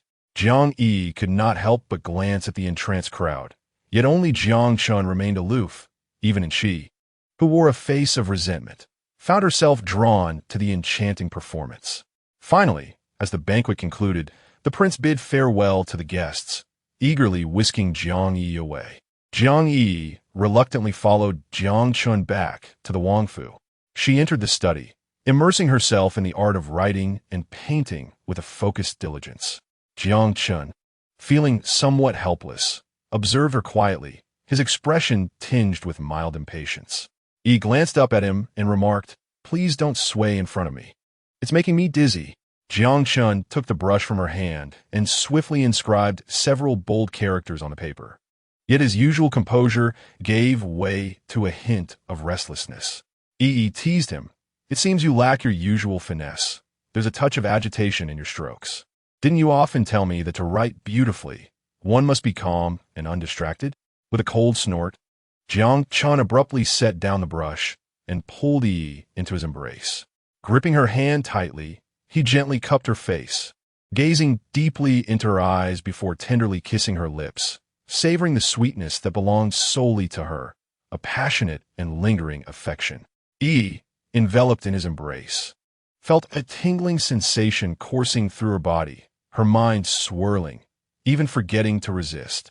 The melodic notes of their connection swelled like a rising tide, quietly carrying away something while leaving behind an indelible impression. His lips, as soft as delicate petals, caressed hers gently, evoking a profound sense of intimacy. In this moment, Jiang Chen's deep affection resonated like an intoxicating melody, captivating and enchanting. Yi softly closed her eyes, surrendering to the warmth of his fervent kisses. Sunlight streamed through the layered clouds, embracing them with its gentle warmth. Jiang Chen seemed to channel all his longing into a force that melded them together, sweet as honey and clear as dew, as if the universe itself indulged in his sincerity. Time passed, and eventually Jiang Chen slowly released her shoulders. Yi quietly leaned against him, aware of his possessive nature that allowed no room for distraction or rebellion. She playfully fiddled with his collar, voicing her complaint. "You're always so impatient." Jiang Chen gazed at her with a smile, for they had been apart for over 3 months. During these days, he had constantly thought of Yi. Even in the military camp, with her by his side, he had felt the weight of unexpressed emotions, a torment only he could understand. Now, he was finally liberated, free to embrace and cherish her without reservation. Gently, he looked at Yi and asked, "Do you know what it feels like to miss someone so dearly?" From dusk till dawn, from the cold of winter to the warmth of spring, the longing is unceasing. With his face pressed closely to hers, inhaling her familiar scent and gazing at the beloved figure before him, how could he not be joyful? At that moment, they could finally intertwine in a tender embrace, as they once did, inseparable and fervent.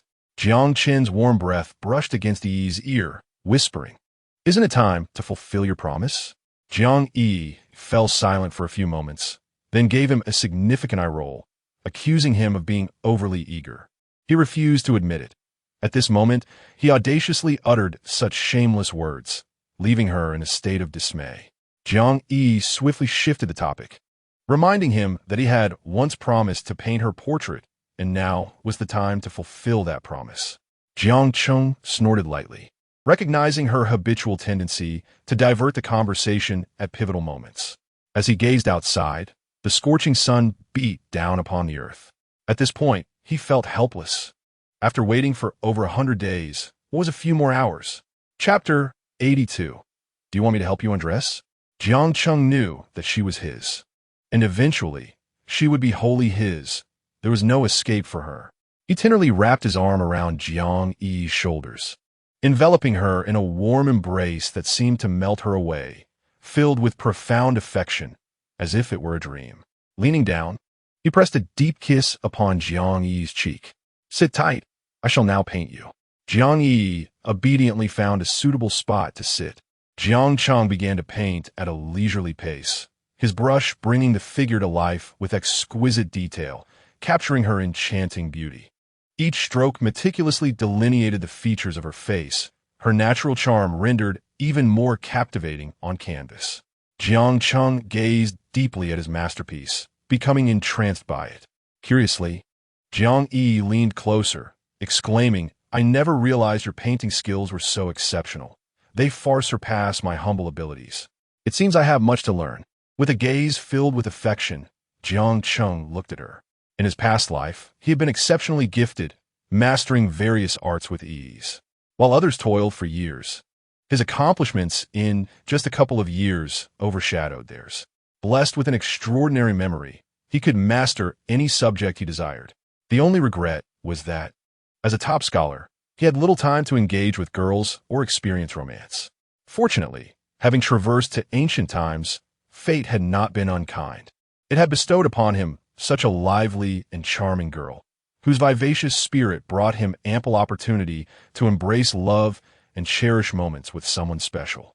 As twilight descended, the small kitchen prepared an array of exquisite snacks. Jiang Yi enthusiastically selected some and placed them before Jiang Chen, knowing they were among his favorites. Yet Jiang Chen remained stoic, accepting everything she offered without a word.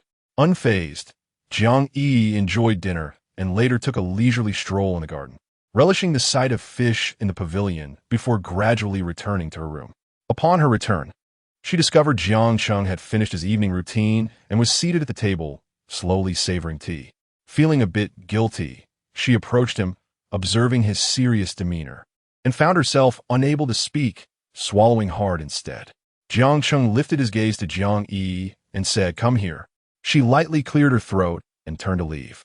"I just remembered, I have yet to take a bath." Jiang Cheng grasped Jiang Yi's arm, gently pulling her into his embrace. "I took a bath yesterday. Can I skip it today?" Jiang Yiyi, alert and quick to react, swiftly extricated herself from his hold. "No skipping. I'm not accustomed to it." Jiang Cheng observed Jiang Yiyi, feeling a sense of helplessness.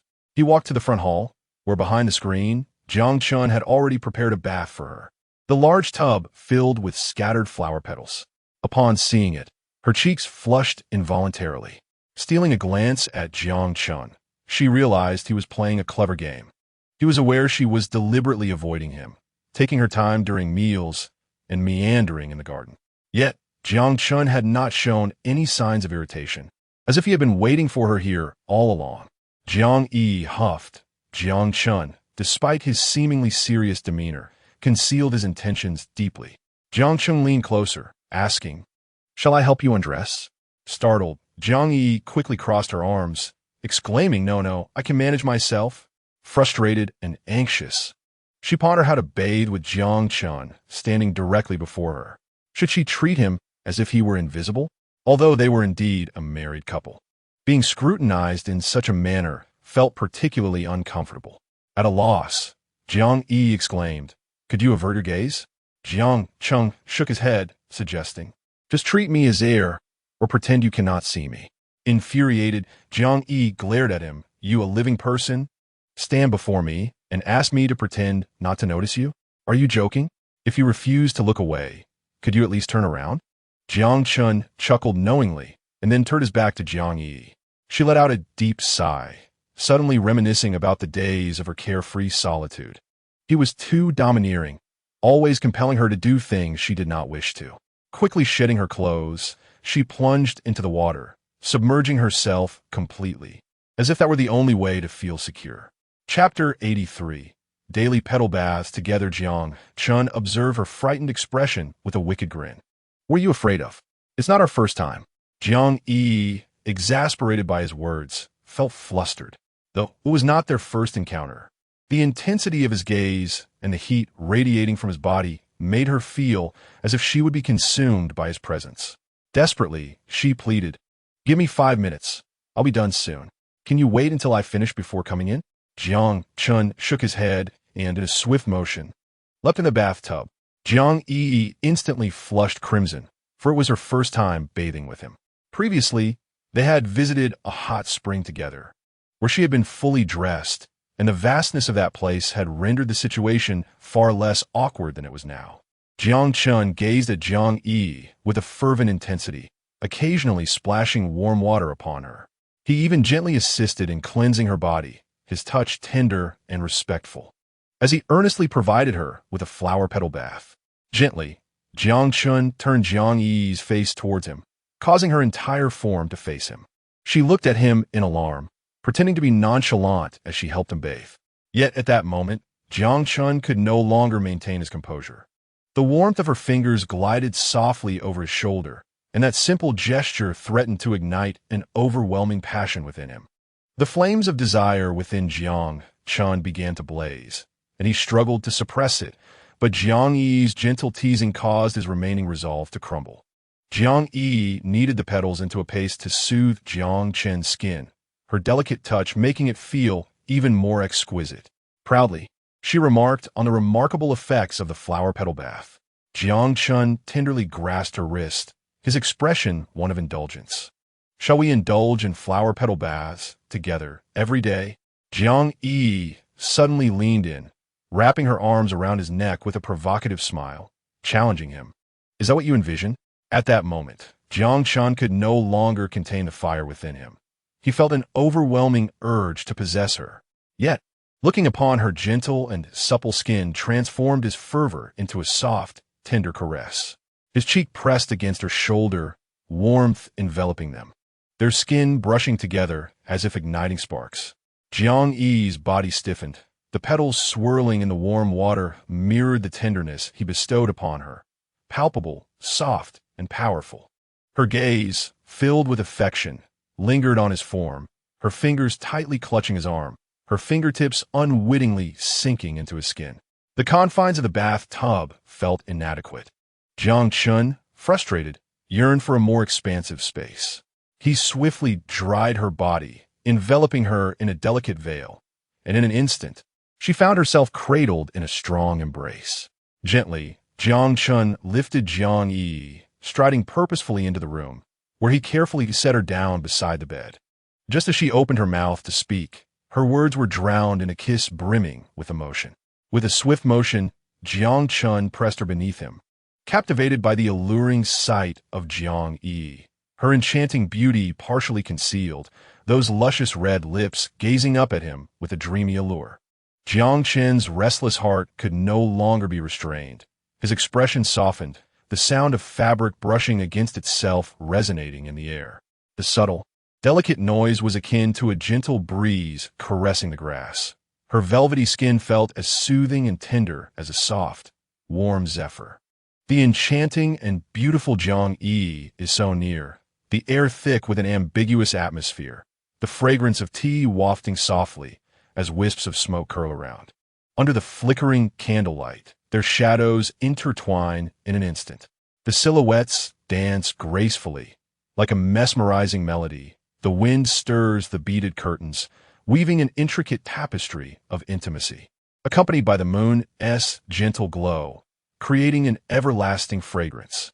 Jiang Chun's affection is akin to a needle hidden beneath a quilt, profound and enduring. In the candlelight, their entwined forms resonate with a tenderness reminiscent of butterflies chasing the sky, soft and lingering, much like the sky embracing the wind, blurring the lines of perception. The sweet scent mingling in the air tenderly infiltrates the ears, wrapping around the brow like a delicate thread of hair, pledging an unwavering bond through life and death. His love for her is vast and eternal. Jiang Chun holds Jiang Yi tightly, as if wishing to merge her essence into his being. The rapid rhythm of her breath and the quickening beat of her heart envelop her in a joyful ambience, drawing her closer to the pulsating essence of love. In this moment, Jiang Yi's heart, much like her being, succumbs to an irresistible allure. She is gradually consumed by shyness and warmth, deeply occupied by the beauty surrounding her. Jiang Yi clings tightly to Jiang Chun, reluctant to release him easily. This is a moment of indulgent delay in a time of joy, feeling the profound affection and intimacy akin to sunlight and dew or the fragrance amidst blooming flowers. Chapter 84. A bit physically demanding, Jiang Yi nearly slept through until dawn, and by the time she completed her morning routine, the sun was already high in the sky. Jiang Chen had left early for court and had yet to return. Jiang Yi stretched languidly, recalling the previous night's exhausting escapades. Though it was not their wedding night, the experience was no less intense. They say that a brief separation can reignite passion. Indeed, it seems true. Jiang Yi sighed unconsciously, reflecting on how Jiang Chun had been like an insatiable wolf, persistently coaxing her to yield, while she held a hint of complaint in her heart. The predominant feeling was one of sweetness. To be with him every day, though somewhat physically demanding, was a prospect she embraced willingly. After having her breakfast, Jiang Yi strolled idly through the garden when suddenly Xiao Zhuzi rushed over in a flurry. "Princess, something's amiss. A female general has barged in, demanding to see you by name."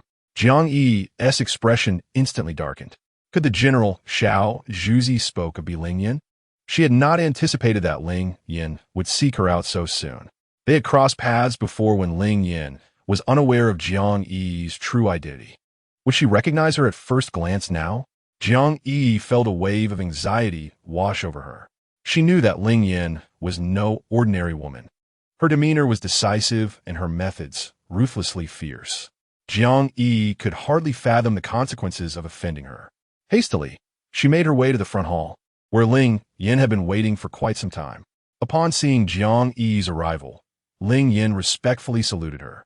"I have long heard that the princess possesses unparalleled beauty. and I apologize for my impromptu visit. It may have been somewhat presumptuous. I hope you can forgive my boldness." Jiang Yiyi promptly approached and returned the gesture of respect to the general. "General Ling, please do not jest. I am merely the daughter of an ordinary family. There is nothing extraordinary about me to warrant such laughter."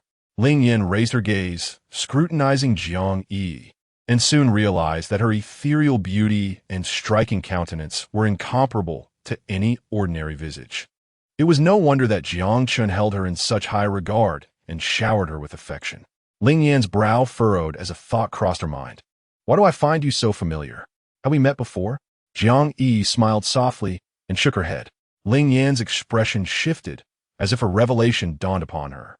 "The princess resembles a dear acquaintance of mine, a young physician of remarkable skill who recently served in the military of the Holy Qin King. I could introduce you, perhaps." Jiang Yi maintained her gentle and approachable demeanor, yet Ling Yan's words struck a chord. "Is the person you speak of my brother, Jiang Haoran?" Ling Yan blinked in disbelief, astonished by her own ears. "So, this person is indeed your brother. No wonder they bear such a striking resemblance. I wonder if he is at home?" Jiang Yi, with an unwavering countenance, shook her head. She understood Ling Yan's intentions were not benign, and thus crafted a flimsy excuse to deflect her inquiries. If she were to discover that the person in the military camp was indeed her, what consequences might arise?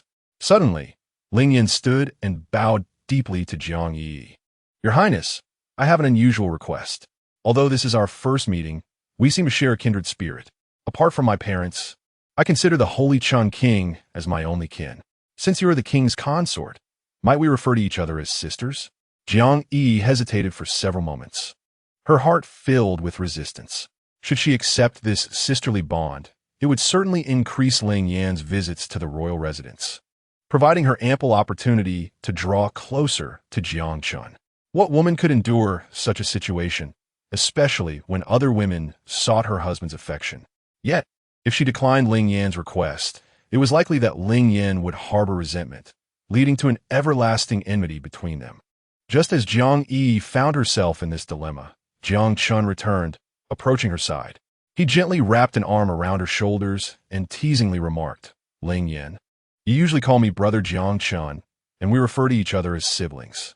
Now you wish to form a sisterly bond with the princess. Will this not confuse our familial hierarchy? Henceforth, you may call her sister-in-law, and thus you gain another sister to cherish you. What more could you desire?" Ling Yan chuckled awkwardly, conceding, "Very well, I shall follow the example of Prince Rong and call the princess Wang Sa." Jiang Yi nodded in agreement, grateful for Jiang Chen's timely return, as she was uncertain how to decline otherwise. She sensed that Ling Yan possessed a profound and calculating nature, and an unsettling premonition began to take root within her. As Ling Yan exited the royal residence, she walked pensively down the street, surprised by the depth of Jiang Yi's character. In truth, she had recognized from the first glance that the person she encountered in the military camp was Jiang Yiyi, but had refrained from exposing her out of respect for their circumstances. To Ling Yan's astonishment, Jiang Chun displayed an unexpected devotion to Jiang Yiyi, suggesting that their relationship truly mirrored the rumors of their profound affection and deep emotional connection. At that moment, Ling Yan's fury resembled that of an enraged lion, grappling with the baffling notion that her long-standing bond with the prince, cultivated since childhood over many years, paled in comparison to his fleeting romance with the princess. Ling Yan entered a nearby tea house and took a seat, inadvertently overhearing an elderly storyteller recounting the passionate love story between the prince and the princess. Captivated, she was suddenly distracted by a woman at the adjacent table, who stood up to vehemently berate the storyteller. "How dare she call herself a princess?" the woman exclaimed. "Merely an impostor. She usurped what rightfully belongs to me. If it weren't for my illness at the time, I would have been the one to marry the prince." The woman, visibly distressed and intoxicated, struggled to articulate her thoughts coherently. "Jiang Yi, mark my words, I shall reclaim what is rightfully mine. Do not revel in your fleeting success, for your days of fortune are numbered. I am the true eldest daughter of the Jiang family, destined to harmonize with the prince and share a lifetime together." Ling Yan, puzzled, turned to observe the woman behind her. To her surprise, the lady was strikingly beautiful and elegantly dressed, clearly a daughter of a distinguished family, accompanied by two maids ready to serve her. Ling Yin studied the woman intently before approaching her with curiosity, pouring a cup of tea and presenting it to her. "I am Ling Yin, the daughter of General Lin. You bear a striking resemblance to someone I may have encountered before." The woman appraised Ling Yin coolly and replied, "I am Jiang Yiyi, the eldest daughter of Minister Jiang." Ling Yin smiled. "Ah, so Jiang Yiyi, the princess of Shengchun, is your sister. What a pleasure to meet you." The individual seated before Ling Yin was none other than Jiang Yiyi, Jiang Yiyi's sister. Upon hearing her sister's name, and she erupted in fury. "Do not mention Jiang Yiyi in my presence. How could she be worthy of Prince Shengchun? She is merely an impostor." Ling Yin was taken aback. She had not anticipated Jiang Yiyi's sister would denounce her as a fraud, which both surprised and delighted her. Quickly, Ling Yin placed a hand over Yi's mouth. Whispering, such words should not be spoken lightly. If they were to escape, it could spell trouble for you. After all, Jiang Yiyi is your sister. And she remained unabashed, retorting, "What is there to fear? I am merely speaking the truth. Jiang Yiyi is nothing but a lowly wretch, just like her mother. What enchantment did she cast upon their father for him to elevate her to the status of princess? In my eyes, she is merely a commoner, an existence of little worth. Even her marriage to the prince cannot alter her true nature." Ling Yin glanced faintly at Yi, her mind already calculating. It was truly unexpected that the girl before her, who called herself Jiang Yiyi, harbored such intense hatred for her. How audacious to speak so disrespectfully toward her sister, who had become a princess. It seemed their animosity ran deeper than mere rivalry. Ling Yin cautiously probed, expressing her genuine curiosity. "As the legitimate eldest daughter, should not your father have nominated you to become the prince's consort? How could it possibly fall to the illegitimate Jiang Yiyi?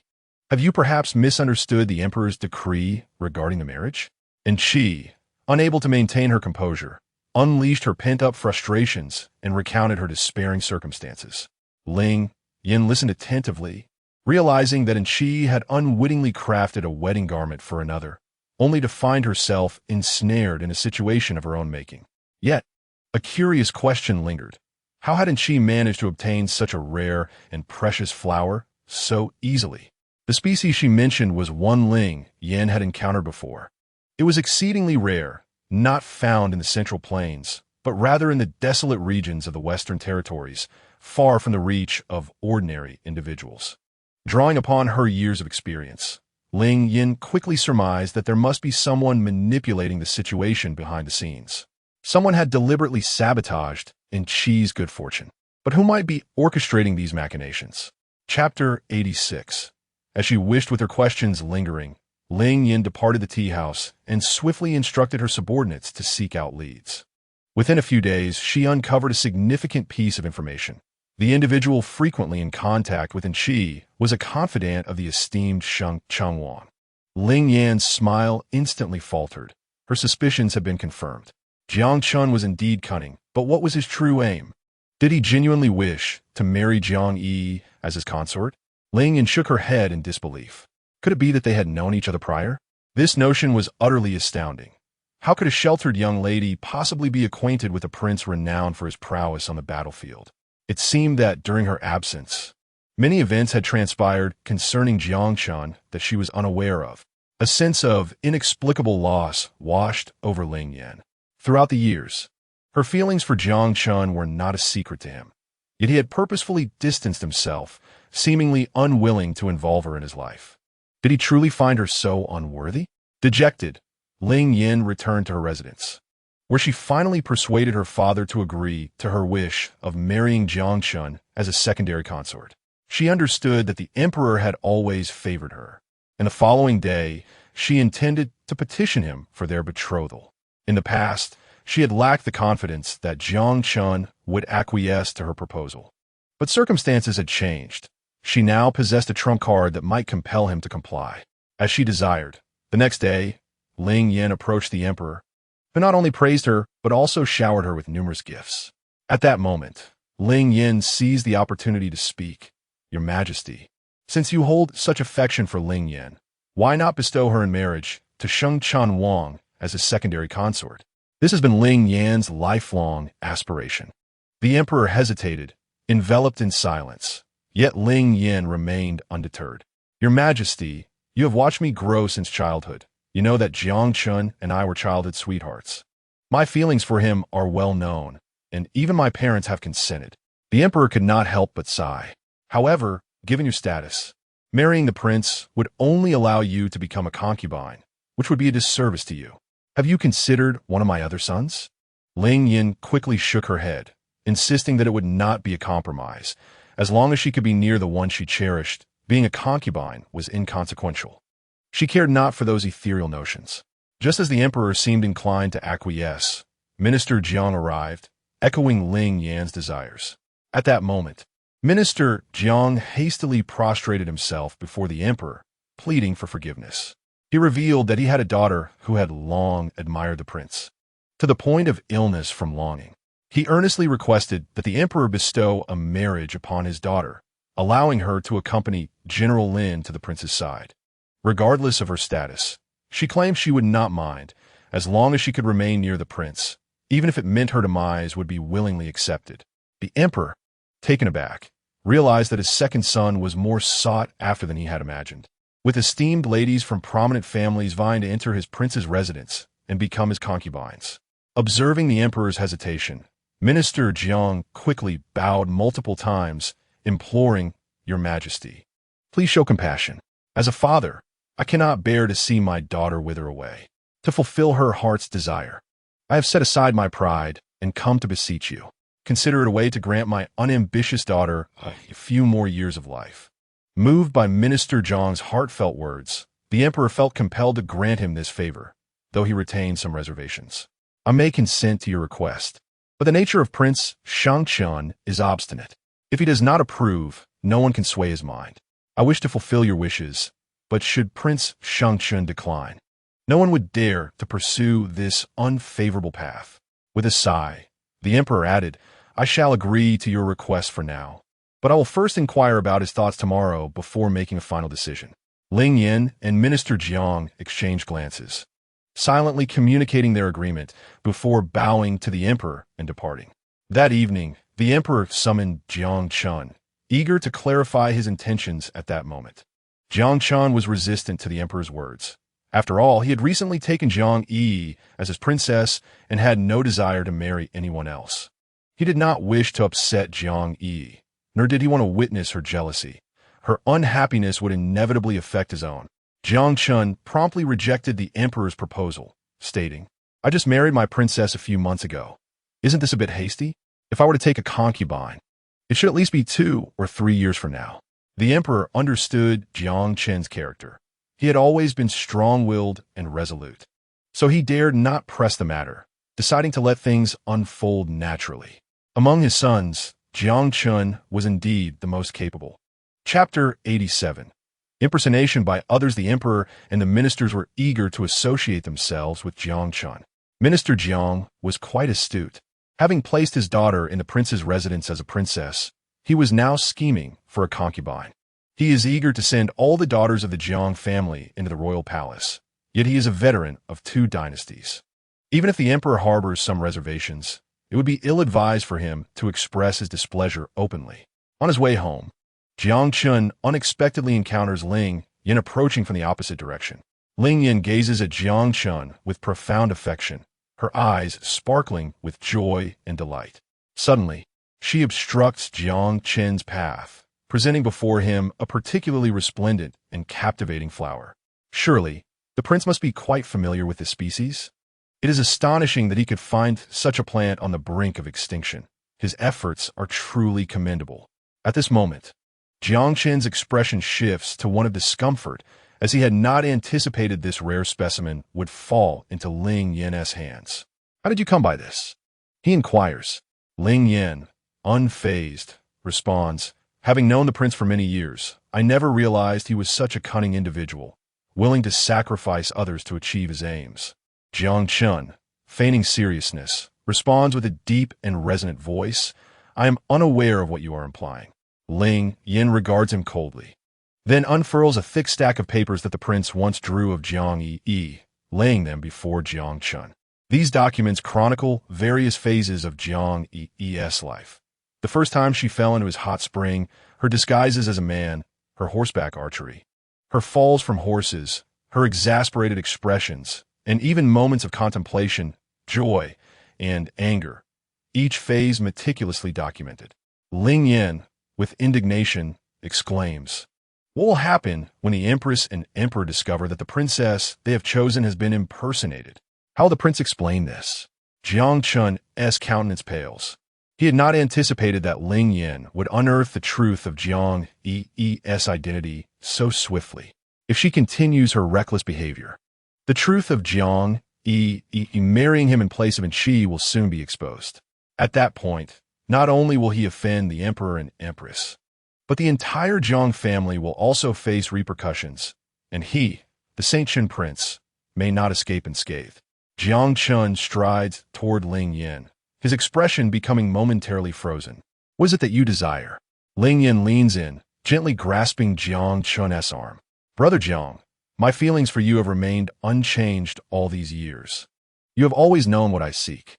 If you're willing to take me as a concubine, I will bury my previous actions in silence, never to mention them to another soul." Jiang Chen scoffs. He had initially believed that rejecting the emperor's request would allow him to live peacefully with Jiang Yiyi. However, due to her unique identity, she has ultimately been exploited by those with ulterior motives. Looking earnestly at Ling Yin, he says, "Ling Yin, although we have grown up together, my feelings for you are purely fraternal. There's nothing more. If you have misconstrued my intentions, I sincerely apologize." Upon hearing Jiang Chen's words, Ling Yin's expression shifts dramatically. She had not anticipated such a resolute rejection. Yet, she has always been one who does not give up easily, refusing to shed tears until she sees the coffin. "It matters not, Brother Jiang Chun.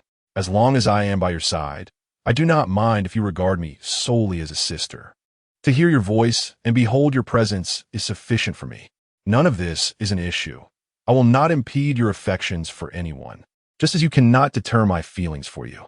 Jiang Chen's countenance darkened instantaneously. "However, marrying someone who does not love you will not bring you happiness. Do not be so headstrong.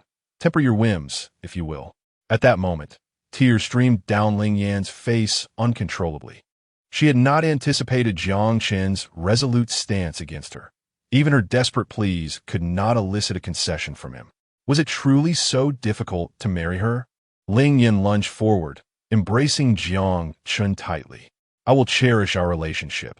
I will treat the princess with kindness, refer to her as my sister, and remain as loyal to her as I am to you. Only by marrying you can I rightfully stay by your side, Brother Jiang Chun. I have no other demands. If you refuse my request, I would rather perish before you."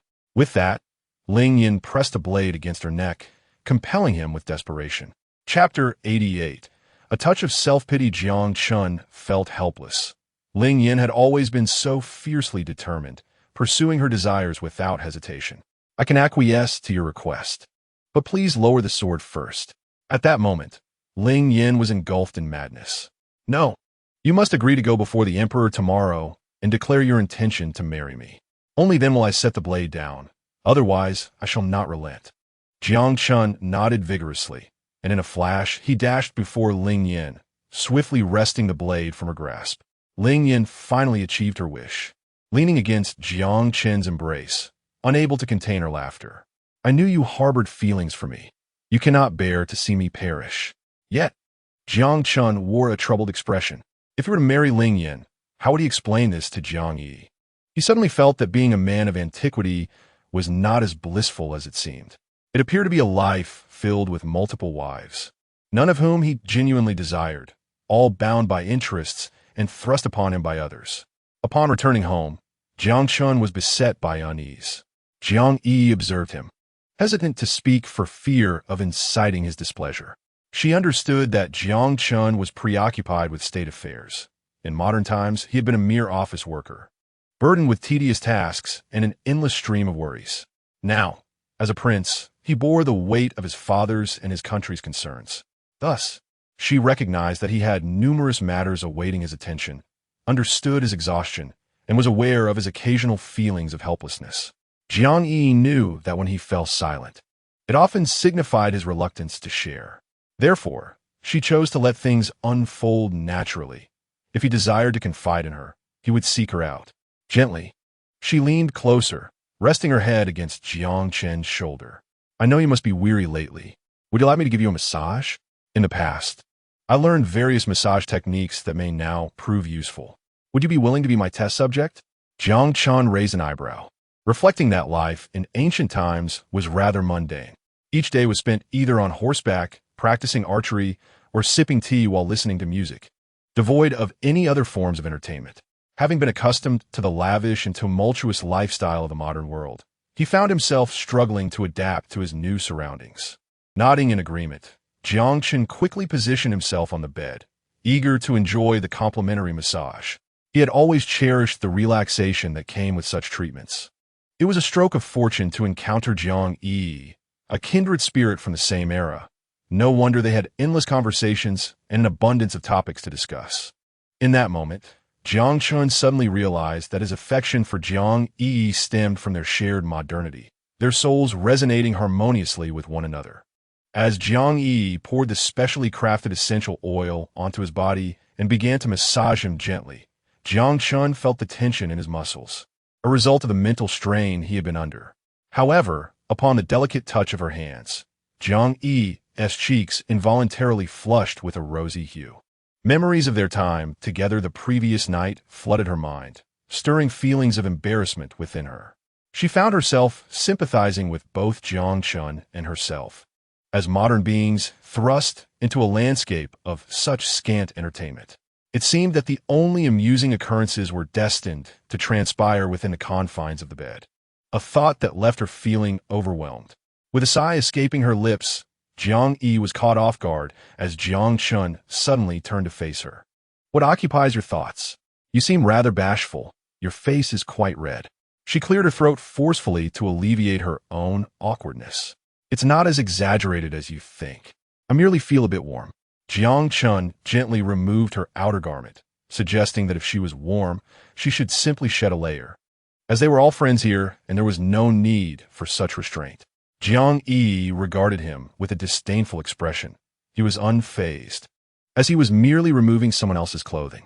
She continued to knead the oil into his skin, applying the techniques she had learned. However, Jiang Chen winced in pain. Is this your form of retribution? Jiang Yiyi replied with a mischievous grin. No, it's merely a reflection of my lack of skill.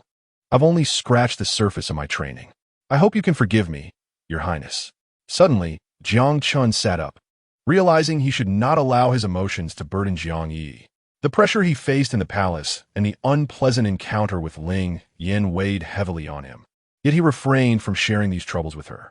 He feared that Ling Yan's desire to marry him had become an inevitable reality, with everyone conspiring to facilitate the union.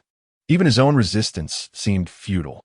In his heart, Jiang Chen offered himself consolation, resigning to the notion that some things were destined to occur, and it was best to let nature take its course. Tomorrow's worries belong to tomorrow, he mused, choosing instead to savor the tranquility of the present moment alongside Jiang Yiyi. This simple wish for a serene existence was all he desired in this ancient realm, far removed from the clamor and chaos of his former life. He craved peace and stability, free from disturbances. Jiang Chen gently caressed Jiang Yiyi's face, noticing the beads of sweat rolling down her forehead from exhaustion. He tenderly wiped them away, questioning her relentless effort.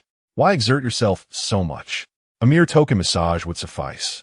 I've never encountered anyone as stubborn as you. Jiang Yiyi, exasperated, felt the futility of his assistance. Despite his earnestness, he mocked her for her diligence, failing to recognize her efforts.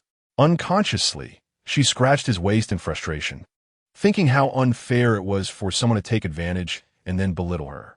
Jiang Chen, unable to restrain himself, softly embraced her shoulders from behind. I merely feel for you, fearing you might overexert yourself. Is this what it means to be misunderstood? Jiang Yiyi, instantly infuriated, retorted, Am I the one being ungrateful? Or are you simply oblivious? The one putting in the effort is me, while you bask in the enjoyment, and yet you deride me. This is utterly intolerable. Jiang Chun gazed at Jiang Yiyi, a mix of urgency and amusement washing over him. He found her pouty, playful demeanor irresistibly charming, inciting a desire to tease her further. Her exaggerated expressions only fueled his affection, and he wore a mischievous grin, deliberately provoking her, hoping she would retaliate first, thus providing him with a more favorable pretext to counterattack. Jiang Yi fell into his trap, her hand striking his shoulder forcefully. Jiang Chun, unfazed by her boldness, grasped her wrist firmly. This is blatant seduction. Do not blame me for being forward. If I were to entertain any improper thoughts, it would be your doing.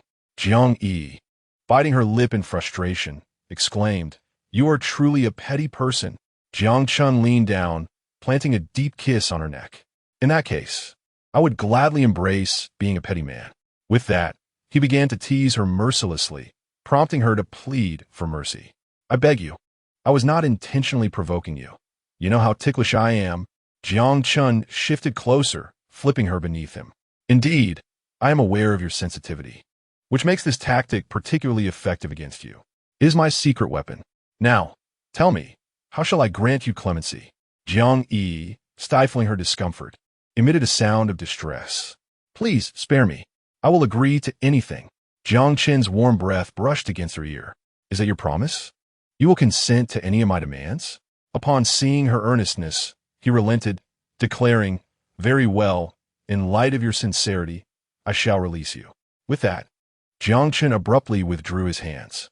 Jiang Yi finally escaped his grasp, but just as she turned to leave, he gently pulled her back, deftly removing her clothing until she was left clad only in a delicate undergarment. With a shy demeanor, she lowered her gaze and earnestly confessed, "I am hungry." Jiang Chun leaned in and embraced her, affectionately stating, "I am hungry too." Jiang Yi immediately lowered her head even further, fully aware that he understood her meaning of hunger, yet intentionally misinterpreted her words. Instantly, she felt an overwhelming sense of embarrassment. Jiang Yi muttered, "No, I must first satisfy my own hunger. Otherwise, what could possibly happen on an empty stomach?"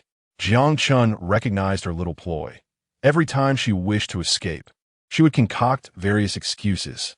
How could he be so easily deceived?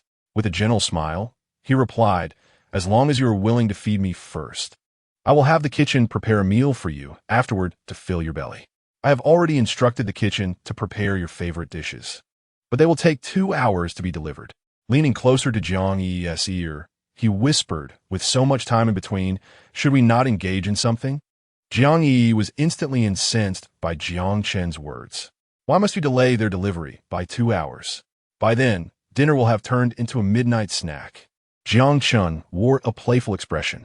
"Indeed, I have a particular fondness for midnight snacks. Just the two of us at night, without interruptions. Doesn't that sound better? I find it quite embarrassing to have maids and servants hovering around while eating. Do you enjoy being watched?" Chapter 91. Then I shall bite back. Jiang Yi promptly shook her head. "I do not like it. I prefer solitude and tranquility." Jiang Chun gazed at her with deep affection.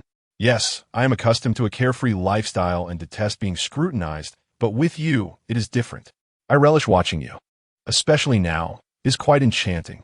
Jiang Yi, agitated, puffed her cheeks and glared at him. "Are you out of your mind? It seems you have been too idle lately. I must find you something to do. Tomorrow, I shall take you out for some fresh air, lest you remain cooped up at home, thinking of those mundane matters." Jiang Chen nodded vigorously. "You make a valid point. I too believe we should find time to wander outside. Now is the moment to indulge in some trivial pursuits." Having said that, he began to explore her anew, but as Jiang Yi finally reacted, she found herself entirely exposed. Shyly, she buried her face in her hands. "Could you turn off the lights?" Jiang Chun, playfully teasing her, replied, "What a splendid view. Turning off the lights would be such a waste. Isn't it more delightful with the lights on?" Jiang Yi instinctively pushed his shoulder with some force. "No, I cannot adapt." With a sigh, Jiang Chun extinguished the only 2 candles, and in the dim light, her graceful and enchanting figure ignited a fervor within him. Jiang Yi's luminous, fair skin seemed to evoke an extraordinary excitement. Only in her presence at that moment could he completely forget the mundane and the troubles of life. Jiang Yiyi was gradually being consumed by Jiang Qin's searing touch, his rapid heartbeat drowning out all other sounds.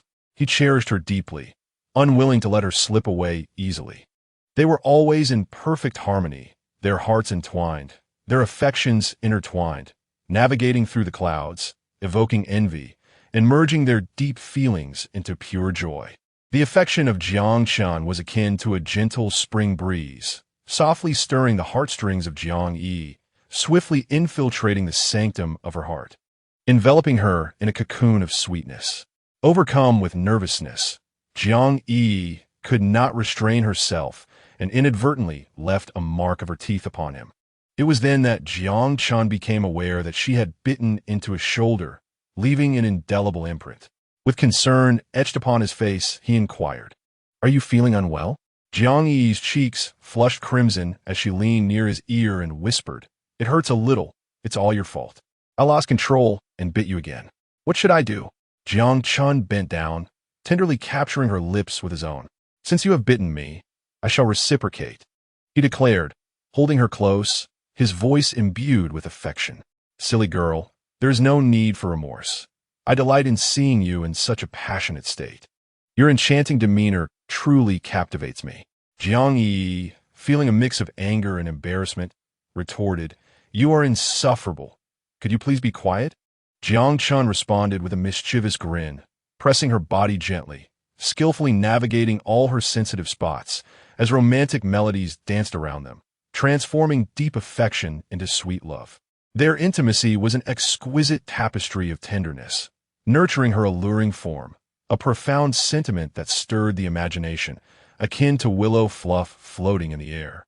As they drifted together in an unpredictable embrace, a gentle breeze caressed the thin veil at the window, and their love clashed fervently, reminiscent of smooth satin and fragrant roses, clear, warm, fervent, and pure. Amidst the dim light, Jiang Yi had succumbed to a deep slumber, while the night sky was adorned with a brilliant shower of stars. At that moment, Jiang Qin, impeccably dressed, gazed adoringly at the sleeping Jiang Yi, mused upon her as a bewitching little sprite, realizing that each encounter with her left him utterly spellbound, a divine gift bestowed upon him. He tenderly caressed her cheek, unwilling to witness even a trace of sorrow upon her face. With a deep sigh of resignation, Jiang Qin resolved to prolong their engagement, seizing the opportunity to take Jiang Yi to Chuxiong Mountain for leisure. He wished for the day of their impending nuptials to be delayed, for the pressure from the emperor and Ling Yin weighed heavily upon him. Just then, Shao Qin gently knocked at the door, reminding him that 2 hours had elapsed since the prince had last spoken. If the delectable snacks were not served promptly, their taste would surely diminish. Jiang Qin moved to open the door, and in the next chapter, Shao Qin arranged the prepared delicacies on the table. With a wave of his hand, she understood and discreetly exited. Observing the radiant smile of happiness on Jiang Yi's face, Shao Qin felt a sense of relief. Ever since the prince's return, the bond between him and her young mistress had grown increasingly intimate, a sight that filled their hearts with joy. Thus, they refrained from interrupting, even as Jiang Rui'er occasionally ventured to engage the prince in conversation, only to be unceremoniously dismissed. At this moment, Shao Qin felt an overwhelming sweetness in her heart. For Jiang, he had finally found a prince who cherished and adored her. May her life henceforth be as sweet as honey. After Shao Qin departed, Jiang Qin meticulously covered the delectable dishes on the table, then took pen and paper to sketch out detailed plans. He envisioned taking Jiang Yiyi on a journey to explore the mountains and rivers, indulging in a leisurely and blissful existence. When Jiang Yiyi awoke, everything had been prepared for her by Jiang Qin. He gazed at her with affectionate eyes and said, "You can come and eat now. It's all your favorite dishes." Jiang Yiyi casually threw on a coat and sat down at the table to feast. Only in front of Jiang Qin could she abandon her reservations and discard the facade of a demure lady. Being modern individuals, they need not adhere to the ancient customs, allowing her to eat heartily without regard for her current status as a princess. Jiang Chun tenderly poured her a cup of tea, cautioning her, "Eat slowly, don't choke." With a playful smile, Jiang Yiyi admitted, "I'm indeed quite hungry today. I can't help it. I'm just too famished. So please don't mind my lack of decorum." Jiang Chun couldn't help but shake his head at her carefree demeanor, wondering when she would ever change her ways. The following day, Jiang Chun disguised himself and took Jiang Yiyi to the neighboring Yinping prefecture. This place was enriched with talented individuals and natural beauty, a splendid locale for leisurely outings. The streams teemed with fish, and the cheerful birds filled the woods with song as they traversed mountains and rivers, reveling in the joy of nature's gifts. Strolling along the streets, they savored the pleasures of leisure and admired the breathtaking scenery. That evening, Jiang Chun led Jiang Yiyi to the bustling night market, where they fortuitously stumbled upon a temple fair on Flowerless Street. The crowd was immense, alive with excitement. The sounds of vendors calling out their wares mingled with the chatter of visitors, echoing through the air, while the streets overflowed with people. Devout worshippers streamed in and out of the temple, creating a scene of vibrant activity, with incense wafting through the air. As they reached a grand bridge, they beheld the riverbank adorned with an array of colorful lanterns. The lanterns were diverse in design, beautifully crafted and uniquely shaped. There were exquisite palace lanterns, lifelike animal lanterns, auspicious lotus lanterns, graceful fairy lanterns, and radiant neon lanterns, all contributing to a splendid display. Jiang Yiyi was instantly mesmerized, tugging at Jiang Chun's sleeve, eager to join the throng of lantern bearers. "Look at all those lanterns for sale. I want to see them." Jiang Chun, with a fond smile, nodded in agreement. "Let us go." Jiang Yiyi eagerly selected an abundance of lanterns, wishing to bestow blessings upon many. The river soon transformed into a vibrant spectacle, aglow with countless lanterns, illuminating the night lake. From a distance, the riverbed appeared as a vast sea of lights, with various lanterns reflecting upon the water, creating a mesmerizing dance of illumination. The enchanting scene, filled with lights and the presence of birds and fish, offered a unique charm. Jiang Yi was filled with unprecedented joy. In the past, she had trailed behind Jiang Chun, yet her role had been markedly different. Back then, she felt like his little follower, approaching every task with utmost caution, too timid to probe into his feelings. However, the present Jiang Yi was transformed. Still by Jiang Chen's side, she now stood as his wife, his queen, and his partner. There was no need for her to curry favor or to cautiously test his affections. She could simply be herself, unrestrained and free. Jiang Chun held Jiang Yi's hand tightly as they navigated through the throngs of people, fearful of losing her amidst the bustling crowd. What bliss it was to stroll hand in hand with the one she adored through the lively streets without a care in the world. Suddenly, Jiang Yi gasped in astonishment. Ahead of them, an array of ornate flower carts paraded down the center of the road, surrounded by a throng of admirers. Cherry blossoms adorned the pathways, while willows graced the edges of tranquil pools, creating a picturesque tapestry. The splendid flower cars, bedecked with vibrant blooms and twinkling lights, glided gracefully by, captivating all who beheld them. Among the procession, numerous performers showcased an array of talents, eliciting joyous cheers from the crowd. Eager to witness the spectacle up close, Jiang Yi squeezed her way through the masses. At that moment, a sudden commotion erupted. It appeared that one of the horse-drawn carriages had been startled and was now galloping wildly forward. Panic ensued among the pedestrians, who scrambled to evade the chaos. The performers atop the carriage were stricken with fear, some even leaping from the moving vehicle. The previously jubilant scene descended into utter disorder, and in the turmoil, Jiang Chun and Jiang Yi were separated. In that instant, Jiang Chen's heart raced with anxiety. His greatest fears had materialized, with Jiang Yi unfamiliar with her surroundings. How would he locate her? Regret began to gnaw at him for having brought her to this chaotic place, teeming with various factions and lurking threats. Meanwhile, Jiang Yi, engrossed in the festivities, was abruptly shoved forcefully, causing her to slip and collide with the carriage. The bell atop the carriage emitted a shrill clang, and amidst the chaos, it seemed others were intent on harming the horses.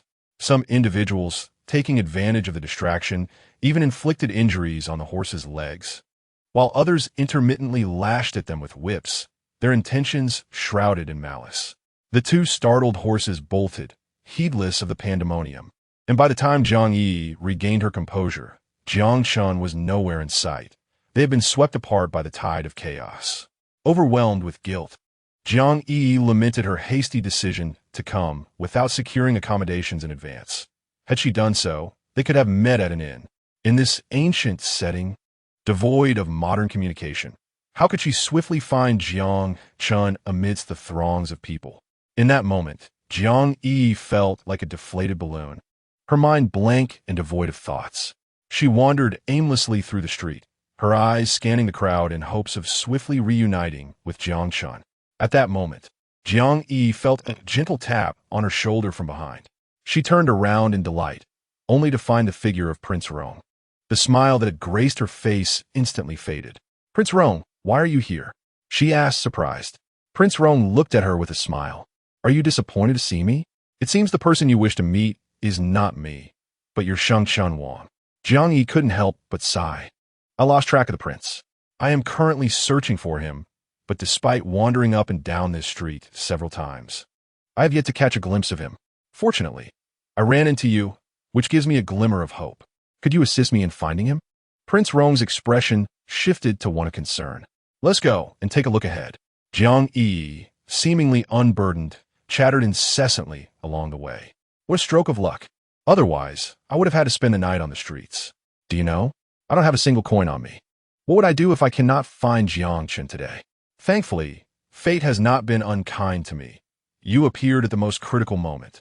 Prince Rong wore a knowing expression, for he had indeed been by her side during her time of need. He had observed Jiang Chun and Jiang Yi disguise themselves and leave the city early that morning, carefully following them.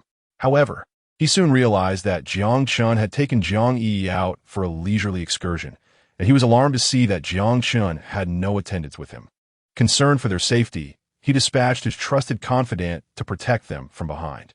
Unfortunately, a startled carriage had scattered the crowd, separating Jiang Yi from Jiang Chun.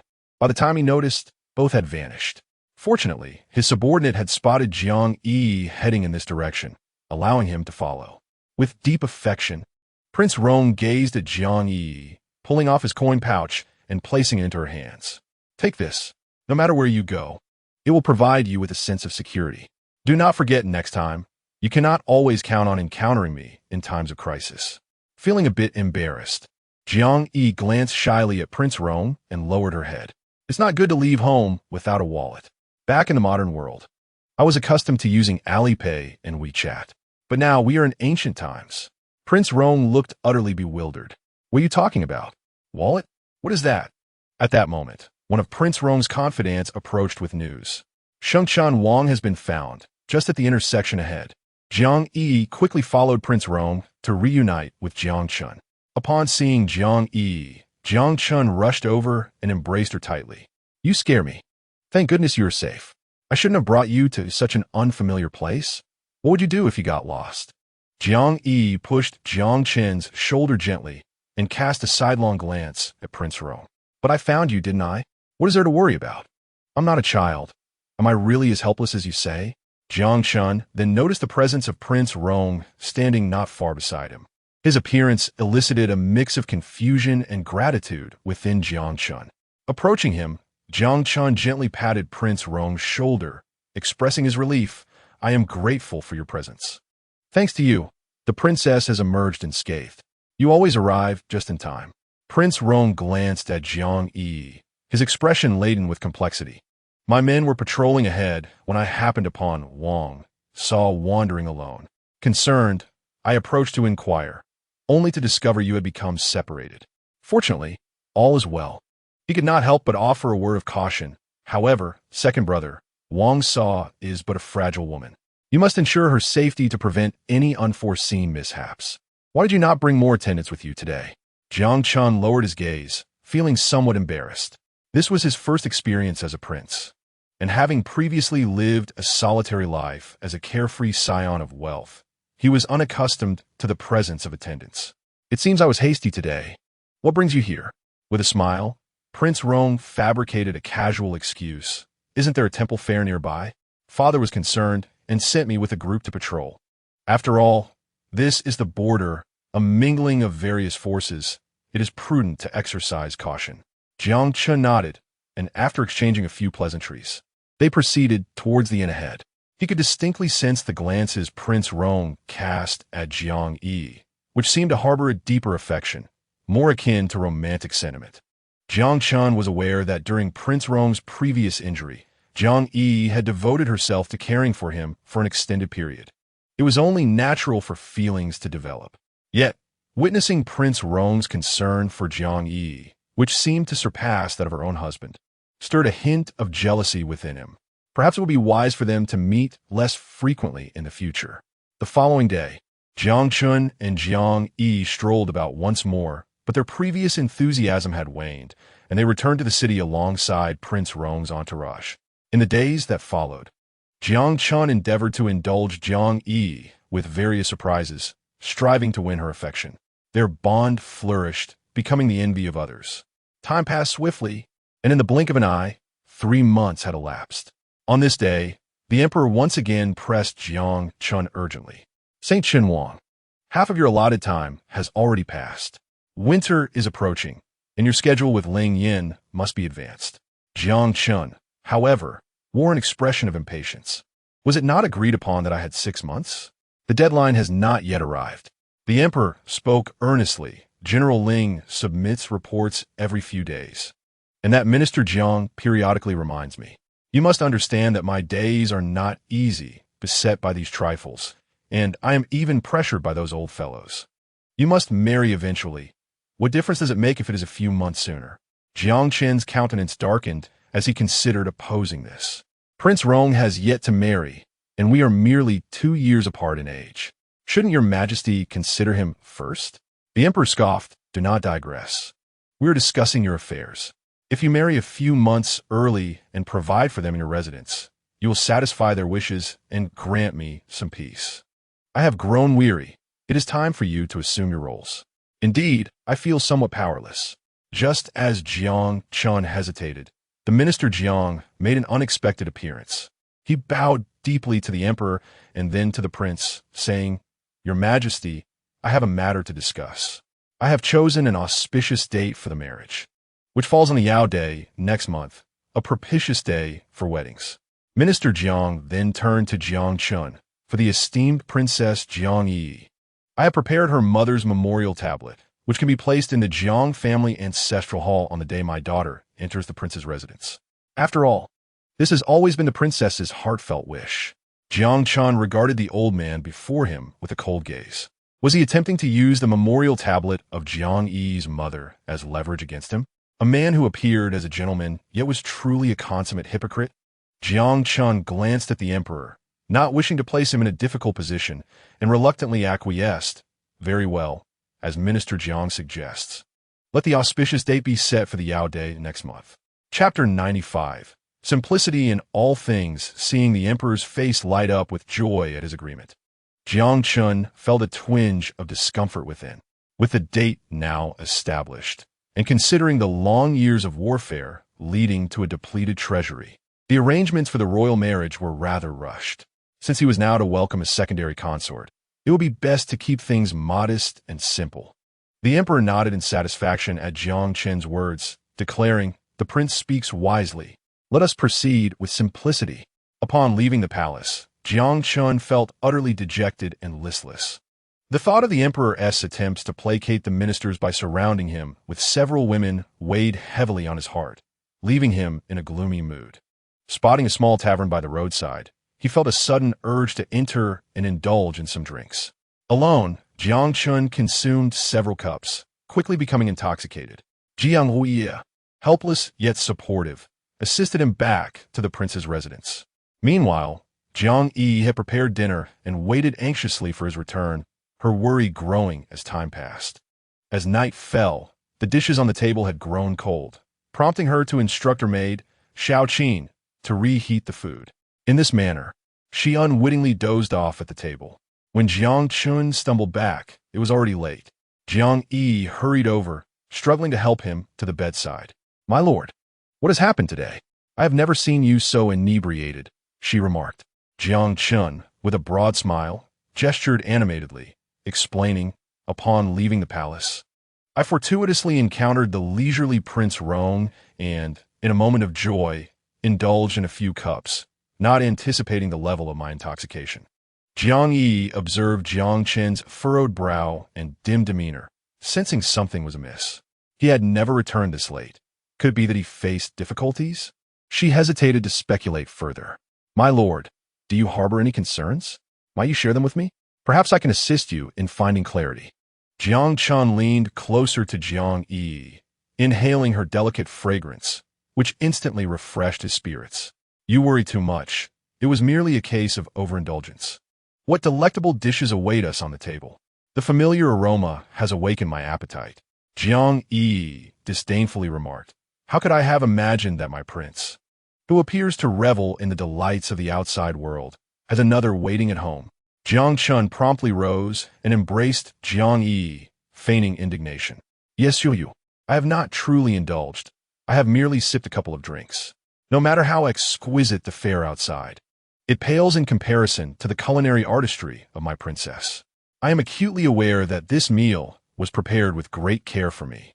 To refuse it would be to squander your thoughtful intentions. Jiang Yiyi regarded Jiang Chun with a hint of scorn. They say a woman's words are sweet. Yet your tongue is 100-fold sweeter than any woman's, perhaps even 1,000 times over. If I were to grow angry now, wouldn't it merely reveal my pettiness and my tendency to fuss over trivial matters? Jiang Chun chuckled and took his seat at the table, savoring the delightful dishes Jiang Yiyi had prepared. In a flurry of voracious eating, the plates soon lay bare. Both of them, having traversed from the modern world, shared a carefree demeanor, unencumbered by the constraints of their noble status. They were well aware of their mutual discomfort with formality, allowing the maidservants to indulge in a rare moment of leisure, as their master had always preferred solitude over close attendance. Even during bathing, they disliked having anyone nearby. This brought Jiang Yiyi a sense of satisfaction, for Jiang Chun would not permit anyone to approach him except for her, thus evading the many who sought to climb the social ladder through cunning and scheming. At this moment, however, Jiang Yiyi sat beside Jiang Chun, struggling to keep her eyes open, her head drooping, her once bright gaze now dulled. Had she not slept well last night? She pouted, contemplating whether she could ever enjoy a restful night with him around, for he would not relent until he had thoroughly exhausted her. Jiang Chun, appearing refined and gentlemanly, possessed an unexpectedly robust vitality. Even after indulgence, he showed no signs of fatigue. Conversely, Jiang Yiyi appeared perpetually weary, as if she had not fully awakened. Leaning closer, Jiang Chun quietly informed her, I know you've been worn out lately, so I specifically instructed the kitchen to prepare ginseng soup for you. Be sure to drink it all. Instantly, Jiang Yiyi's expression soured. She had once envisioned the luxurious life of ancient nobility, but her experiences as a royal consort revealed a reality far less opulent. She particularly despised the ginseng soup served thrice daily, which she found reminiscent of bitter herbal medicine. Its taste was unbearable. In Chapter 96, daily baths are exhausting. Jiang Yiyi earnestly shook her head at Jiang Chun. Can we skip it today? Jiang Chun, with a mischievous grin, replied, That one tea do. Anything else can be exempted, but not this. Jiang Yiyi fell silent, closing her eyes to rest. At that moment, a gentle knock resounded as Shao Qin entered, placing the prepared ginseng soup on the table, and reminded the princess to drink it while it was hot. Jiang Chun, overseeing the entire process, ensured that Jiang Yiyi consumed every last drop, leaving not a single drop behind. After finishing her drink, Jiang Yiyi felt a wave of sourness in her mouth. Her brow furrowed in discontent as Jiang Chun deftly placed a piece of candied fruit into her mouth. There is no raw candy here, so let us start with the jujube. I apologize for the inconvenience. Jiang Yiyi chewed vigorously, feeling more annoyed by the limited conditions than truly inconvenienced. Many modern amenities were absent, but with time, one naturally adapts. Yawning, Jiang Yiyi soon sprawled on the bed, drifting into slumber. Jiang Chun hastily called for the maid outside to clear away the remnants of their meal. Within minutes, the room was restored to its former tranquility, allowing them to relish their intimate moment without interruption. At that moment, Jiang Chun, reeking of alcohol, leaned in closer. Jiang Yiyi turned her head away in disdain. With such a strong odor, you ought to wash up first. I fear I might regurgitate what I just ate. Jiang Chun's expression soured instantly. Do you truly find me so repugnant? We are in ancient times, not the modern era. I'm still a prince. In this era, a husband is paramount. You cannot define me and must obey unconditionally. Jiang Yi's drowsiness vanished, and she rose from the bed to argue with him. Do not use the fact that we live in ancient times as an excuse. Besides, we are not ancient people ourselves. Even if you demand obedience, one must discern right from wrong. Jiang Chun shook his head. Reasoning with a woman was the most unreasonable endeavor. Forget it, he muttered before pressing closer to her, clearly desiring something inappropriate. Jiang Yi forcefully pushed against his shoulder. Your scent is overpowering. Could you please bathe? Otherwise, do not even think of touching me. Jiang Chun was struck by her words. Daily bathing was exhausting, and could he not indulge in a rare moment of laziness? Jiang Yi, infuriated, glared at him and kicked him lightly, wishing to send him sprawling beneath the bed. Being inherently fastidious, she could not abide his untidy state. Jiang Chun sighed, realizing that before Jiang Yi, he had no semblance of a prince. He was merely a henpecked husband. Seeing that disdainful look in your eyes instantly chills my heart, he thought. He quickly summoned servants to prepare a bath and dry clothes. However, upon returning refreshed, he found Jiang Yi sound asleep, lost to the world. Disappointment washed over him, and his earlier weariness vanished as he gazed at her sleeping figure, so endearing and charming.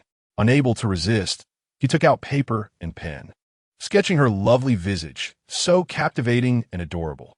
Burdened with troubling thoughts, Jiang Chun found it difficult to sleep, lying awake for 2 full hours.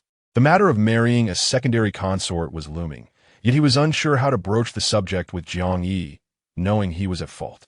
He realized he needed to discuss it with her soon, but despite contemplating various approaches, he found himself tongue-tied, feeling increasingly agitated. At that moment, he suddenly felt a delicate hand reaching out to him, soft and slender. Jiang Chun gently grasped her delicate hand, while Jiang Yi gazed at him with tender and profound affection, lost in thought. What could occupy her mind so completely? Jiang Chun sighed, lamenting that such a beautiful moment seemed wasted, as he sat there alone. Jiang Yi, unable to contain her laughter, playfully admitted that she had dozed off inadvertently, attributing it to his prolonged bathing. Jiang Chun looked at her with indulgence, remarking that it was solely her exquisite beauty that captivated him, rendering him spellbound and oblivious to the passage of time. Jiang Yi, startled, touched his forehead, playfully questioning whether he had suffered some sort of shock, suggesting she might need to summon a doctor. Jiang Chun quickly restrained her, observing that the princess, with her ethereal grace and enchanting charm, was beside him, and he yearned to engage in intimate acts, yet feared provoking her displeasure. In a moment, Jiang Yi's cheeks flushed crimson as she retorted, Your Highness, it is late. We should retire for the evening, lest we delay tomorrow's court session. However, Jiang Chun's clear eyes sparkled with fervent light as his fiery lips brushed against her fair skin, playfully insisting, You must first complete your tasks. Jiang Yi found his comical expression utterly amusing, laughing until she gasped for breath, teasing him about his seamless transition between ancient and modern manners, joking that one might mistake him for a robot if unaware of his origins. Jiang Chun, hearing her unabashed jest, sighed, confessing that as a man of antiquity, he was burdened with numerous formalities to master, unlike the more relaxed customs of modernity. He admitted to sometimes doubting his own ability to articulate thoughts, lamenting the discomfort of being caught between 2 worlds, and wondered if she could empathize with his plight. They soon began to share their innermost feelings, and Jiang Yi, being the one who understood him best, acknowledged the intricacies of conversation in this era, where one must choose their words with care, often deciphering the archaic sayings of scholars. She could relate, especially when in the company of elders, where the plethora of rules dictated every gesture and word, and a single misstep could label her as naive or lacking refinement. Thus, she had come to an unspoken agreement with Jiang Yiyi to avoid unnecessary gatherings, even after some time in her role as his wife. Jiang Yiyi, mindful of her comfort, often shielded her from important social obligations, even declining several royal audiences on her behalf. Yet, he too bore his own burdens.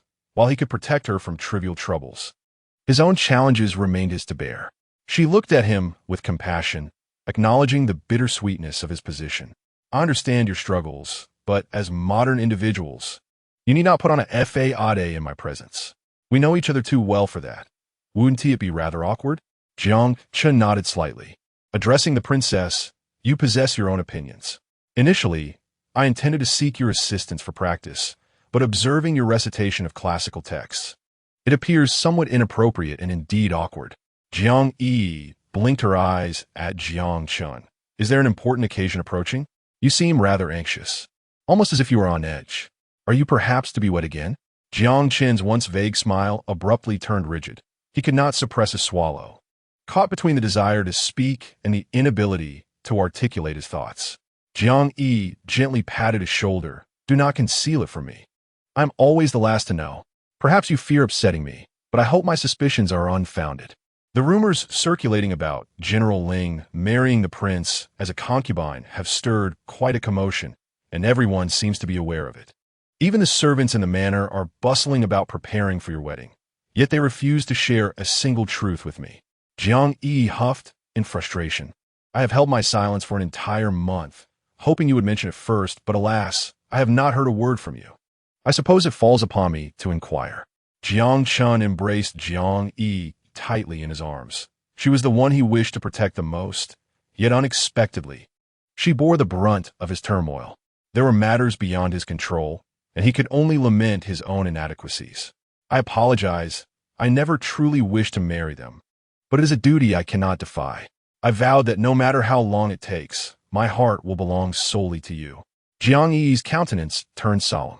Ling Yan's father held considerable power, and Ling Yan was particularly cherished by the emperor.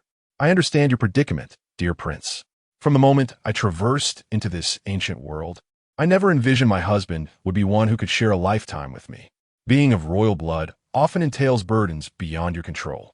I can empathize. May they enter this household and coexist peacefully, living their days in tranquility. That is my greatest wish. Jiang Yiyi gazed at Jiang Yiyi with profound affection, surprised by her remarkable understanding and her consideration for his feelings. It seemed she had been overly concerned. Her love for him was no less than his for her. Lowering his head, Jiang Yiyi gently pressed his lips to Jiang Yiyi's, resolved to cherish and adore her for a lifetime. While physical beauty is commonplace, a captivating soul is rare. Jiang Yiyi is indeed a divine blessing, possessing both an extraordinary exterior and an equally remarkable spirit. How can I not love her? He yearned to be her devoted husband. Chapter 98. The princess above Jiang Yiyi held Jiang Yiyi tenderly, calling out, "My dear wife, the princess." Yet Jiang Yiyi remained indifferent, replying, "That won't do." A subtle change crossed Jiang Yiyi's face, feigning anger as he casually remarked, "Very well, I shall marry a concubine in a few days. If you do not want me, I shall seek someone else." Instantly, Jiang Yiyi, flustered and incensed, flipped over and pinned Jiang Yiyi beneath her. "That won't do," she declared.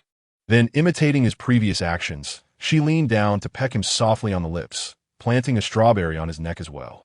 Jiang Yiyi found himself thoroughly enjoying the unexpected assertiveness of his princess, an occurrence that took him by surprise. Jiang Yiyi, albeit somewhat clumsy interactions, elicited a delightful tingling sensation throughout his body. "Is it too much?" she shyly inquired, her eyes sparkling with mischief. Jiang Yiyi, feigning indignation, retorted, "If you won't speak, then what else is there to do?" With a playful glance, Jiang Yiyi leaned in and gently sealed his lips with hers. The two became entwined in a passionate embrace, further deepening Jiang Yiyi's infatuation. Jiang Yiyi's boldness acted as a potent catalyst, transforming the once cautious Jiang Yiyi into a man of unrestrained desire. The sensations were as gentle as a soft breeze, yet as tumultuous as crashing waves, enveloping him entirely. Jiang Yiyi, taken aback by the fervor of Jiang Chen's advances, found herself both amused and bewildered by his unbridled exploration of her. At times, she could only laugh helplessly, yet compliance became her only option. As Jiang Chen's hand caressed her silky skin, he became increasingly enamored with her delicate beauty. However, in that moment, Jiang Yiyi gasped for breath, declaring, "I can't, I'm exhausted." Yet Jiang Chen was relentless, whispering heatedly in her ear, "Tomorrow, I shall prepare 2 bowls of ginseng soup for you." In a moment of surrender, Jiang Yiyi conceded, "Perhaps marrying a concubine is indeed a wise decision. Your boundless energy leaves me overwhelmed, and I could use assistance." Jiang Chen's expression shifted dramatically at her teasing remark. "No one wishes to share their husband. You are an exception. Yet, I have eyes only for you," he professed earnestly. Jiang Yiyi, suddenly yielding, relaxed into the moment, her demeanor softening from the previous tempest. "Be gentle, please," she murmured. Jiang Chen responded by pressing a fervent kiss upon her lips, teasingly inquiring, "Have you grown weary of me so soon? You promised we would be together for eternity." Jiang Yiyi, momentarily flustered, shook her head. "Forget it. I wish to take it back." Jiang Chen, however, was resolute, gently covering her mouth and declaring, "No, I take you seriously." Her laughter erupted at his earnestness, finding his serious rebuttal adorably endearing. Seeing the playful glint in Jiang Yi's eyes ignited his desire for conquest, as her jesting provoked him further. As Jiang Chen retaliated fiercely, Jiang Yiyi whimpered in playful surrender, fueling his excitement to new heights, igniting a tumult of emotions within her. "You are incorrigible," she exclaimed, with a mischievous grin. Jiang Chen replied, "If a husband isn't a bit wicked, his wife won't adore him. You enjoy my mischief, don't you?"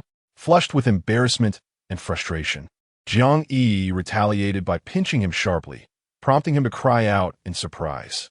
Realizing he had met his match, Jiang Chen resolved not to let her off easily. On that fateful day, as Jiang Chen stepped out of the palace, an unexpected visitor arrived. Ling Yin strode boldly into the royal residence, flanked by numerous attendants bearing an array of goods. Upon witnessing the scene, Jiang Yiyi was taken aback. Ling Yin, with a radiant smile, greeted her respectfully, acknowledging the princess. "I shall be spending my days alongside my elder sister from now on. Previously, I believed the prince regarded me merely as a sibling. It was my naive heart that led me to such a misconception. Only when the prince sought the emperor's blessing for our union did I realize that his feelings for me transcended mere familial affection. I hope we can coexist harmoniously and alleviate the prince's burdens. As I am new here, I will rely on my sister's guidance."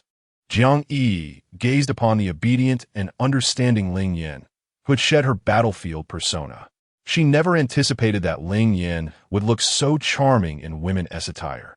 It was clear to her that Ling Yin had been cherished by the emperor and empress since childhood. With her presence beside the prince, he had gained an additional pillar of support. Jiang Yiyi smiled at Ling Yin, reassured by her sister's perceptiveness. "With you attending to the prince, I can enjoy a more leisurely life," she thought, as they conversed amiably, sharing an instant camaraderie. 3 days hence marked the prince's wedding to his concubine, and the Wang residence was abuzz with excitement. Everyone radiated joy, save for Jiang Yiyi, who appeared rather listless. The southeastern Wang residence was shedding its old customs, revitalizing the realm. The ancient cypress trees loomed over the sleeping halls, where dragons would rest each night, resplendent in their finery, adorned with feathers and phoenix horns. The atmosphere was vibrant with life. The setting sun cast long shadows, as a few figures tethered their steeds, overseeing the festivities. Jiang Yi's gaze fell upon the phoenix crown and flowing robes, a spectacle of bridal splendor stretching for miles, announcing to the world the arrival of the new couple. She felt a pang of discomfort. It had been but a short while, yet the once novice had transitioned into a bride. Not to mention the grand procession, featuring elegantly adorned carriages and horses, accompanied by a princely sum of wealth, all meticulously prepared for the occasion. The vibrant colors of fabric and the throng of guests filled the air with a lively energy. before the intricately draped vanity adorned with a red silk canopy. A palm-shaped bronze mirror reflected the radiant image of the concubine, Ling Yin, alongside Jiang Yiyi, who had been waiting for quite some time. The arrival of the royal groom marked the commencement of the wedding ceremony. Once the prince and his two concubines had completed their ceremonial bows, the event was deemed complete. Through the crimson silk, Jiang Yiyi caught sight of Ling Yin's beaming smile, a testament to her fulfillment in marrying the prince. However, the groom's expression was one of complexity, frequently glancing towards Jiang Yiyi, revealing a mixture of emotions. Yet, Jiang Yiyi maintained a welcoming smile throughout the proceedings, betraying no hint of discontent. She accepted the concubine's greetings with grace and even presented valuable gifts, which surprised Jiang Chun. He had not anticipated Jiang Yi's indifference, leaving him with a tinge of melancholy. As dusk fell and the guests departed, Jiang Chun indulged himself once again in a state of inebriation. He stumbled into Ling Yan's chamber, where the general's dowry was particularly striking, a set of armor alongside her favored spear, meticulously arranged by the violet-hued bookshelf in the northeast corner. The gentle moonlight streamed through the intricately carved red wooden window, casting fragmented reflections upon an ancient guqin that stood propped in the room. Delicate pink gauze curtains swayed with the breeze, ushering in a few flower petals that softly brushed against the strings of the instrument. Wisps of fragrant smoke rose from the incense burner, entwining with the curtains and pervading the entire space. The pungent aroma overwhelmed Jiang Chun, causing a wave of dizziness to wash over him. He rubbed his temples vigorously and, in a fit of impulse, tore away the crimson veil that covered Ling Yan's head. Ling, you look absolutely enchanting tonight, he remarked, leaning against her as she playfully chided him. Did you think Brother Jiang Chun would not come this evening? With tender affection, Jiang Chun gazed at Ling Yin, assuring her otherwise. As she leaned closer, admiring his flushed cheeks, she reached out to caress his face, intending to plant a delicate kiss upon him. Suddenly, Jiang Chen's discomfort surfaced, and he could not suppress a series of retching sounds, accompanied by painful groans. Ling Yan's expression shifted to one of disdain. Brother Jiang Chun, why have you imbibed so excessively tonight? Jiang Chun chuckled awkwardly, knowing that the reasons for his indulgence lay solely within himself. While others envied his apparent fortune and love, he felt nothing of the sort. I cannot withstand such hospitality. Please, do not wait for me. You should retire for the night, he said, covering his mouth as he exited the room. That evening, he did not seek solace in anyone else's quarters, but instead retreated to the study, where he spent the entire night engrossed in official documents. The following day unfolded with a semblance of harmony.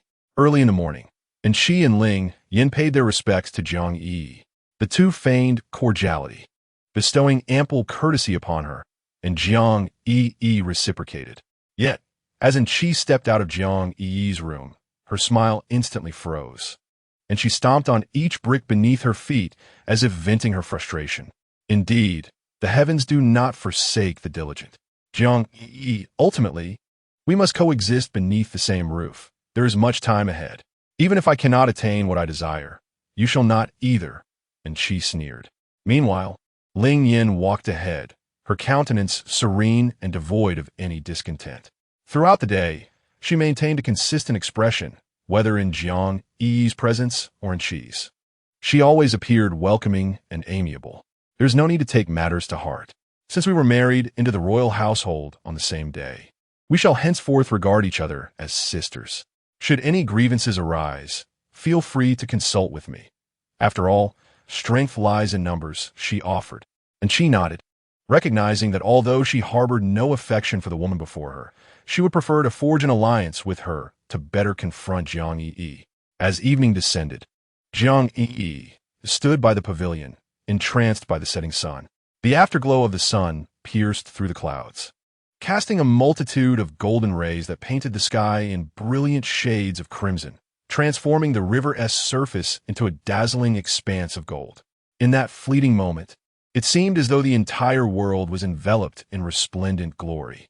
Suddenly, Chi approached with great enthusiasm, greeting Jiang Yiyi with a respectful bow.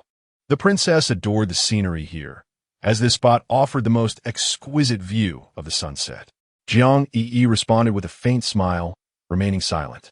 At that moment, unbeknownst to anyone, Jiang Chun was making his way over. He approached step by step, and Qi, who was closest to Jiang Yiyi, seemed to lose her footing and fell abruptly to the ground. She turned her face towards Jiang Yiyi, her expression contorted with rage. Why? Why do you still target me? I had thought we could coexist peacefully as sisters. Though we share the same father, we are still bonded by blood. How could you be so ruthless to your own flesh and blood? It is utterly terrifying. Seeing Qi collapse, Jiang Chun hurried over, not yet grasping the situation. And Qi crawled towards him, tightly clutching his leg. My lord, you must stand up for me. Just now, the princess pushed me with force. Fortunately, I reacted quickly, otherwise, I would have fallen into the lake. Jiang Yiyi, he was momentarily taken aback, unable to suppress a laugh at Qi's clumsy antics. No wonder she was so eager to accompany me to admire the sunset. I had just been pondering how Shaoqin had left, and she appeared so promptly. It appears everything was meticulously planned, truly a testament to her scheming nature. Jiang Yiyi raised her head to gaze at Jiang Chun and said softly, my lord, I have nothing further to say. The situation is not as you perceive it, nor as the side concubine has claimed. I am merely standing here, enjoying the view. Yet I find myself unjustly accused. I am quite alarmed. Jiang Chun's expression darkened, an icy veneer seemingly enveloping his countenance. He had not anticipated that Qi's first day in the residence would incite such turmoil. At that moment, he was at a loss for words, feeling that no matter which side he leaned towards, it would be inappropriate. It is no wonder that it is said that even the most just official finds it difficult to adjudicate domestic disputes. I have seen nothing and cannot make a determination. Since the side concubine's injuries are not severe, it would be best for her to remain in her chamber and limit her outings.